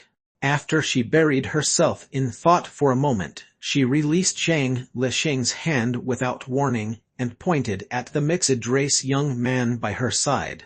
"Lisheng, this is Eudora. He's the smartest fellow in our Fordham High School. Just now, he analyzed the situation that we're in right now, and I think that it makes a lot of sense as well." "Is that so? Hello, Mr. Eudora," in Zhang Lisheng. "Nice to meet you. Can you fill me in on your great opinion, please?" "Hi, Mr. $1,000,000. Just call me Eudora. My opinion is far from being great. I merely think that the Elizabeth Holliday is in a situation like the story Alice in Wonderland. Just like Alice, we've fallen into a rabbit hole and fell into another world. There's only one way to return to reality, that is, just like Alice at the end of the story, we have to climb out again from the rabbit hole. You mean, making a return voyage according to the route that we took when we came? Zhang Lisheng was stunned. Chapter 126 Aborigine Worship from Another World. Chapter 126 Aborigine Worship from Another World. Yes, but of course, this method may not necessarily work. Nonetheless, it's the easiest approach and is also the most plausible. Zhang Lisheng thought for a moment as light flashed across his eyes before nodding in agreement. This is indeed a good idea. It's better than blindly turning around in the ocean. Have you told your opinions to the captain? The captain has already thought about this without the need for me to remind him. The instant the ship is stranded, he has already told the navigator to start checking the course track recorded on the nautical instrument. Besides, the main problem that we have now is not how to return but how to get the ship out of these stone pillars instead.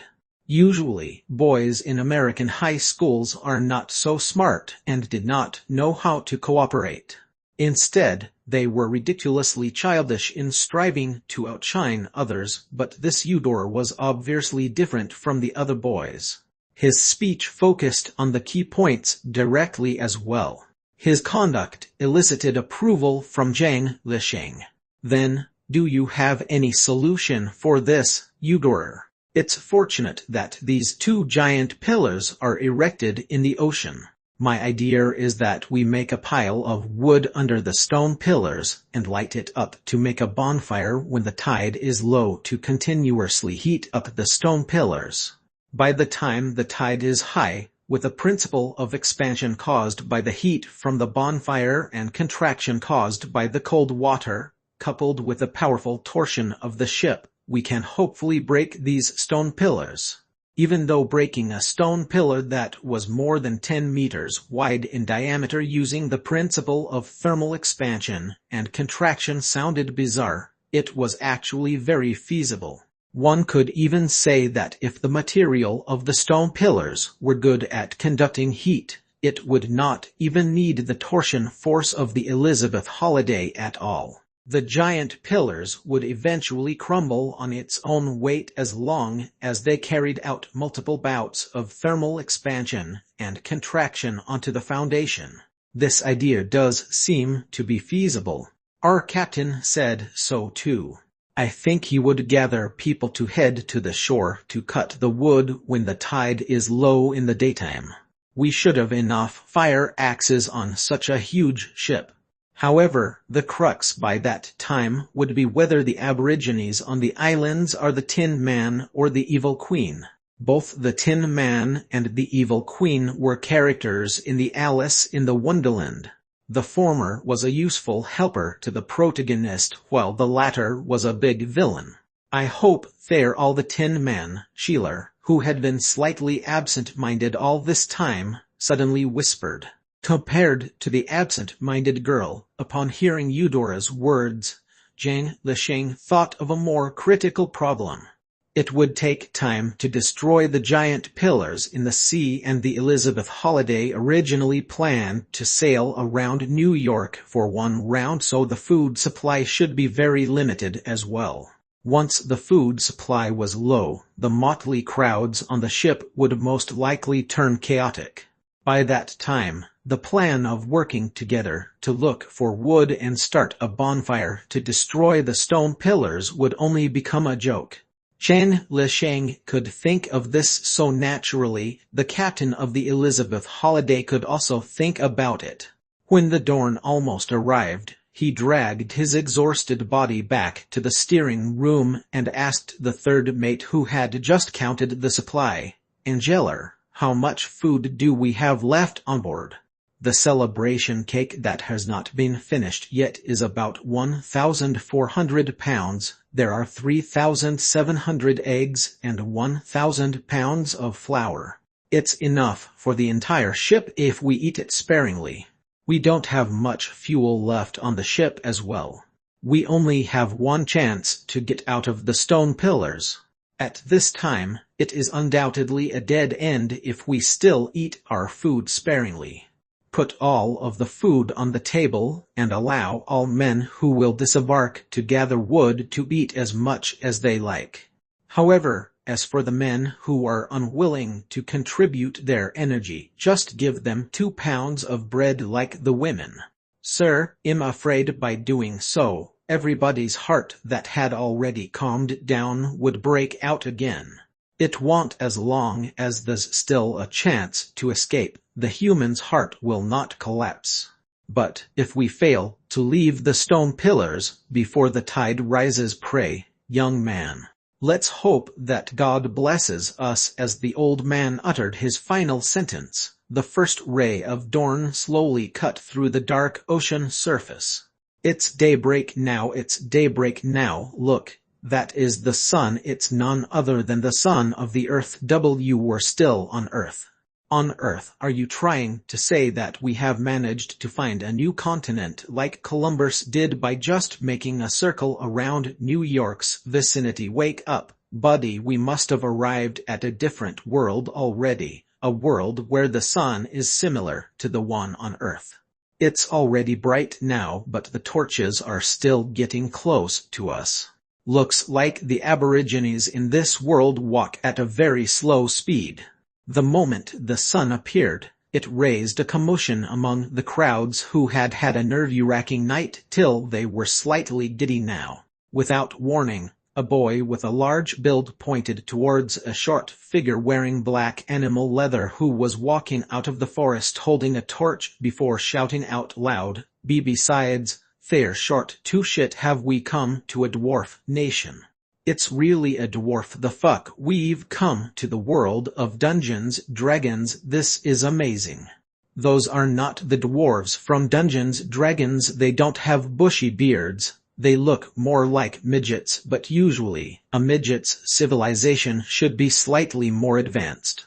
Speaking of civilization level, I think your civilization level should be more advanced. Instead, those primitive people don't understand Terra, so don't tell me that you don't understand Terra as well. Upon hearing the gradually excited discussions of the young man around him and staring at the midgets that began to increase in the number who looked similar to the people being hung upside down with their eyes dug out yesterday, Lich muttered with a grave expression.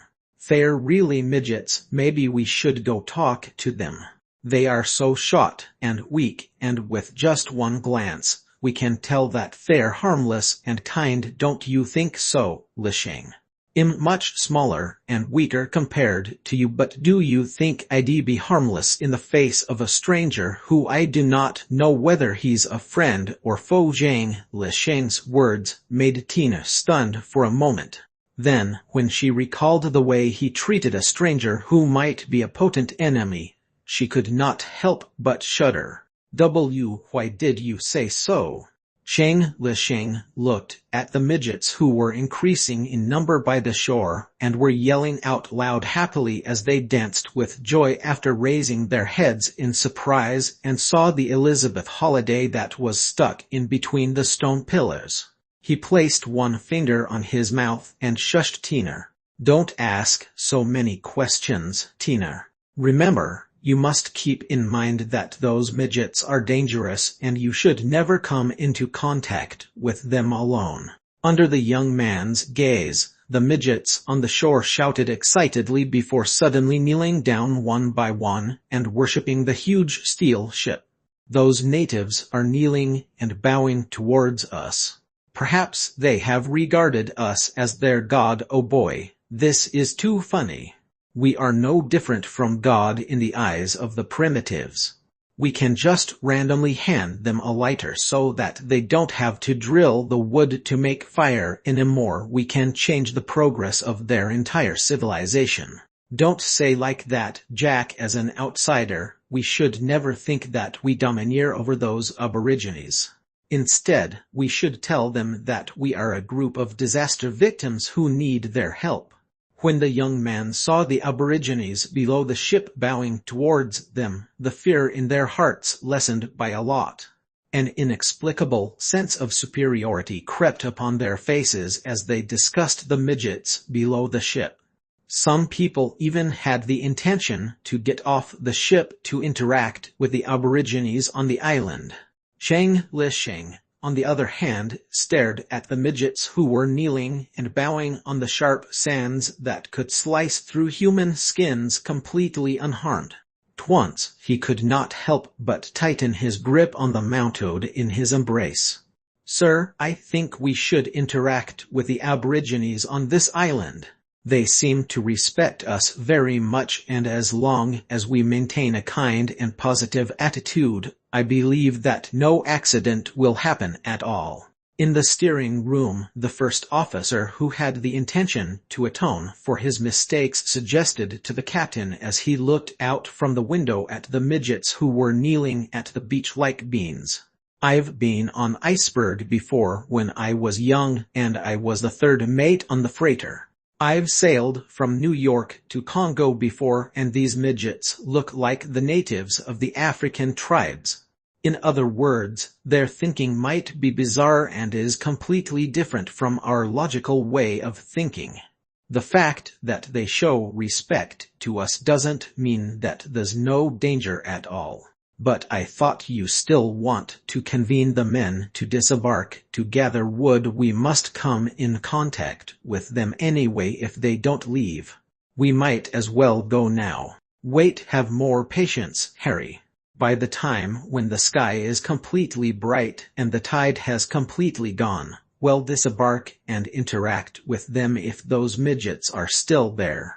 Ask the men to prepare the safety axes and tell the security to load the guns."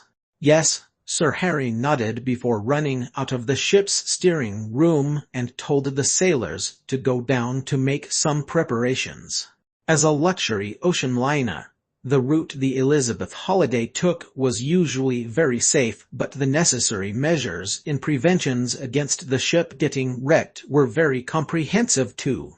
Under the order of the first officer, it only took a while for over 50 sailors with axes in their hands and 10 security holding on long guns to be ready. At this moment, the midgets on the shore had bowed towards the Elizabeth Holiday for a long time already.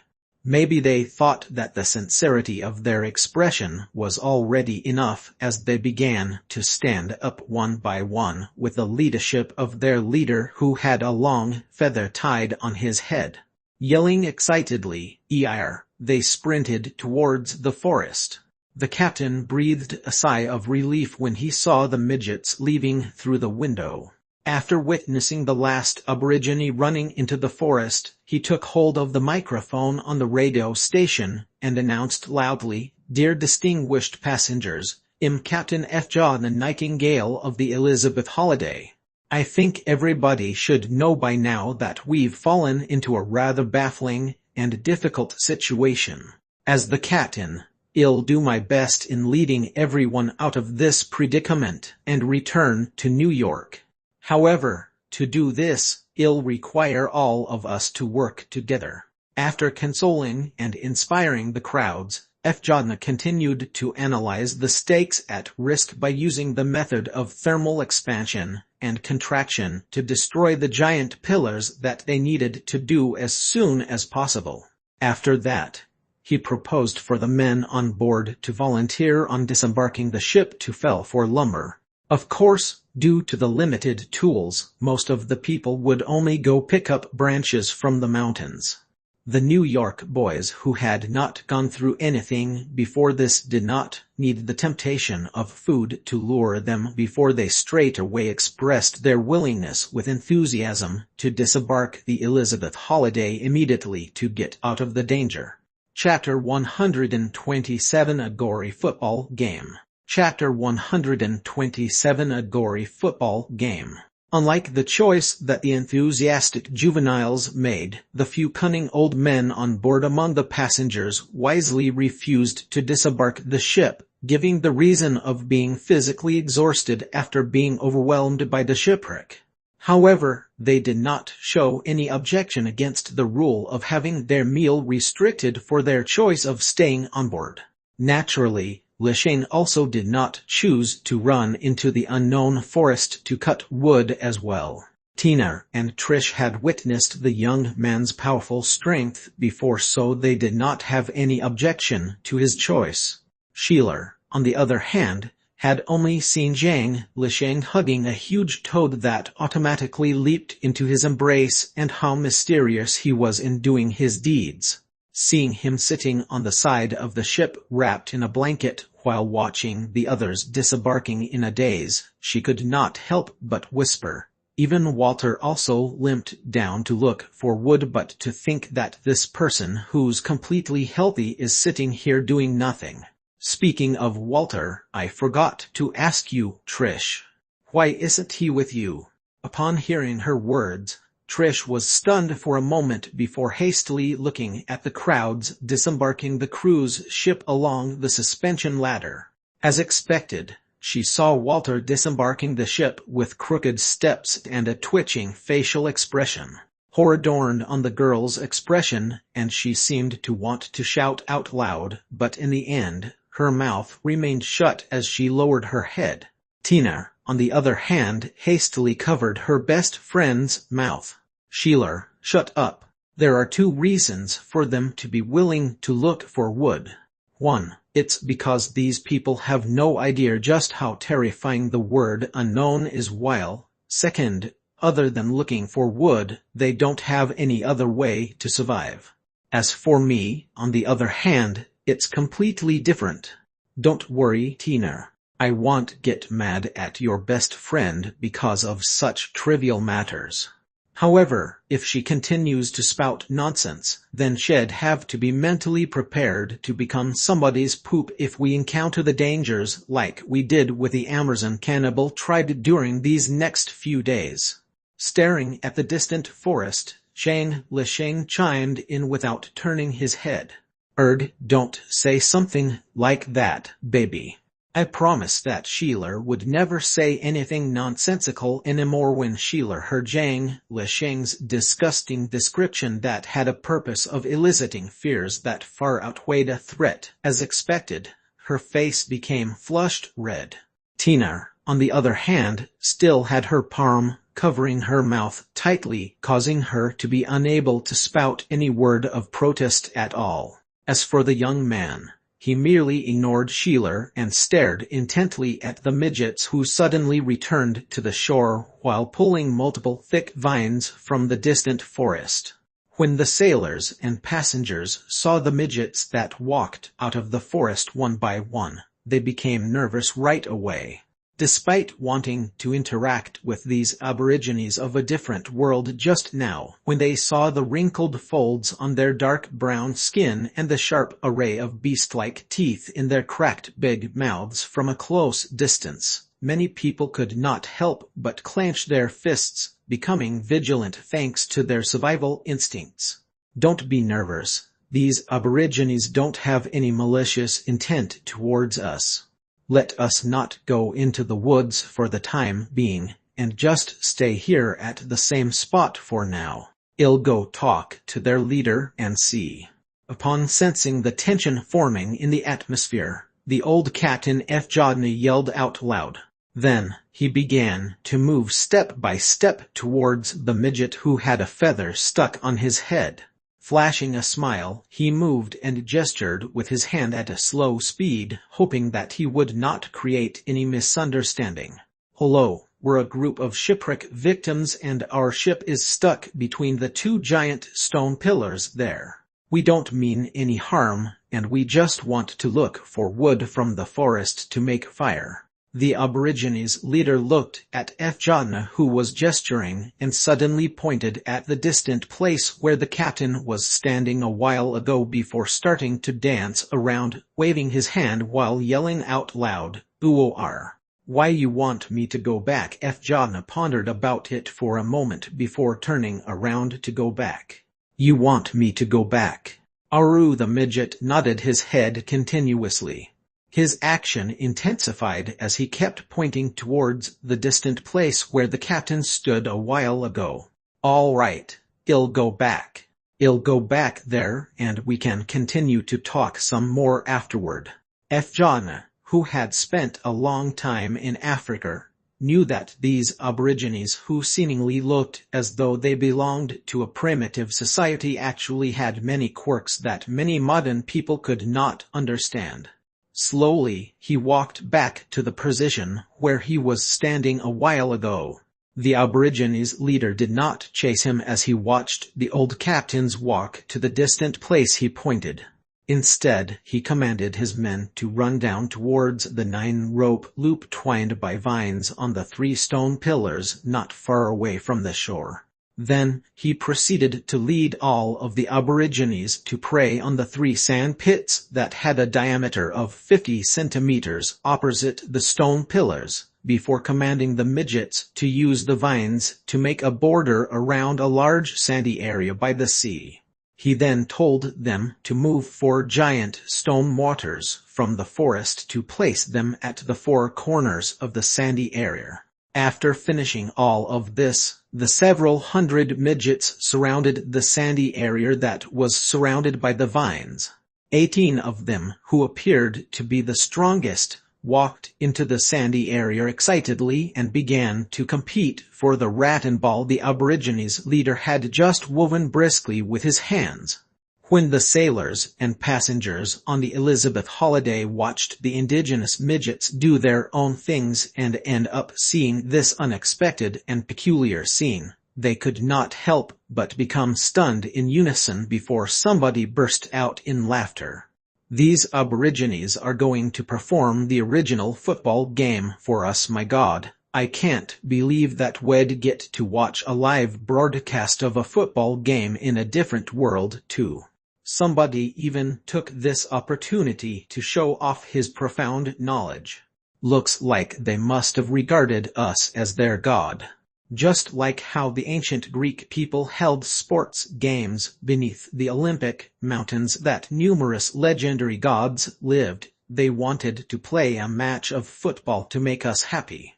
The old captain Fjana was not as relaxed as the other people. Because of the blind spots caused by the 2 giant stone pillars in the ocean, he had neglected the 3 relatively small stone pillars on the shore. Now that he noticed them, taking a closer look, he realized that the carvings on the small stone pillars were similar to the giant pillars in the ocean. 2 of them must have some connections with each other. However, just this alone was not enough to make Fjana feel nervous. Among everybody present, only Zhang Lisheng knew what would happen next by looking at the loops of rope the Aborigines tied on the stone pillars. When he saw the midgets start playing the football game, he pondered for a moment before kindly warning Tina, after the midgets finish their football game, you, Trish and Sheila better shut your eyes if you're afraid. I have a feeling that something strange and horrifying would take place afterward. If all of you are afraid, just close your eyes. You're deliberately making things appear more mystifying. Sheila, who was by the side, pouted and muttered to herself when she heard Zhang Lisheng's explanation. Don't throw a tantrum, Sheila. It's better for us to listen to Lisheng at such a strange place.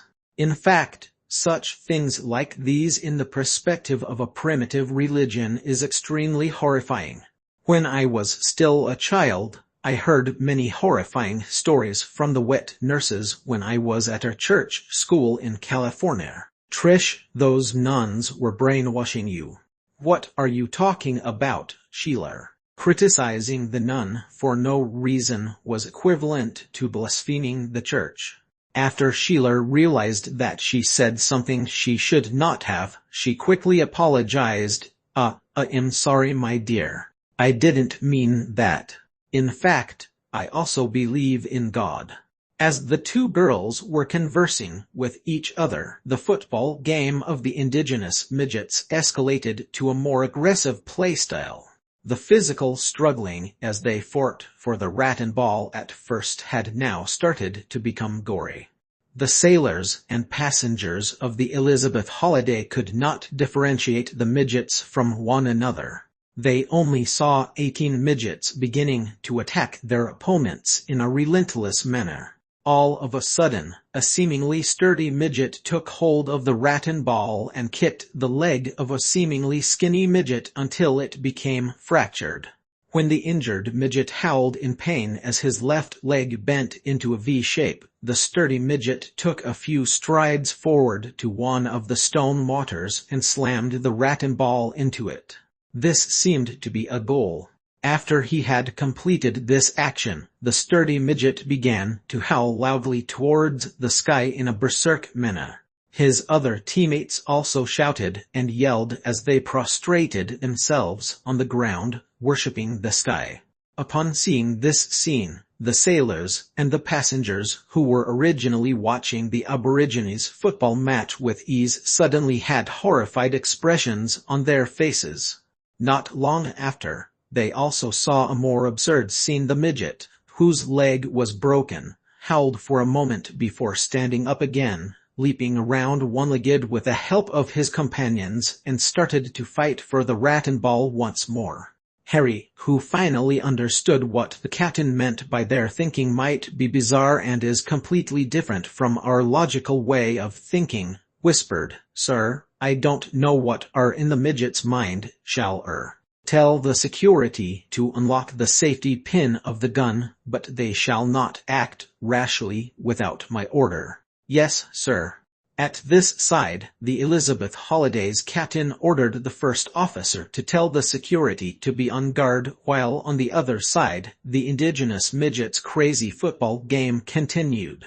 Not only that, the scene of hardcore body collisions began to increase as well. In the end, this gory game finally came to an end when one team had finally slammed the rat and ball into the stone mortars for the 9th time. Most of the members of the losing team had now become physically crippled. After they lost the battle, they became dispirited and depressed before supporting each other to leave the football field made from vines in a rolling and crawling manner. Right now, the victorious side was also covered in a mass of bruises, but they looked extremely proud. Under the "Ooloo" shouts of several hundreds of their compatriots, they kneeled on the middle of the football field, not before running one round around the football field with all their might.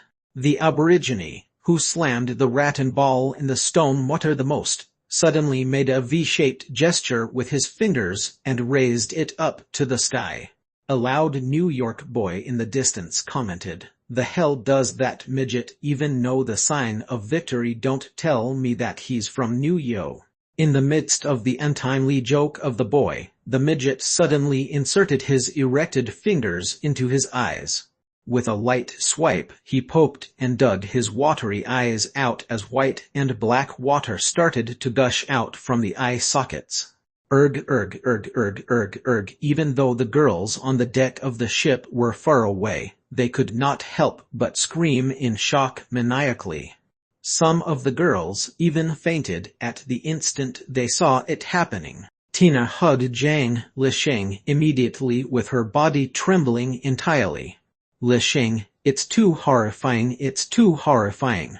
Trish had also unknowingly leaned onto the young man with colors drained from her face. Clenching her teeth, she forced her trembling body to stay still as she squatted beside Zhang Lisheng. Chapter 128 The Massacre Begins. Chapter 128 The Massacre Begins. "Didn't I tell all of you to cover your eyes when the football game ends?" Zhang Lisheng casually remarked before muttering to himself, "It turns out it's the winners who dig their eyes out." In other words, this also means that only the winners are qualified enough to dedicate themselves to God. Such devout believers, it's no wonder that they don't have any negative emotions when they died by my hands. I believe they must have taken the island dragons / as a test of the god receiving its sacrifices. They are not madmen, but religious fanatics instead. Now, this is getting troublesome. Lich, how did you know that they're going to do such a terrifying act after the game is over? Stop keeping everything to yourself. You're not alone here anyway. Just tell us if there's anything. Alright, perhaps we might be able to help you out. It's too horrifying knowing nothing at all. Pleased, Lich. When the girl was begging the young man, the 9 indigenous midgets who won the game had already dug their eyes out. At this time, their compatriots began to carefully step into the sacred football field covered in blood that was surrounded by the vine. As they lifted the 4 limbs and head of the 9 blind midgets who were purposely howling out loud, they went in front of the 3 stone pillars at the shore and tied them up upside down on the stone pillars. After finishing everything, the leader of the Aborigines carried the 18 smashed eyeballs in both of his hands before walking towards the sailors and passengers of the Elizabeth Holiday that were standing in front of the giant wheel. As his footsteps approached, John, who realized what the midget was trying to do, turned horrified right away. The first officer beside him stammered, "Sir, that Aborigine don't tell me that he wants us to. He has regarded the ship as their god, so to them, those who came down from the ship are naturally the messengers of God. I think the last action of the sacrificial offering is for us to eat those eyes. Don't panic everybody, leave everything to me and let me handle it." John raised his voice and shouted loudly. At this time, the Aborigines leader had already come to stand in front of him, holding onto the watery eyeballs that kept on wobbling. With a solemn expression, the old captain resisted his urge of throwing up and pinched a slippery and slightly warm eyeball from the Aborigines leader's hand and turned around to place it on the first step of the Elizabeth Holiday's steel suspension ladder. Then he began to imitate the tone the indigenous midgets yelled when they kneeled on the ground. "Activate the pulley and pull this suspension ladder up." The sailor that remained on the ship quickly started the motor and pulled the suspension ladder up. After waiting for a while, John yelled out loud again, "Take that disgusting eyeball away and wipe the traces clean. Put the ladder down and say a few words into the broadcast using my current tone. Security, be prepared to shoot at any time. If these Aborigines attack us, the sailors holding the axes will be on the first line with me. The first officer will be responsible for guiding the passengers back to the ship. Sir, I'm stronger, so let me remain behind instead. Harry, I'm the captain of the Elizabeth Holiday. My words are the law when we're in a shipwreck." "Stop going against my words," John interrupted as he waved his hand awe-inspiringly. With a motor roaring vroom vroom, the suspension ladder of the Elizabeth Holiday was gradually lowered once more. At the same time, an announcement with a strange loud tone erupted from the ship's broadcast. "I'm the third mate, Colin Constance of the Elizabeth Holiday. Under the captain's order, I'd like all passengers standing near the suspension ladder to stay away immediately. Sailor on duty Rachel Priscilla and Maxine Nikita, you're immediately prepared to come to the passengers' aid who may evacuate at the entry point of the suspension ladder." What a clever young man. Upon hearing the broadcast of the ship, John was stunned for a moment before nodding his head in approval. He turned around and walked towards the Aborigines leader before clapping his hands and opened them wide with a smile. "Accepted. The big ship has accepted your offering." The Aborigines leader burst into a smile of joy. The folds of his face opened horrifyingly as he held the remaining eyeballs up, asking the captain to take them again. Upon seeing the friendliness shown by the midget, Fjodna breathed a sigh of relief in secret. Reaching out a hand, he slowly took the tattered eyeballs from the Aborigines' leader's hand one by one before putting them on the suspension ladder. Retract the suspension ladder and put a piece of cream cake on it when you lower it back down. When Zhang Lisheng heard Fjodna make such an order in a near sing-song tone below the ship, he was astonished. Just like the saying goes, the older ones are always wiser. If it was me just now, I'd most likely choose to kill all of these midgets rather than swallowing the eyeballs raw. Still, isn't the cream cake a little redundant? The hell, that midget with that feather stuck on his head actually likes such a ludicrous reward. Looks like deception is much more useful than violence in dealing with these cavemen who lack wisdom. As the young man muttered to himself, the Aborigines' leader danced with joy as he took a piece of the 9-inch chocolate cream cake sent down from the suspension ladder from Fjodna. His nose, attracted by the sweet smell, twitched continuously. Food. This is a sacred and delicious food. It's a gift from the big ship. It's edible. When Fjodna saw the Aborigines' leader's expression, he pointed to his own mouth and put on an expression of enjoying while chewing. The Aborigines' leader put his long, thin, red snake-like tongue out and licked the cake on his hand with hesitation. His eyes lit up as amazement appeared in them. Then, he no longer continued to savor the cake by himself, but carried it using that hands of his, which were covered with sticky blood of the midgets footballers who won the game back to the Aborigines, before sharing the deliciousness gifted by the god with everyone else. A 9-inch cream cake was lined up by hundreds of people as they peculiarly took turns to lick it.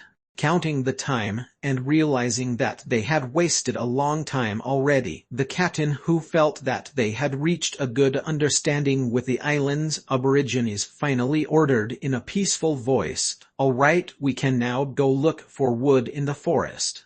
Be careful, everyone. Don't wander off by yourself, and don't get too anxious in the beginning."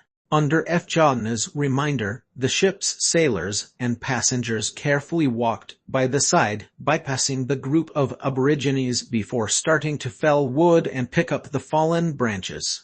The indigenous midgets were engrossed in the taste of the creamy chocolate, and none of them cared about the sneaky behavior of the earthlings.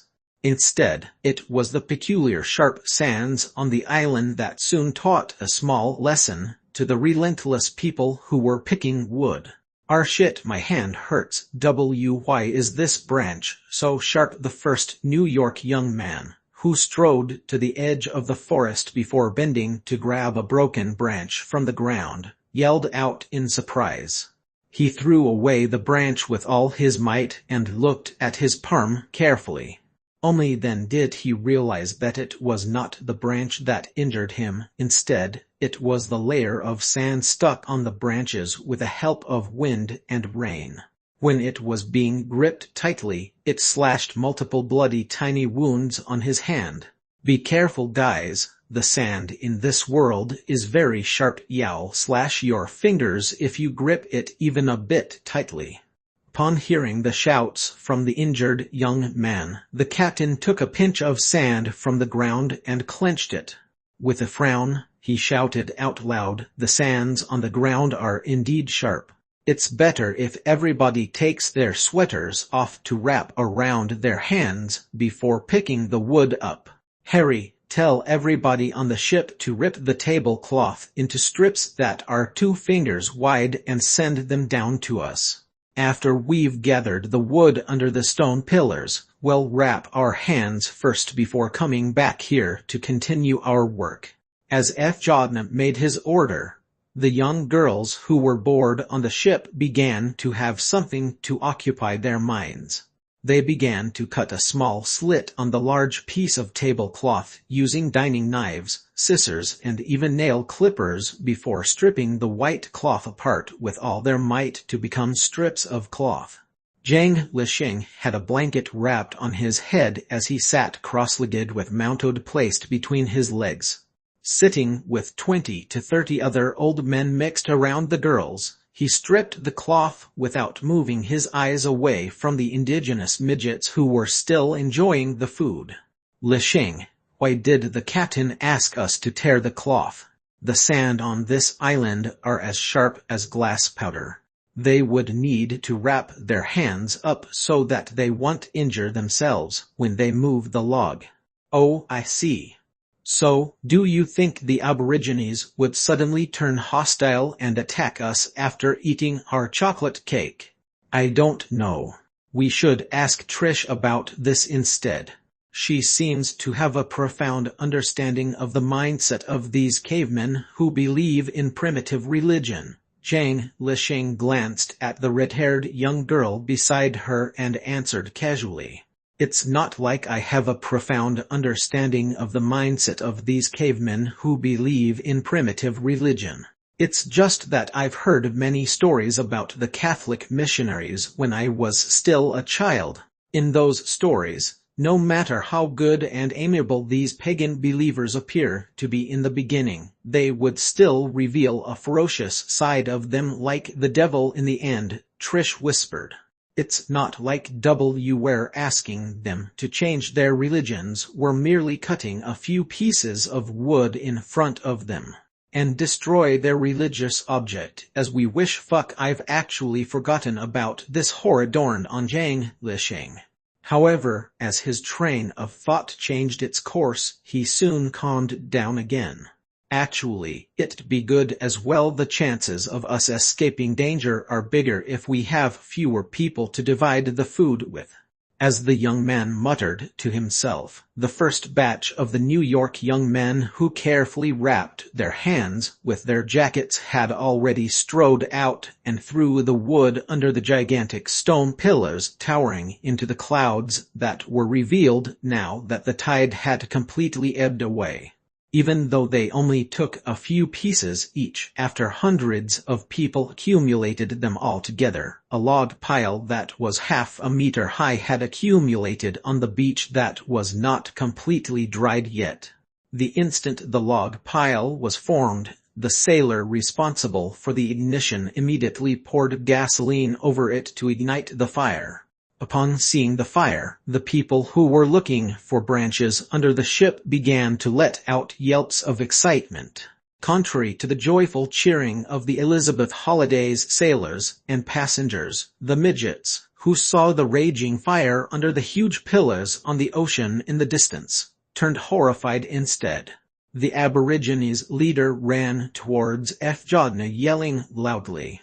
However, the other midgets were no longer willing to give his leader, who was fooled by the defilers, another chance to show his fidelity towards the god anymore. With a flying kick, the strong midget behind him, who was originally full of respect just now, kicked him to the ground.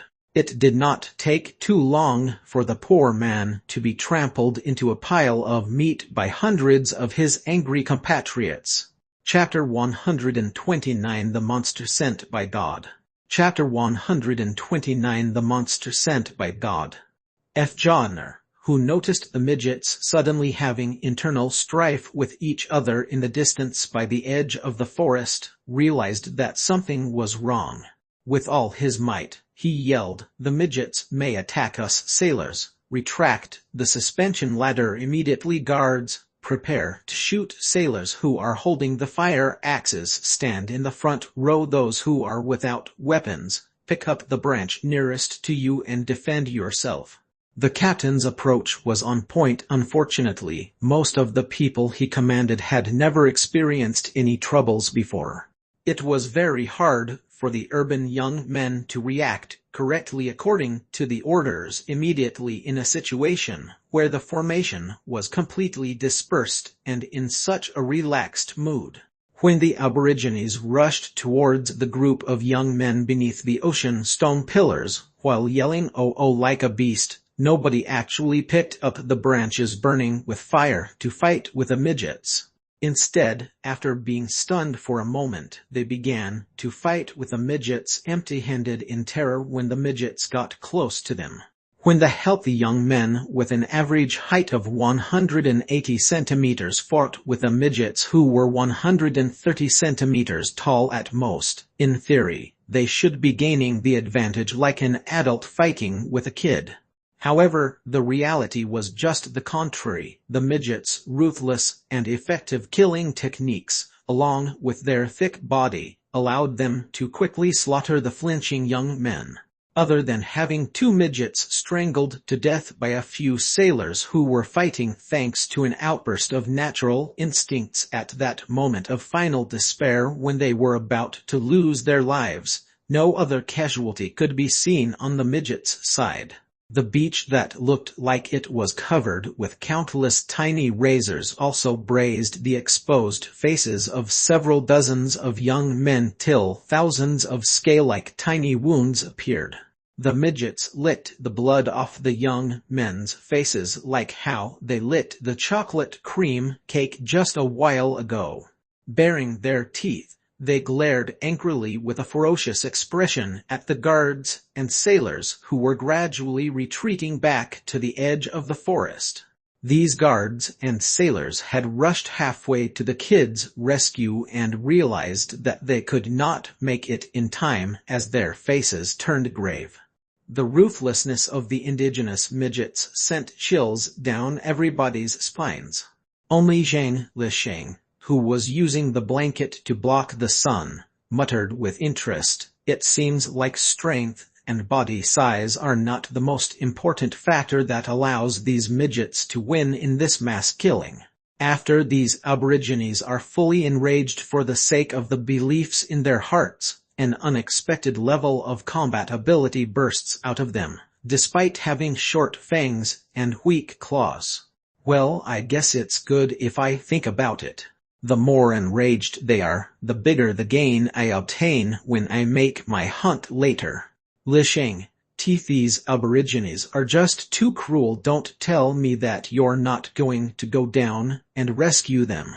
Tina, this is a different world. Who knows whether we're able to consume the animals, plants, and fruits here or not.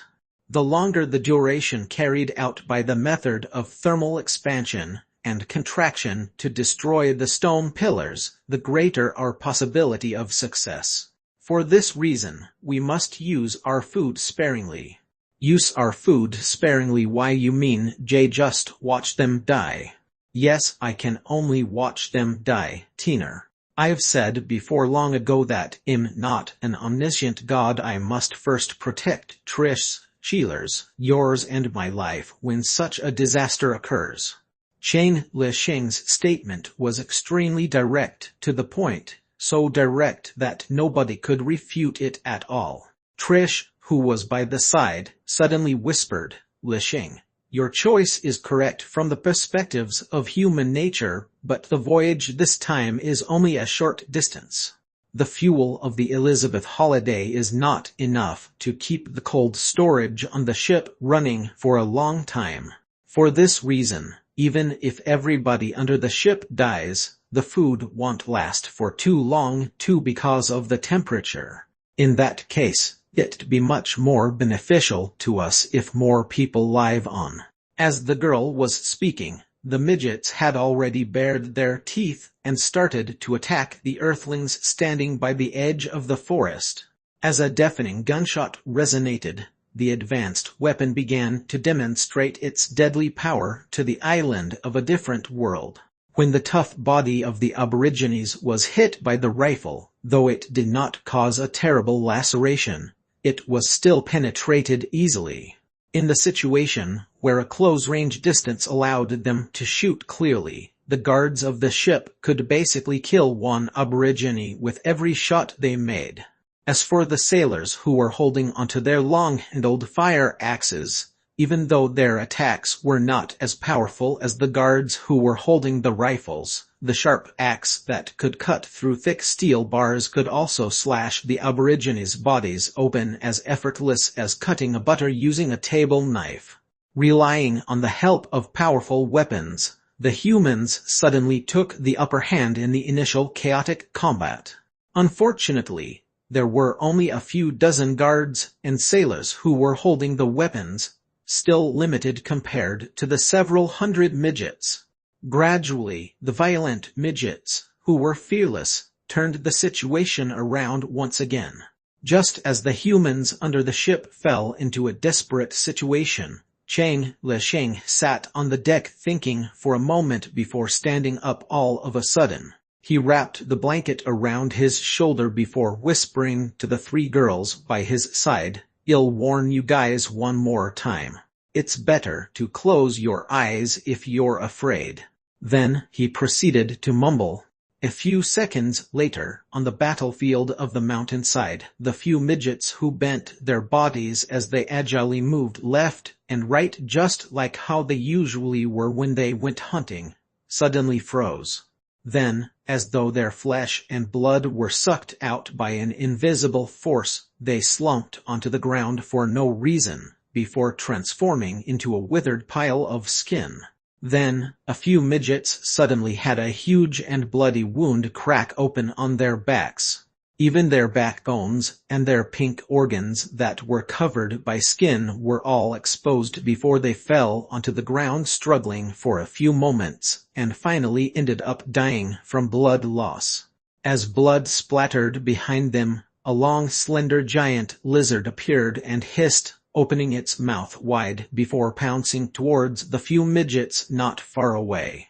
At the same time, as if catering to the hissing sound of this horrifying beast, a deafeningly loud "achoo" sound resonated from the ocean.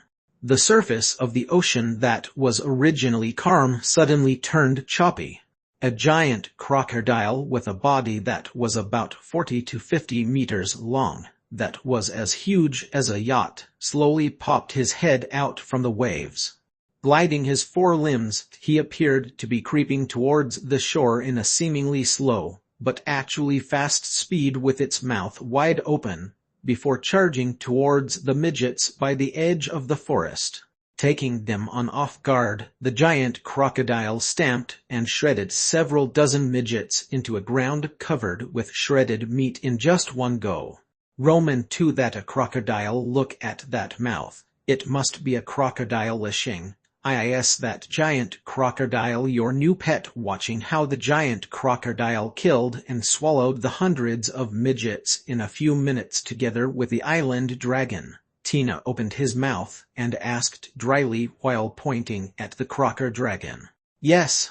Lishing, who sensed that there was no effect in the wizard power in his flesh and blood, nodded. Suddenly, he looked at the red-haired girl beside her. Trish, tell me. When a devout believer guards his faith and is suddenly killed a monster, why is it that no negative emotions of anger and fear could be elicited at all? The girl was stunned for a moment before blurting out, a true devout believer will never feel angry or fear when they dedicate themselves to God. Oh, I see. Lishing was hit by a pang of realization as he nodded. He motioned for the giant lizard to conceal its body. After the crocker dragon used its thick tail that was more than 10 meters long to break a countless amount of trees, it gradually crept towards the ocean and sank into the water. The humans beneath the ship who were rescued by the giant beasts who appeared out of nowhere were so horrified that they became silent. After a long time, somebody finally cried a meaningless RR before slumping on the ground. At this moment, the old captain who was panting finally yelled out loud, "We're saved. Those two giant beasts killed all the midgets but didn't harm any of us." Not only that, they had even broken a countless amount of trees for us as well. They are the messengers sent by God to save us. God has always been with us. He's watching us and will protect us till we get back to the civilized world of New York. Rise, young men, let us put away the sadness and fear of losing our friends for the moment and start working again. Harry, bring a few sailors to carry our companions who had been killed by the Aborigines to the stone pillars so that they can be cremated. clean their faces and hands, and leave behind their coats as a commemoration. Let them watch the totem those evil midgets worship collapse from the sky with their own eyes with a clean body. As the captain cleverly arranged his words and turned the dead into burning fuel, Zhang Lisheng muttered on the deck of the Elizabeth Holiday, "I think they must have known how horrifying the unknown is now." He then lifted his blanket to cover the sun and sat down once again. Those two beasts, that giant crocodile. It was at this moment that Sheila finally snapped back to reality. Pointing at Zhang Lisheng in a daze, she continued to stutter as though she could hardly breathe. "Keep your voice down, Sheila." Tina covered her best friend's mouth and whispered, "Now that you've witnessed it with your own eyes, you should know by now why Trish and I wanted to drag you to stay together with Lisheng in the first place. But is this even the strength of our human? Does he actually control the beasts? The hell, even though I saw them swallowed those midgets, they look like they're only half full or so," Sheila stuttered. "Superman can even smash a planet flying towards the Earth into pieces. Lisheng could be said as a superhero that looks to be slightly cold and conceited." "He's very kind, just like Iron Man," Tina replied without much confidence. "Oh, is that so then? Does this mean even if we really can't go back to New York, we'd still at least be able to capture the group of midgets and become their tribal chief or something, even though we'd no longer be able to wear the summer clothes designed by Latin Moore or eat the grilled steak at the Camolton restaurant? We at least wouldn't be cooked by those aborigines into steak." "Stop saying that, Sheila. I don't want to live forever in this damn deserted island." "Well, definitely go back. We can definitely go back to New York. Isn't that true, Lisheng? We should be able to go back if we follow the original voyage." "Don't worry, Tina. You'll get to lie at home recalling this thrilling journey after several dozens of hours later." Zhang Lisheng casually comforted the girl. Despite answering so, in truth, he had no confidence in the Elizabeth Holiday returning to New York even if it retraced the original route. As he watched the crowds pull themselves up and start to carry the firewood again under the captain's encouragement, Zhang Lisheng sighed quietly and started to tear the tablecloth into long strips again. Chapter 130 Not an Ounce of Fear. Chapter 130 Not an Ounce of Fear. At this time, in order to not let the ship's passengers and sailors be disturbed by their sorrow and fear, Efjadna dragged his old body and took the lead to walk to and fro from the forests to the shore, and from the shore back to the forests again like a robot as he added firewood to the fire that was burning the bodies. Every time the first officer advised him to rest, the captain would always whisper as he walked haltingly, "I must not rest, Harry, right now. Everyone is watching me. As long as this old man is still moving, the young ones would then be able to endure it and not collapse. I can't let them think too much right now. As time drags on, we'd definitely be dead if another group of evil midgets rushed over, or if those two beasts who have eaten up all the midgets turn hungry once again. We only have one chance to escape. It's tonight. Efjadna repeated the same answers 7 to 8 times over and over again. Unknowingly, night had arrived. The adverse circumstances and the captain's strong will allowed those young New Yorkers who had not suffered before to volunteer with inconceivable tenacity. The high-intensity manual labor that lasted for more than 10 hours had actually been endured by most people without any slight reservations. Right now, the girls on board and the cunning old men had also taken the initiative to disembark from the ship to carry the firewoods after all of the tablecloths had been torn to strips already. Even the executive director, Mr.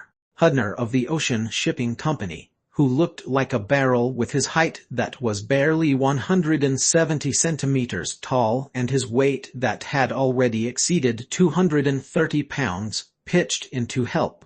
Under such a situation, Chang Lixing also had no choice but to join in with the crowds of carrying firewood in order to not attract a lot of attention. After he found a backpack and carried mounted behind him, he walked into the forest all by himself. He realized that the trees here were lusher than the rainforests on Earth, but there was rarely a tree that had a height higher than 10 meters. On top of that, there were many dried and withered branches scattered on the ground. It looked like the propagation cycle of the plants in this world was shorter and more active. Exuberant activity meant that the trees contained high amounts of woody oils. The high oil content in the wood also meant that higher temperature would be able to be generated when they were burnt. Because of this, with the help of the increasing amount of firewood thrown in the bonfire burning under the giant stone pillars, the bonfire was able to burn with a raging heat as its flame rose to a few meters high. If one could endure the heat and observe carefully by the side, one would faintly see that the stone pillars in the fire had started to show a faint shade of red. Other than the sound of crack, crack, crack when fresh wood was thrown into the fire, no other sound could be heard on the shore. It was only until when the moon on this different world that was almost exactly identical to the one on Earth had risen almost to the center, surging waves could suddenly be heard from the ocean. The tide is rising, it's going to be high tide soon. Jana, who had been waiting for the tidal sounds anxiously, finally broke out into a pleasant smile on his exhausted face. Breathing a sigh of relief, he stood up in a staggered manner before shouting with all of his might, "Everyone, throw the wood on your hands into the fire and get on the ship immediately. It's going to be high tide soon." Under the call of the old captain, the ocean tides gradually rippled. All of a sudden, the distant forest was lit up again with flickers of fire like last night. As time went by, the fire became more numerous and in the end, it formed into a long snake. With a speed visible to the naked eyes, it slowly crept towards the shore. Recalling the horror of the indigenous midgets during the daytime, the crowds who were making their way on board burst into a riot. Don't worry everyone, even though these indigenous people are fast, they are just too far away from us. We'd all have boarded the ship already by the time they reach the shore. Don't fall into chaos, come in order one by one and don't panic. Take a deep breath and walk slowly, it'll be all right. The old captain, who still remained his calm and steady manner at this crucial time, played a key role once again. Under his comforting reassurance, the dangerous chaos on the suspension ladder soon regained its calmness as the flow of people began to pour onto the Elizabeth Holliday's deck in an orderly manner continuously. By the time everyone had boarded, the suspension ladder was retracted in the midst of the roaring motor sound. Jana, who climbed on board lastly, told the first officer by his side, "Harry, I'll go control the helm in the steering room. Keep an eye here on these young men, and remember, if we still haven't set sail when the midgets arrive, don't let anybody make any provocative actions." "Don't worry, sir," the first officer answered solemnly and confidently. The old captain nodded before patting his first officer's shoulder. "Oh yeah, Harry, I take back my sentence where I said I've misjudged you yesterday. Everyone makes mistakes. Making mistakes is not that terrifying, but what's terrifying is the unwillingness to repent after making one. It's apparent that you're not like that." After he had finished saying that, he turned around and walked slowly to the steering room. As time gradually passed by, the bright moon on the sky slowly slanted and the tidal waves of the ocean gradually became more intense. In the end, it slowly submerged the huge pillars on the beach. At this moment, loud commotions could be heard from the distant forest. Dozens of aborigines who were riding on bugs that had bodies covered in black vellus hair, with elliptical bodies that had 8 long legs split into 3 sections, like spiders that had been magnified thousands of times, charged out of the forest as they wore light armor made of animal skin while holding onto wooden spears that looked smooth on the surface compared to the unarmed aborigines during the day. It was apparent that these aborigines were the army members, while the unarmed aborigines a while ago were just civilians. The instant they appeared, the passengers cursed and shouted at the midgets along the deck of the Elizabeth Holiday. However, unlike the humans who were yelling in a hostile manner, these midgets who were riding on the giant bugs did not have the desire to attack the ship. Instead, they rushed to the fire burning under the giant pillars. In fact, at this time, as the tide continued to rise, due to the reason that the fire ignited by the humans had plenty of fuel for it to burn, it was not extinguished immediately by the seawater. However, it was already at the end of its flight. However, it looked like even a once-kind frame of time seemed to be an unacceptable torment for the indigenous midgets who had just rushed to the beach.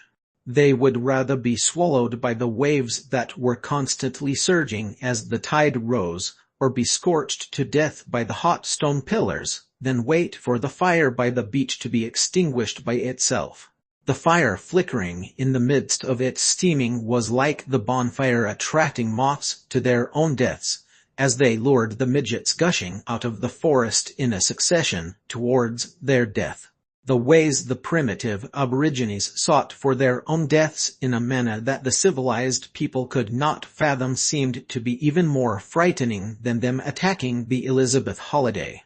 They're crazy, these midgets are absolutely crazy. God, dear God, please save us. What the hell? This is definitely hell. This is hell.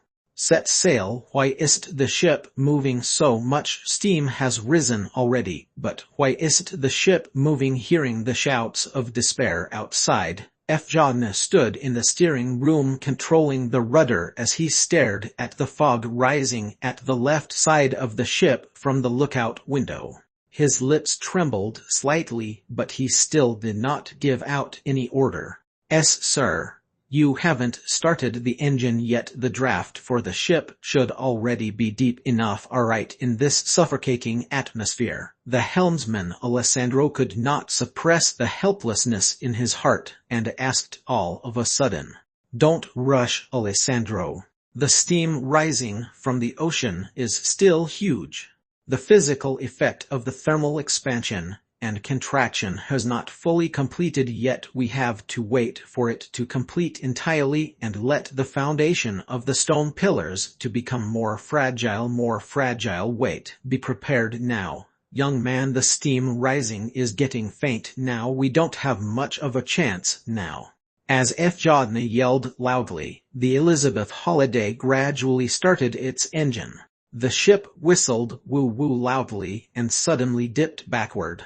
The foundation of the giant stone pillar on the left, while being soaked in the water, was now covered with numerous tiny cracks, rubbing against the ship, emitting a series of ear-piercing tshh sounds. It did not collapse and still firmly clamped onto the giant ship in the ocean, not allowing the ship to move at all. The first attempt of the humans trying to survive failed just like this.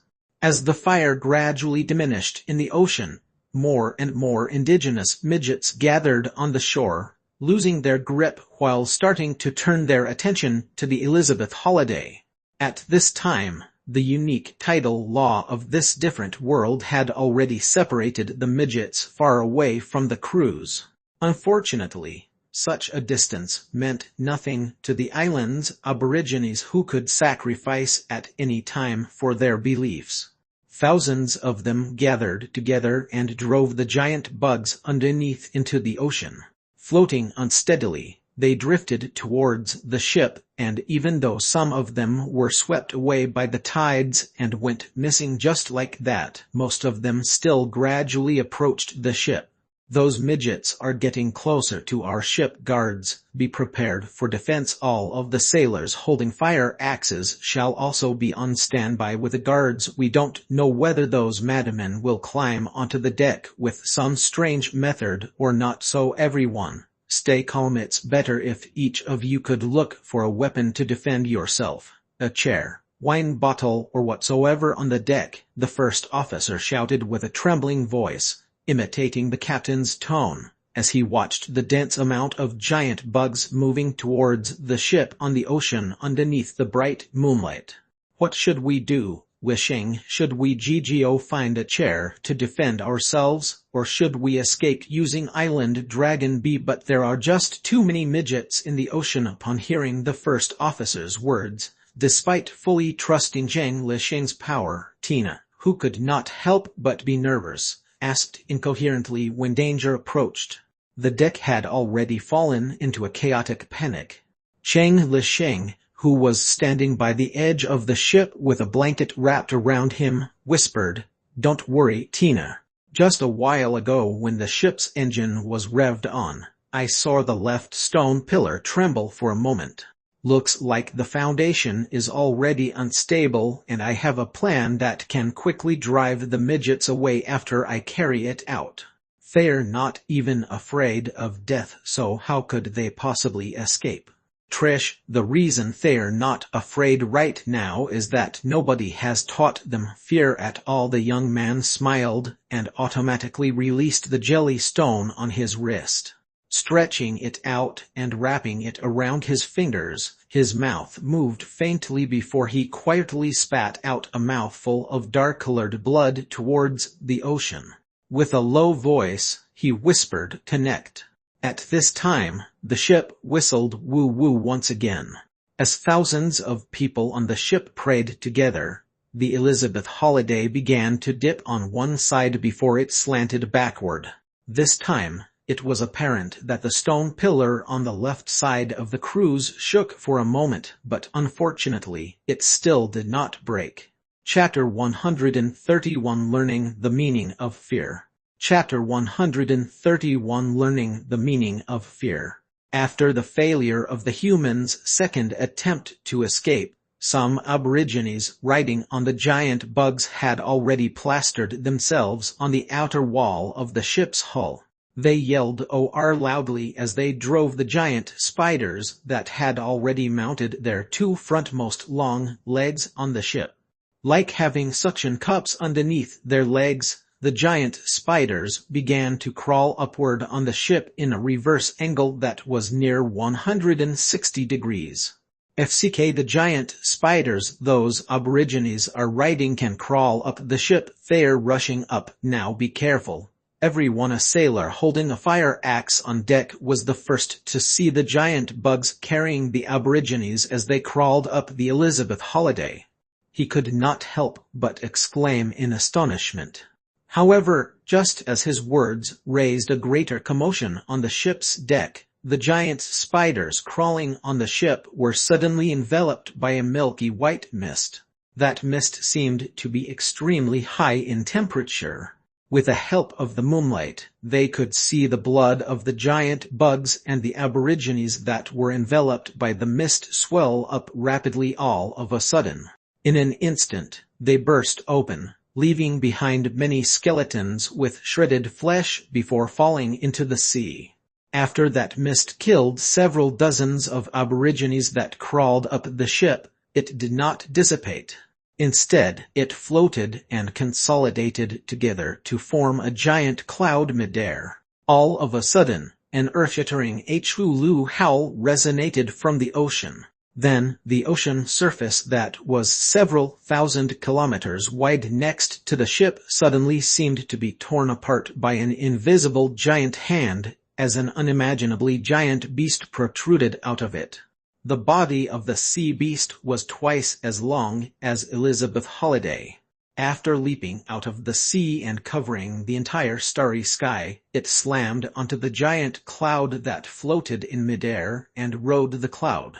Opening its mouth wide, it suddenly bit onto the giant stone pillar on the left of the ship that had a cracked foundation before turning its body abruptly. As a loud bang resonated, that stone pillar broke from its foundation and was taken out of the sea. With a spitting movement, the giant beast shot it out towards the countless midgets that were floating along the waves on the ocean surface. After the stone pillar broke, all of the midgets seemed to have lost their ability to think for a moment. Their bodies became stiff like wood. It was only when their compatriots were slammed and killed by the stone pillar that they finally snapped back to reality. For the sake of their belief in their hearts, most of the aborigines threw the long spears in their hand towards the giant beast, only ending up to be futile. However, there were also some aborigines who no longer headed towards their death as fearless as before. Instead, they began to flee at a loss. The primitive and coarse religion shattered in their heart the moment the totem collapsed. They were convinced that even the god that they believed in could not rival against the giant beast ferociously swimming in the fog, while swallowing their compatriots that bravely fought against it. For the first time ever in their lives, those fleeing indigenous midgets started to feel terror beyond comparison from the bottom of their hearts. Standing on the cruise's deck, Lich, who cast the connect spell, had his color drained from his face as he felt the wizard power boiling in his flesh and blood. Without warning, he yelled into the air silently. The fifth sarcomere below his jaw slowly swelled out as the wizard power unconsciously shrunk to return to its original prime state. The young man who had made a breakthrough to the level of rank 5 wizard did not command his wizard goo to kill all of the midgets that were completely harmless. He let out a sigh of relief and looked at Trish, who was staring in a daze as her eyes reflected the ocean surface that was almost fully dyed with fresh red blood like the flames from the purgatory realm. With a calm tone, he calmly continued the statement that he had yet to finish. Look, they know fear now, before wrapping the blanket over his head as he sat down cross-legged on the deck. The 3 young girls, who knew about the truth of the few seconds of terror just now, looked at the young man who recoiled his body to appear to be small and skinny after sitting down. They did not know how to describe what they were feeling at the moment. At this moment, the Elizabeth Holiday suddenly whistled woo-woo for the 3rd time. As the whistle resonated, the ship slowly reversed without any problems and turned around to sail into the vast sea. After getting out of the terrifying shore, the second step of escaping the danger was now placed in front of the senior sailors on the Elizabeth Holiday. In the ship's steering room, the fully exhausted Fjodna let go of the rudder, panting. Feeling weak, he activated the automatic driving system. Adelaide, how's the progress on the straightening out of the automatic route in the nautical instrument? The navigating officer, Adelaide, the only person on the ship who had not witnessed any danger from the beginning to end, had stayed in the steering room all this time while straightening out the peculiar sailing route. He then answered in a manner, "Sir, I've repeatedly verified the abnormalities on this automatic sailing route. I found out that the first error happened at the coordinate 42W. Then can you find the error point accurately? I only have 50 confidence since there's no satellite navigation. It's already higher than my expectations. Just do it, Adelaide. I'll pray for you." Fjodna looked at the gloomy night outside the window and piously crossed a cross sign in front of his chest as he said in a low voice, "Yes, sir." Upon hearing the captain's order, the navigating officer continued to revise the route and began to drive the ship to make a huge circle in the sea at a constant speed of 25 nautical miles per hour. As time went by, the sky gradually turned brighter. According to the distance, the ship should have already approached New York City if the route was correct. However, when they looked outside, the sea was still empty with nothingness. Every person's heart in the steering room sank, but nobody dared to face this despaired reality at all until the helmsman Alessandro finally made his report with a trembling sound. "Sir, our fuel is only enough to sail for 10 more nautical miles now." Upon hearing this sentence, Fjana finally flashed a bitter smile for the first time. He sighed deeply and adjusted the hat on his head before saying in a calm tone, "Everyone, looks like we have no choice but to face reality now. Sir, there's a satellite signal. Oh, the shortwave and longwave signals have also been restored all of a sudden." The navigating officer Adelaide cried out loud in pleasant surprise. "I'll try to make a call. New York Harbor. New York Harbor. This is the Elizabeth Holiday. Please answer if you hear me. Please answer if you hear me." As the crowds waited anxiously for several seconds, a clear voice resonated from the communication device. "Elizabeth Holiday. This is the Coast Guard. Please report your location. The U.S. Coast Guard USCG, one of the 5 largest armed forces in the country, was responsible for guarding the coastal waterway law enforcement, water safety, shipwrecks, aircraft rescue, and pollution control. They were committed to protecting national security in the sea. Due to the duties of the U.S. Coast Guard, when it was them who made the response when Adelaide called the New York Harbor, the sailors in the steering room automatically understood that the USCG was informed about the disappearance of the Elizabeth Holiday after it had not returned in time, and was monitoring the channel. Naturally, they would not be bothered about this. Instead, they clenched their fists tightly and waved them around as they cheered loudly in unison, as they only felt that they had finally completed their duties. Fjana, who drove the Elizabeth Holiday to its rescue, breathed a long sigh of relief and suddenly slumped on the ground without warning. The news of being rescued quickly spread to everyone from the ship's broadcast. Naturally, this kind of good news would cause everyone to cheer continuously. Standing on the deck, Zhang Lisheng watched the crowds who were hugging each other and leaping around with tears in their eyes.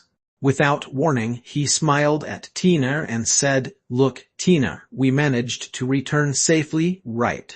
Baby, I know that if it wasn't for you, we wouldn't have been able to have this result. I'm sorry that I have been ignoring you all the while. I didn't mean to do that, but it's just that I really didn't know what to say to you. The scene last night was just T2. Tina hesitated for a moment before suddenly hugging the young man and sobbed. "I'm very scared, Lisheng, I'm really scared. Tina, that island is another Amazon jungle. And the law of the jungle is that the weak ones will serve as prey to the strong ones. If we're powerful, then we'd eat those indigenous midgets, but if we're weak, we'd be eaten by those indigenous midgets. Think about it carefully. Actually, you should count yourself lucky rather than feeling afraid. But those were still thousands and thousands of people. They were thousands of people from another world who tried to kill us. They're not our kind, Tina. Everything that I did was for the sake of survival." As Zhang Lisheng was speaking, a large helicopter flying sound BRRT resonated suddenly in the distance. Very soon, In the distant sea, a huge tow vessel with America's national emblem and national flag stars and stripes was coursing towards the Elizabeth Holiday with full horsepower in an urgent manner. Two smaller ships with smaller draughts were by each of its sides, with 7 to 8 large helicopters hovering above it. "The ship is coming to save our ship. I really didn't expect them to come so fast. God, thank you for your blessing," many people shouted ecstatically on the deck. "Wait a minute. Those aren't rescue planes, they're armed helicopters and a warship. Not only that, 2 of the 3 ships even have a fort barbette instead. They look like warships." However, more people realized that things did not seem to be right. Right at this moment, the large tow vessel that had come near to the Elizabeth Holiday suddenly broadcasted with a clear voice, "Every passenger on the Elizabeth Holiday, please take note. Elizabeth Holiday, please take note. All of you have been listed as the target of the Class B Public Safety Disposal Mission. The target is all of you. The temporary quarantine plan will be carried out by the National Centers for Disease Control and Prevention with the assistance from the United States Coast Guard rescue ship STS Mary and the United States Navy ships Vulture and Wolf. Please hold your position and give us your full cooperation. Please give full cooperation." As the broadcast resonated on the Elizabeth Holiday, the crowds on the cruise deck who had just escaped from danger suddenly discovered that everyone on the 3 iron giant vessels that they thought were their saviors were wearing thick silver hazmat suits that looked like spacesuits. Chapter 132 The Power of the Rank 5 Wizard. Chapter 132 The Power of the Rank 5 Wizard. The tow vessel and the strange costume of the people on the warships began to elicit terror from many of the young men on the cruise once again. A haggard-looking blonde girl held onto the fence of the ship's side before shouting loudly in panic, "Urgel, why are these people wearing those clothes? And they actually announced that we've been enlisted as some Class B public safety disposal missions target. What happened to us? What's going on?" "Don't be afraid, Paige. I have seen on the TV before that when astronauts return to the ground from space, they would be quarantined for 72 hours in order to prevent dangerous unknown bacteria and viruses being brought back from space. I think it must be because we've spent a day in another world, so we'd have to be quarantined and monitored for some time before we can go home. This is a necessary procedure, so there's nothing to be worried about." "But how do they know that we've just returned from another world?" "Who knows, maybe after the Elizabeth Holiday disappeared yesterday, the search ship that the Coast Guard sent out has also went to that horrifying and strange world. Don't worry, since we're back already, we'd be able to go back after being quarantined for a short period of time at most. I'll always be by your side. Don't be scared. Perhaps we can even become famous artists in the future with such a legendary experience on our hands." Her boyfriend placed his hand on her shoulder as he comforted her continuously. Ignoring the chaos on the Elizabeth Holiday's deck, the large number of professionally trained U.S. soldiers wearing highly sealed hazmat suits while armed with stun guns soon boarded the ship, before forcefully commanding everyone back to the ship's cabin in an orderly manner. According to the U.S. national security law, the Elizabeth Holiday has been listed as a military-controlled area. Please keep calm and quiet. Return to your room to rest first. A specially assigned person will head to your room a few hours later to collect your blood samples and do a preliminary quarantine check. Please show your full cooperation, everyone. The voice on the ship's broadcast changed into a rigid, solemn voice that kept repeating the same broadcast. Wrapped in a blanket, Jean Leshane hugged Mountod and slowly walked back towards his cabin together with the crowds. Pouting, he muttered, how noisy. What can you even do to me if I don't cooperate? Tina, who was by his side, was caught by surprise.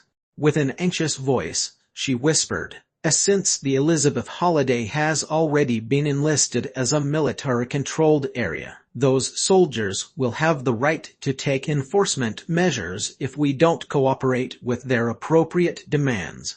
Of course you're not afraid of them. However, even if that giant sea beast that can fly destroy all those warships, helicopters, and tow vessel around the cruise SHT, you'd become the greatest terrorist in the world. Baby, it's just a blood test and a quarantine procedure that would only take a short time. Look at those big shots on board, they're willing to cooperate as well. Tina, I was merely making a casual remark. That's right, where's my room? I've never been there before. I kept it from my dad and didn't take another room for you. I was originally planning to stay with you and spend a romantic and passionate night together. Who knew that it would end up like this? But it's good that everything is okay now, Tina replied dejectedly as she took Jean Licheng's arm, guiding him along the corridor to the first-class cabin of the ship before opening a suite across Sheeler's and Trish's rooms and walked inside.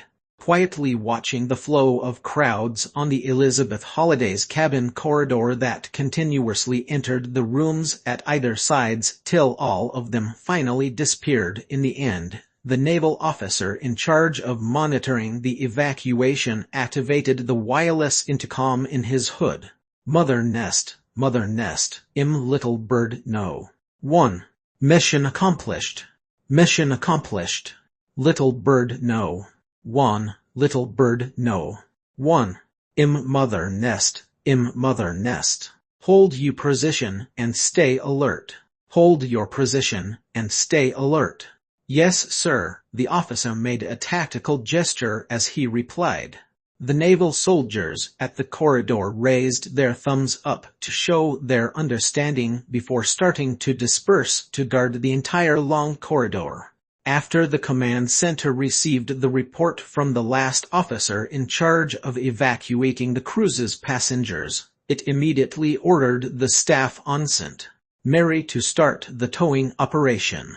After a long period of intense work, the giant tow vessel finally had affixed special cables and machinery on the Elizabeth Holiday. Afterwards, it began to slowly set sail under the warship's guarding as it pulled the cruise ship towards the vast sea. At the same time, in a classical white English palace consisting of a three-story main building and an east-west building found at Pennsylvania Avenue in W. Washington, D.C., in an Oval Office located in the West Wing, a total of 7 people, 3 on the left while 4 on the right, were sitting around a rectangular desk, staring with their utmost concentration at the image shown that was unusually clear as it was projected on the front wall. That image looked like a sea map that was labeled with many variables like coordinates, wind strength, wave height, and more. An ordinary-looking old man wearing a black straight suit who had a grotesque bronze bald eagle badge pinned on his chest was pointing at a circled area on the sea map with his finger as he announced loudly, "The area that I said just now is right here, everyone." Yesterday, when the U.S. Coast Guard's ship Dolphin was looking for the missing Elizabeth Holiday, it discovered another new world right here. According to the previous experience, the Navy has conducted several tests and it's found that this circular block with an area of about 16 square nautical miles is now connected to another world for some unknown reason. There are oceans, islands, and there should also be a mainland right there as well. A third geographic discovery: Columbus discovered the Americas in the Atlantic Ocean, and we found 2 complete worlds in the Atlantic Ocean as well, one of which is near to the ocean outside of New York.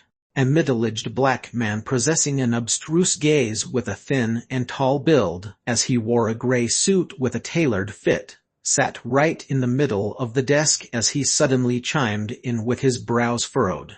This may be a shortcut for America to maintain her powerful national force forever. It could also be a precursor to human destruction, whether from the invasion of an unknown civilization or the civil strife caused by the struggle for interest. Bob, what shall we do? Mr.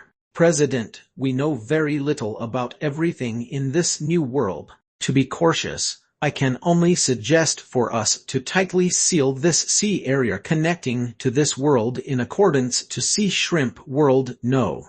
1. This is easy, we can randomly come up with a reason to do that. The difficult thing is that there are more than 1,000 people on the Elizabeth holiday that has returned, so we can't just isolate them forever for no reason. If, as you said, most of the people on board are children, the state will be unable to sign a strict non-disclosure agreement with them.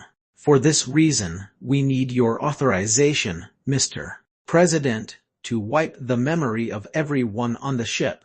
Upon hearing this suggestion, the middle-aged black man opened his eyes wide as horror crept upon his face.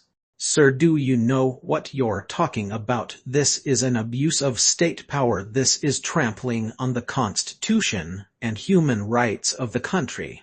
But it's needed for the security and interest of America, Mr. President, the old man succinctly and forcefully retorted. The United States of America was built from the Independence War and was truly unified by the American Civil War. Ever since its birth, it had maintained a tenacious and tough national identity. Because of this characteristic, the pursuit of national security and national interests had already been deeply embedded into every aspect of the country for more than 200 years. In the United States of America, no private or government's public authority could openly go beyond the law's boundaries. However, once the words national security and national interest were involved, things would immediately differ. When innocent civilians were accidentally killed in the midst of an operation of killing an American civilian suspected to be a terrorist who was in a foreign place, or during an operation of eliminating the so-called national enemies, most Americans would be able to accept it unperturbed, even though this could be completely said as blatant murder, as long as the glorious terms national security and national interest were used. Silence went on in the White House's office. After contemplating for 3 to 4 minutes, President Unarmer muttered, "After signing this authorization, I may be forever nailed to the history of shame. This may even be the shame of every American civilian. The history is evaluated by the future generations, Mr. President. Only by safeguarding the national security and her core interest can she continue to have such a history." As the President was hesitating, the U.S. Chief Defense Advisor Henry T. Gills chimed in with a tone full of resolution. God bless America. Upon hearing this statement, Unarmer's gaze was gradually filled with unswerving determination. Bob, use the most advanced toy in your Department of Defense's Area 51 to erase those kids' memory. Try to reduce the damage on their minds. I'll do my utmost to ensure this, Mr. President. He personally laid the authorized letter that had been drafted long ago in front of the President as he replied solemnly. A few hours later, at the dock of the U.S. Navy's secret military base on one of the islands in the Atlantic Ocean, the Elizabeth Holiday was lightly swaying along the surging wave of the sea, under the breeze of the evening wind.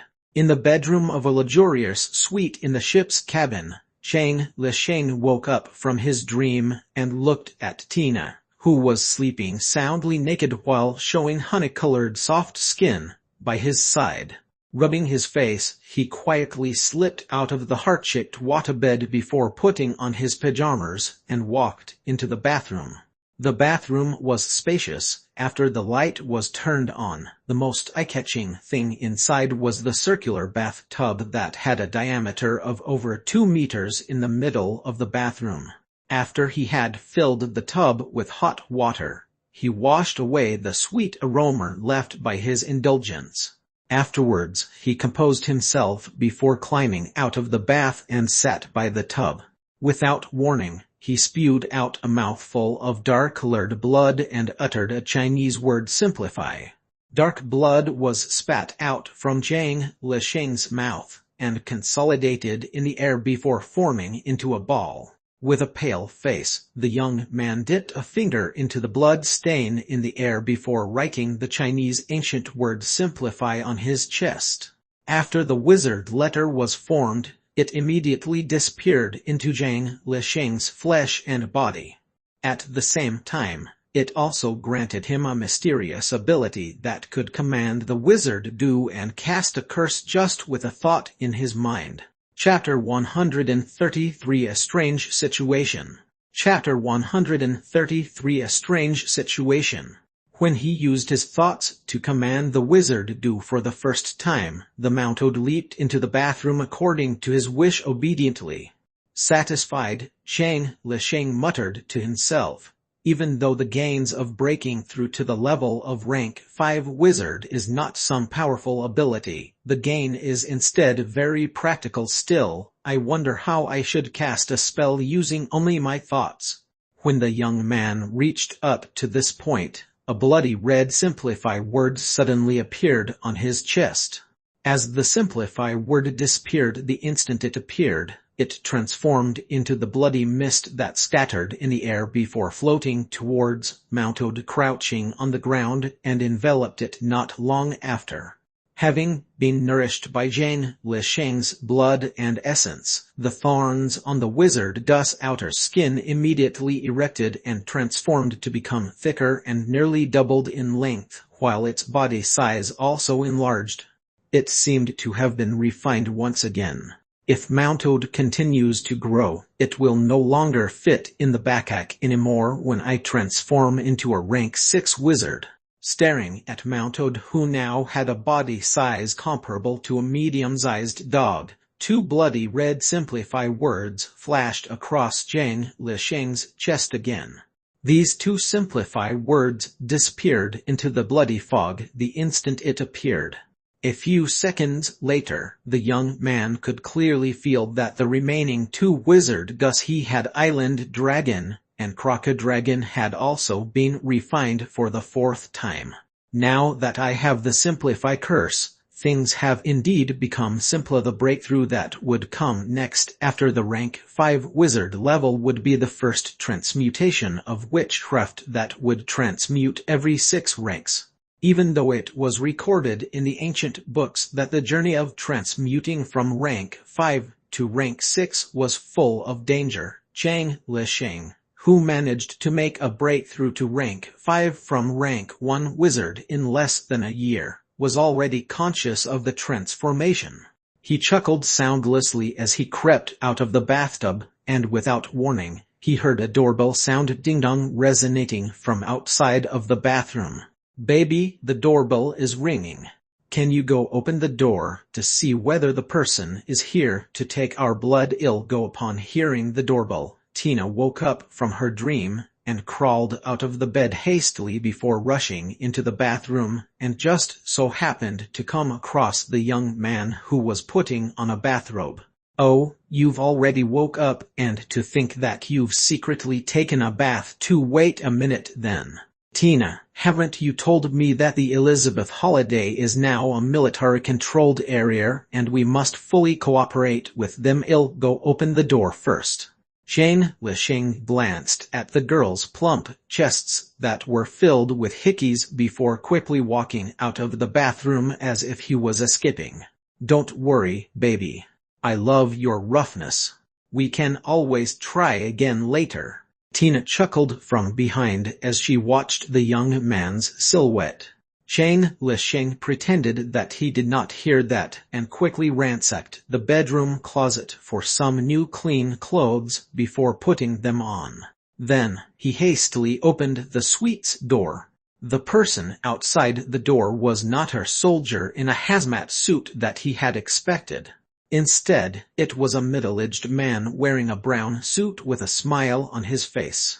"Hello, young man. I'm sorry to disturb you. I'm Martin Luukkonen, who is working for the National Center for Disease Control and Prevention. Nice to meet you, Martin Luukkonen. I'm Zhang Lisheng. Sheng Lisheng nodded in a dumbstruck manner before blurting out, "Is it okay for you? I mean, you're not wearing any hazmat suit." "Those are lies to trick the outsiders. The place that all of you went is not even outer space, so how could there possibly be that any dangerous bacteria? Can I go in?" "Oh, of course, sorry, I forgot to invite you in." The unusually amiable manner of the incomer made Zhang Lisheng relax a lot unconsciously, prompting him to open the door and say, "That's right, there's another person here other than me." Zhang Lisheng turned around after he had shut the door while he was speaking. Before he fully turned around, he could already see a sharp glare of white light before fainting in an instant. After a period of time that only God knew how long, he gradually woke up. After returning to his senses, he did not open his eyes straight away but used his thoughts to command the invisible island dragon to come to his side by passing through the air. Afterward, Zhang Lisheng abruptly opened his eyes and realized that he was lying on the sofa in the living room of the cruise's suite. The whole room was empty except for him, with no sign of danger at all. Suspiciously, he slowly stood up to move his body. He felt energetic and had no pain in any part of his body at all. Pondering to himself, he muttered, "Could it be that Martin Luukkonen didn't have any malice towards me, so all my keen instincts have not taken any effect at all? But what was that glaring light and the fainting OSHT Tina?" The young man hurriedly ran into the bedroom and found that Tina was lying on the huge heart-shaped waterbed fully dressed in her sexy pajamas, while sleeping soundly as she steadily breathed. She did not seem to have any sign of being encroached, but instead, it was Zhang Lisheng's rash intrusion that seemed to have disturbed the girl. After her eyeballs rolled a few times underneath her eyelids, she abruptly opened her eyes. The instant she saw the young man, she quickly grabbed the ship's thin blanket to cover her body before exclaiming in surprise, "Lisheng, why did you come into my bedroom?" "Roman 2, what's wrong with you?" Tina dumbstruck Zhang Lisheng asked. "What's wrong with me? Of course I'm shocked over you coming into my room so casually.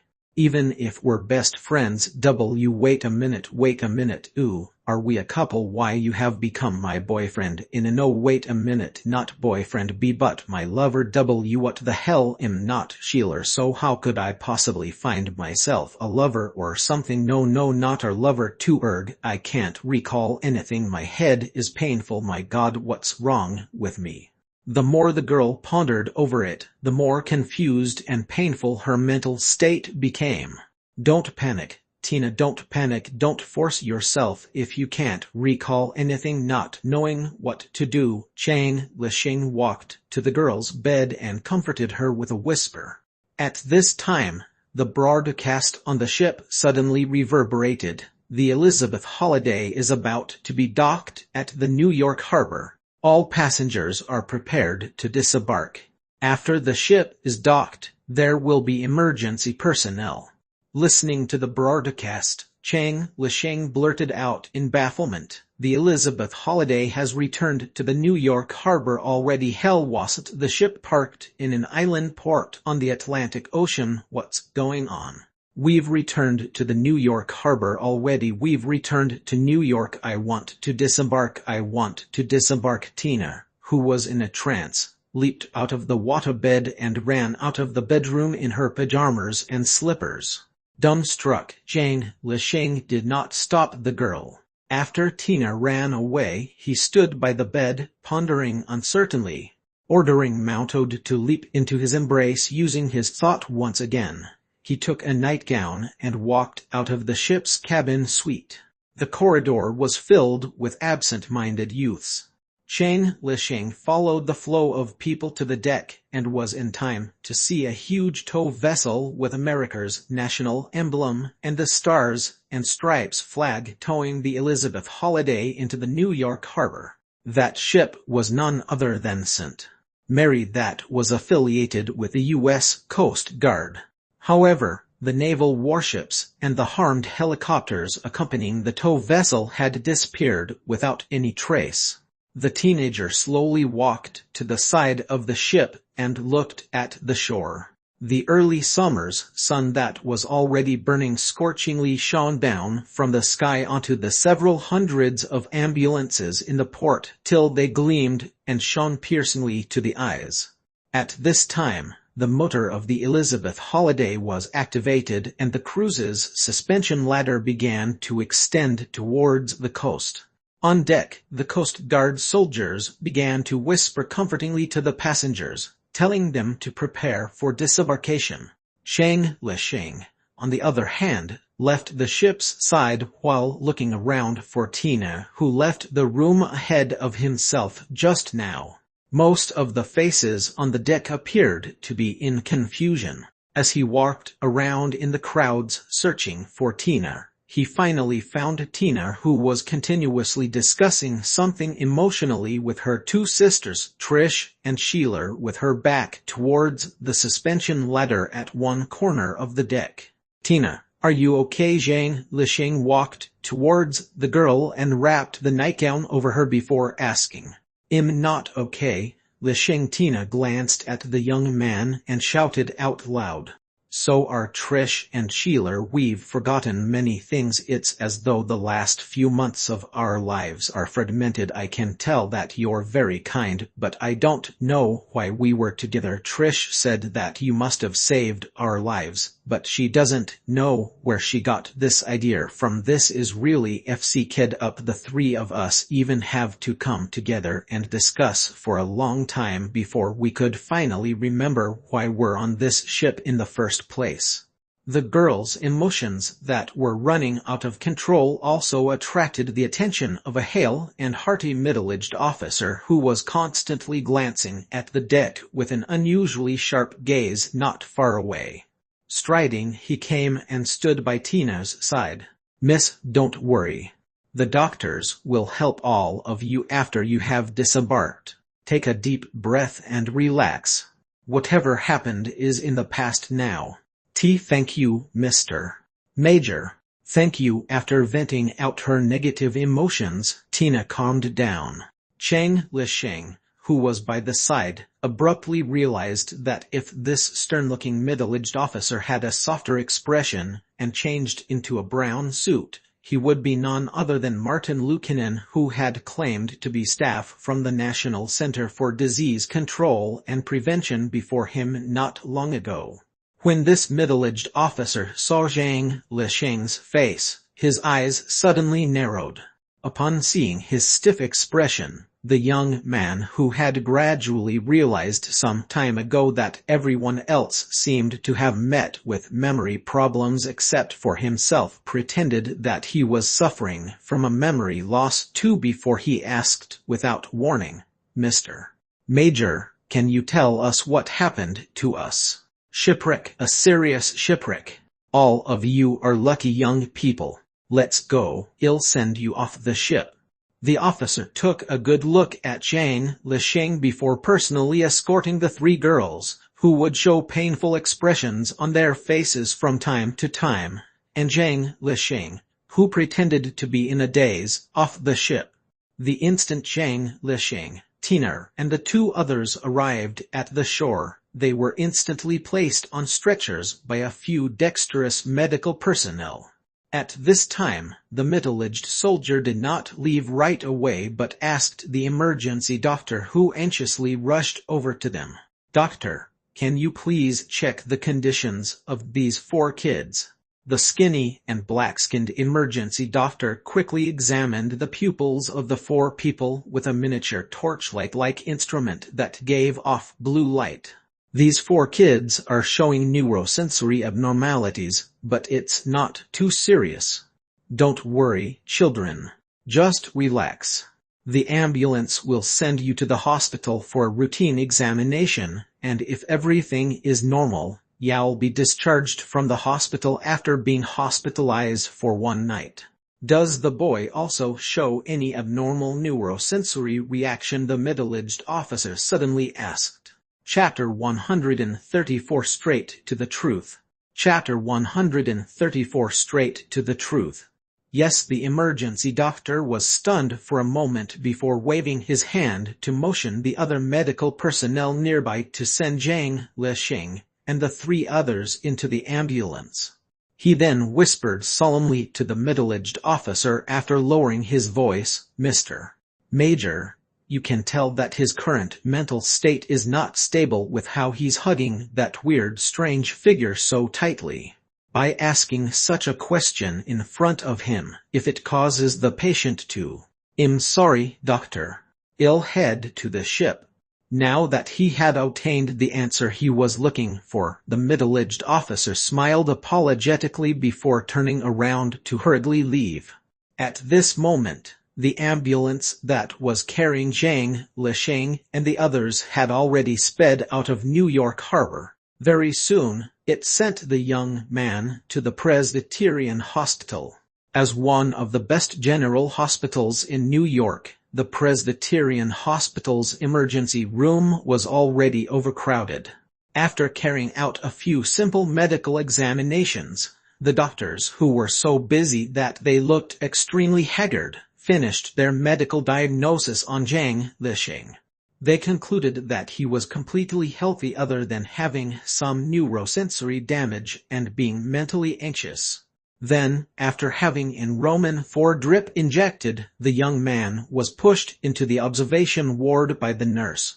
An hour later, he saw Lily and Lavin, who rushed to the hospital after hearing the news. Even though a lot of things happened on the Elizabeth holiday, counting the time, Zhang Lisheng had not been away for 40 hours yet. However, Lily had been crying so much that her eyes swelled up to the point that it looked like nectarines. However, after seeing that her son was safe and sound, his mother appeared to be tough and did not even so much as shed a tear. Instead, she consoled Zhang Lisheng, who was on the bed. "The doctor said that you're all right. You can go back after staying here for a day of observation. Don't think too much, baby. The most important thing you should do now is to take a good rest. I'll always be with you, so just sleep well." By right, his mother's attitude should be just right for Zhang Lisheng, who was having a lot of suspicions. However, due to the reason that it was just too out of the ordinary, the young man could not help but ask as he wanted to know more, "Mother, what's wrong with you? Why didn't you ask me what happened yesterday in the sea?" "I don't want to know anything, baby. What's important now is that you're safe and sound. Don't think too much. The most important thing for you right now is to relax." "Yes, Lisheng. Your mom will apply for a leave of absence during this period of time so you can rest properly," Lavin chimed in. Zhang Lisheng frowned as he lied on the hospital bed. Without asking any more questions, he gradually fell asleep. After staying for 24 hours in the hospital without anything unusual happening, he went to see the doctor once again in accordance to the procedure. After turning Zhang Lisheng's eyelids over to observe his pupillary reaction, a man with a wrinkled face, who looked like he was almost 60 years old, patted the young man's shoulder and said, "Congratulations, young man. Looks like you're completely fine now. However, you still need to take your medicine continuously for 2 weeks. It's better if you don't use too much of your brain, and just live at ease during this period. I'll prescribe the medicine for you and then give you a 2-week sick leave as an early summer vacation for you. Don't you feel excited that you want to thank me after hearing this news?" "But doctor, I'd have to undergo my last major exam for the 10th grade after this early summer vacation ends." For this reason, it's not that exciting for me. Well, you have a point. I sympathize with you, boy. But remember, you must not go to school in these next 2 weeks. I'll tell your parents about this. Is anybody here to pick you up? My mother is outside the door. All right, go out and wait, child. By the way, tell your mother to come in. Doctor, can you tell me what sickness did I get? You're very healthy, but it's just that you've inhaled some kind of hallucinogenic gas during the shipwreck, causing some brain poisoning. However, don't worry, as the situation is not very serious. As long as you do as I say, I promise that it won't leave any side effects in the future. Thank you, Doctor. Lich stood up from the chair, absorbed in his thoughts, before walking out of the doctor's office. Seeing his son coming out, Lily quickly went up to him. Are you fine now, baby? I'm fine now, Mum. The doctor said that I'll be discharged immediately, but I can't go to the school for the next 2 weeks, and I must continue taking medicine. Oh yeah, he told you to go in to see him. Lily was shocked. Then go sit down and wait for me, baby. Hastily, she opened the door and ran into the doctor's office. After a few minutes, Lily walked out of the office with an obviously relaxed expression. After bringing Lich to pick up the medicine, they went to the supermarket to buy a lot of fresh ingredients before driving back home. Other than the male head of the household, who was working overtime, everyone else was present in the house. When they saw Lich, they gave him warm hugs and greetings. Hey, Lich. Welcome home. Looks like your enviable birthday party this time did not go that smoothly. Shut up, Randy. Stop mentioning those kinds of things anymore, Lich. You look good and full of spirit. That's right, I've already fed your beetles on time these past 2 days. They are healthy as well. You can go look at them later. Welcome back, dear brother. When the kids comforted the brother who had gone through a terrible shipwreck in the living room, Lily went to prepare for lunch in the kitchen. The oil that was gradually being heated up covered a piece of thick fat rib as it sizzled nicely. After about 10 minutes or so, she grilled 4 pieces of steak and made 2 colorful vegetable salads with lettuce, tomatoes, olives, and apples. Kids, stop chatting and come eat. Lich and his siblings flocked into the dining room, and Lily passed a plate of lunch to each of them. Everyone else was having steak except for Lich, who was having a vegetarian salad. Baby, the doctor said that you must eat more vegetarian food these days. From today onwards, I'll accompany you to eat vegetable salad for the next 2 weeks. Auntie Lily, I also want to eat vegetable salad. Riley dear, you're already skinny. If you want to eat vegetarian food, wait till you're 100 pounds first, Lily replied before picking up a few pieces of lettuce and tomatoes with a dining fork into her mouth.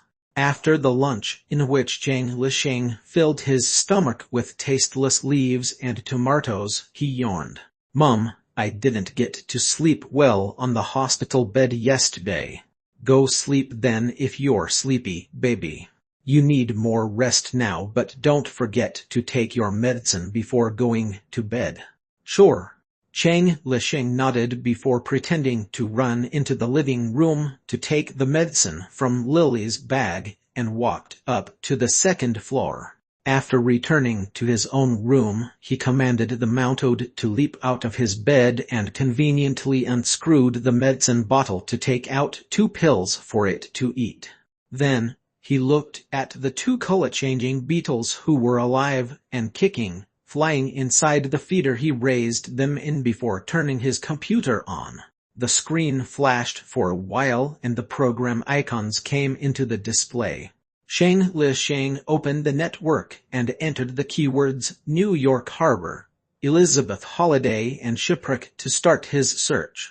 In an instant, countless amount of information entered his field of vision in rows. The New York Harbor's birthday party cruise mysteriously disappeared offshore. It turned out that it had a collision with the Navy's rescue vessel. Several dozens of students from a famous New York high school were killed. Hundreds of people suffered from heavy brain damage due to the invasive X gas. An official from the U.S. Maritime Administration, on the other hand, stated that it was lucky that the shipwreck this time could result in such an ending.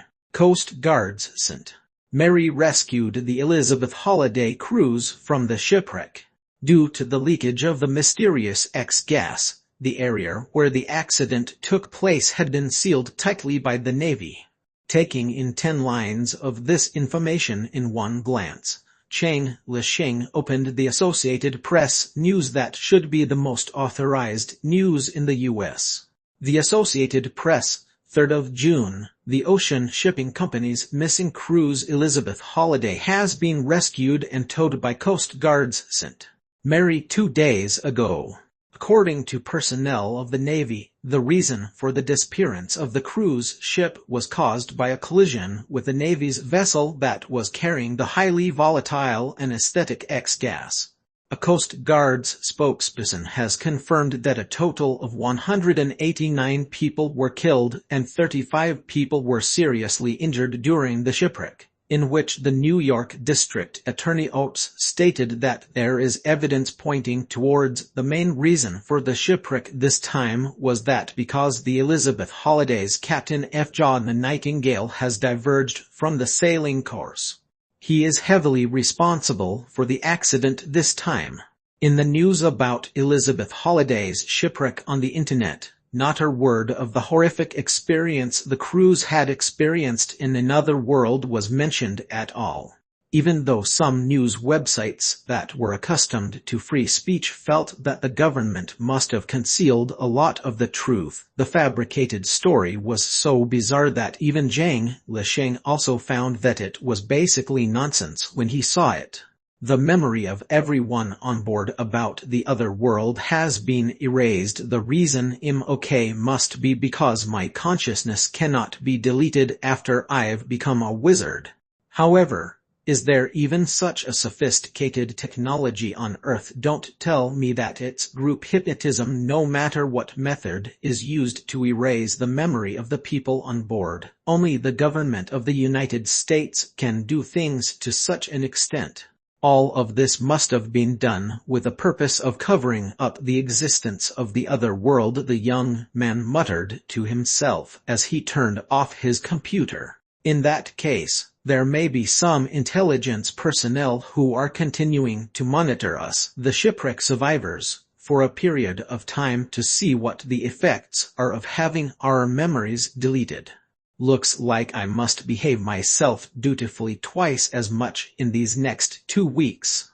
Thanks to some of the sci-fi movies that had similar content, with the information collected online, Zhang Lisheng managed to piece the last piece of the puzzle together and did not have to spend much effort before getting straight towards the truth of the incident. In the next few days he did indeed carry out what he had said beforehand. He just spent his entire day sleeping at home.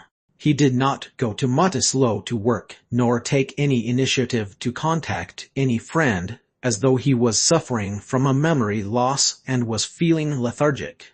This routine continued until the 10th day, which the engineering manager in charge of the expansion of the slaughterhouse took the initiative to contact Zhang Lisheng to tell him that the first phase of the slaughterhouse had been completed.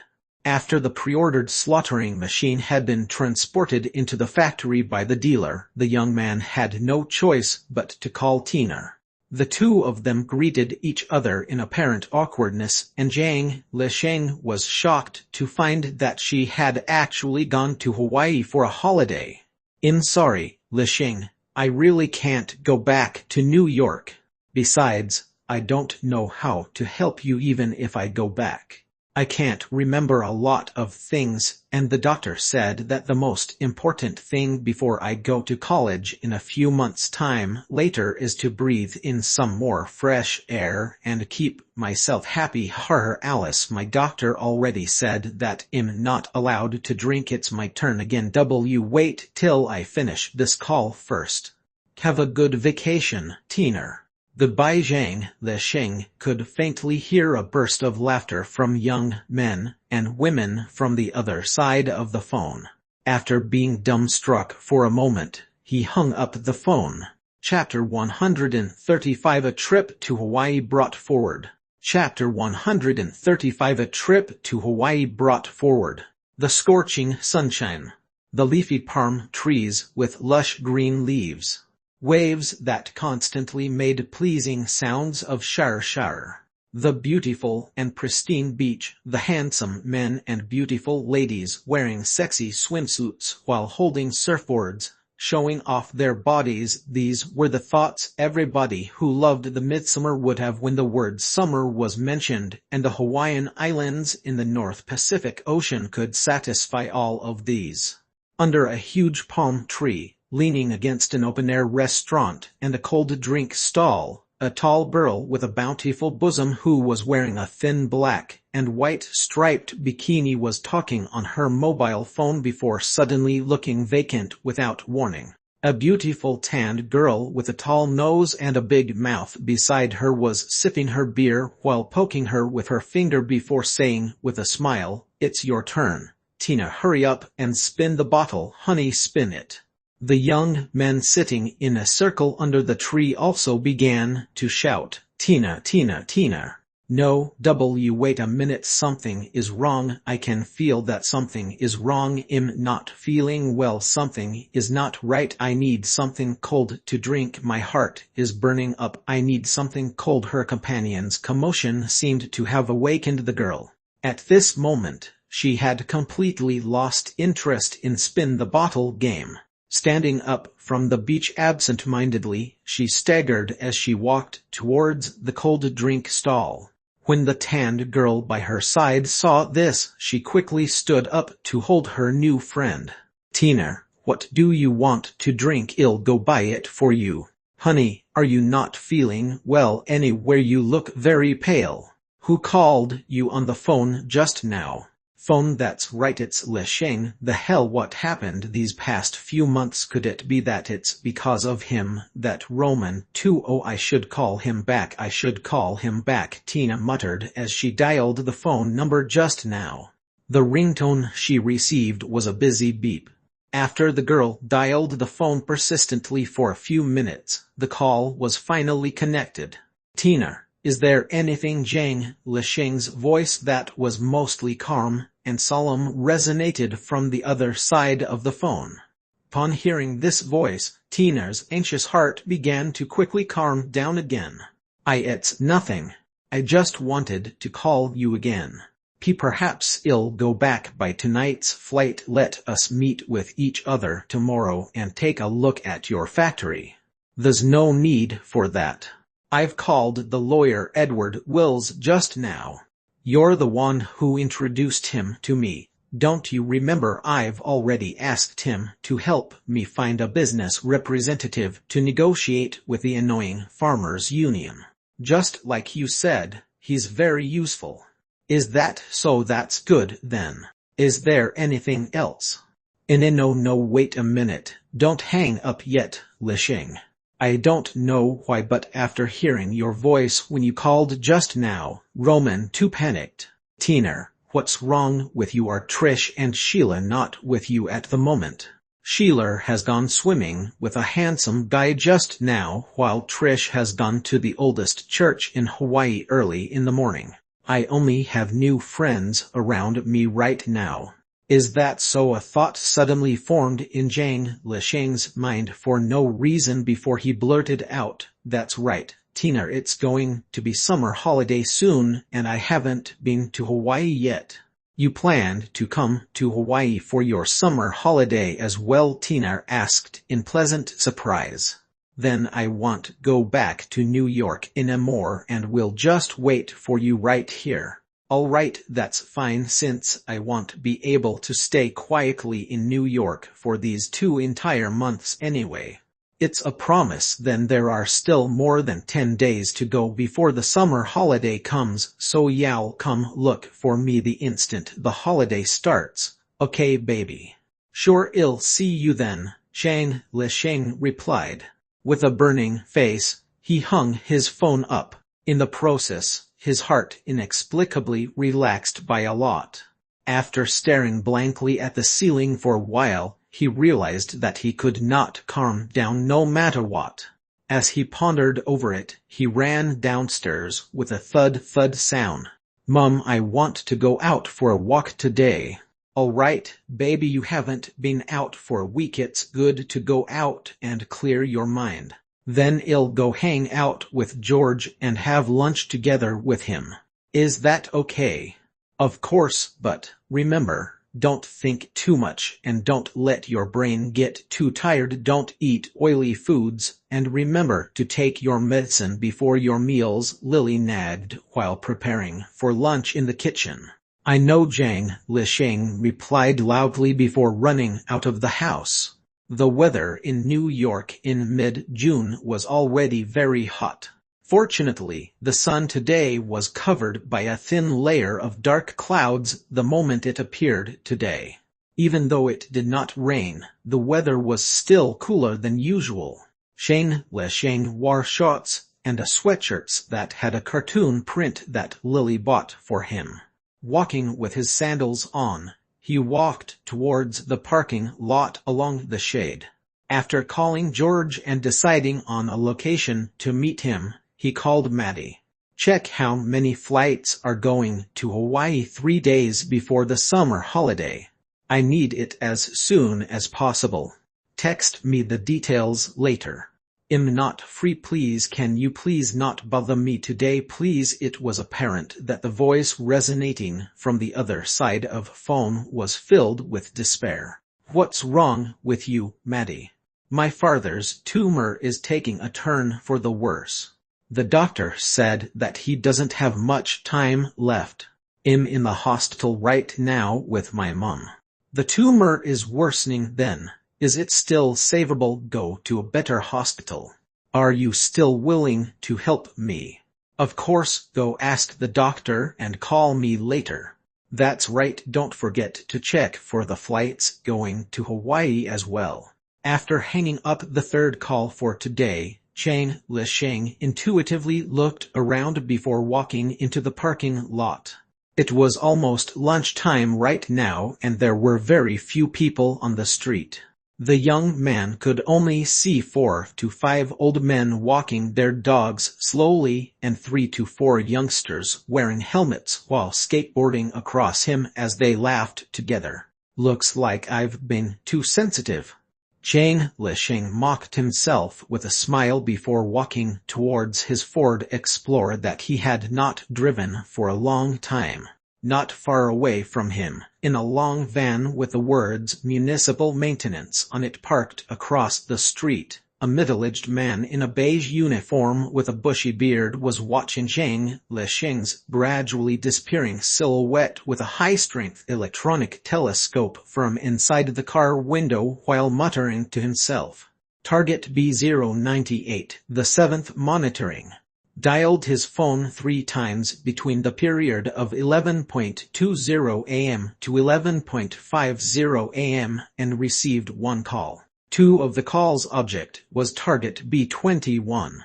There was no abnormality in either of the call. It's deduced that there's no abnormality and it's recommended to cancel the monitoring. When the bearded man was muttering to himself, the microwave in the car suddenly made a ding sound and opened its door automatically. A short middle-aged man who had been waiting beside the microwave rubbed his hand excitedly. Hey buddy, our hot dog is done. We're finally going to complete this damn monitoring task. To think that we actually had to play this hide-and-seek game with these few kids all day long. I really don't know what our big boss is thinking if there's another mission as boring as this the next time. I'm going to bring over my frying pan and froth machine so that I can fry bacon while making milk foam at the same time. Enough, Alexander complaining won't get you promoted. Hey, give me one hot dog as well. You can't eat that all by yourself, or I'll log into the monitoring record and suggest to extend the monitoring for another week. The bearded middle-aged man put the instrument away and smiled. The two agents came out of the rear compartment and entered the driving compartment while chewing on their hot dogs. When they drove to their next surveillance target, Zhang Lisheng also drove his Explorer out of the parking lot. Naturally, George would still be working at the Duzit's butcher shop on a Saturday noon. After turning left and right on the New York streets for more than 20 minutes, he parked the car outside of the butcher shop. Very soon, George, who had just gotten off work, left the butcher shop and ran into the passenger seat of the Explorer. After hugging Zhang Lisheng, this noisy black boy remarked solemnly, "Hey, buddy, it's good to see you safe and sound. Well, in accordance to the custom of your Chinese people, let me spend a lobster lunch on you to help you get over the shock. I want to go eat at the restaurant in West End." "Forget about it then, let's just go for burgers. How about that Madison Fat Chicken Burger restaurant? Your little Maddie is working there and she can give me staff price too." "She's not there today. I just talked to her on the phone just now and she's in the hospital. She said that her father's tumor has deteriorated further." "Oh, that's unfortunate. Buddy, shouldn't you be by her side accompanying her at this time? I really don't understand what's going on between you two. I keep seeing you two contacting each other these past few months. Ugh, fine, I'm sorry. It's your private matter and I shouldn't comment much about it. But Maddie would really need somebody to comfort her at this time. And I think that you can comfort that girl." Hearing his best friend's words, Zhang Lisheng hesitated for a moment. "You're right, George, I was indeed a little heartless in this matter. Okay, let's go to the hospital." Then, he started his car and began to make a turn, before heading to the New York's Cassandra Cancer Research Center by relying on his car's navigator. After buying 2 burgers and 2 Cokes and having their simple lunch, Zhang Lisheng and George parked in front of the Cassandra Cancer Research Center that was relatively small in size. It merely occupied half a floor of a complex building, but was somewhat famous. By the time they arrived, it was already later than 1 p.m. Due to the reason that other than the doctors and nurses, the people who would usually come in and go at this private hospital were cancer patients and their families, Zhang Lisheng sensitively felt stifling right away the instant he walked into it. However, the bizarre thing was that everyone here had a smile plastered on their faces, looking as though they were in a happy mood. Even the few skinny patients were whispering to the nurses softly, neither too fast nor too slow, as though they were not pessimistic nor in despair at all. Due to the reason that the area was separated into 2 wards and the medical rooms, the waiting room for the doctor's office was not huge. With just a single glance, Zhang Lisheng could see Maddie, who was snuggling close to a middle-aged woman with a smile. He hesitated for a moment before striding towards them. "Maddie, I've heard about your father and I immediately came here with George to see you." Upon hearing his greeting, Maddie finally realized that Zhang Lisheng had come to the Cassandra Cancer Research Center. It was apparent that she was caught off guard by the young man's appearance here. For a moment, she was dumbstruck. Chapter 136 Negotiations. Chapter 136 Negotiations. "Maddie, these 2 kids must be your classmates, right? Hello, I'm Cloris, Maddie's mother. Thank you for your concern. Maddie's father is doing fine, and so are we." "Why, you don't have TTO?" When she saw her daughter in a daze, Maddie's mother smiled at Zhang Lisheng and George before greeting them in a soft voice. However, she barely finished 2 sentences before breaking out into tears. "Mum, don't be like this. This is the hospital. If father sees you crying when he comes out of Dr. Cassandra's office later, he'd definitely be sadder afterward." Under Maddie's persuasion, her mother wiped her tears off hastily, and once again, a smile crept upon her face. Right now, the girl had already shifted her attention towards Jane Lishing. Lishing, thanks for coming. This is the hospital, so let's go outside and talk if there's anything. The young man nodded and smiled politely at Maddie's mother before walking out from this small private hospital with the girl. The atmosphere in this hospital is very strange. It's obviously depressing, but everyone is smiling. "Why is this so?" Jane Lishing asked abruptly after they walked out of the door. "Dr. Cassandra advocates a positive attitude in treating tumors. He often says a burst of hearty laughter that lasts one whole day can have the same effect of one chemotherapy. Many doctors think so. As long as one maintains an optimistic and positive personality, the human body's immune system would be able to cope with any disease. I've heard many times before that patients with serious illness are naturally cured like this." "George, if laughter can heal disease, Chaplin would not have died in the first place." "Maddie, haven't I told you to ask the doctor if there is any other better scientific way the hospital has to treat your father's illness?" "I've asked the nurse on duty, and she said that there's a medical center in Belgium that has developed a brand new treatment for mid-stage stomach cancer. According to the data, the treatment is very effective as well. So why haven't you called me back?" "It needs $500,000. The nurse said that the estimated cost of the entire treatment would be at least $500,000. Maddie felt weak and leaned against the wall as she muttered. To some people, $500,000 might only be just a few chips in the casino, but to most people, it was a really huge sum. To an average middle-class American family who did not inherit anything from their ancestors, possessing a cash saving of $500,000 could even be said as a dream to them. $500,000, $500,000. That's a huge sum of money. However, since you're my servant, according to the custom, Jane Lishing casually muttered before writing a check and stuffing it into Maddie's hand. "Send your father to Belgium. It's not reliable to treat a tumor with laughter." Not being able to understand the sense of worth of a wizard, Maddie stared at the check in her hand that was written with 1 5 and 5 consecutive zeros in a daze. After being dumbstruck for a moment, she muttered and asked, "Why do you want to treat me like this? If you like me, when you gave me that $50,000 last time, you could have already, and what's more, haven't you already taken me as a servant or something now?" "That's right, it's exactly because you're my servant that I should help if I know that your family member is severely ill. All right, I've already done what I can do, so I hope your father can fully recover. George and I will." Jane Lishing's words were suddenly cut off by the deep kiss Maddie threw at him. Thank you."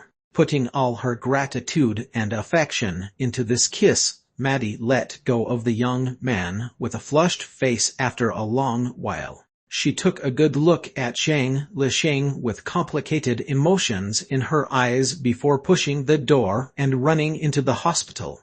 When the girl ran off, Jane Lishing was still dumbstruck and had not returned to his senses yet. George, who was by his side, scoffed mockingly, $500,000 in exchange for a passionate kiss. How does this kiss of $500,000 taste like? What the fuck? Why would Maddie do that? I merely did something that fits our China's sense of worth, earned. Oh well, that's enough. Mate, why are you explaining it to me? I'm not your hot girlfriend nor Mada's parents. Besides, you two have already started playing this little servant and master game, so it ain't too much for a kiss anyway. However, to put it bluntly, the speed of building up your fortune is really fast. You were still working part-time with me a few months ago, but now you could already give out a check worth $500,000 without even blinking your eyes. When do you plan to save me as well? If you give me a check of $100,000 to me, I'd give you my body freely and let you do whatever you want to me. Then George posed a sexy, seductive pose right away. That's enough, George, you're disgusting. That's all the money I have in my account. If I want to have more money, I'd have to officially start the slaughterhouse business once the expansion is done. I keep hearing you mention that you've opened a slaughterhouse, but I've never been there before. Now that I saw how you use your money, I began to become curious about the scale of your slaughterhouse. You can go anytime in the future when you want to, but not today. I don't plan to leave New York City during the resting period the doctor put me on, Lich said cautiously. Because you can't use too much of your brain. Okay, Lich, of course you should listen to the doctor. But there's one funny thing. As the rebel in Lowbridge Junior High, it's rumored in the school that you've become paralyzed and can only lie on the bed with your saliva dripping out of your mouth. Wait a minute, George, since when have I become the rebel of Lowbridge Junior High? Right now, every student in Lowbridge already knew that you've participated in the Fordham Sisters cruise party and that you have undergone a shipwreck. Because of this, you've become the rebel of Lowbridge Junior High, but fret not, your label of being a rebel has already become ridiculously expensive. In fact, there's a saying stating that only a man who is no longer a virgin is a good man, George remarked loudly in an envious tone.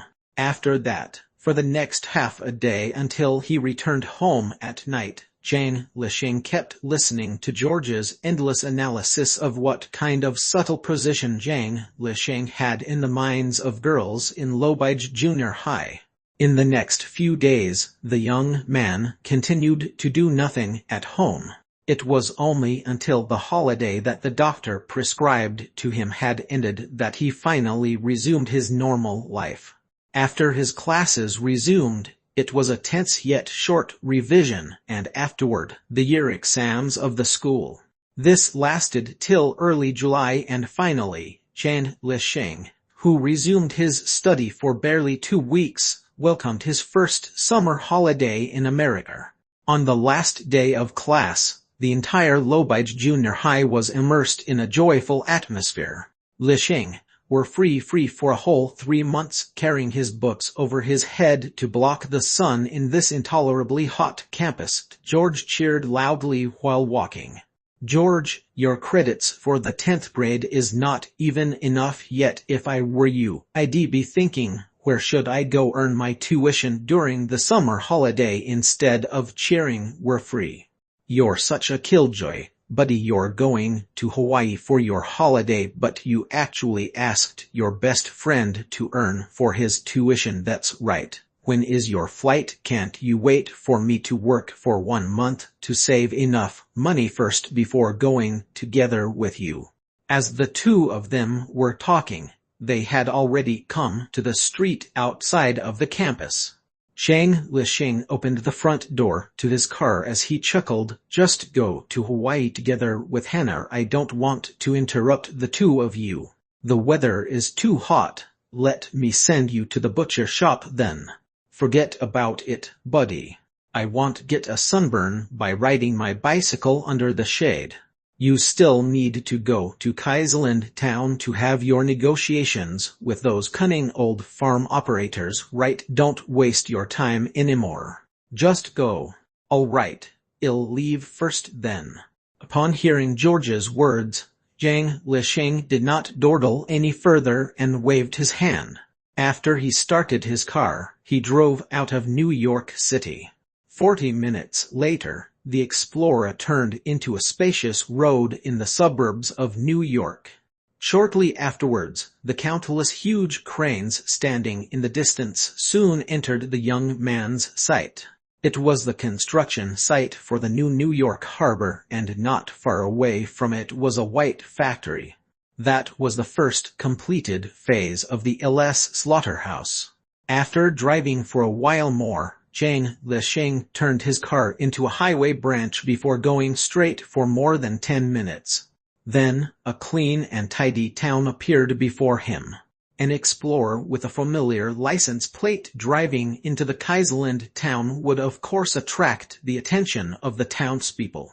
However, when Zhang Lisheng got down from his car, nobody greeted him at all. The townspeople's straightforward attitude did not rouse any dissatisfaction from Zhang Lisheng. He parked his car outside the Blueberry Tavern and nodded everyone he came across with a smile. With big strides, he came to Mayor Howard's hut that was situated in the middle of the town. After he knocked and pushed the door open to enter the house, to Zhang Lisheng's expectations, the wooden house was already filled with middle-aged men and old men who were wearing denim overalls. When they saw the young man enter, they casted their angry gaze on him right away. Only Howard stood up as usual and extended his hand to welcome Lisheng. Lisheng, you've come. I hope that you haven't eaten your lunch yet, for I've specially prepared the rib of the Japanese Matsusaka beef that had been successfully reared in the farm. It's extremely delicious. Is that so, Mayor Howard? That's amazing, and here I was thinking that you wanted to have a fallout with me, for you'd rather lose money and shut the LS slaughterhouse down a few weeks ago. I didn't expect you to be so generous this time. Not only did you invite me as your guest, you've even prepared Matsusaka beef steak for me. That's enough, young man. I know some of the things I did in the past might have raised your dissatisfaction, but I grew up in a farming and pastoral town outside of New York City. The first thing I learnt since primary school is that small towns like us outside of New York City would need to be united in order to survive. Mayor Howard, the fact that you and all of the farmers outside of New York City came together to demand a lower price from an originally fair price is not for the sake of Kaiserland town's survival. On top of that, the people whom you're dealing with is one of the directors for the Kaiserland town's National Farmers Union. I think all of you might still continue to unite had there not been the slaughter orders from the Californian farmers. Even if both of our sides would end up suffering from major losses, you'd still want to put things right once and for all and force the price that I offered to a stage where it's ridiculously low, wouldn't you? Chapter 137. You're out. Chapter 137. You're out. Zhang Lisheng's words were merciless, getting straight to the core of the dispute. The people in the wooden house gazed at each other. It was apparent that it had never crossed their minds that this young man, who was said to have suffered from brain damage, would make such sharp statements. After a moment of silence, Howard replied frankly, "Sure enough, it's indeed as the Bible says. Greed is the root of all evil." You're right, Lisheng. We do indeed plan to do so. Now that things have developed to become like this, what we can do now is to listen to your conditions. My conditions, Mayor Howard? Don't tell me that you didn't know that I've suffered from a horrible shipwreck a month ago and that my mind is in a mess right now. I thought my lawyer, Mr. Wills, and my business representative, Mr. Charlie, have been negotiating with all of you all the while. The conditions that they proposed are my conditions. Simon, young man, stop mentioning those two damn Jews who can even squeeze oil out of stones. Since you've accepted my invitation, You must also have the intention to reconcile with us. Don't you? Well, just go in accordance with your pricing. $50 for an automatically slaughtered pig, $150 for a cow, and $40 for a sheep.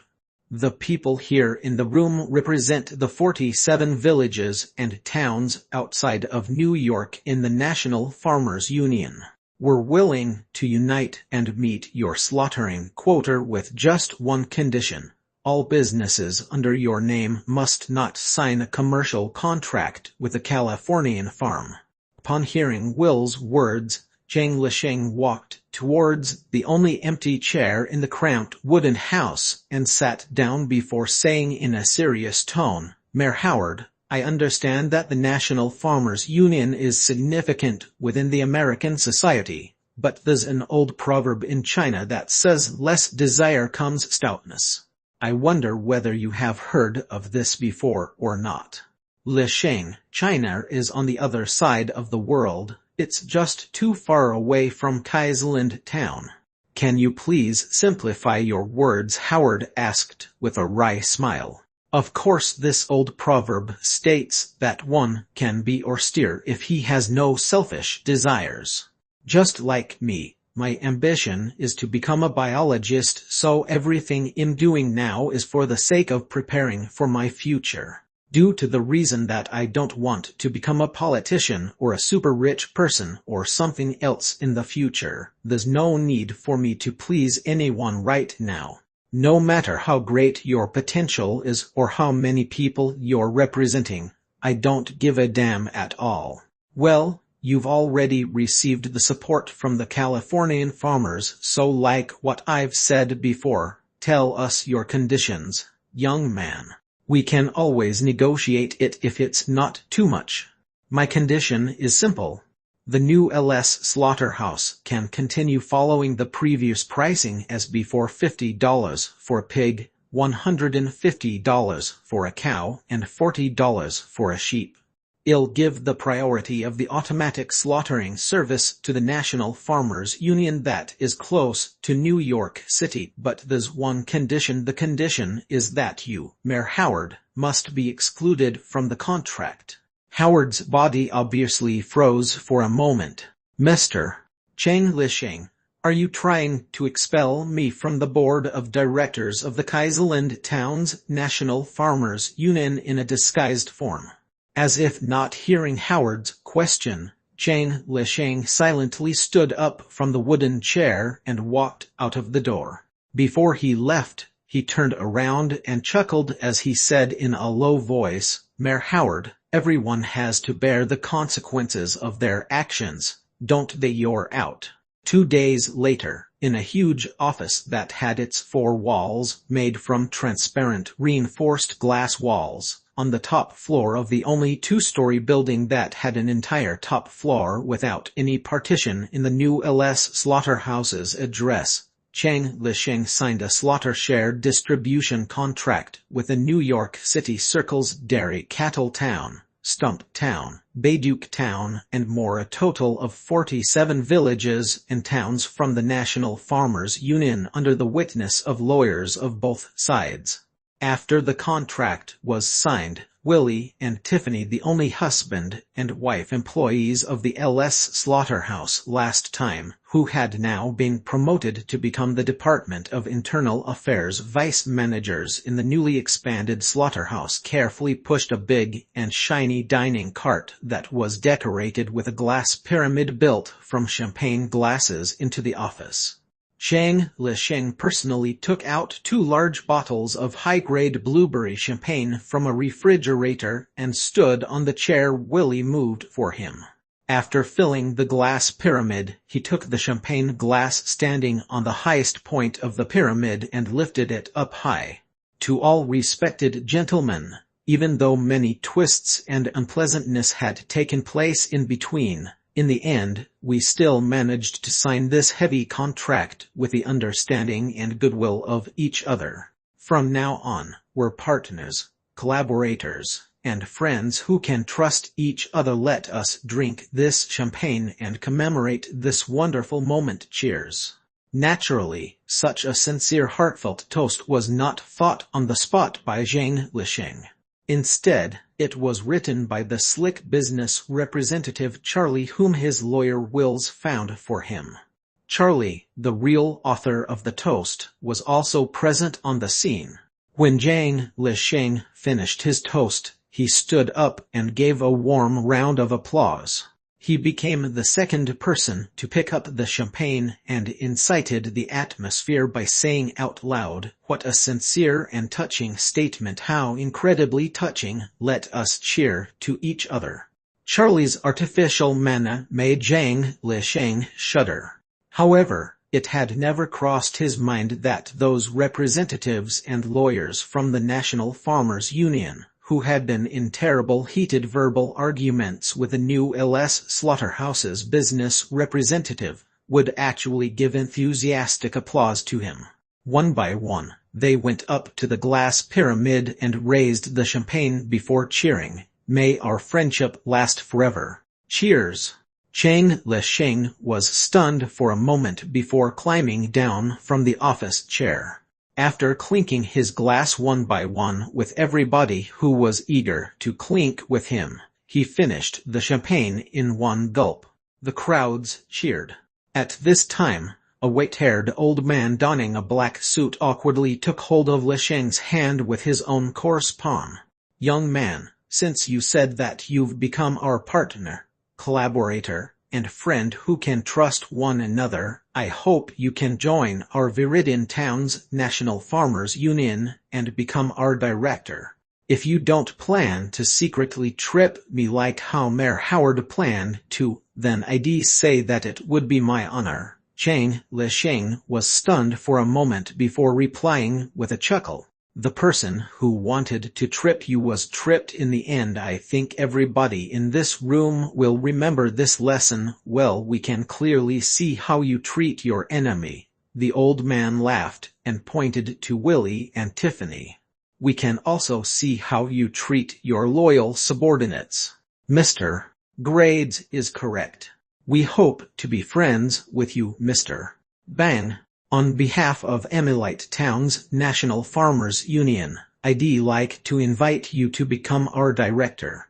On behalf of the Brobingnag Lake Town, I'd like to invite you to become. I represent the Stump Town.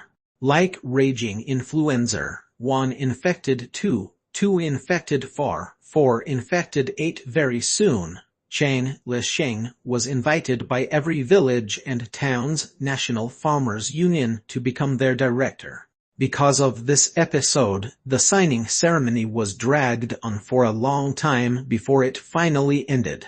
After sending every representative and lawyer of the National Farmers Union away, the first batch of animals, who were waiting for a long time outside of the factory, were transported into the new LS slaughterhouse in accordance to the contract. Soon, the main screen of the surveillance monitor on the office wall began to flash with numbers. In just a while, the number representing money entering Zhang Lisheng's account exceeded 10,000. "It's fortunate that my money-making speed is slightly faster than yours, otherwise, I wouldn't have been able to afford your expensive legal fees."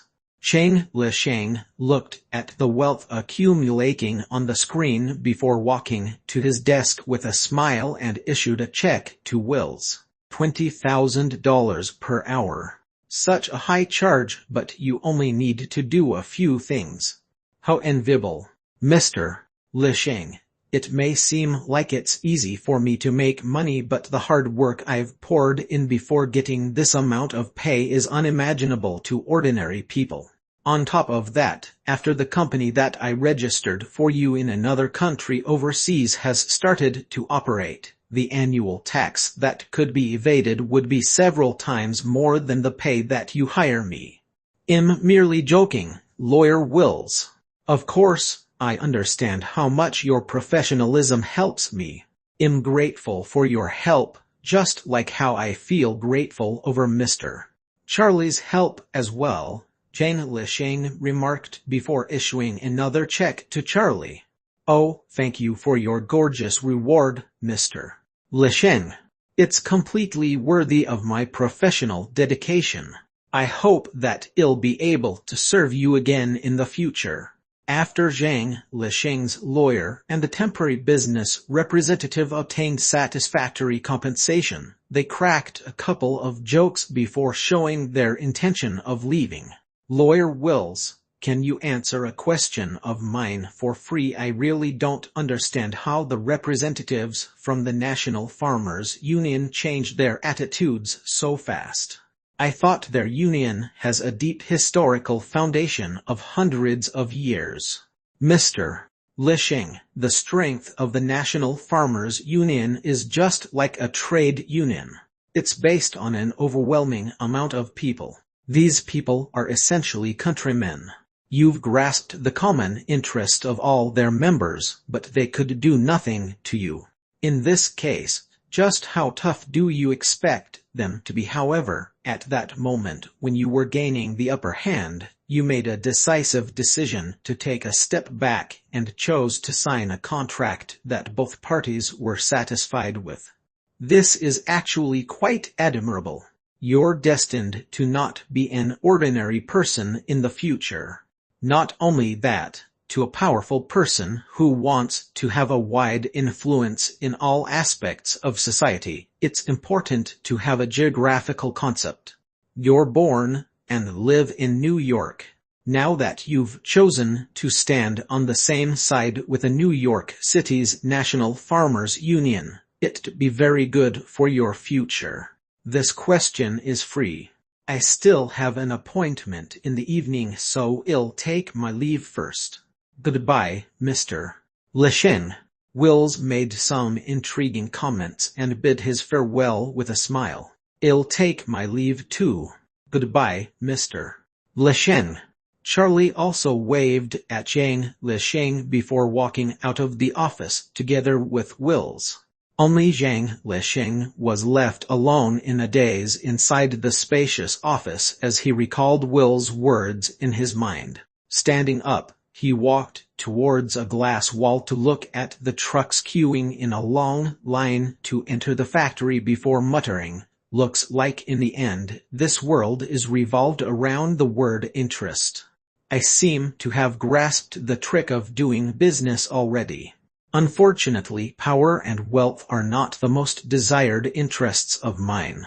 As he muttered, he took off his coat and unbuttoned his shirt to expose a skinny chest. Spitting out a mouthful of dark blood, he growled "Simplify" before writing in ancient Chinese character "Simplify" on his chest using the blood floating midair. Chapter 138 The New Use of the Croco-Dragon. Chapter 138 The New Use of the Croco-Dragon. The Simplify wizard curse that Zhang Lisheng obtained after making a breakthrough to rank 5 wizard level was not something that could be efficacious forever once it was cast. Instead, it needed to be cast once every 5 days repetitively before it could remain effective for a long time. After he cast the Simplify curse in the new LS Slaughterhouse's office, he regained the ability to command the wizard do and cast a curse through his thoughts. Turning back to his desk, he turned the computer on and entered the password to enter the remote control management system of the factory, opening the reserved pipeline passing through the trenches below the slaughterhouse all the way to the Atlantic Ocean. At the instant when Zhang Lisheng pressed the keyboard button, in the shallow seashore that was several dozen meters high outside the coastline of the ocean, a horizontal black metal cover with a diameter of about 20 meters was slowly unscrewing. At the same time, in the deep sea, a giant beast that had a length of more than 50 meters rose from the bottom of the sea by paddling with its limbs. Swimming across the sea rapidly, it smashed countless amounts of fishes that could not escape in time into piles of meat, rushing into the thick pipeline sealed by the black metal cover that had been completely unscrewed by now. After driving Croco-Dragon to the entrance of the underground trench connecting the Atlantic Ocean underneath the slaughterhouse, Zhang Lisheng began to operate the computer to reseal the pipe. He commanded the wizard goo to open its mouth wide and stay in the pipeline just like that. As the slaughterhouse began to operate both day and night, by the third day, the internal organs and blood of the animals had accumulated in the hundreds of square trenches with a depth of 50 meters and its width more than 100 meters long that were interconnected in the base of the floor, that looked like it would never be filled, started to overflow till they gushed into the pipeline going straight to the ocean. After the blood that appeared to be a red river along with the internal organs flowed into the pipeline, it soon vanished inside the crocker dragon's widely opened mouth, which meant that as long as this wizard goo was here, the trench of the new LS slaughterhouse would never be filled. Such a situation had already been expected by Zhang Lisheng. As the Simplify curse came into effect, and that he could feel that everything was being carried out as he had first imagined, the young man who was eating lunch at home breathed a sigh of relief quietly. Taking a bite of the pork pancake, he asked his mother, "Mom, can I go to Hawaii for my summer holiday?" "Hawaii, oh, that's the best holiday destination for midsummer sun. Beach, beautiful bikinis, I mean healthy sea sport, Dad." "Auntie Lily, I think Lisheng's idea is very good." "This idea is good, but Randy, don't forget that you still need to go to training for your university's football team. The training only lasts for 1.5 months. 1.5 months. I still have half of my holiday time to relax." "You're right, that's why I've already bought a return train ticket for all of you. It has been 2 years already since you last saw your grandfather and grandmother. For this reason, you must go spend a few weeks in Aid Town during this summer holiday. There's a beautiful beach there as well as for Lisheng. You've been in this country for less than a year, so it's natural for you to want to go to the world-famous Hawaii in the summer." Lavin looked at his beloved lover beside him. "Lily, you know that more crimes will take place in this scorching summer season in New York, so I won't be able to take any leave. Why don't you go to Hawaii with Lisheng?" This is unfair. Dad, you want me to play at the beach in New Jersey? I might as well just go to New York Harbor to play. Why can Lisheng go to Hawaii but we have to?" Randy, who was complaining, suddenly remembered that Zhang Lisheng, who had no blood relationship with the Lavin family, might feel awkward if he went to New Jersey, so he shut up right away. Our editor West from the Metropolitan Press wants to proofread that what are on the young people's minds draft in these few weeks, so I have no time to spare as well. Baby, why would you suddenly want to go to Hawaii? Or perhaps, Mom, I saw an article written by Professor Lotters from Oxford University on the internet about the unique biological chain on the Hawaiian Islands. I'm very interested in it, so I plan to go there to carry out a field study about it. Actually, I originally planned to go the instant the summer holiday starts, but it's because we have to welcome Michelle from the hospital that I decided to postpone it until now. To study the unique biological chain of the Hawaiian Islands. Then does this mean that you originally planned to go by yourself, baby? That right, Mum. Hawaii is not the Amazon, so you should rest assured. All right, young man, you're already 17 years old and you already have your own business as well. Now that you also have a legitimate reason, of course you can go wherever you want, but remember, don't swim at the beach without any protective net and don't play those dangerous sea sports. Lily was stunned for a moment before saying in a low voice, I know, Mum. Don't worry, I'm not interested at all in those sea sports, no matter whether it's dangerous or not. Lily nodded in a blue mood.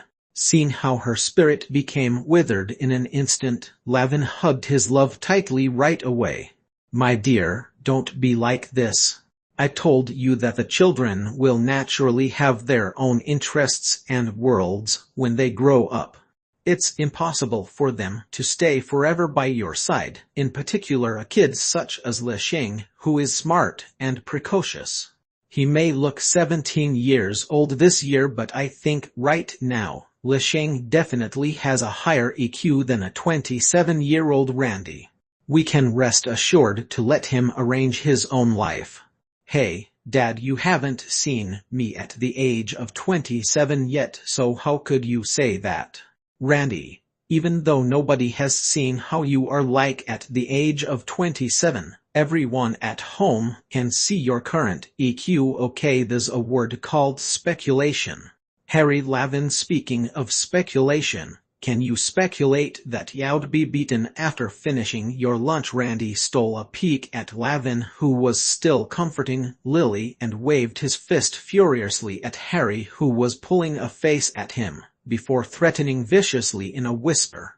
Beaten, dear brother, don't you think that it'd only show how low your EQ is by threatening your own brother like this all the time? The lunch quickly passed under the bickering of Harry and Randy, these two brothers who shared the same father but different mother.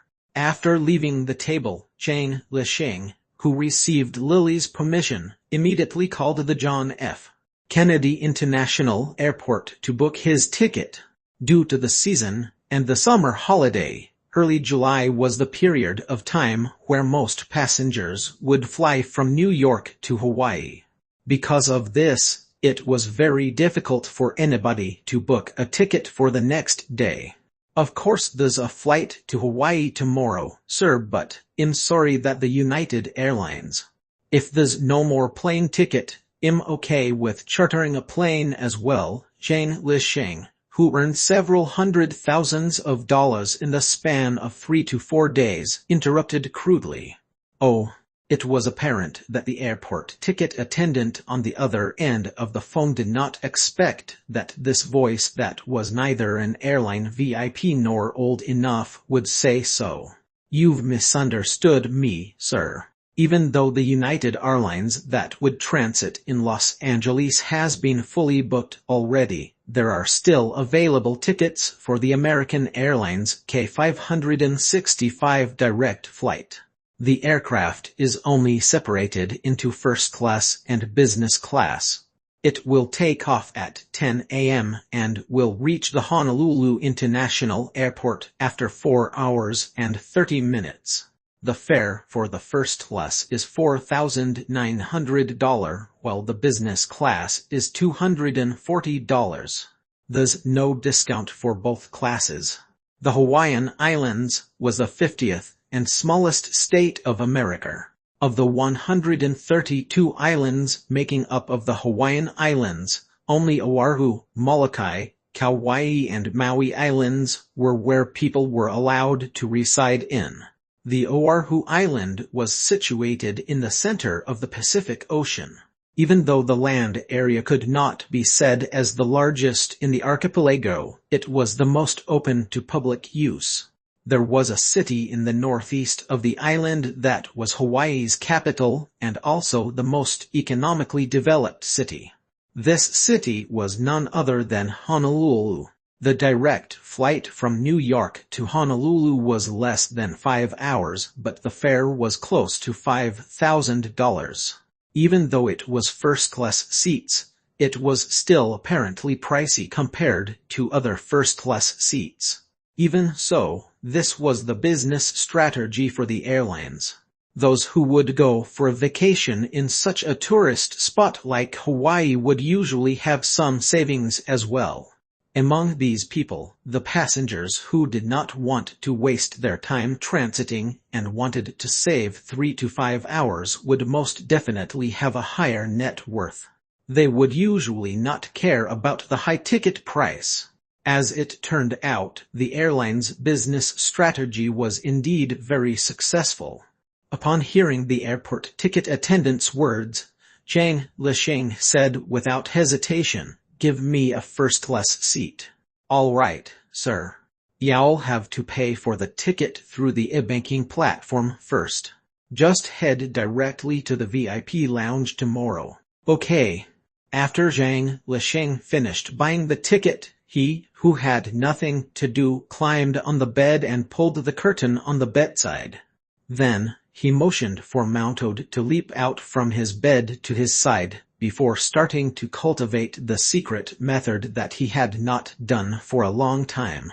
The circulation was formed, and the demon's image in Zhang Lisheng's mind only lacked its head right now. As the young man fell into a state of being half awake, time quickly passed by.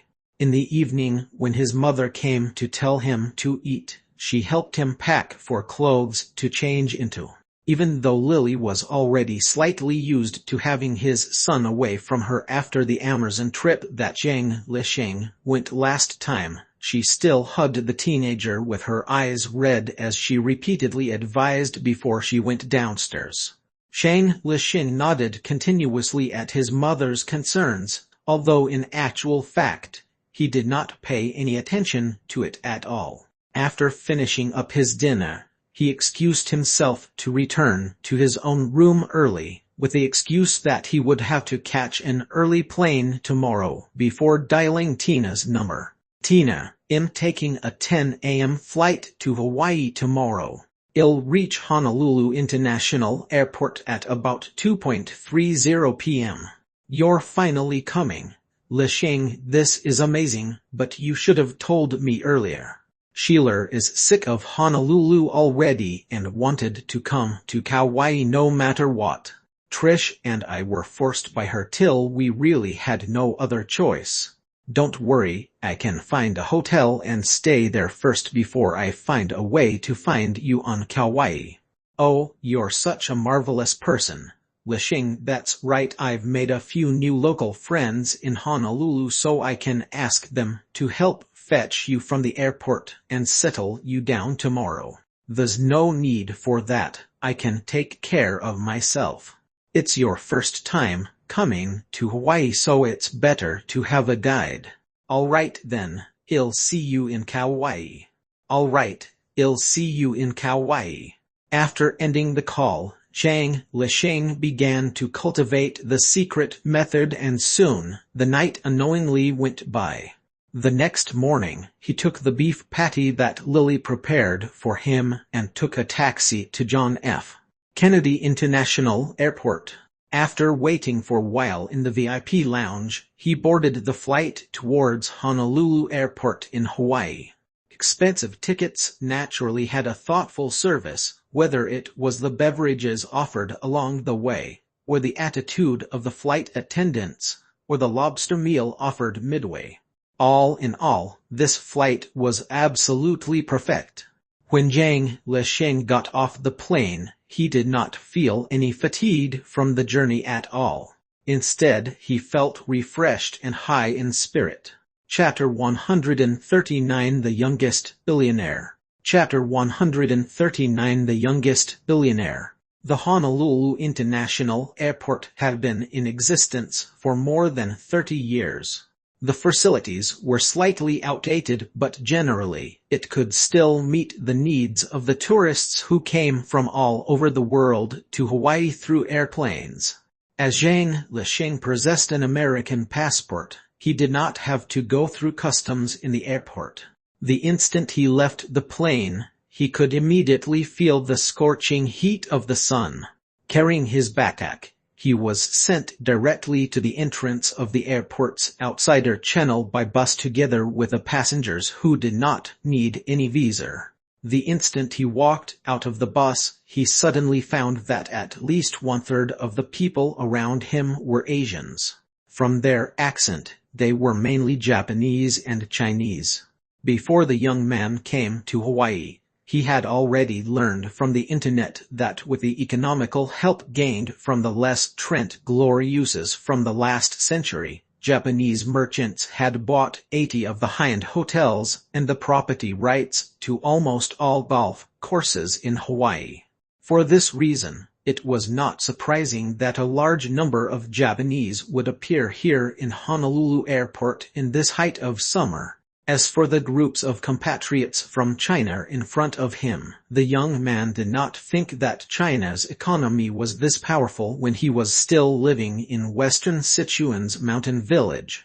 However, after he had migrated to the Americas, he was surprised to find out from the conversation of the people around him that the rich people of China were so many that it was completely uncountable. For this reason, he was no longer caught by surprise by this as well.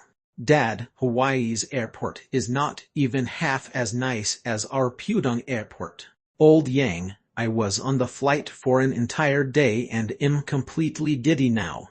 I can no longer move today. I'll take my rest first, and tomorrow, let us take a good look at Honolulu's municipal construction instead. Baby, this is Hawaii. The most beautiful, clearest and bluest beach in the world is right here. Upon hearing the local accent of his native country that he had not heard for a long time, Zhang Lisheng unknowingly walked together with his compatriots, walking in the middle of the Chinese crowds who were either appeared to be in contempt, or either appeared to be very excited, or were either looking around curiously. The teenager carrying a rucksack appeared to be slightly out of place. After a long walk in the fully air-conditioned outsider channel, he once again called Tina on the phone. Tina, I've already reached Honolulu Airport.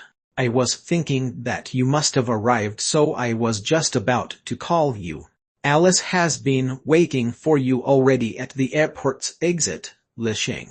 Alice, we've just recently been through a rabbit hole experience, and I can't believe that I'm going to meet the original character in the story today.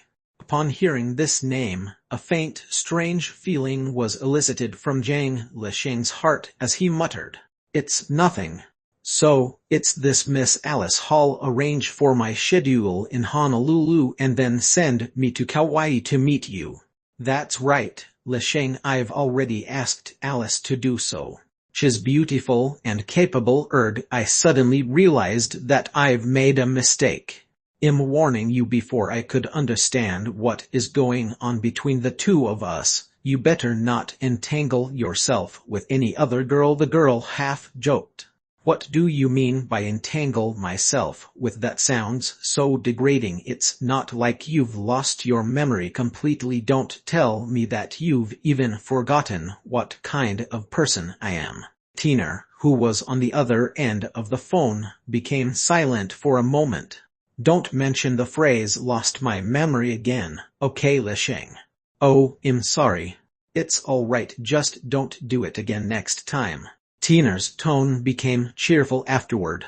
That's right. How is your business doing after your slaughterhouse opened? Not bad.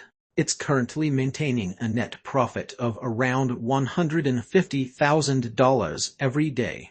The number Zhang Lisheng reported immediately evoked the girl's natural instinct of a businessperson. Whoa, this number is out of my expectations. A net profit of $150,000 every day.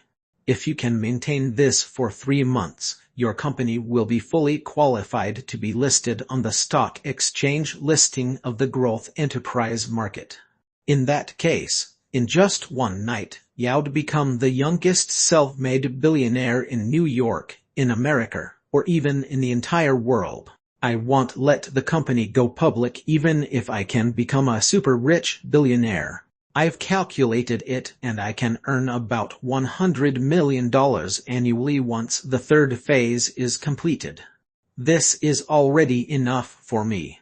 It's enough for now, but, baby, you won't be satisfied once when you get there. That's the nature of a human being, the girl remarked confidently. I've made my estimation already. In the carnivorous market of 18 million people in the New York metropolitan area, except for the poor and farmers who can only afford frozen meat, if you occupy the upstream slaughter market in a saturated manner, according to your pricing, you'd earn at least $800 million a year, or even $1 billion if the market is good. I'm very optimistic about your business prospect, but I really didn't expect it to be so fascinating. Tina, you sound more like yourself when you talk like this. Following the crowds, Zhang Lisheng finally walked out of the airport's outsider channel. Chang Lisheng looked at the pickup crowds in the distance that were at least hundreds of people who were yelling and holding up either placards, tablets, or LCD screens written with huge names before saying, "Oh, I'm almost out of the airport now. There are just too many people here to pick up tourists. It's too noisy and I'm going to hang up soon. Bye, Tina. Alice is almost as tall as me. Her skin is light caramel in color and she has very beautiful facial features that are eye-catching. I'll see you in Kauai. Goodbye, Lisheng. I'll wait for you," the girl quickly said. After ending the call, Chang Lisheng began to look for a tall, young, and beautiful woman according to Tina's description in the waiting crowds. Very soon, he saw a beautiful woman who was continuously waving a tablet written with the words Lisheng Jiang in a thick colorful font over her head with just one hand in the midst of the crowds of fat and short Hawaiian natives who were covered in sweat. That girl was wearing a small sweatshirt that showed her navel, while she wore short hot pants to cover the lower body. From her facial features, she should be a typical white girl who looked completely different from the Hawaiian natives who resembled the African blacks. However, due to the reason that her skin was exposed to the sun for a long period of time, her skin was caramel-tanned, unlike her race's skin. She was about 175 centimeters tall and her body was well proportioned and healthy.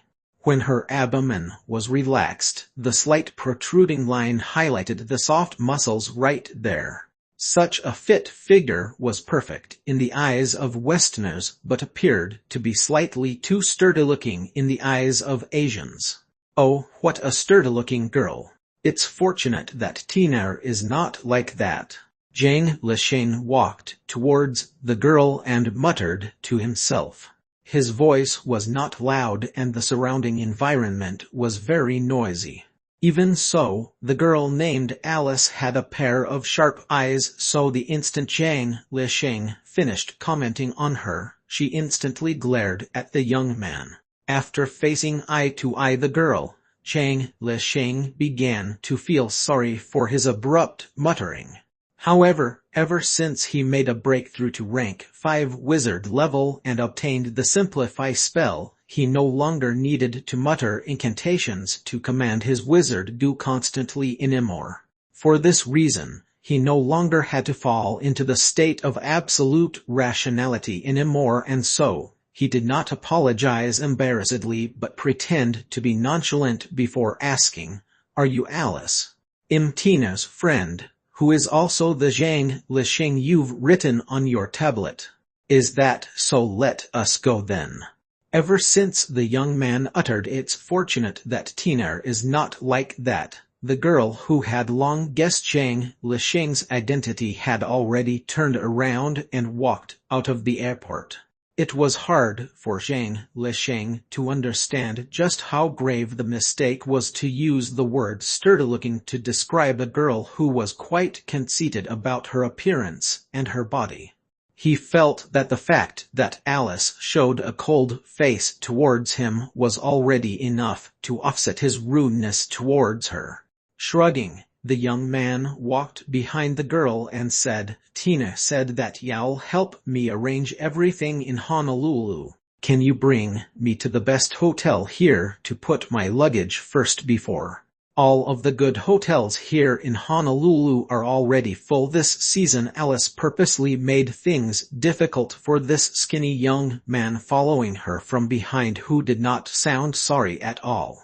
"Since Tina knows that I'm coming, she should have already booked a room at the best hotel in this town for me, hasn't she?" Alice was stumped for a moment. You're right, she has indeed booked a room at the Royal Hawaiian for you already." As the two of them were talking to each other, they had already walked out of the airport. At that instant, Chang Lisheng immediately felt a surge of heat washing over him. It was fortunate that the temperature of Honolulu's outdoor environment was much cooler than he expected. Although the sun was strong, it felt just slightly over 30 degrees. Taking a breath of warm, moist, and slightly salty air that was the characteristic of a tropical island, the young man placed his hand on the shelter and asked, "Where's your car, Miss Alice? Can you drive it over here?" By right, it was within reason for Zhang Lisheng to make such a request, as he had just gotten out of the plane and was carrying his luggage.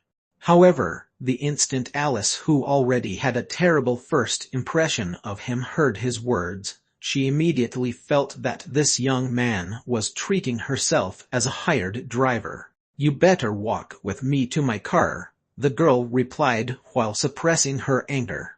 Upon seeing her grave expression, Zhang Lisheng inexplicably answered all right before following her to the parking lot outside the airport. After walking for some time, they finally came to a halt in front of a pink Beetle. "This car seems to be quite aged already," the young man patted the roof of the car. Just as he was about to add, "A young girl who can drive such a car is indeed very tasteful." Alice had already opened the door and entered the driver's seat. "I know that my car is very old, but not everyone is born with a golden spoon and can stay in a 5-star resort every time we go for a holiday. Get on the car, Mr. Zhang Lisheng. I'll send you to the Royal Hawaiian, the world that you're familiar with." Zhang Lisheng was dumbstruck for a moment.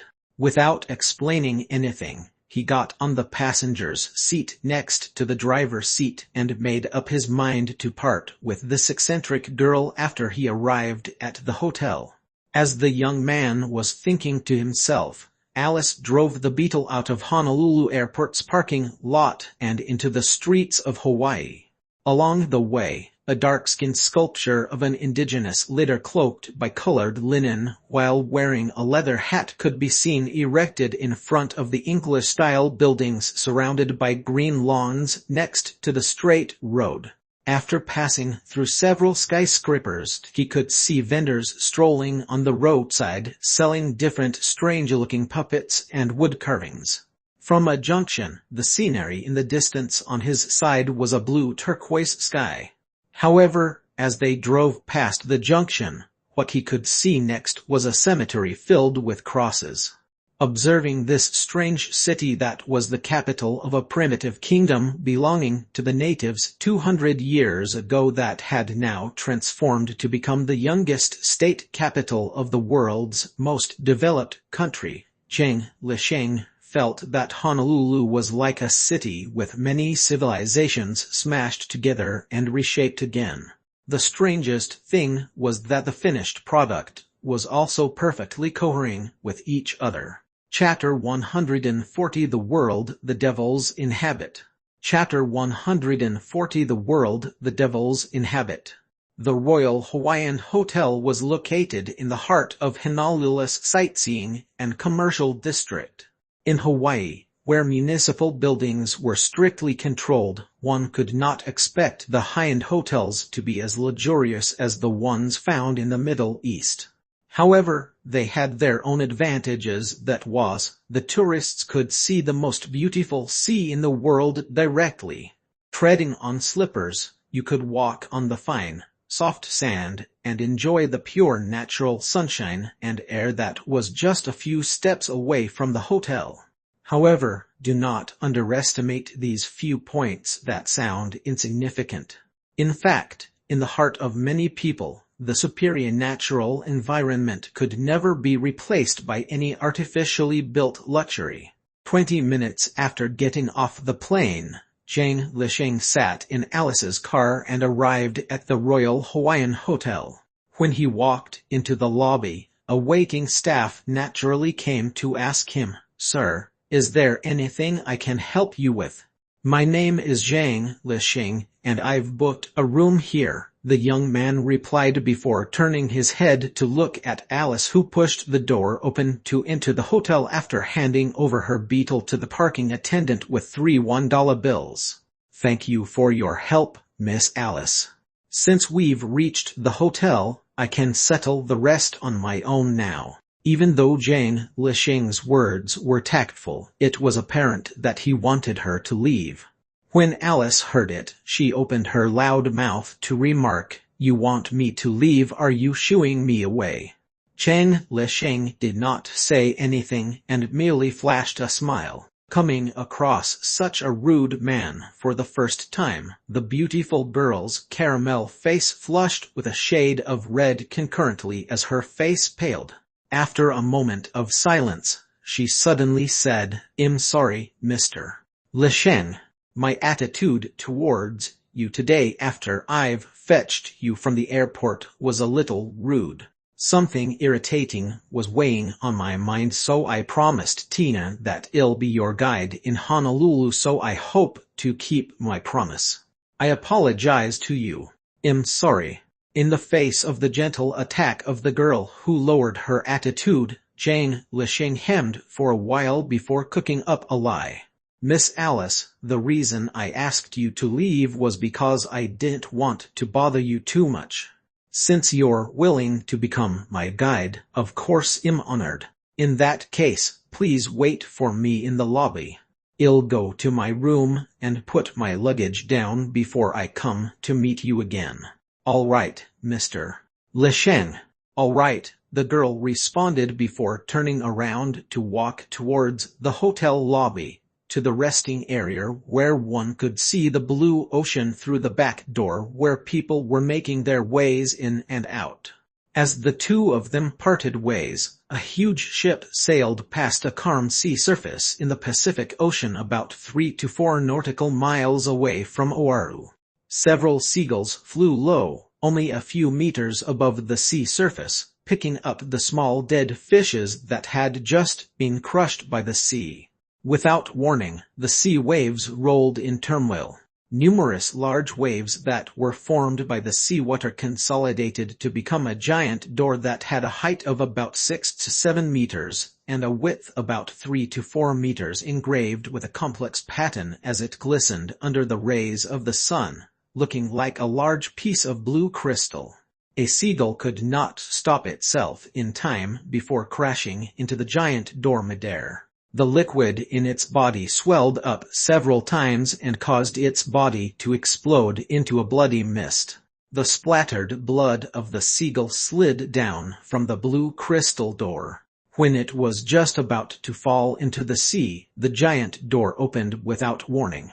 An antique ship that had multiple parts patched up with wood and metal nails suddenly sailed out of it before falling into the Pacific Ocean. The antique ship floated quietly on the sea. Not long after, a man who was over 2 meters tall and was covered entirely in heavy armor stood up from the deck staggeringly with a longsword in his hand. Swaying, he shook his head before standing still and took off his helmet, revealing a wide mouth and a nose that resembled a lion. Looking around at the currently peaceful and beautiful Pacific Ocean, this man suddenly yelled out madly, "This is the world of those devils without magma, flames, and mourning grievances. Their world is as beautiful and serene as ours. They already have such a world, so why do they still want to take our home?" When the lion-like man was howling, a black-clothed man shrouded entirely in a cloak stood up on the antique ship's deck. "It's because we're weak compared to them. It's as simple as that. Castor, stop howling and saying such immature words. You and your compatriots have also beheaded thousands of barbarians before snatching their land as well. But they're uncivilized barbarians. Those barbarians who believe in the evil spirits are no different from animals. We, on the other hand, are civilized people with faith. Have you seen that big ship?" The black-clothed man pointed at the giant ship that was about to disappear on the sea surface before pointing at the wooden ship beneath his feet. With a sarcastic yet sincere tone, he asked, "Do you think that in the eyes of those who can build that kind of giant steel ship that is as huge as a city, just how different you, a so-called civilized person with faith, would be from the barbarians that you've beheaded? You're an insult to all of the people in the Red Iron Nation who believe in the true God. It's a blasphemy against the gods. Castor could not refute the black-clothed man's words, so he resolved to waving the long sword in his hand out of habit and pointed it towards the black-clothed man's neck. The black-clothed man looked at the sword tip that was about to slash at him, but he did not even do so much as dodge. Just as he was about to be beheaded, a majestic and awe-inspiring hoarse voice resonated. Enough, Castor, this is the world of the devils, a land where the true God's authority cannot touch. We need help from all of the Red Iron Nation's people, no matter whether they're fair or evil. Don't forget that the Golden Rose clan has already sacrificed 1/3 of their royal guards and several dozens of their mages just for the sake of breaking through the defense of those devils' metal machinery and let us step into this world. Right now, there are very few people on the ship who survived the disordered water portal spell. For this reason, we need to cherish every power available. The heavy long sword that produced a sharp wind when it was brandished stopped like a straw in the air. Castor, who was as brave and strong as a lion, gritted his teeth before retrieving his sword. Gradually he said, "Yes, Sage Altman. Mage Juliners, Castor will restrain his temper, but I also hope that y'all be able to watch your language. As a non-believer, perhaps you can escape from the watch of the gods in this devil's land, but that is not something to be proud of." The third person standing on the deck was a hunchback wearing a purple long robe whose short hair was shaved off in the middle of his head. He looked old, but his eyes were gleaming with wise brilliance. His hand was holding a thick book in front of his chest that he did not let go even for a moment. "Sage Altman, I'm the beloved son of poison and acid. I'm a sorcerer, not a mage, but it doesn't matter. What profession we have is not important here. Instead, what matters is that we have not lost our power," Julinas replied before spreading his arms and chanted a few incantations. In an instant, a blob of dirty dark green bubbles that were the size of ping-pong balls gushed out of his palms. Upon seeing this green small ball, strong vigilance crept upon Castor's face right away. Taking a step sideways to shield Sage Altman, he took out a shield that was the size of a pan from behind him and held it in his hand. The yellow light that resembled burning flames rose from his body all of a sudden, before mysteriously expanding the shield into a tower shield. "Thank the gods for the blessing. Castor, looks like you and Julinas have not lost your power." Altman seemed to not have seen the confrontation set for a showdown to the death.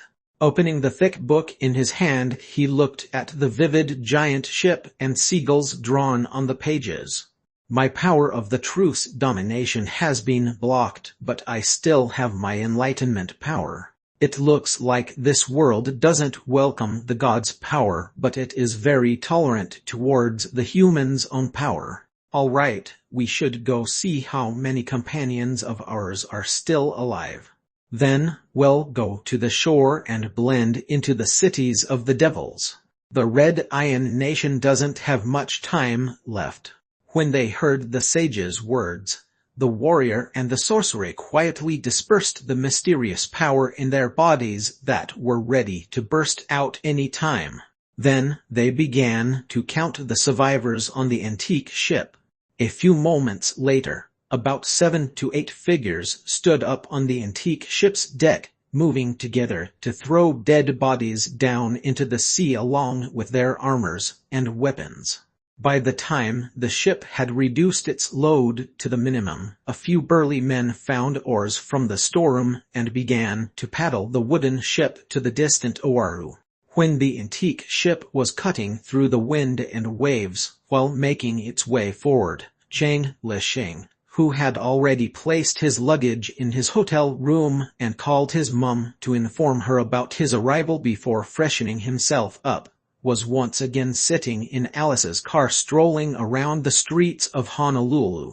"Alice, I think we should go to the dock first to ask what time the boat to Kauai will start to operate tomorrow." The young man watched the palm trees that were flashing across the window as he casually remarked, "Mr. Lisheng, you'll have to go to Kauai by plane. There's only one flight every 2 days in the morning. In other words, this also means that you can only depart the day after."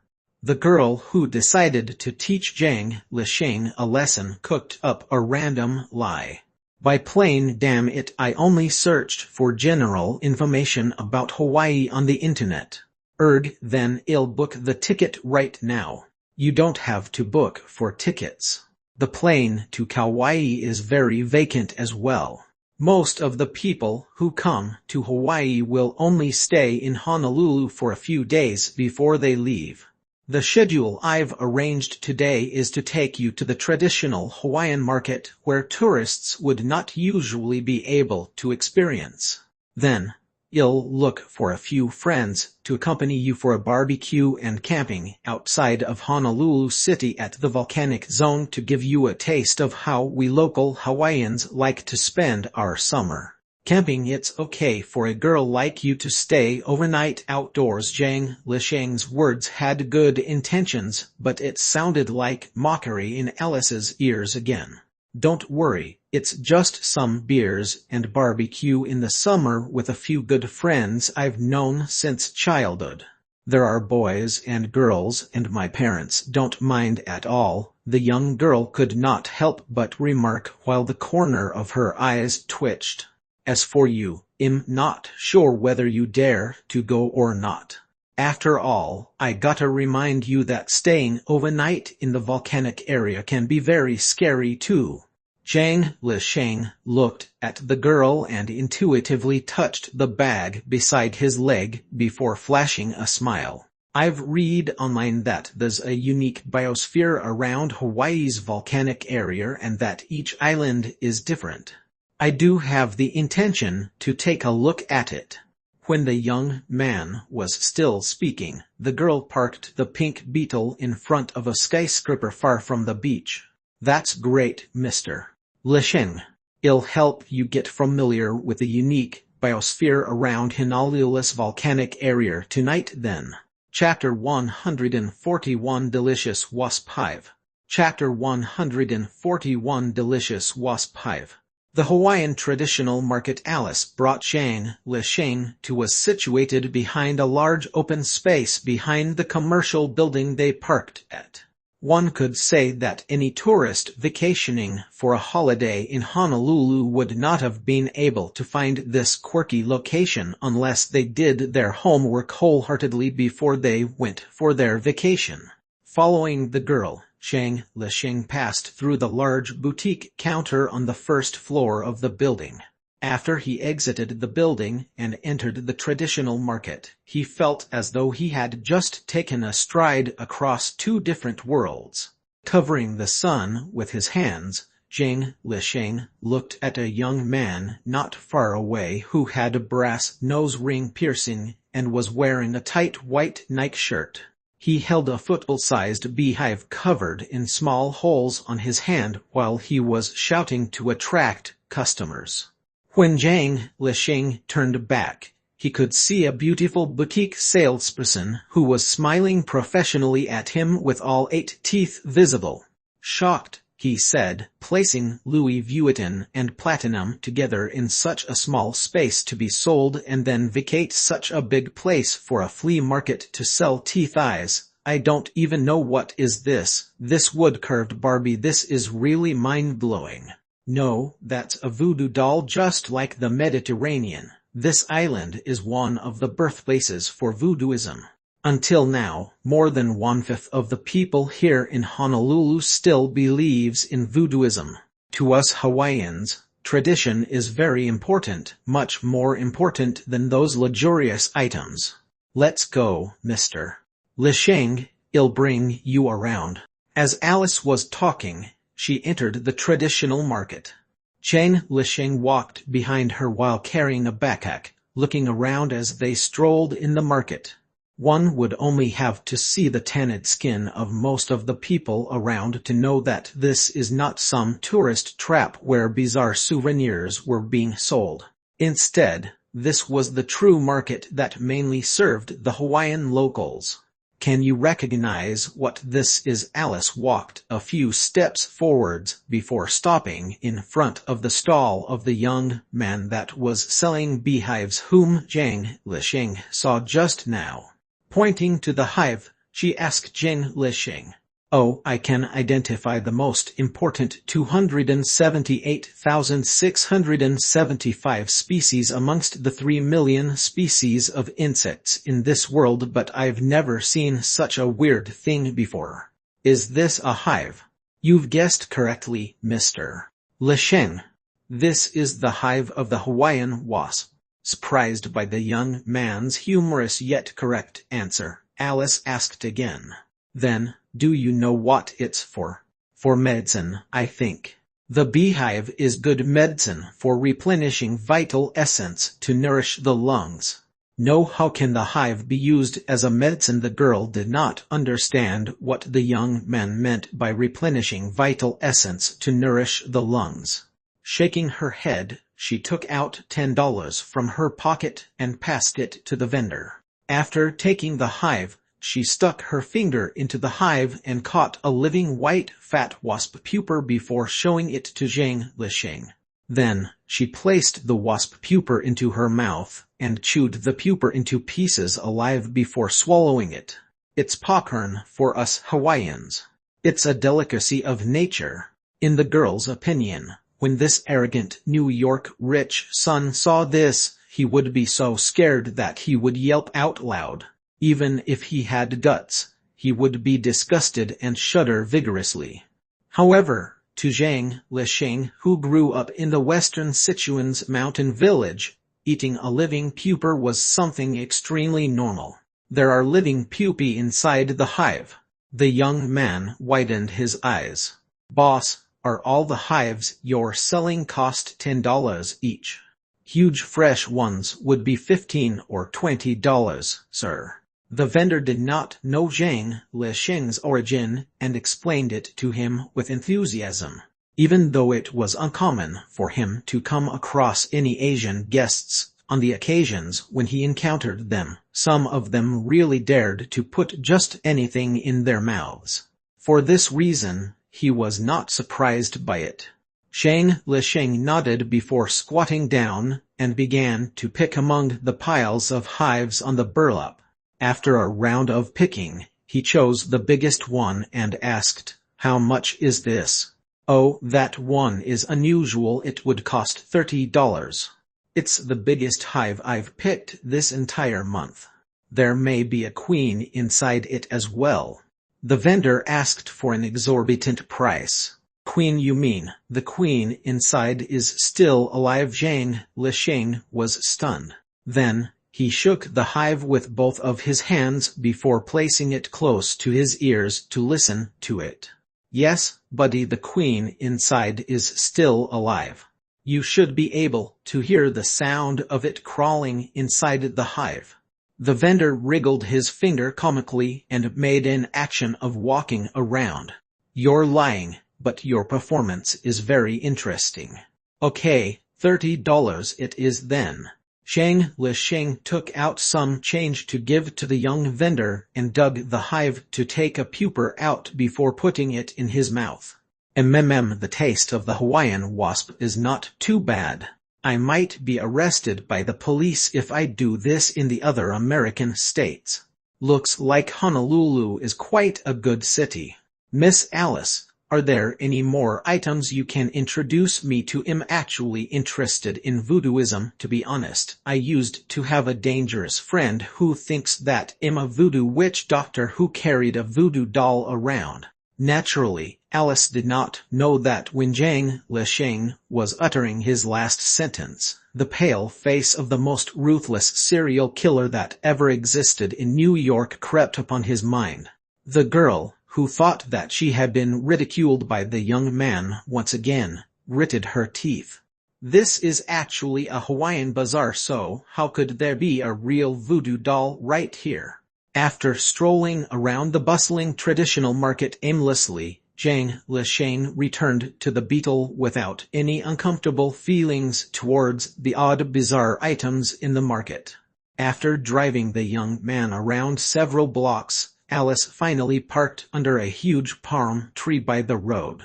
Looking at Zhang Lisheng, who was eating the wasp pupa with a face filled with ecstasy, she opened the window and pointed at the wooden house painted purely in white on the beach beside a seaside resort. My friend's house is right there. You wait here in the car first, I'll go call her. Upon hearing his answer, the girl got out of the car and leaped down from the shallow curb before walking on the sand out of the shade towards the wooden house. Before she reached the wooden house, a cute girl with huge round eyes who looked like she was half Hawaiian and Caucasian walked out of the wooden house. Alice, didn't you go to pick up Tina's boyfriend for her? Why would you come to find me at this hour? The mixed-race girl covered the sun with her hands as she greeted Alice. Hey, Georgina, I'm going crazy today. You can't imagine just how annoying Tina's boyfriend is. He's skinny and short and looks completely like a junior high student. He talks so sarcastically, and can you guess what was the first comment he made to himself when he first saw me? He said that I'm very sturdy. That's really too much of him, but Alice, I already told you that a rich daughter like Tina and Trish are special cases. Look at that Sheila who is with them. Sheila, she's indeed a bitch, but still, she's not as annoying as this Zhang Lisheng. He has been mocking me these few hours, and the reason I came looking for you is to ask Charlotte to do the driving so that she could bring you, Bonnie, Carmine, Camel and I to accompany him to the campsite at the volcanic area tonight so that I can vent out my annoyance at him. Again, Alice, I thought it was your dream to enter a tour guide school. If you become a professional tour guide in the future, you'd encounter more annoying guests. Georgina, I'm not a tour guide yet. As of now, I'm a Hawaiian girl who would seek for my own revenge. Let's drop this topic. My dear, you still owe me one. Remember last year, you were drunk together with Charlotte and it was me who helped you explain to Uncle Myron. I knew that it would not turn out well asking for your help. If Bonnie had been there that time, isn't it too late to say all of this right now? Girl, please, my dear, if you don't come, Charlotte will definitely not come too, and I really need his minibus. Okay, I'll call him to drive his bus here later, but the expenses of this picnic will be on you, okay? Okay, leave everything to me. Alice gritted her teeth and waved her hand straightforwardly. Then first, let's go and see just how annoying that despicable Mr. Zhang Lisheng can be. I'll make my call afterward. You better be mentally prepared, or otherwise, you'd faint. Alice pulled Georgina's hand as she spoke. The two girls giggled on the fine beach as they ran towards the beetle under the palm tree in the distance. When the girls were running towards the car, Zhang Lisheng had already walked out of the car. He was standing under the shade of the palm, admiring the beautiful scenery of Hawaii. Mr. Lisheng, this is my best friend, Georgina. She is friends with Tina as well. Climbing up the curb, Alice introduced the young man and the mixed-race girl to each other. Georgina, this is Tina's boyfriend, Mr. Zhang Lisheng. Nice to meet you, Miss Georgina. Nice to meet you, Mr. Lisheng. Just call me Georgina. You can call me Lisheng if you want. The two people who just met greeted each other dryly. Georgina did not think that Zhang Lisheng was as arrogant as described by Alice. It was just that he was somewhat introverted and not that friendly towards the others.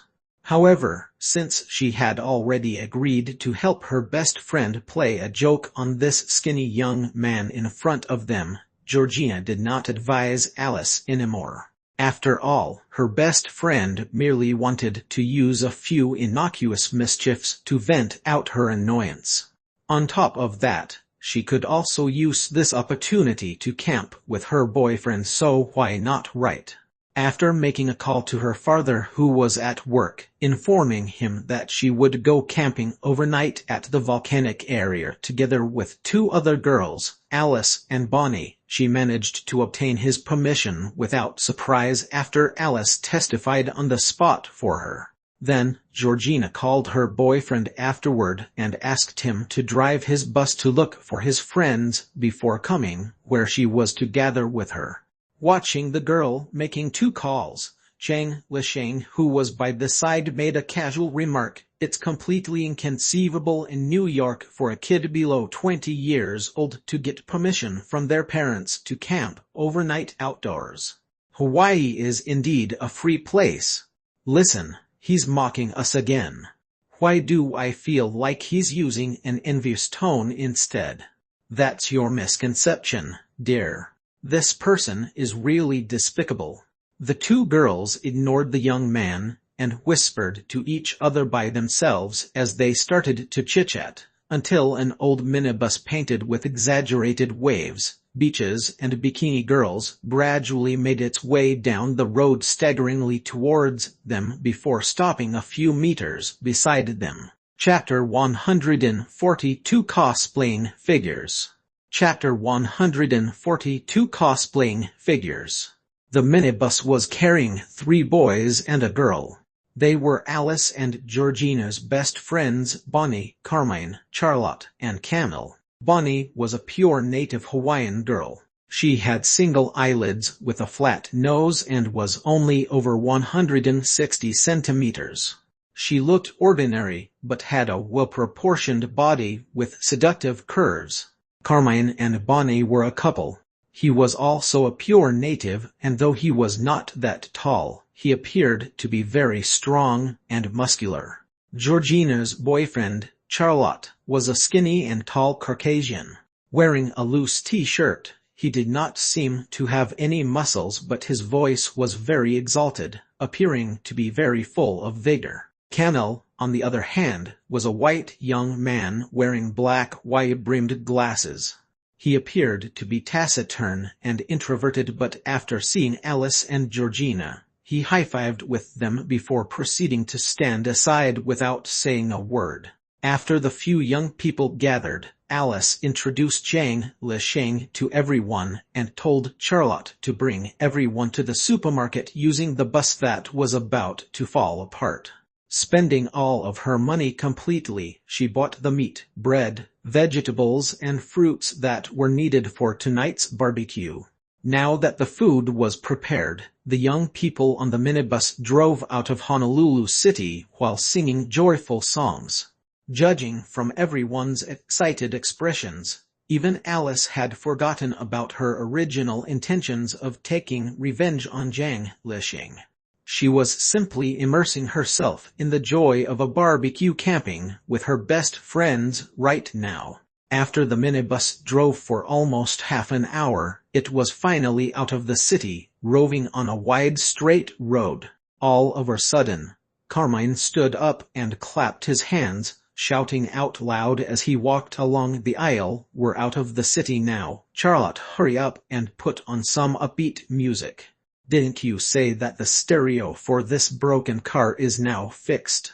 "Oh, it's not only the stereo, but I've also even upgraded the volume as well." Charlotte, who was holding the steering wheel, vacated a hand to press on the music button on the car's center console. As a sudden upbeat melody resonated, he rocked his body and shouted at the top of his lungs, "How is it now, Carmine? It's cool, right? You really are my best buddy." Carmine rocked his body randomly to the deafening music.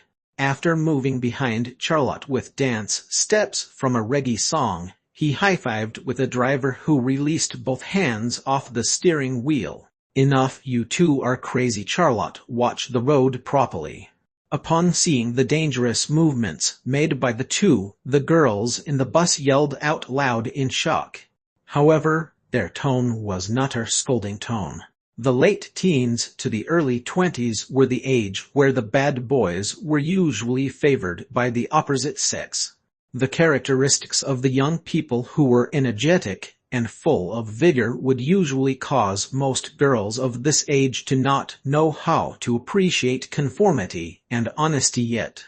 Under the illumination of the setting sun, the minibus drove all the way to a huge parking lot at the end of the road with a company of loud ear-deafening music. When the bus stopped, Chang Lisheng, who became groggy thanks to the loud music, looked at the surroundings through the window before saying, "We've arrived already, but we're still quite a distance away from the volcano. The road ends here. We'll have to continue the rest of the journey slowly by our own feet." Alice smiled. "That's right, Mr. Lisheng.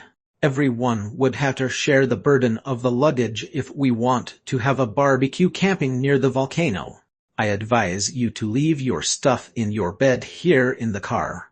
Judging from your physique, the things that we're going to carry next would be heavy for you." Even though he had left his croco-dragon in New York, Chang Lisheng, who always had mounted an island dragon by his side, was not afraid that Alice would not do anything malicious to him. However, such a prank without prior explanation made him feel annoyed instead. After he saw the 6 people pull out a simple tent as thin as a plastic sheet and an unidentified metal plate from the pile of miscellaneous items piling in the car's boot, he had no choice but to follow suit and stuff the items in his backpack. It was fortunate that the space in his canvas hiking bag that was only filled with mounted was large enough after leaving behind the luggage Lily packed for him in the hotel. After he had stuffed the wasp hive forcefully into his bulging backpack, Chang Lisheng got out of the car while gasping for air. Even though the parking lot at the end of the road was large, not many cars were parked inside. Occasionally, several people would appear, but these were also strong, able-bodied young people.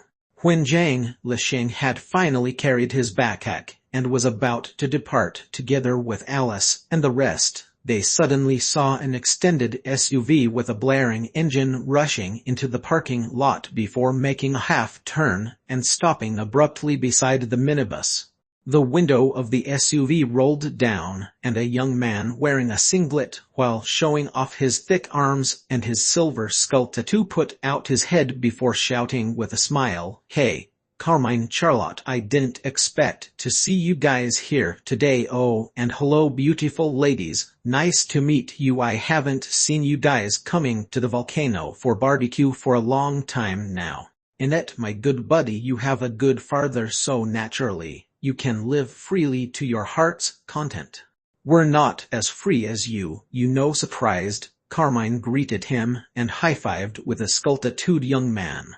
"A brand new Ford extended SUV. Just how much money have you extorted from your dad?" Charlotte also ran to the window of the SUV and high-fived with Annette before commenting with a laugh, "This is a 4-year-old medieval explorer. I can't afford a new car at all." Annette shook his head. However, his tone sounded more like he was showing off rather than explaining his circumstances. "I've brought 3 new friends to camp at the volcanic area today, and I just so happened to come across you guys. Why don't we camp together, then?" Charlotte and Carmine looked at Alice in hesitance. Those gazes forced the girl, who was scolding herself for acting recklessly by calling her friends up to bring Chang Lisheng to the volcanic area for a barbecue just to vent her annoyance for no reason, to laugh loudly. "Of course. That's great. In that case, I'll just park my car beside yours," Annette said before adjusting the car to park it nicely. Then, he walked down with his 3 other friends that were 1 male and 2 females. The 2 women who walked down from the SUV had blonde hair, red lips, and sexy bodies. Despite the fact that they were wearing outdoor casual wear and that they were not as beautiful as Alice and Georgina, the way they moved their bodies were much more alluring in the eyes of the men. This was a charm of maturity brought by years of refinement. Even though a woman in her 20s who had polished her vanity was only a few years older than a girl in her teens or really early 20s, it was two completely different concepts after all. This is Ashley, Caroline, and Chelsea. Ashley and Caroline are models from Los Angeles who came to Hawaii for a holiday. Chelsea is their photographer. When Alice heard Annette introduce the two girls beside him as models, she was unwilling to admit herself outdone by pointing toward Zhang Lisheng, who was standing by the sideboard. "This is Mr. Bang Lisheng. He's the boyfriend of Tina Duglin, the daughter of the New York's Duglin Financial Group's boss. I just so happened to get to know with Tina, who came to Hawaii for holiday a few days ago, and we clicked very well. She has gone to Kauai for these few days, and she called me yesterday to help pick him up from the airport and entertain Lisheng." The surname Duglin could be said as well known in America.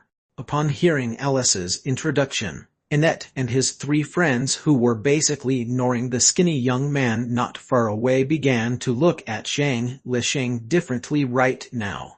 "I always see Tina Duglin's name on fashion magazines. Is she really your girlfriend?" Suddenly Ashley, one of the two models, looked at Zhang Lisheng with admiration and asked, "You could say so." Zhang Lisheng nodded. "Then I guess your father must be some big shot in Wall Street too, right?" This question sounded very uninformed, but the girl asked in a tone of admiration that did not sound annoying.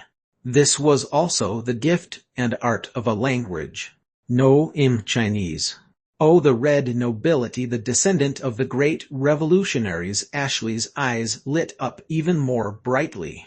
Everyone who had been rolling about in the Vanity Fair would understand what the term red nobility meant. "No." Zhang Lisheng shook his head. "Let us depart. The sky is getting dark soon."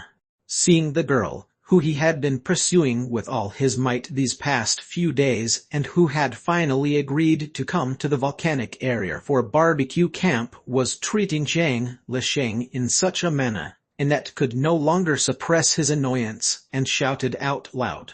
Alice suddenly felt as though her mood had become lightened. The skinny young man, who was originally an eyesore, had suddenly become much more pleasing now. After the group started to depart, she asked as she walked, "Lisheng, I heard from Tina that you started a business in New York. What kind of business is it?" "Slaughterhouse," Zhang Lisheng blurted out. This made Alice at a loss for words for a moment, before prompting the others to laugh out loud.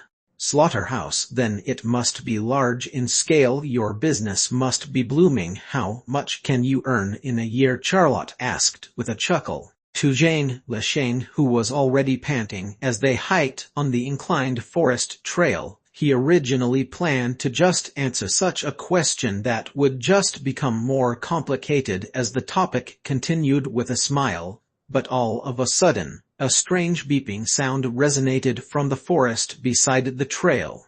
Without warning, a faint yellow glow suddenly lit up. The young man's body went stiff as he came to a halt.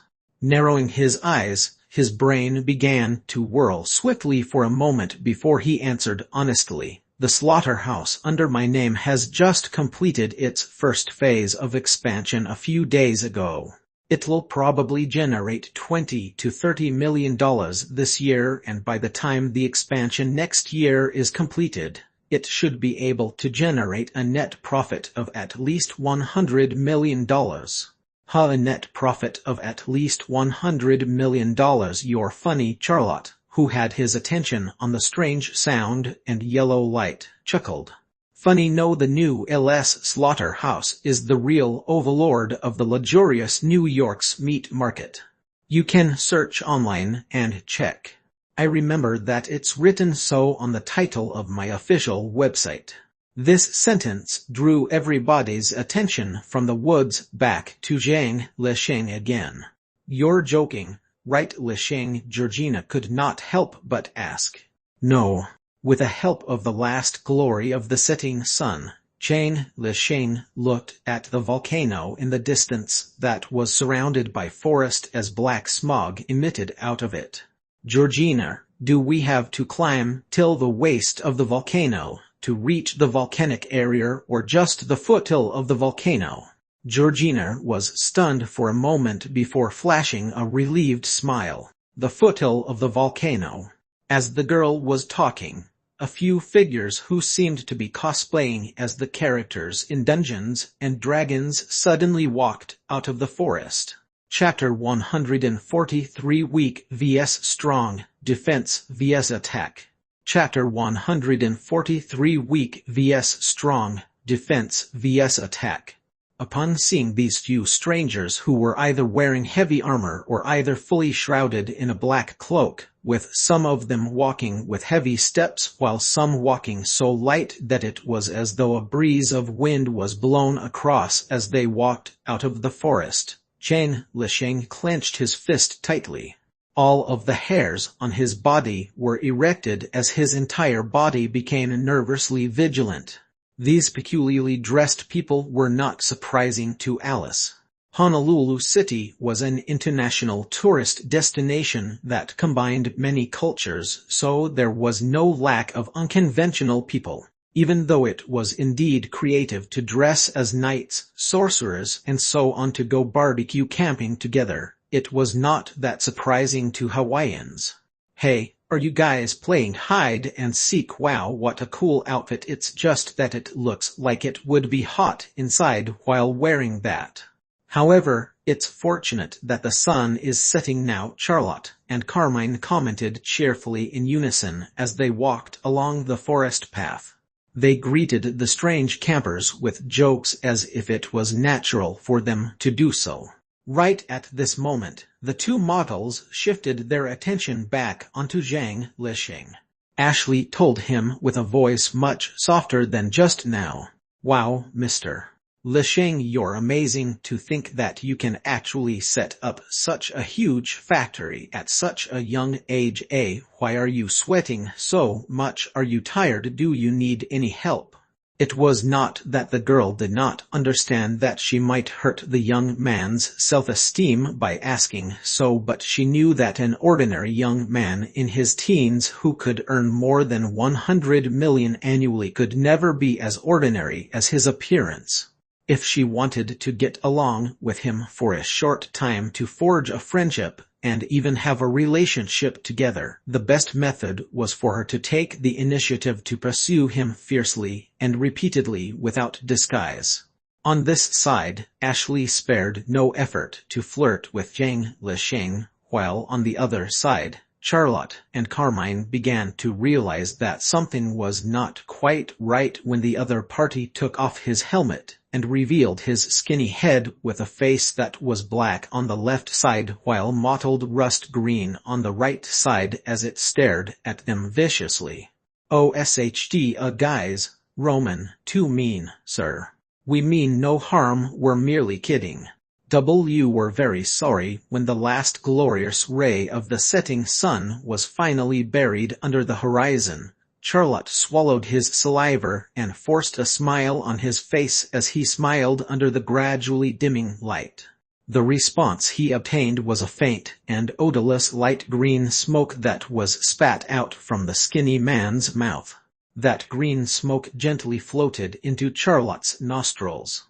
In an instant, the boy opened his mouth wide as if he was shouting in horror without warning, but no sound came out of him at all. Then, his skin began to transform from the healthy light brown color to a weird pale green color. The fat from his body began to ooze out of his pores and dripped on the floor. In the end, like a wax person on fire, he transformed into a pile of rotten meat as he slumped down. Oh no, oh no, no, no. When Georgina saw her boyfriend slump down to the ground, she quickly threw herself to the pile of waxy meat on the ground. Kneeling on the ground, she held Charlotte's head that had melted halfway. Her skin had also started to turn into a pale shade of green before her entire body plunged into the pile of meat transformed by her boyfriend and got stuck together with it. The gory sight in front of them caused the other people to scream with all their might. Only Zhang Lisheng, who was carrying a huge backpack arduously, crouched down on the ground while holding his head with his hands. What greeted the shrill shrieks of the crowd was a sharp sword being held by a broad-nosed, wide-mouthed, berserk, and violent huge man who looked like a lion. Like cutting ripe straw, in a successive order from the person with the loudest scream, the man cut the photographer Chelsea and the model Caroline who came from Los Angeles, along with Bonnie into two, causing fresh blood to be splattered everywhere. The blood that splattered everywhere soon made everybody quiet. The path of the woods became silent, only heavy breathing sounds and an incessant chattering sound could be heard. At this time, a hunchback and comical-looking old man who was holding a thick heart-skinned book with both hands, whose hair was shaved in the middle of his head, came to the middle of the battlefield in the protection of two heavily armored and powerful warriors. Without any trace of mercy, he glanced at Alice, Ashley, and the rest with an expressionless face before opening the book in his hands and began to mutter some incomprehensible incantations. As the old man's low-pitched incantations echoed in the woods, the remains of the 5 victims that belonged to Charlotte, Georgina, and the 3 others on the ground began to form several distorted humanoid shadows. The black smog-like shadows seemed to be struggling with all their might. However, eventually, they were still engulfed by the huge book in the old man's hands, like a black hole consuming the escaping light. After all of the humanoid shadows were engulfed, the pages on the huge book clearly began to show sketches of the most memorable events that Charlotte, Georgina, Bonnie, Chelsea, and Caroline had been through in their entire lives. Flipping over the book carelessly, the old man realized that the records on the book were all made up of private affairs such as love entanglements or the good times spent with their parents and family. Disappointed, he shut his eyes and gradually closed the book as if he was carrying a heavy load. As the book was closed, the drawing of Charlotte and the other 4 turned into smog that looked like English words as it scattered everywhere before slamming into the body of those killers. After spending a whole 3 to 4 minutes to shut the book completely, the old man finally revealed a joyful expression before he remarked tiredly, "This enlightenment is completed smoothly. In the span of the sun rising and setting for a total of 9 times, we can use the language of these devils as freely as we like." His words had changed to become the emblematical American English. Upon hearing the old man's words, the lion-like man by the side retrieved his long sword. "The span of 9 days is already enough, Sage Altman. This world is really magical. It has a giant beast with a body length of about 40 cubits running freely in the wild that could only have its movement observed clearly by your clairvoyance that even I and sorcerer Julinas cannot kill despite our joint efforts, but the owner of this world is actually so frail. Frail Castier, when they were in those metal machinery that could fly in the air and drop bombs that killed hundreds of your compatriots. You've never regarded them as frail before," the skinny man with a green and black face remarked. With the help of the moonlight, he looked at the remaining praise. "Sage Altman, since you've completed the enlightenment by using only 5 materials, can you hand these praise to me? I'm very curious about the structure of their brains. Sorcerer Juliners, we must understand the world of these devils as soon as possible." The first batch of prisoners is extremely important, so I can't waste them on you. I'm sorry. Caster, bring the prisoners to the forest and interrogate them separately. As the old man issued his order, the warriors began to tie the prey skillfully with a thick rope that they had just made from tree barks before separating and dragging them into the woods. Due to the reason that Zhang Lisheng allowed himself to be seized without putting up a fight, he, who was regarded as the most harmless, only had his hands tied up before being dragged into the woods on the ground by a bald young man wearing leather armor cloaked in black cloak while carrying a longbow and arrow quiver. This was done despite the fact that the mounted in his backpack would make a fatal blow to swell its body up to protect its owner if somebody attacked him. In the worst-case scenario, it would die together with the enemy. After dragging Zhang Lisheng into the dark forest for quite some distance, the bald young man suddenly loosened the rope and smoothly turned around to slide down the longbow from his shoulders before shooting an arrow towards Lisheng's back. The arrow swiftly brushed across Zhang Lisheng's neck and hit the backpack behind him. The powerful force actually sent the young man flying and pinned him to the trunk of a large spruce tree that had a height of 34 meters. It was only now that a sharp whoosh sound resonated by his ears. Zhang Lisheng had also been through a life-and-death situation before, but this was the first time he felt so helpless. His heart was beating frantically when a cold voice suddenly reverberated by his ears. If you want, try and flee. The next arrow will pierce through your head. If you lie, I'll pierce and pin your forelimbs on the tree using my arrow. Yes. Panting heavily, Zhang Lisheng felt that it was better to just let nature take its course in this situation that had not reached a stage of extreme desperation yet. No longer suppressing the terror in his heart, he answered honestly with a shivering voice. What is your name? Zhang Lisheng. Occupation. Student and the owner of a slaughterhouse.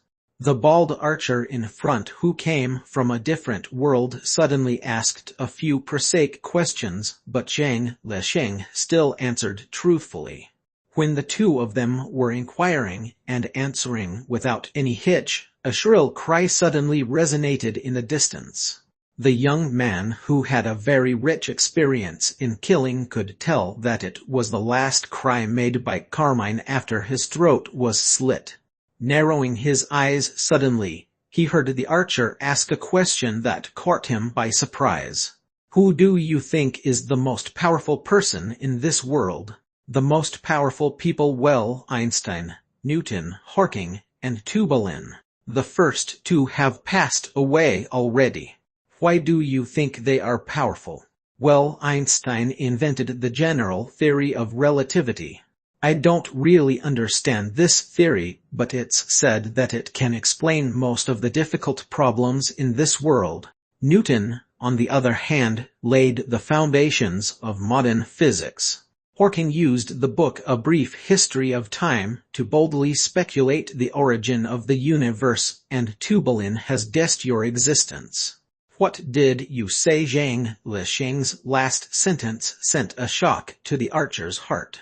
In that moment of distraction, a huge animal mouth covered with broken teeth resembling sharp drill rods suddenly burst out of the dark air. The young archer, who was egoistically proud of the fact that he had sharp ears and eyes that could even see clearly in the night and hear fluttering wings of flying insect hundreds of steps away, instinctively felt that danger was creeping close to it. Dumbstruck, he did not even turn his head before agilely dodging to the side with a tumble. Just as he was about to escape from the mouth of the beast, the head of the giant beast suddenly grew to more than 10 times its original size. Its mouth darted forward, and effortlessly, it shut its mouth as it swallowed the archer into its stomach.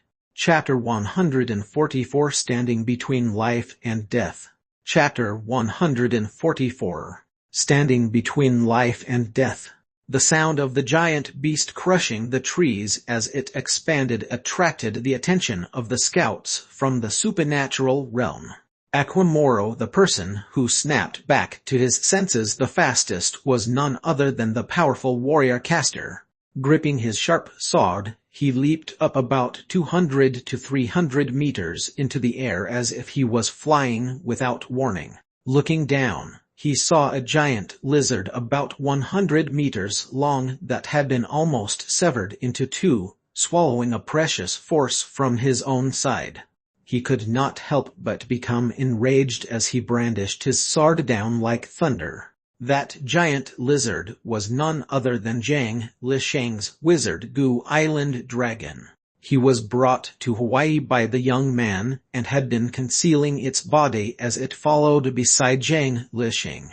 It was only when the owner was walking along the forest path to the volcano that the wizard Gu was accidentally discovered by Altman when it was coursing through the forest. Afterward, it was even severely injured by Castor and Julina's joint attack. It was because of Island Dragon's accidental injury that warned Zhang Lisheng of the existence of the enemies. Besides, due to the reason that it was hard for him to defeat the enemies this time, the young man did not command the wizard Gu to initiate an attack.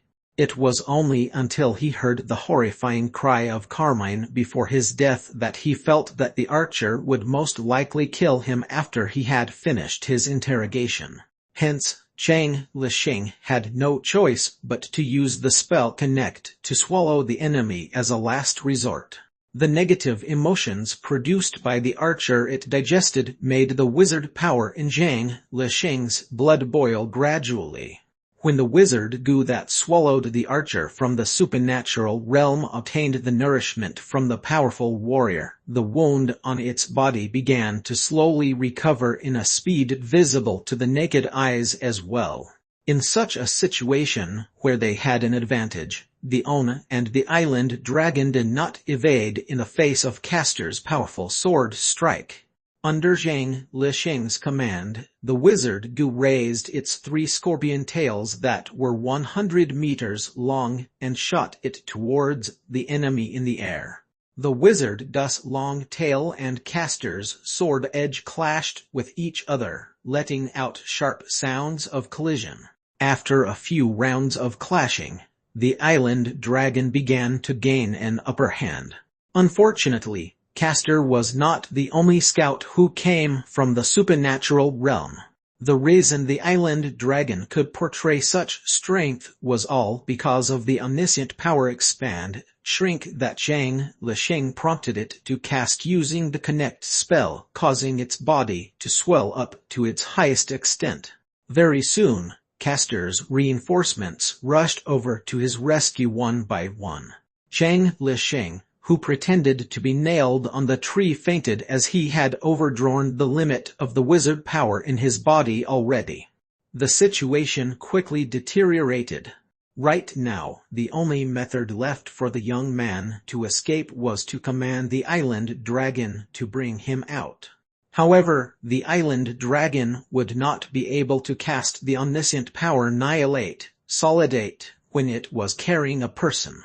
Not only that, Zhang Lisheng felt that his chance of surviving should be less than 20 if he simply rode on the wizard Gu if he was trying to escape from Castor by relying just on speed alone. 20 is still better than doing nothing as I wait for my death in the dark, Zhang Lisheng, who had a splitting headache, muttered to himself with a wry smile. However, when he was about to drive the Island Dragon to return to its normal size before grabbing himself to flee, he suddenly saw Alice, Annette, Ashley, who were still alive, following behind Altman as they appeared in front of him.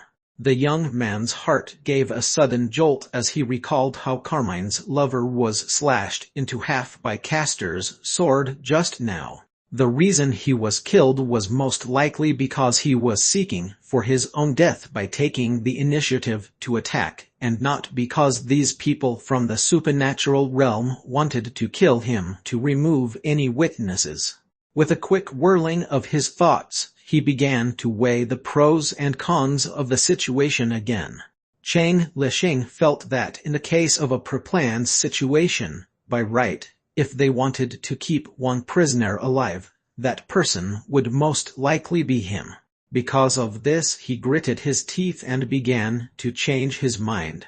After that, he took the initiative to squeeze the wizard power in his body till its last drop, and finally used his thoughts to command the island dragon to run all the way towards the sea before letting himself black out. When the island dragon was nourished by its almost fully exhausted wizard power, its body suddenly turned invisible before disappearing into the woods. When Castor saw how the giant lizard disappeared without warning once again, he, who was strenuously overpowered by the wizard goo, brandished his sword angrily and slashed the thick huge tree beside him. It disappeared again to think that it actually disappeared again, and this time, it even ate Aquamoro too. Castor, if you can't keep your calm, then it may be you who would be eaten when it attacks again the next time, Altman said in a deep voice. The reason Aquamoro was killed this time was all because of his own conceitedness. I thought that the monster would become harmless after being fatally wounded, but it has never crossed my mind that it could actually repair its wound by devouring animals, and actually possesses a horrifying innate talent like the Gargantuan spell. Sage Altman, how can you blame yourself? It has never crossed any of our minds that the beast in this world where the devil's life would actually be so strong. Speaking of which, such a powerful monster would definitely be known to all if it appears, but the thing is that none of these prisoners have ever heard of its existence before. How unbelievable. You don't have to doubt our words, Mr. Castor. The government of our country is very ugly. That beast must be a biological weapon created through biogenetic technology. It's impossible for ordinary people like us to know anything about it. Without warning, a trembling voice of refutation resonated in the woods. The person who spoke was none other than Camel, the only best friend of Alice who was still alive. This introverted boy rarely talked when he was hanging out with his friends, so he was easily overlooked. It was surprising that he would be brave enough to speak of his view vehemently. What was more surprising was that his words were actually agreed upon by Altman. Castor, I don't know much about this world yet, but I understand just how ugly the government is. Camel is right. Perhaps he and his friends really didn't know anything. Thank you for your understanding, Sage Altman. Camel, you're crazy. This person has instructed his men to kill C. Charlotte, Georgina, Bonnie, Carmine, and 2 more innocent people. He's a killer, a murderer. But you actually thanked him. Alice, who was originally stupefied, suddenly yelled hysterically. Why, you're crazy. Are you crazy? Alice, their homeland was invaded by our government. The reason they came to our world is so that their country will not be ruined, and their people will not be enslaved. They did not know who we are when they first met us. Camel was stunned for a moment before spouting out an eloquent and logical statement with a complicated look. Altman smiled languidly as he watched Camel's emotionally wrought up and pridefully righteous expression not far away from him before whispering to the guard beside him. Nalur, go check whether the yellow-skinned boy who was nailed to the tree is dead or alive. If he's still alive, bring him to the volcanic area. Remember, he's our most valuable prisoner, so be careful and don't let him get injured even more. Understood, Sage Altman. The strong warrior nodded before chasing Chang Lishing. After he touched the young man's neck, he pulled out the arrows nailed on the tree and carefully carried the young man on his shoulder. Just like this, Lich got his feeble life back easily.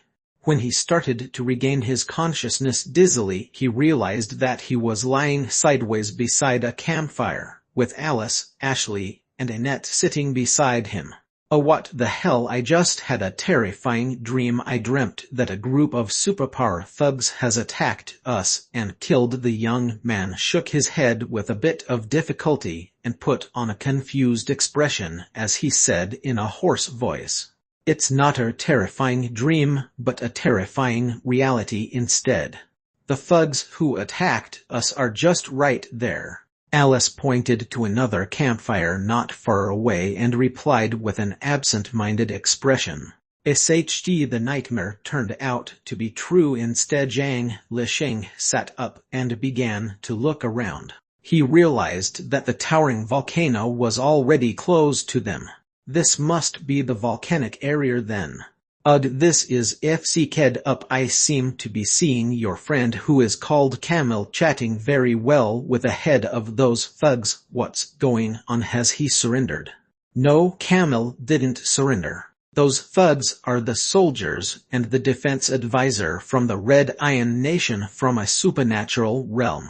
According to them, their country has been invaded by America, and so they came to our world for the purpose of collecting intelligence. After learning all of these, Camel sympathizes with them a lot.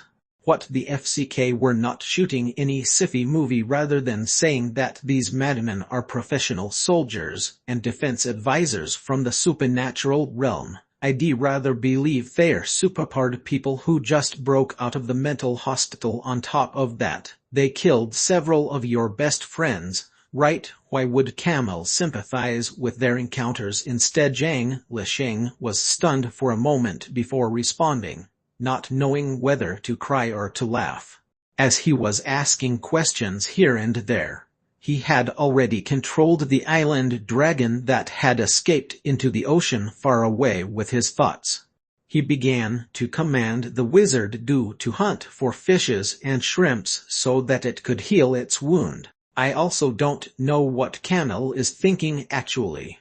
His mindset has always been very strange since he was young.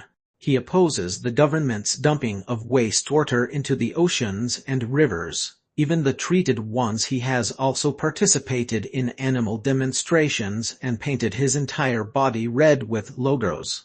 He has even driven a hovercraft and slammed onto a whaling ship at sea before. Oh, so he's actually a guy full of justice. As Lich was speaking, his tummy began to growl. "I'm starving. What do those mad men plan to do with us? They didn't kill us, neither do they release us, so don't tell me that they just want to starve us to death. Now that you mention it, I'm hungry too." "That's right. Didn't you have raw meat and iron plates in your backpack? If we're quick enough, we can eat our barbecue soon." Those who had never experienced hunger before might feel that it was absurd for them to even have the mood to barbecue after the life-and-death situation just now, but those who had experienced hunger before would understand just how important a meal was when one was really starving. "Good idea." Lich took off his backpack and took out the iron plate and raw meat. After that, he found that there was also a crushed wasp hive other than mounted in his bag. Conveniently, he also took out the hive before digging out the wasp pupa and putting in his mouth, while asking casually, "Do you guys want to have any?" At this time, Alice and Annette were busy digging a hole in the volcanic ground with the iron plates, and right now, Ashley no longer had the mood to curry favor with Lich, so naturally, nobody else would want to eat such a disgusting snack. Since nobody answered him, Lich dug the wasp pupa and threw it into his mouth all by himself. He knew that eating pupa was far more nutritious than the roasted meat. At this moment, storing even an extra ounce of nutrition might be the decisive key to victory in such a crisis. Chapter 145: The New Ace and the Enemy's Reward. Chapter 145 The New Ace and the Enemy's Reward. After Annette and Alice dug out a shallow pit in the volcanic ground, they placed the iron plates into the pit and compacted them. Lich, who was sitting cross-legged by the side, continuously dug out wasp pupa from the hive he bought and placed it in his mouth. Chewing on each pupa he dug out, he could feel that his energy was gradually recovering with each passing minute. Breathing a sigh of relief in secret, he watched the two of them placing the meat on the iron plates before asking curiously, "Can the meat be cooked by just digging a hole and placing iron plates on it?" "Of course, after you've dug out the uppermost insulating layer of volcanic ash, the bottom is very hot." As Alice replied to Lich's question, the meat on the iron plates sizzled faintly. An alluring, meaty smell began to fill the air, prompting Lich to sniff. "This smell is amazing." His finger inadvertently broke a hole on the cracks on the hive. With just a bit more force, he actually dug out a large hole in the hive. The young man was stunned for a moment before taking out his finger from the hive carelessly. To his surprise, a thick worm, that was as long as an adult human's outstretched palm with a thickness of 3 fingers, fell out of the hole from the hive without warning. The worm had a bean-sized wasp's head that was not in proportion with its body. The fat body that was full of wrinkles had 4 wings that already shriveled a long time ago. After it fell, it weakly squirmed as it was the verge of death before staying still right away. Lich was stunned for a moment. Silently, he picked up the worm and found out that it was a queen bee. The so-called queen bee was transformed from the first worker bee that was hatched in the queen comb. After its birth, it was fed by all of the worker bees in the nest. Other than spawning, it had no other purpose in life. The method the natives used to pick the hive was to first seal the entire hive with wet mud. By the time the mud dried up, the worker and soldier bees would naturally get suffocated to death. Before they died, it was obvious that the queen bee, who was 6 to 7 times larger than an ordinary bee and consumed more oxygen, would die first. The young man pinched the soft body of the worm, and a light flashed across his eyes. Lowering his head, he muttered, "The queen of the wasp hive. I can't believe that the vendor was actually telling the truth. There is indeed a living queen bee in this hive. A queen bee who is even more tenacious than the island dragon that I first obtained." Then he strenuously lifted his backpack up and placed it between his knees to block his chest. As he placed the queen bee carefully into the bag, he pretended to flit his backpack as he cast the assimilate spell with his thoughts. Unknowingly, several minutes went by. Now that the meat was cooked, Alice ate a few pieces and felt that her stomach was no longer as hungry when compared to before. Accidentally, she saw Lich burying his head into his backpack as if he was looking for something, so she blurted out, "What are you looking for? We only carried a pack of meat each." When she mentioned the word each, she suddenly thought of her friends who had died, so she did not continue her sentence any longer. Lich cursed Alice in his heart for being so nosy as he jogged his mind to give a decent answer. "I remember that I'll have a bottle of nuts my mom prepared in the back of my backpack, but I can't find it." Annette, who was silently stuffing the cooked meat into his mouth, heard the young man's words and chimed in loudly, "Can't find your nuts? I'll help you look for them later. Be my guest since I can't find it anyway. If you're interested, you can try and look for it." Finally finished casting the last transform spell, Lich raised his head that was pale yet had a faintly excited expression as he placed his backpack on the ground. Before one became a rank 6 wizard, Other than the quality of the spell obtained during a breakthrough, the powerfulness of a wizard was basically decided by the quality of the wizard Gus he refined. Now that he had obtained a powerful new ace, the young man, who consciously felt that he had changed the situation completely around to some extent, raised his head to look at the vast universe before secretly starting to increase his wizard power using the negative emotions produced by the archer when he was swallowed by the island dragon before his death. He was thinking of how confident he was on making a breakthrough to rank 6 wizard, and undergo a transformation if he could kill all of the spies here. As he was caught in a daze while thinking about it, the starry sky in front suddenly changed into an unkempt woman's face with a bitter smile. "What are you thinking about? Our situation is already so terrible, and you can still smile. Looks like a successful person who can earn $100 million a year is completely different from ordinary people like us." The young man was dumbfounded. Suddenly snapping back to reality, he knew that his joy came in quick succession. To think that he was absent-minded just now. Patting his face, he sat up. "Miss Ashley, aren't you also smiling right now?"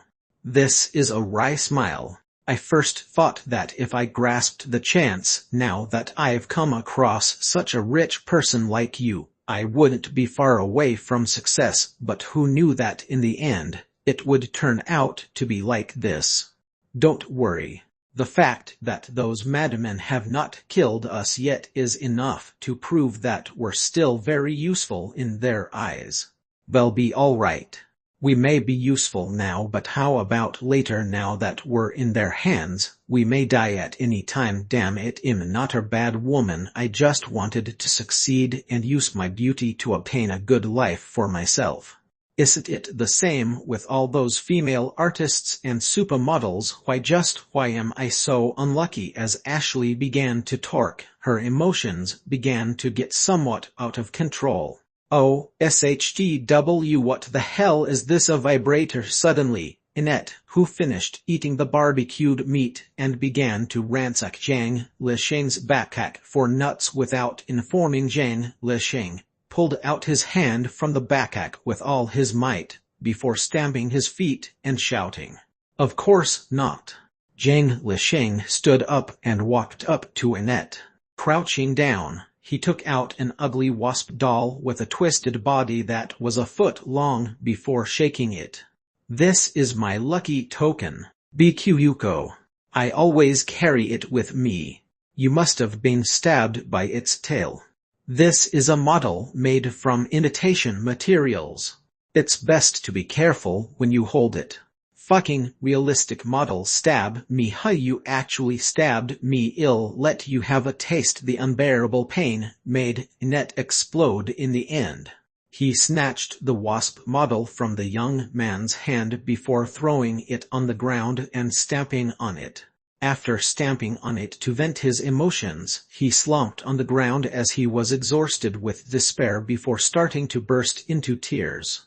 On the other campfire in the distance, looking at the 3 of the 4 preys who started to get a mental breakdown gradually as time went by, Altman suddenly stood up and walked towards this campfire under the guard of the 2 soldiers together with Camille. When the old man came to stand beside the campfire, his comical hairstyle appeared to be dark and lit indefinitely under the illumination of the flickering flame. "Camille, tell your friends that they're safe as long as they do as we say. Mr. Zhang Lisheng, we're running out of time, so I'd like to have a sincere and honest talk with you." "Sage Altman, I'd advise them properly." Upon hearing Altman's instruction, Camille looked at Zhang Lisheng with a strange look before nodding his head and crouching down beside Annette. Zhang Lisheng swallowed his saliva and asked nervously, "Sage Altman, what do you want to talk to me about?" Altman smiled and suddenly reached out a hand to pat his shoulder. "Like having a daily conversation," he said. "Come on, kid. Let us walk around while we talk. I think you must have learned about our origins from your friend, right? Yes, Sage Altman. It's a bizarre story indeed. Jane Lishing slowly walked beside the old man. It's not her story, but the reality. The reason we came to your world is not to kill nor to declare war. Instead, we just want to protect ourselves and stop our homeland from being invaded and eventually perish. I'm sorry to hear that, Sage Altman. Kid, not only should you feel sorry, but you should also stand on the side of justice and help us as well. Help you, of course, as long as it's within my ability. Of course. Don't say such insincere words. I understand very well just how much influence a person who earns 100 million annually can exert on this world. Altman opened his hands that was holding a book, and Jane Lishing was surprised to see a tablet stacked on the book. Sage Altman. Where did you get this thing? A few friends of yours were carrying these with them. Camel taught me how to use it, and I must admit that the degree of openness of your world on knowledge and information are indeed amazing. Perhaps this is also the reason why you can force us to such a desperate situation despite possessing such a terribly frail body. Oh, then this means that this tablet is connected to the internet too. I can't believe that such a place would actually have a wireless network coverage too.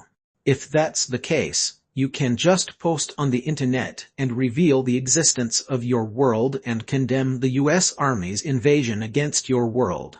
Nobody would believe in such a post. Doing so will only attract the attention of the US government. They will definitely send an army equipped with the most advanced weapons and annihilate all of us, including all of you as well. Altman pointed at all of the spies from the supernatural realm before pointing at Jane Lishing, Alice, and the other three as he whispered, "Oh, SHT, this is indeed the biggest possibility." Jane Lishing was dumbstruck for a moment before realization dawned upon him. For this reason, we're on the same boat now. Helping us is equal to helping yourself. As gratitude, we won't let you help for free. Won't let me help for free? A wry smile that resigned himself to destiny appeared on Jane Lishing's face. I'll already be very grateful if you can spare me my life. Oh, kid, you look down on us too much. Don't think that we don't have what you need. Our world is indeed not as advanced as yours in general, but you can also see that when it comes to individual power, we're far stronger than you. Just take Castier as an example. He has a strength that exceeds the limit of the human body. Julinas, on the other hand, has a mysterious, profound sorcery power, and I have a long lifespan that allows me to live for 157 years already. We can give all of these to you. Are you kidding? Sage Altman. Jane Lishing, who was accompanying the old man as they slowly walked around the fire, froze in place. Coming to a halt right away, he asked dryly. Chapter 146, The Devil on Earth. Chapter 146, The Devil on Earth. Altman also came to a halt. With an abnormally serious tone, he said, "Of course I'm not kidding. As the sage who possesses the enlightenment power, I can help you obtain the most basic rank of any occupation as long as I'm willing to pay the price for it. Even though it would only be the most basic rank, it's a completely different concept from an ordinary human. Besides, if you have the heart to improve yourself, as long as you're hardworking enough, it would also be possible for you to raise your occupation's rank and be as powerful as Castier or Julinas, or even more powerful than them. You've made the correct choice when you first met us, and now you're the only one who hasn't succumbed to a mental breakdown and can even have a talk with me. You should be able to tell whether I'm lying or not." Zhang Lixing's expression was indefinite as he hesitated before struggling to form a sentence. But I don't know what I can do to help you, Sage Altman. I just started my business and yes, I do have some connections but rest assured, kid. I'll tell you what to do. Not only that, the thing that I want you to do will definitely be within your power, like I hope that you can find a way to take us out of this island after the sky has turned bright. You want to leave Oahu to where? Anywhere is fine. As long as you take us out of this island, I'll activate the warrior's power for you first and let your body undergo a radical change to obtain a physique that can go beyond your limit, Altman used an alluring tone as he said with all solemnness. It might pose a problem to an ordinary person to bring a few people without any identifications to leave Oahu, but it was not too difficult for Zhang Lixing to do so. Doing so would grant a superhuman body to him, and this was an exchange that would completely benefit him. Besides, the person at loss would still be Altman, who appeared to still have the upper hand in this situation. Anywhere is fine. Anywhere is fine. The easiest way would be for me to buy a yacht and take you to Kauai. I have a very resourceful friend there, of course. I'd be fine too if we don't go to Kauai. I heard that a better yacht can even bring you around the world. You don't have to explain it to me, kid. I only need you to do the things that I ask you to do. All right, Sage Altman. Then, let's go with buying yachts. But in order to buy one, I'd have to go back to Honolulu City. No problem. I'll ask Camille to drive you while Sadner and Mansalad will follow you to protect you. Even though the word protect was used here, it was more like a monitor in essence. However, Zhang Lixing did not have any objections after hearing Altman's words. Instead, he nodded his head as a way to say he agreed. Altman was very happy with the young man's decision. Patting Zhang Lixing's shoulder once again, he turned around without saying a word. Zhang Lixing, on the other hand, ran back to the campfire and leaned on his backpack. After that, he turned to the opposite side for a moment before gradually falling asleep unknowingly, as if he was fully exhausted. He even snored faintly along with his calm and steady breathing. By the time he woke up from his sleep, it was already daytime with the sunlight shining its rays down the earth. You're awake. Altman changed his mind and told me to follow you to town together with Annette. Pack up and make our move immediately. Just as he stood up in a wretched manner, Zhang Lixing already heard a stiff voice resonating by his ears. Mr. Seacaster. It's changed to you following me to town. The young man was stunned for a moment before asking in a dumbstruck manner. Castor is your bodyguard, and Annette is the professional guide that you hired in Honolulu. I think it's more credible for such a combination to buy a yacht. It would not raise suspicions easily. Under the bright sunlight, Altman, who was not far away, pointed at a blob of clear water floating in the air not far away before telling Zhang Lixing, "Come on, kid. You should wash your face first before leaving." "All right." Zhang Lixing quickly ran to Altman's side. Hesitantly, he reached out his hand into the water blob floating in the air. Realizing that it was ordinary, clean, fresh water, he scooped out some water from the blob to wash his face before exclaiming in amazement, "Sage Altman, did you do this? This is amazing. This is the power of sorcery and no sage can touch it. You'll understand it naturally after you become a sorcerer." Upon hearing his words, Zhang Lixing was stunned for a moment.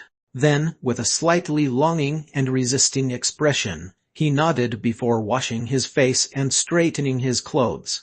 Then, he began to embark on the path of returning, together with Castor and Annette. After they had unknowingly walked out of the volcanic area and were walking on the forest path leading to the parking lot, the young man suddenly said, "Mr.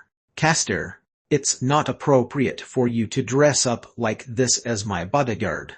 "Mr. Shang, call me Suno from now on," Castor replied in a low voice. "Don't worry. Annette has a change of clothes in his car and I can roughly fit into his clothes as well. I'll change into them after I've reached the parking lot." "Oh, looks like I've been worrying too much." Sage Altman is cautious and wise, so how could he not possibly thought up of this? Upon hearing his words, a cold hard smile crept upon Castor's face. As a commander-in-chief who had a good grasp of the overall situation so naturally, he understood the significance of having a businessman of such weight like Zhang Lisheng switching sides to his own. He knew that he should treat Zhang Lisheng with a kind and amicable attitude.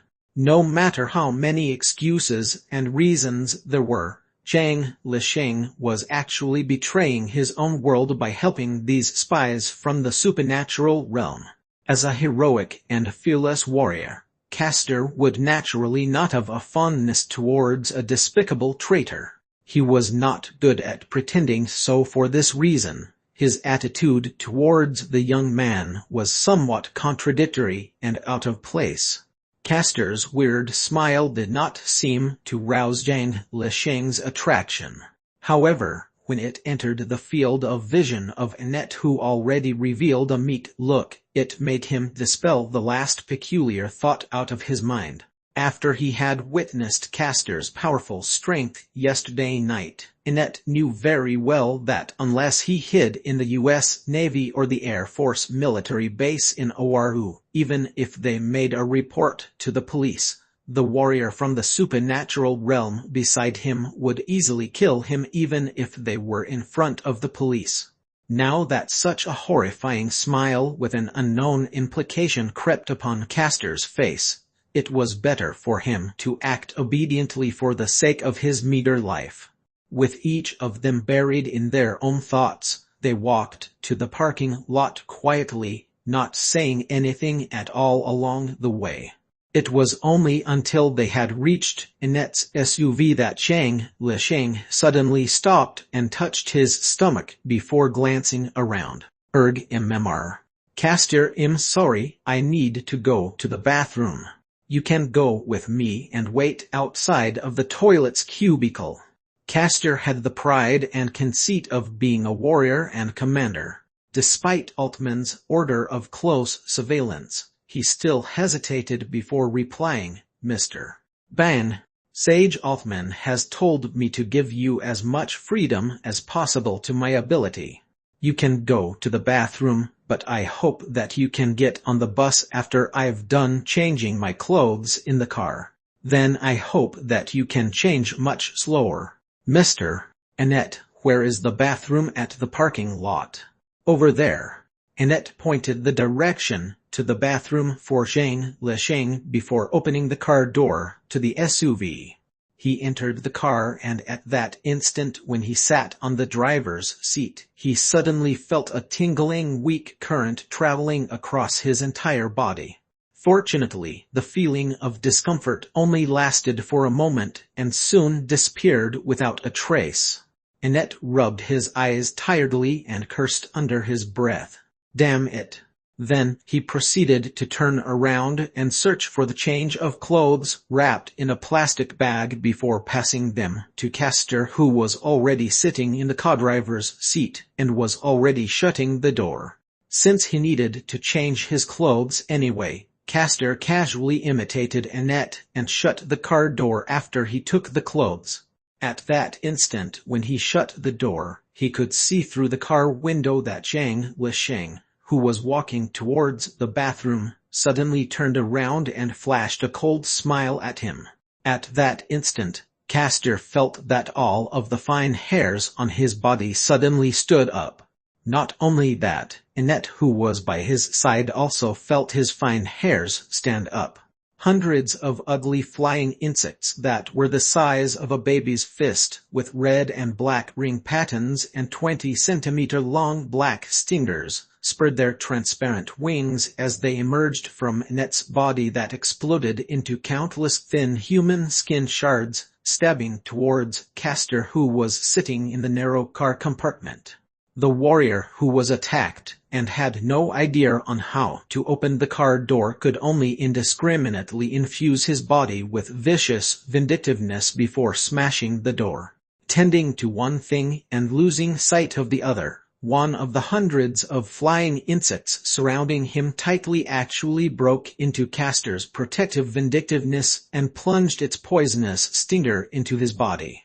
At that instant, the vigorous poison began to spread to every part of his body through his blood.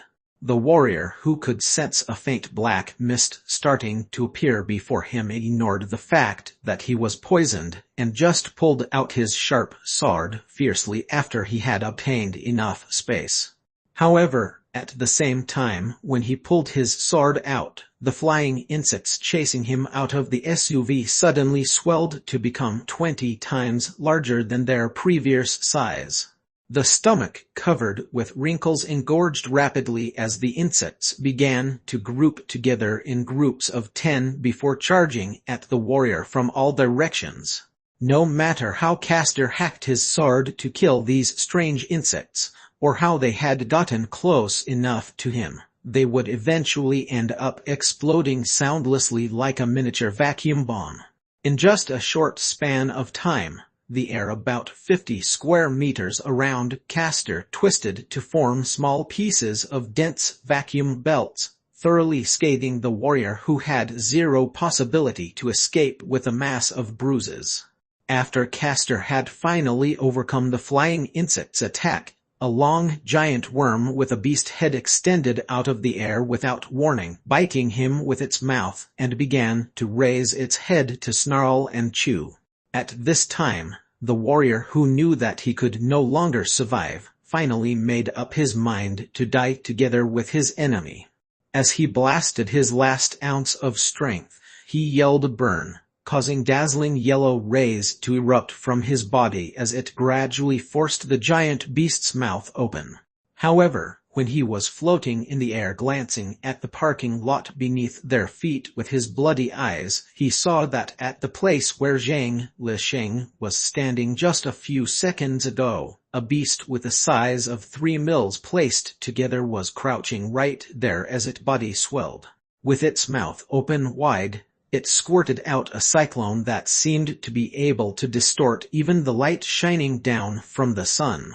Suspended in the air like a target, Castor, who had experienced hundreds of battles, regardless of size, with him never tasting defeat before, finally tasted despair for the first time in his life. Decades of years flashed across his mind, with a final picture fixed on a charming woman wearing a white dress smiling as she stood in the spring breeze. Ethereal, a smile of nostalgia crept upon the corner of his mouth. The warrior gently uttered a name before cursing. "This is indeed the world of the devils," before being shredded into pieces by the powerful wind. Chapter 147: The Preparations Before the Hunt. Chapter 147: The Preparations Before the Hunt. In the bloody fog, there lied mounted island dragon and an ugly wasp that was flying up and down in the air at a speed of about 40 kilometers per hour as it flapped its 2 light and transparent wings. The 3 of them began to feed. That wasp was none other than the wizard Kyuko that had the omniscient power air blast refined from the queen bee that Lich caught from the hive he bought unintentionally with $30 as a snack. Q, or 9, was not only a number in the eyes of ancient Chinese, but it could also be seen as the largest number. The reason Lich named his 4th wizard Kyuko was because after the queen bee was refined, its ability was to lay wasp eggs in a host's body that hollowed out the host's flesh and blood in a blink of an eye before hatching and transforming into worm soldiers. The wasp eggs could hatch at any time in the host's body as directed by the young man's thoughts. The number and combat ability of the worm soldiers, on the other hand, were closely related to the body size, intelligence, physical strength, and other qualities of the host. On top of that, as long as one of the worm soldiers transformed from the previous host's body was still alive, the wizard goo would not be able to lay eggs in another host. Commanding Kyuko to deal with the enemy directly was less effective than Mount Toad and Island Dragon, but on some special circumstances, a miraculous effect would happen when its horrifying and peculiar ability was shown. For example, take Castor, who was so powerful that it could fight against the enlarged Island Dragon. He could barely last more than 10 seconds in the first wave of attacks from the worm soldiers before dying in the hands of Zhang Lisheng. When the young man unscrupulously commanded the 3 wizard gus to kill the warrior from the supernatural realm successfully, the few people who had also returned to the parking lot from their campings chaotically hid. By the time the crowds hiding behind the cars realized that that monster had eaten the superhuman-like burly man into nothingness before wrecking the car park into a mess and disappearing very soon, they hastily crept into their own cars and stepped on the accelerator pedal to its limit, fleeing quickly into the city. In just 2 to 3 minutes, the parking lot became completely vacant.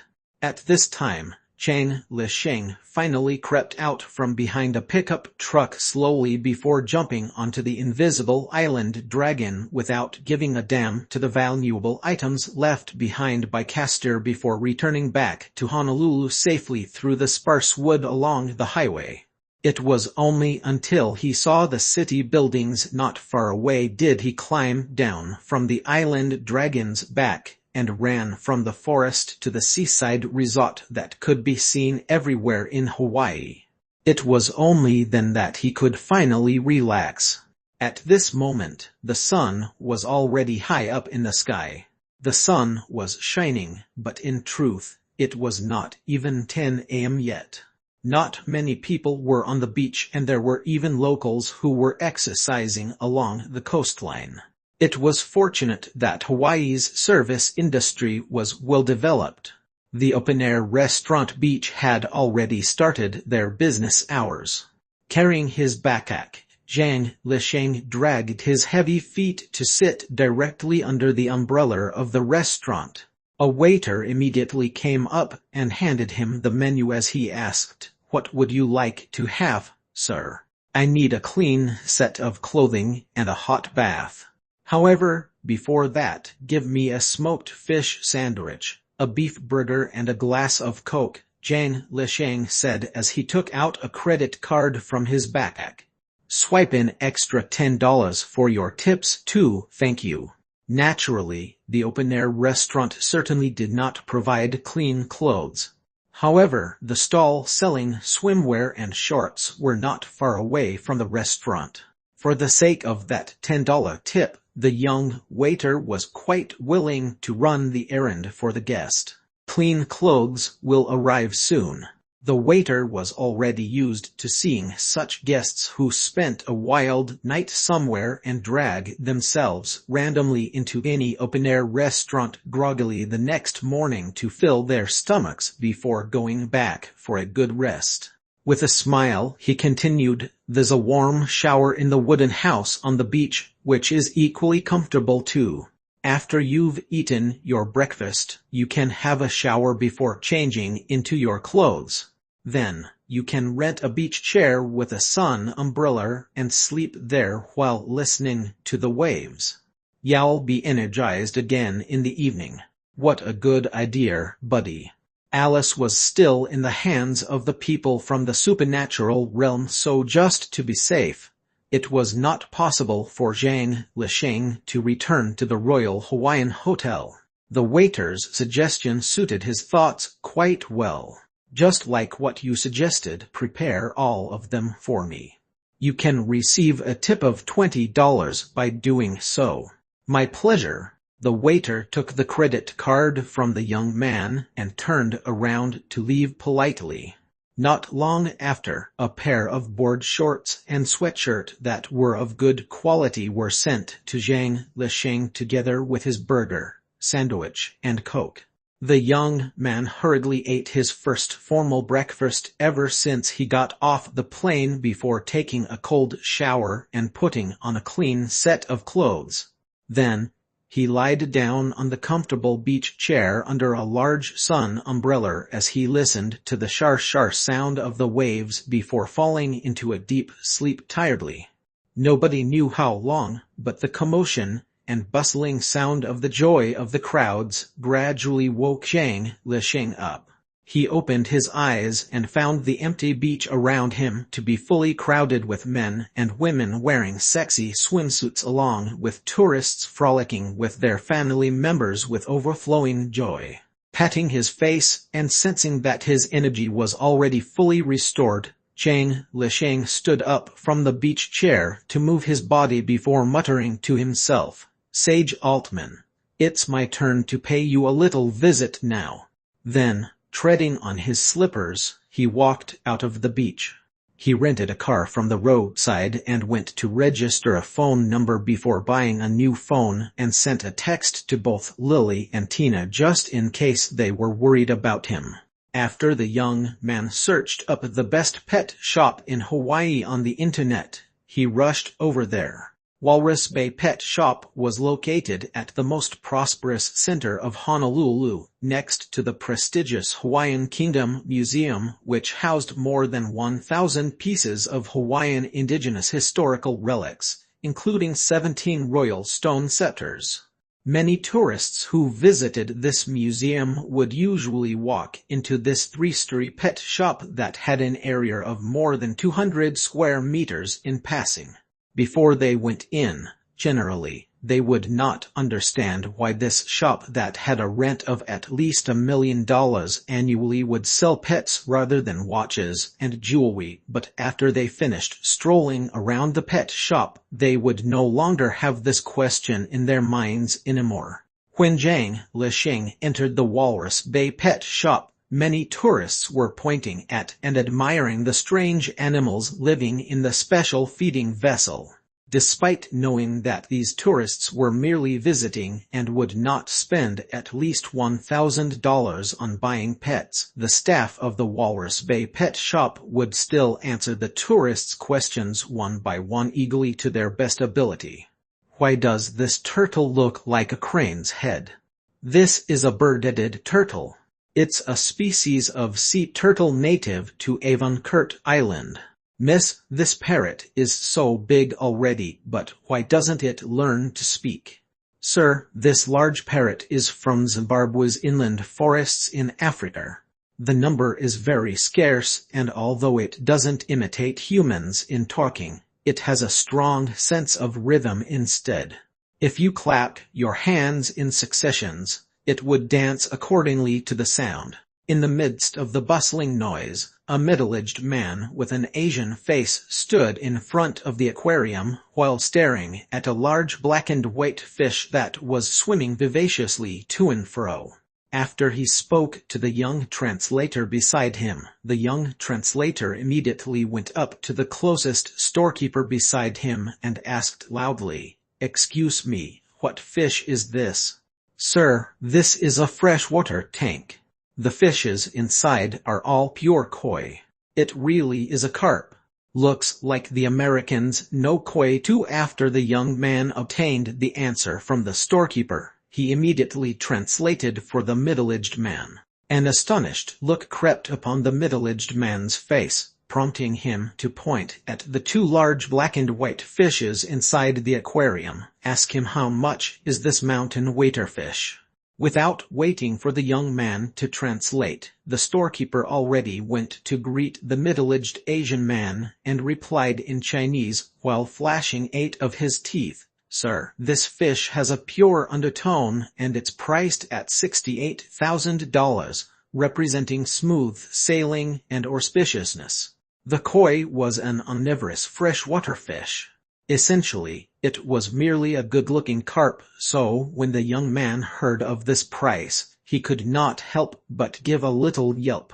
Oh, Americans know about smooth sailing, and auspiciousness too. The fish is not that expensive. The color of the koi wang bought from Kaohsiung, Taiwan is just slightly more beautiful than this, but it costs more than 4 million NT dollars, the middle-aged man muttered to himself as he glanced at the young man beside him with a nothing to surprised at gaze before asking the shopkeeper, "Do you do delivery if I buy this fish?" "As long as your delivery address is on Earth, we'll deliver this fish to your home at your requested time for free. Then send it to Shenzhen, China 5 days later." Yes, sir. Great tides washed over the sand. The storekeeper's patient explanations were eventually paid off as he finally bagged a huge fish.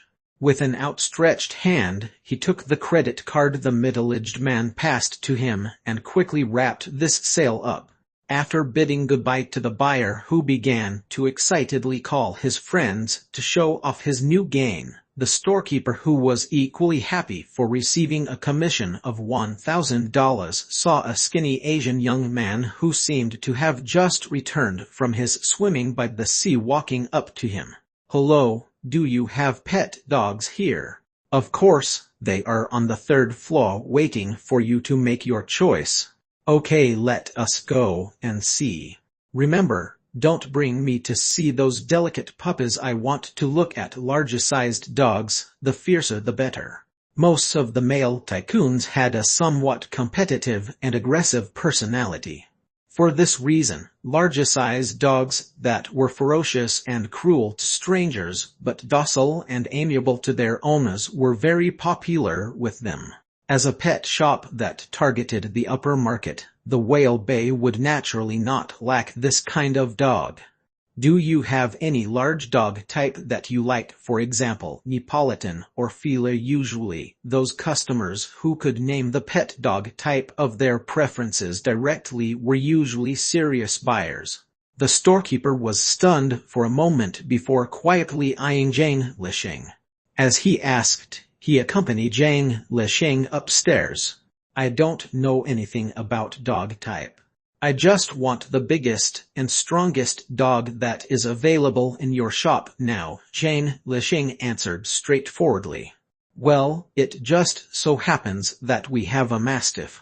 It's nearly 1 meter tall and weighs more than 100 kilograms. It's taller and heavier than other average Mastiffs of the same kind by 20. However, its body is very well proportioned as both its parents are famous fighting dogs.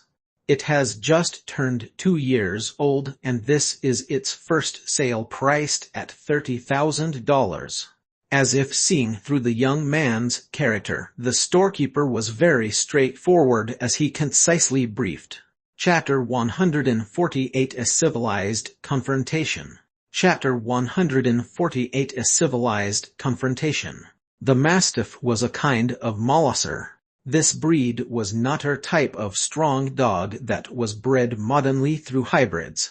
Instead, it was one of the ancient breeds that still survived up to this day. Back in 55 BC, when the Roman Julius Caesar invaded Britain, this breed had been used in the war too. For this reason, a pureblood Mastiff was usually priced expensively. Of course, $30,000 was still a little too high. However, Zhang Lisheng did not raise any objections to the price of the dog. He nodded instead. "Bring me there to see. Please come with me." The storekeeper was happy as he quickly sped his pace up and walked up to the 3rd floor.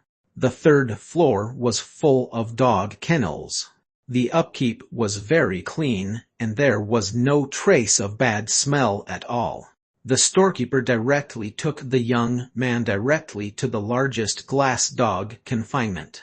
"This is the dog, sir. Its parents are from the Duke of Devonshire breeds in Zazers.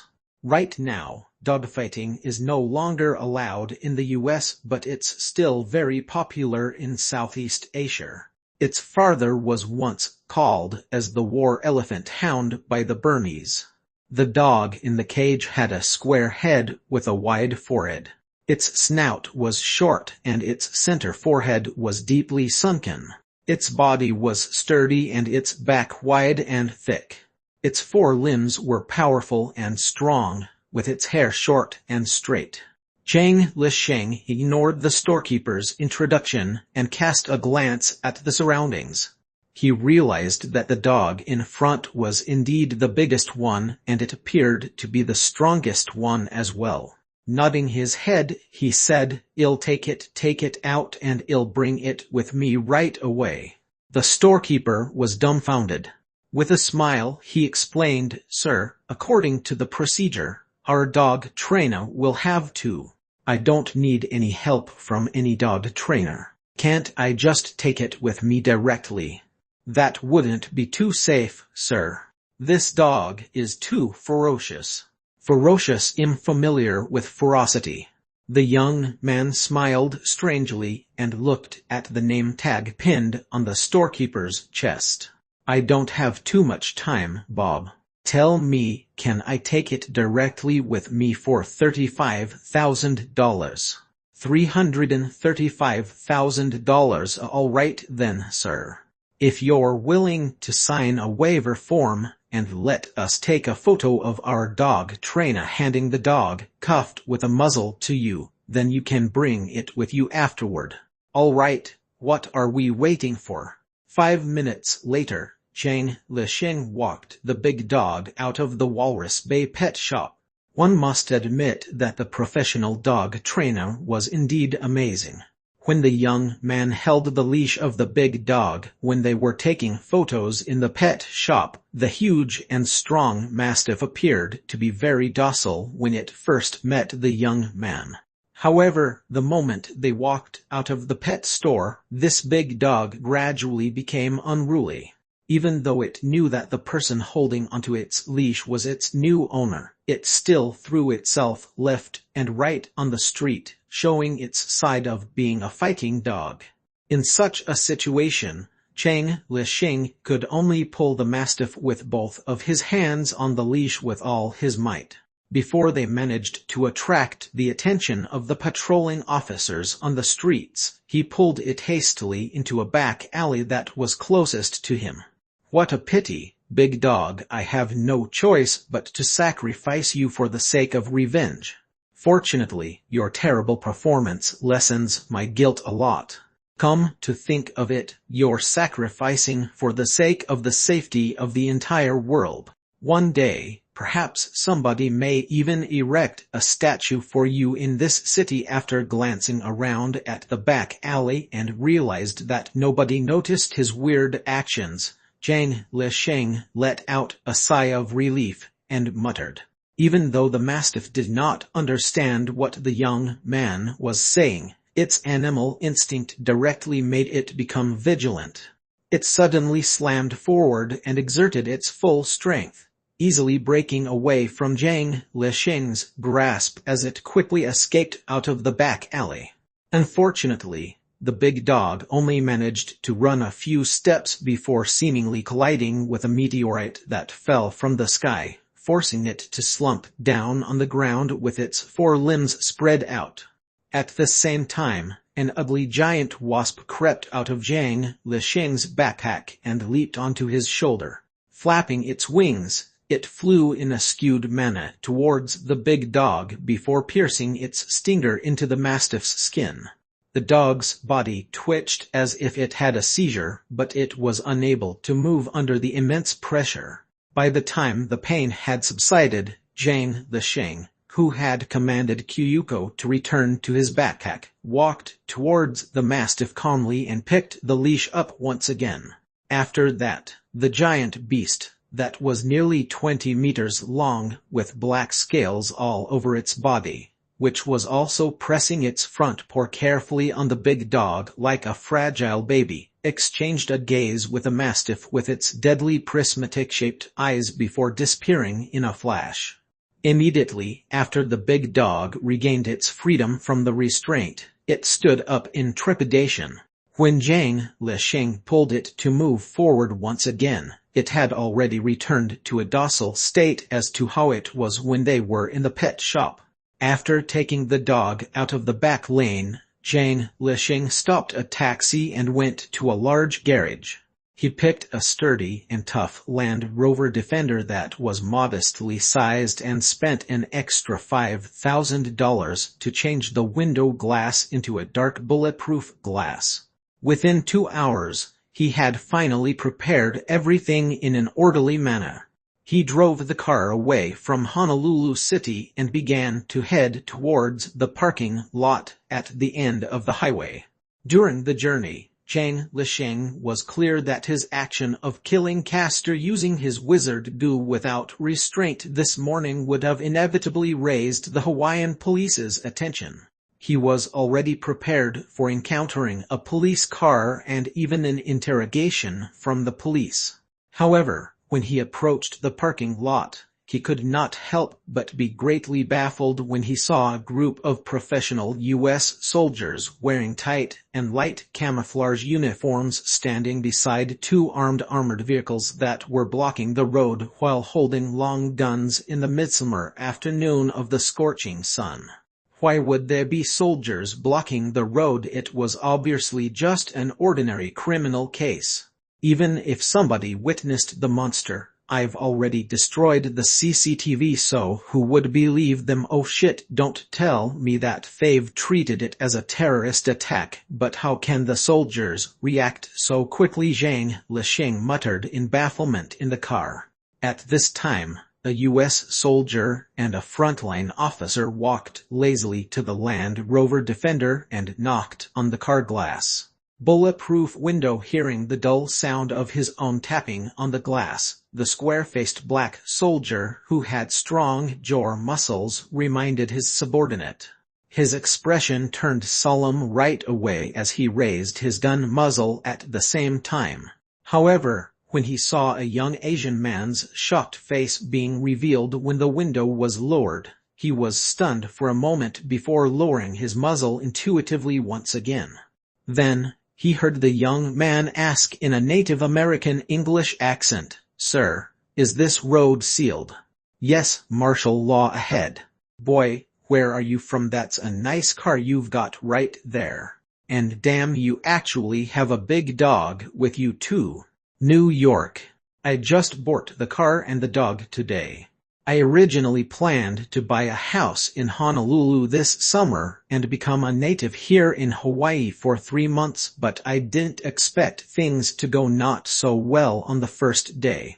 From the first sentence, the soldier immediately understood that this person in front of him was an ignorant, rich son from a rich family in New York.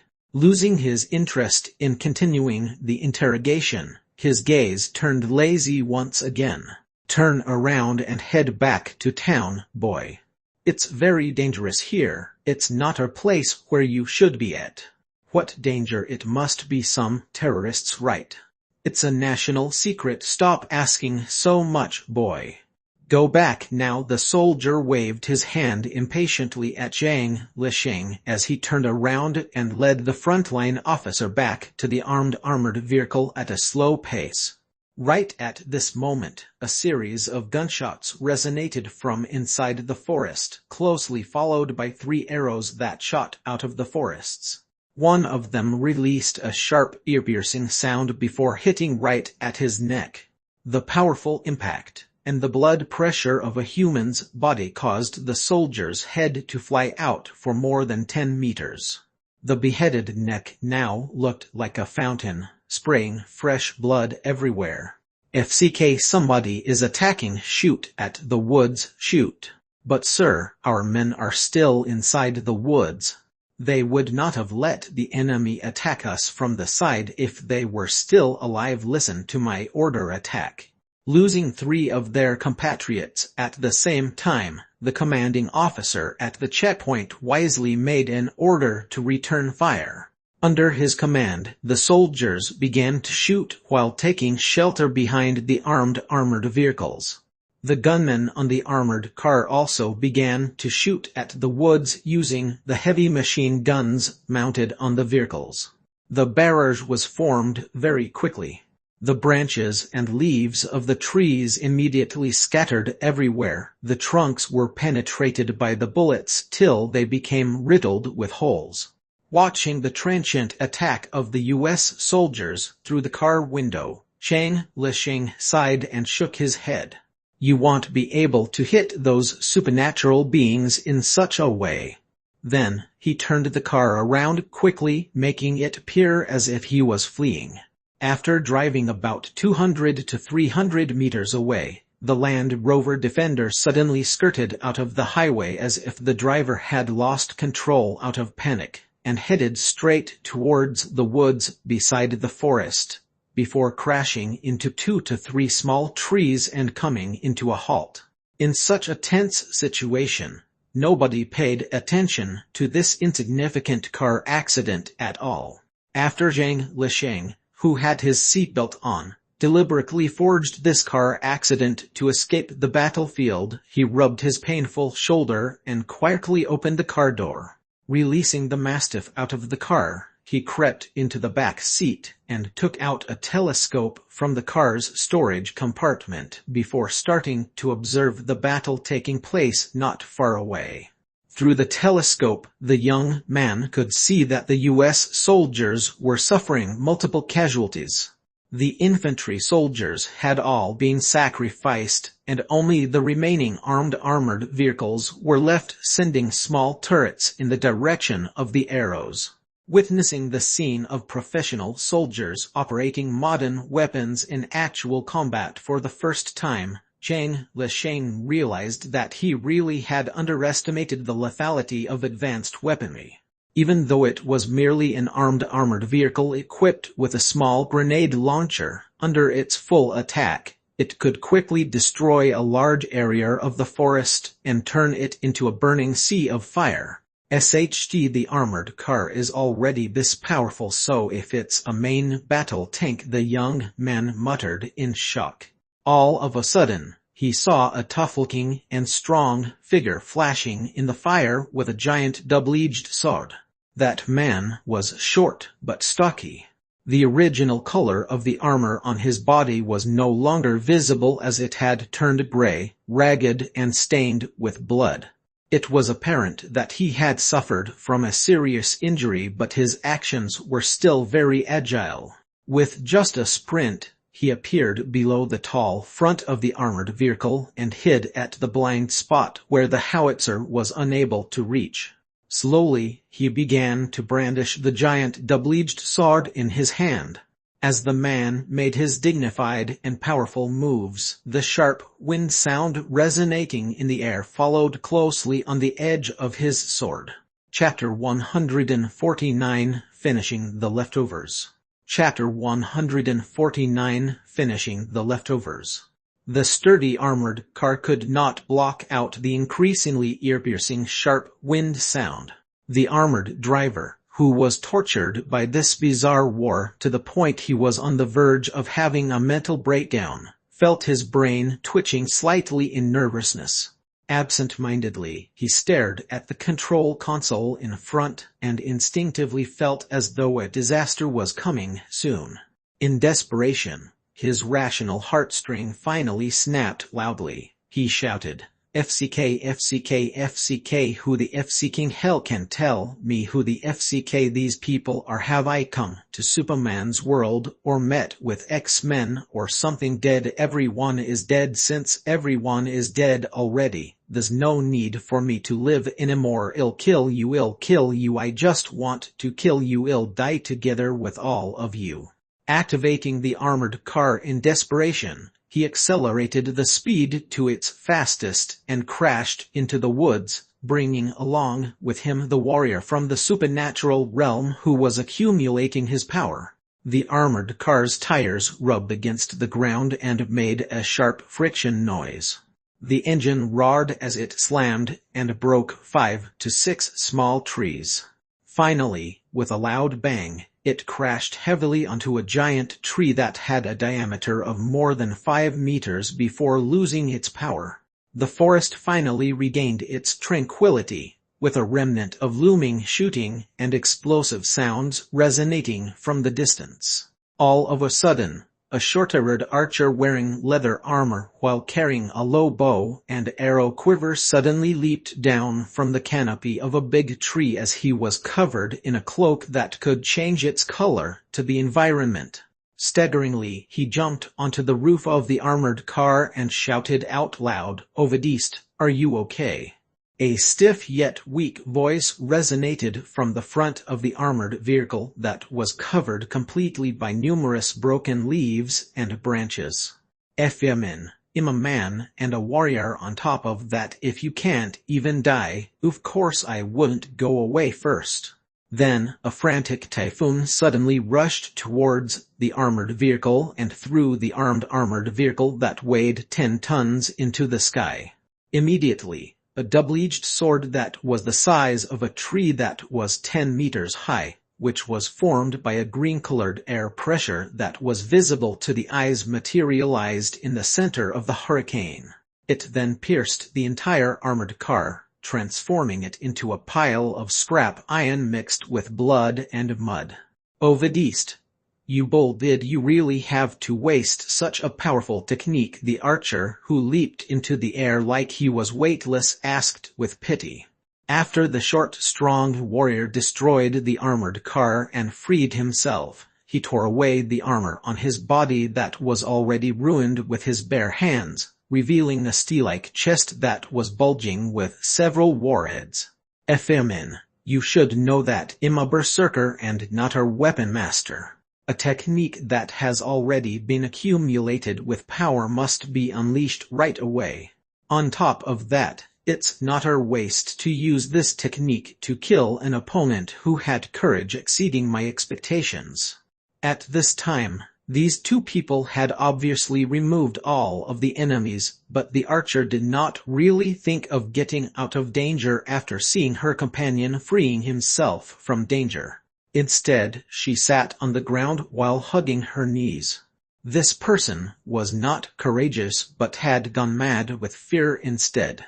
"The commotion caused by the battle here is so huge, so I think the enemy's reinforcement is going to arrive soon. But still, we still have some time to catch our breaths. You look more like a woman when you sit down." A ridiculing smile appeared on the berserker's iron-like face as he sat beside the archer. "You're injured, right? If that Earth's boy knows, his heart will ache so much for you. I could tell with just a single glance yesterday night. If it was not for the fact that he was confounded by your beauty, he would not have switched sides to us in the first place." "Justice, yeah right, those devils won't understand this word at all." "Ovidist, shut your stinky mouth. I couldn't cast the seduction spell at all. Camel is a boy who knows true justice. He doesn't have any other motives for switching to our side."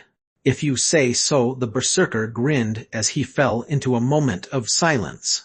"We're going to die, Do you think we'd still return into the arms of the gods if we die here? Hasn't Sage Altman said before that we're Red Iron Nation's people? After our souls leave the restraints of our bodies, they will naturally return to our beautiful homeland. Altashier's maple leaves have already turned red and my mum must have finished brewing her milk wine long ago. After our souls return, I'll give you a treat before we go to the kingdom of God." While the archer was talking, a gigantic toad covered with many corns suddenly appeared out of nowhere from behind his back, before using its cracked black mouth to interrupt his last imagination. "Watch out!" the berserker yelled out loud and made a standard rescue action. Rolling to one side, he stood up and brandished his giant sword to guard in front of the archer, causing the outstretched tongue of the toad to not stick onto the archer that had weak close combat ability, but onto the berserker warrior instead. It's not that easy to eat me, monster. The berserker, whose entire body was stuck, did not get swept into the toad's stomach. Instead, he yelled out loud before starting to fight with the monster with his entire strength.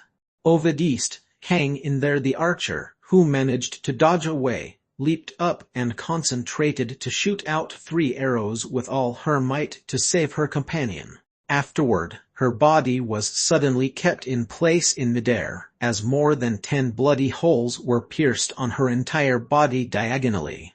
As fresh blood dripped down, it dyed the terrifying lower jaw of a giant beast. Pitter-patter, like rain, the blood showered down on the ground.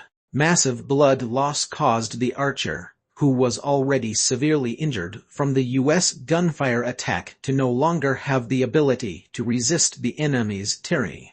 However, instead of showing a despaired look, a longing smile crept upon the corners of her mouth. Ovidist, I'm going back now. I'm going back now. I can see the maple leaves already, maple leaves that are as beautiful as the sunset. Mother, is it you? Fmin is coming back home now. I'm coming back home. Hearing his companion's whisper, the berserker let out a final roar. Fmin monsters, let's all die together. Instead of retreating, he took the initiative to throw his body towards the giant toad that was hit by the 3 arrows, of which wounds that were the size of a well emitting dark green liquid formed on the toad's skin. Unfortunately, before he even managed to get close, the toad had already spat out a fierce cyclone from its mouth, tearing the berserker's body apart till he was riddled with thousands of open wounds. After twitching and struggling for a few times, the gaze of this strong mighty warrior began to lose its spark as his life faded away.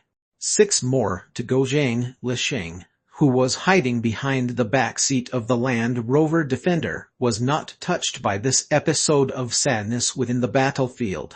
After killing 2 enemies in a row, he sighed heavily in relief and motioned the wizard Gus to eat the dead bodies of the spies from the supernatural realm that contained mysterious power, as he muttered to himself. And does that enigmatic sage Altman and that horrifying sorcerer Julinas. Hopefully, they're separated as well. Feeling the wizard power boiling in his body, the young man muttered to himself for a moment. He seemed to have realized that he was daydreaming. After all, no matter how dumb the enemies were, they would not be stupid enough to divide their forces for a surprise attack and leave their main force alone as a sacrifice. He chuckled at himself mockingly and then drove the wizard Gus that had filled their stomach to either enter stealth mode or go back in his backpack before opening the door and ushering the mastiff that he originally wanted to use as a weapon, but in the end did not have a chance to, back in the car. Soon after, he started the car, reversed it and got back on the highway. It did not take a long time for him to command a wizard Gu to kill the enemies, but due to the reason that Zhang Lisheng had used the connect spell to command the wizard Gus to share their omniscient power in succession, he could still clearly feel the rapid depletion of his energy.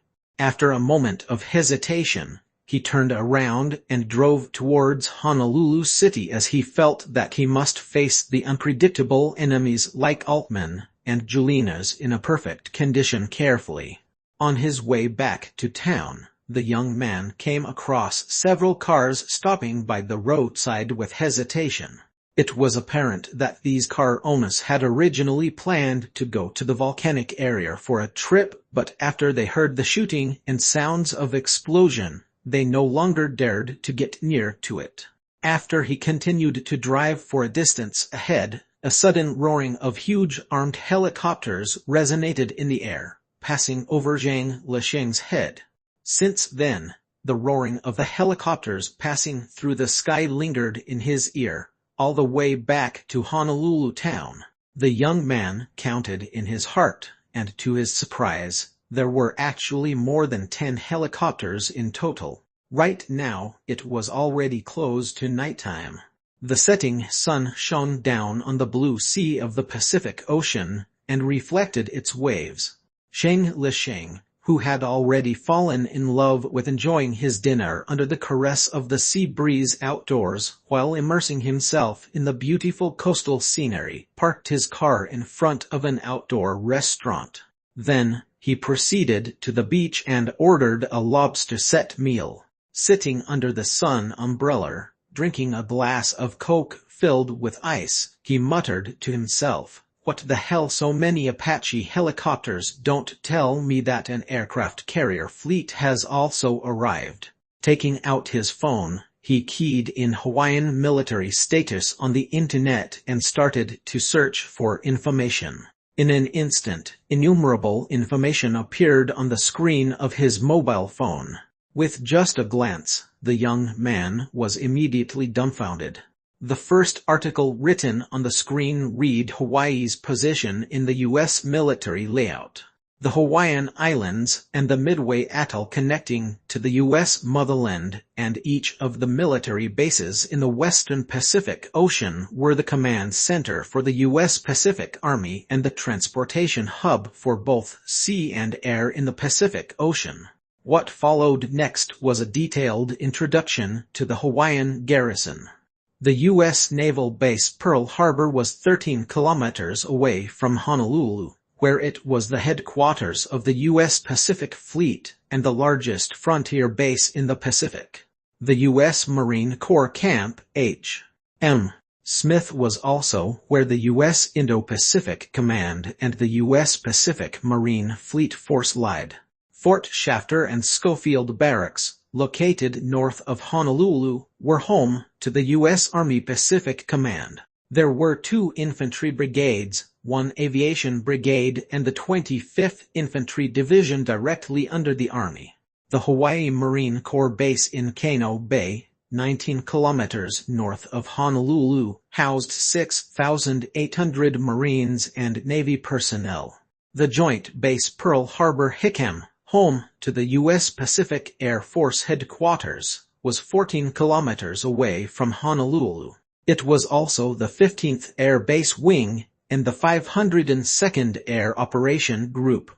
I didn't even know that this island was basically a wasp nest. 1, 2, 3, 4, 5. There are freaking 5 military bases in Hawaii, 4 of which are next to Honolulu. This is really Zhang Lisheng had already searched for information regarding Hawaii before he came here, but it had never crossed his mind that he would actually make such a major slip-up as he was starting to have his mind swimming in turmoil. End part 3.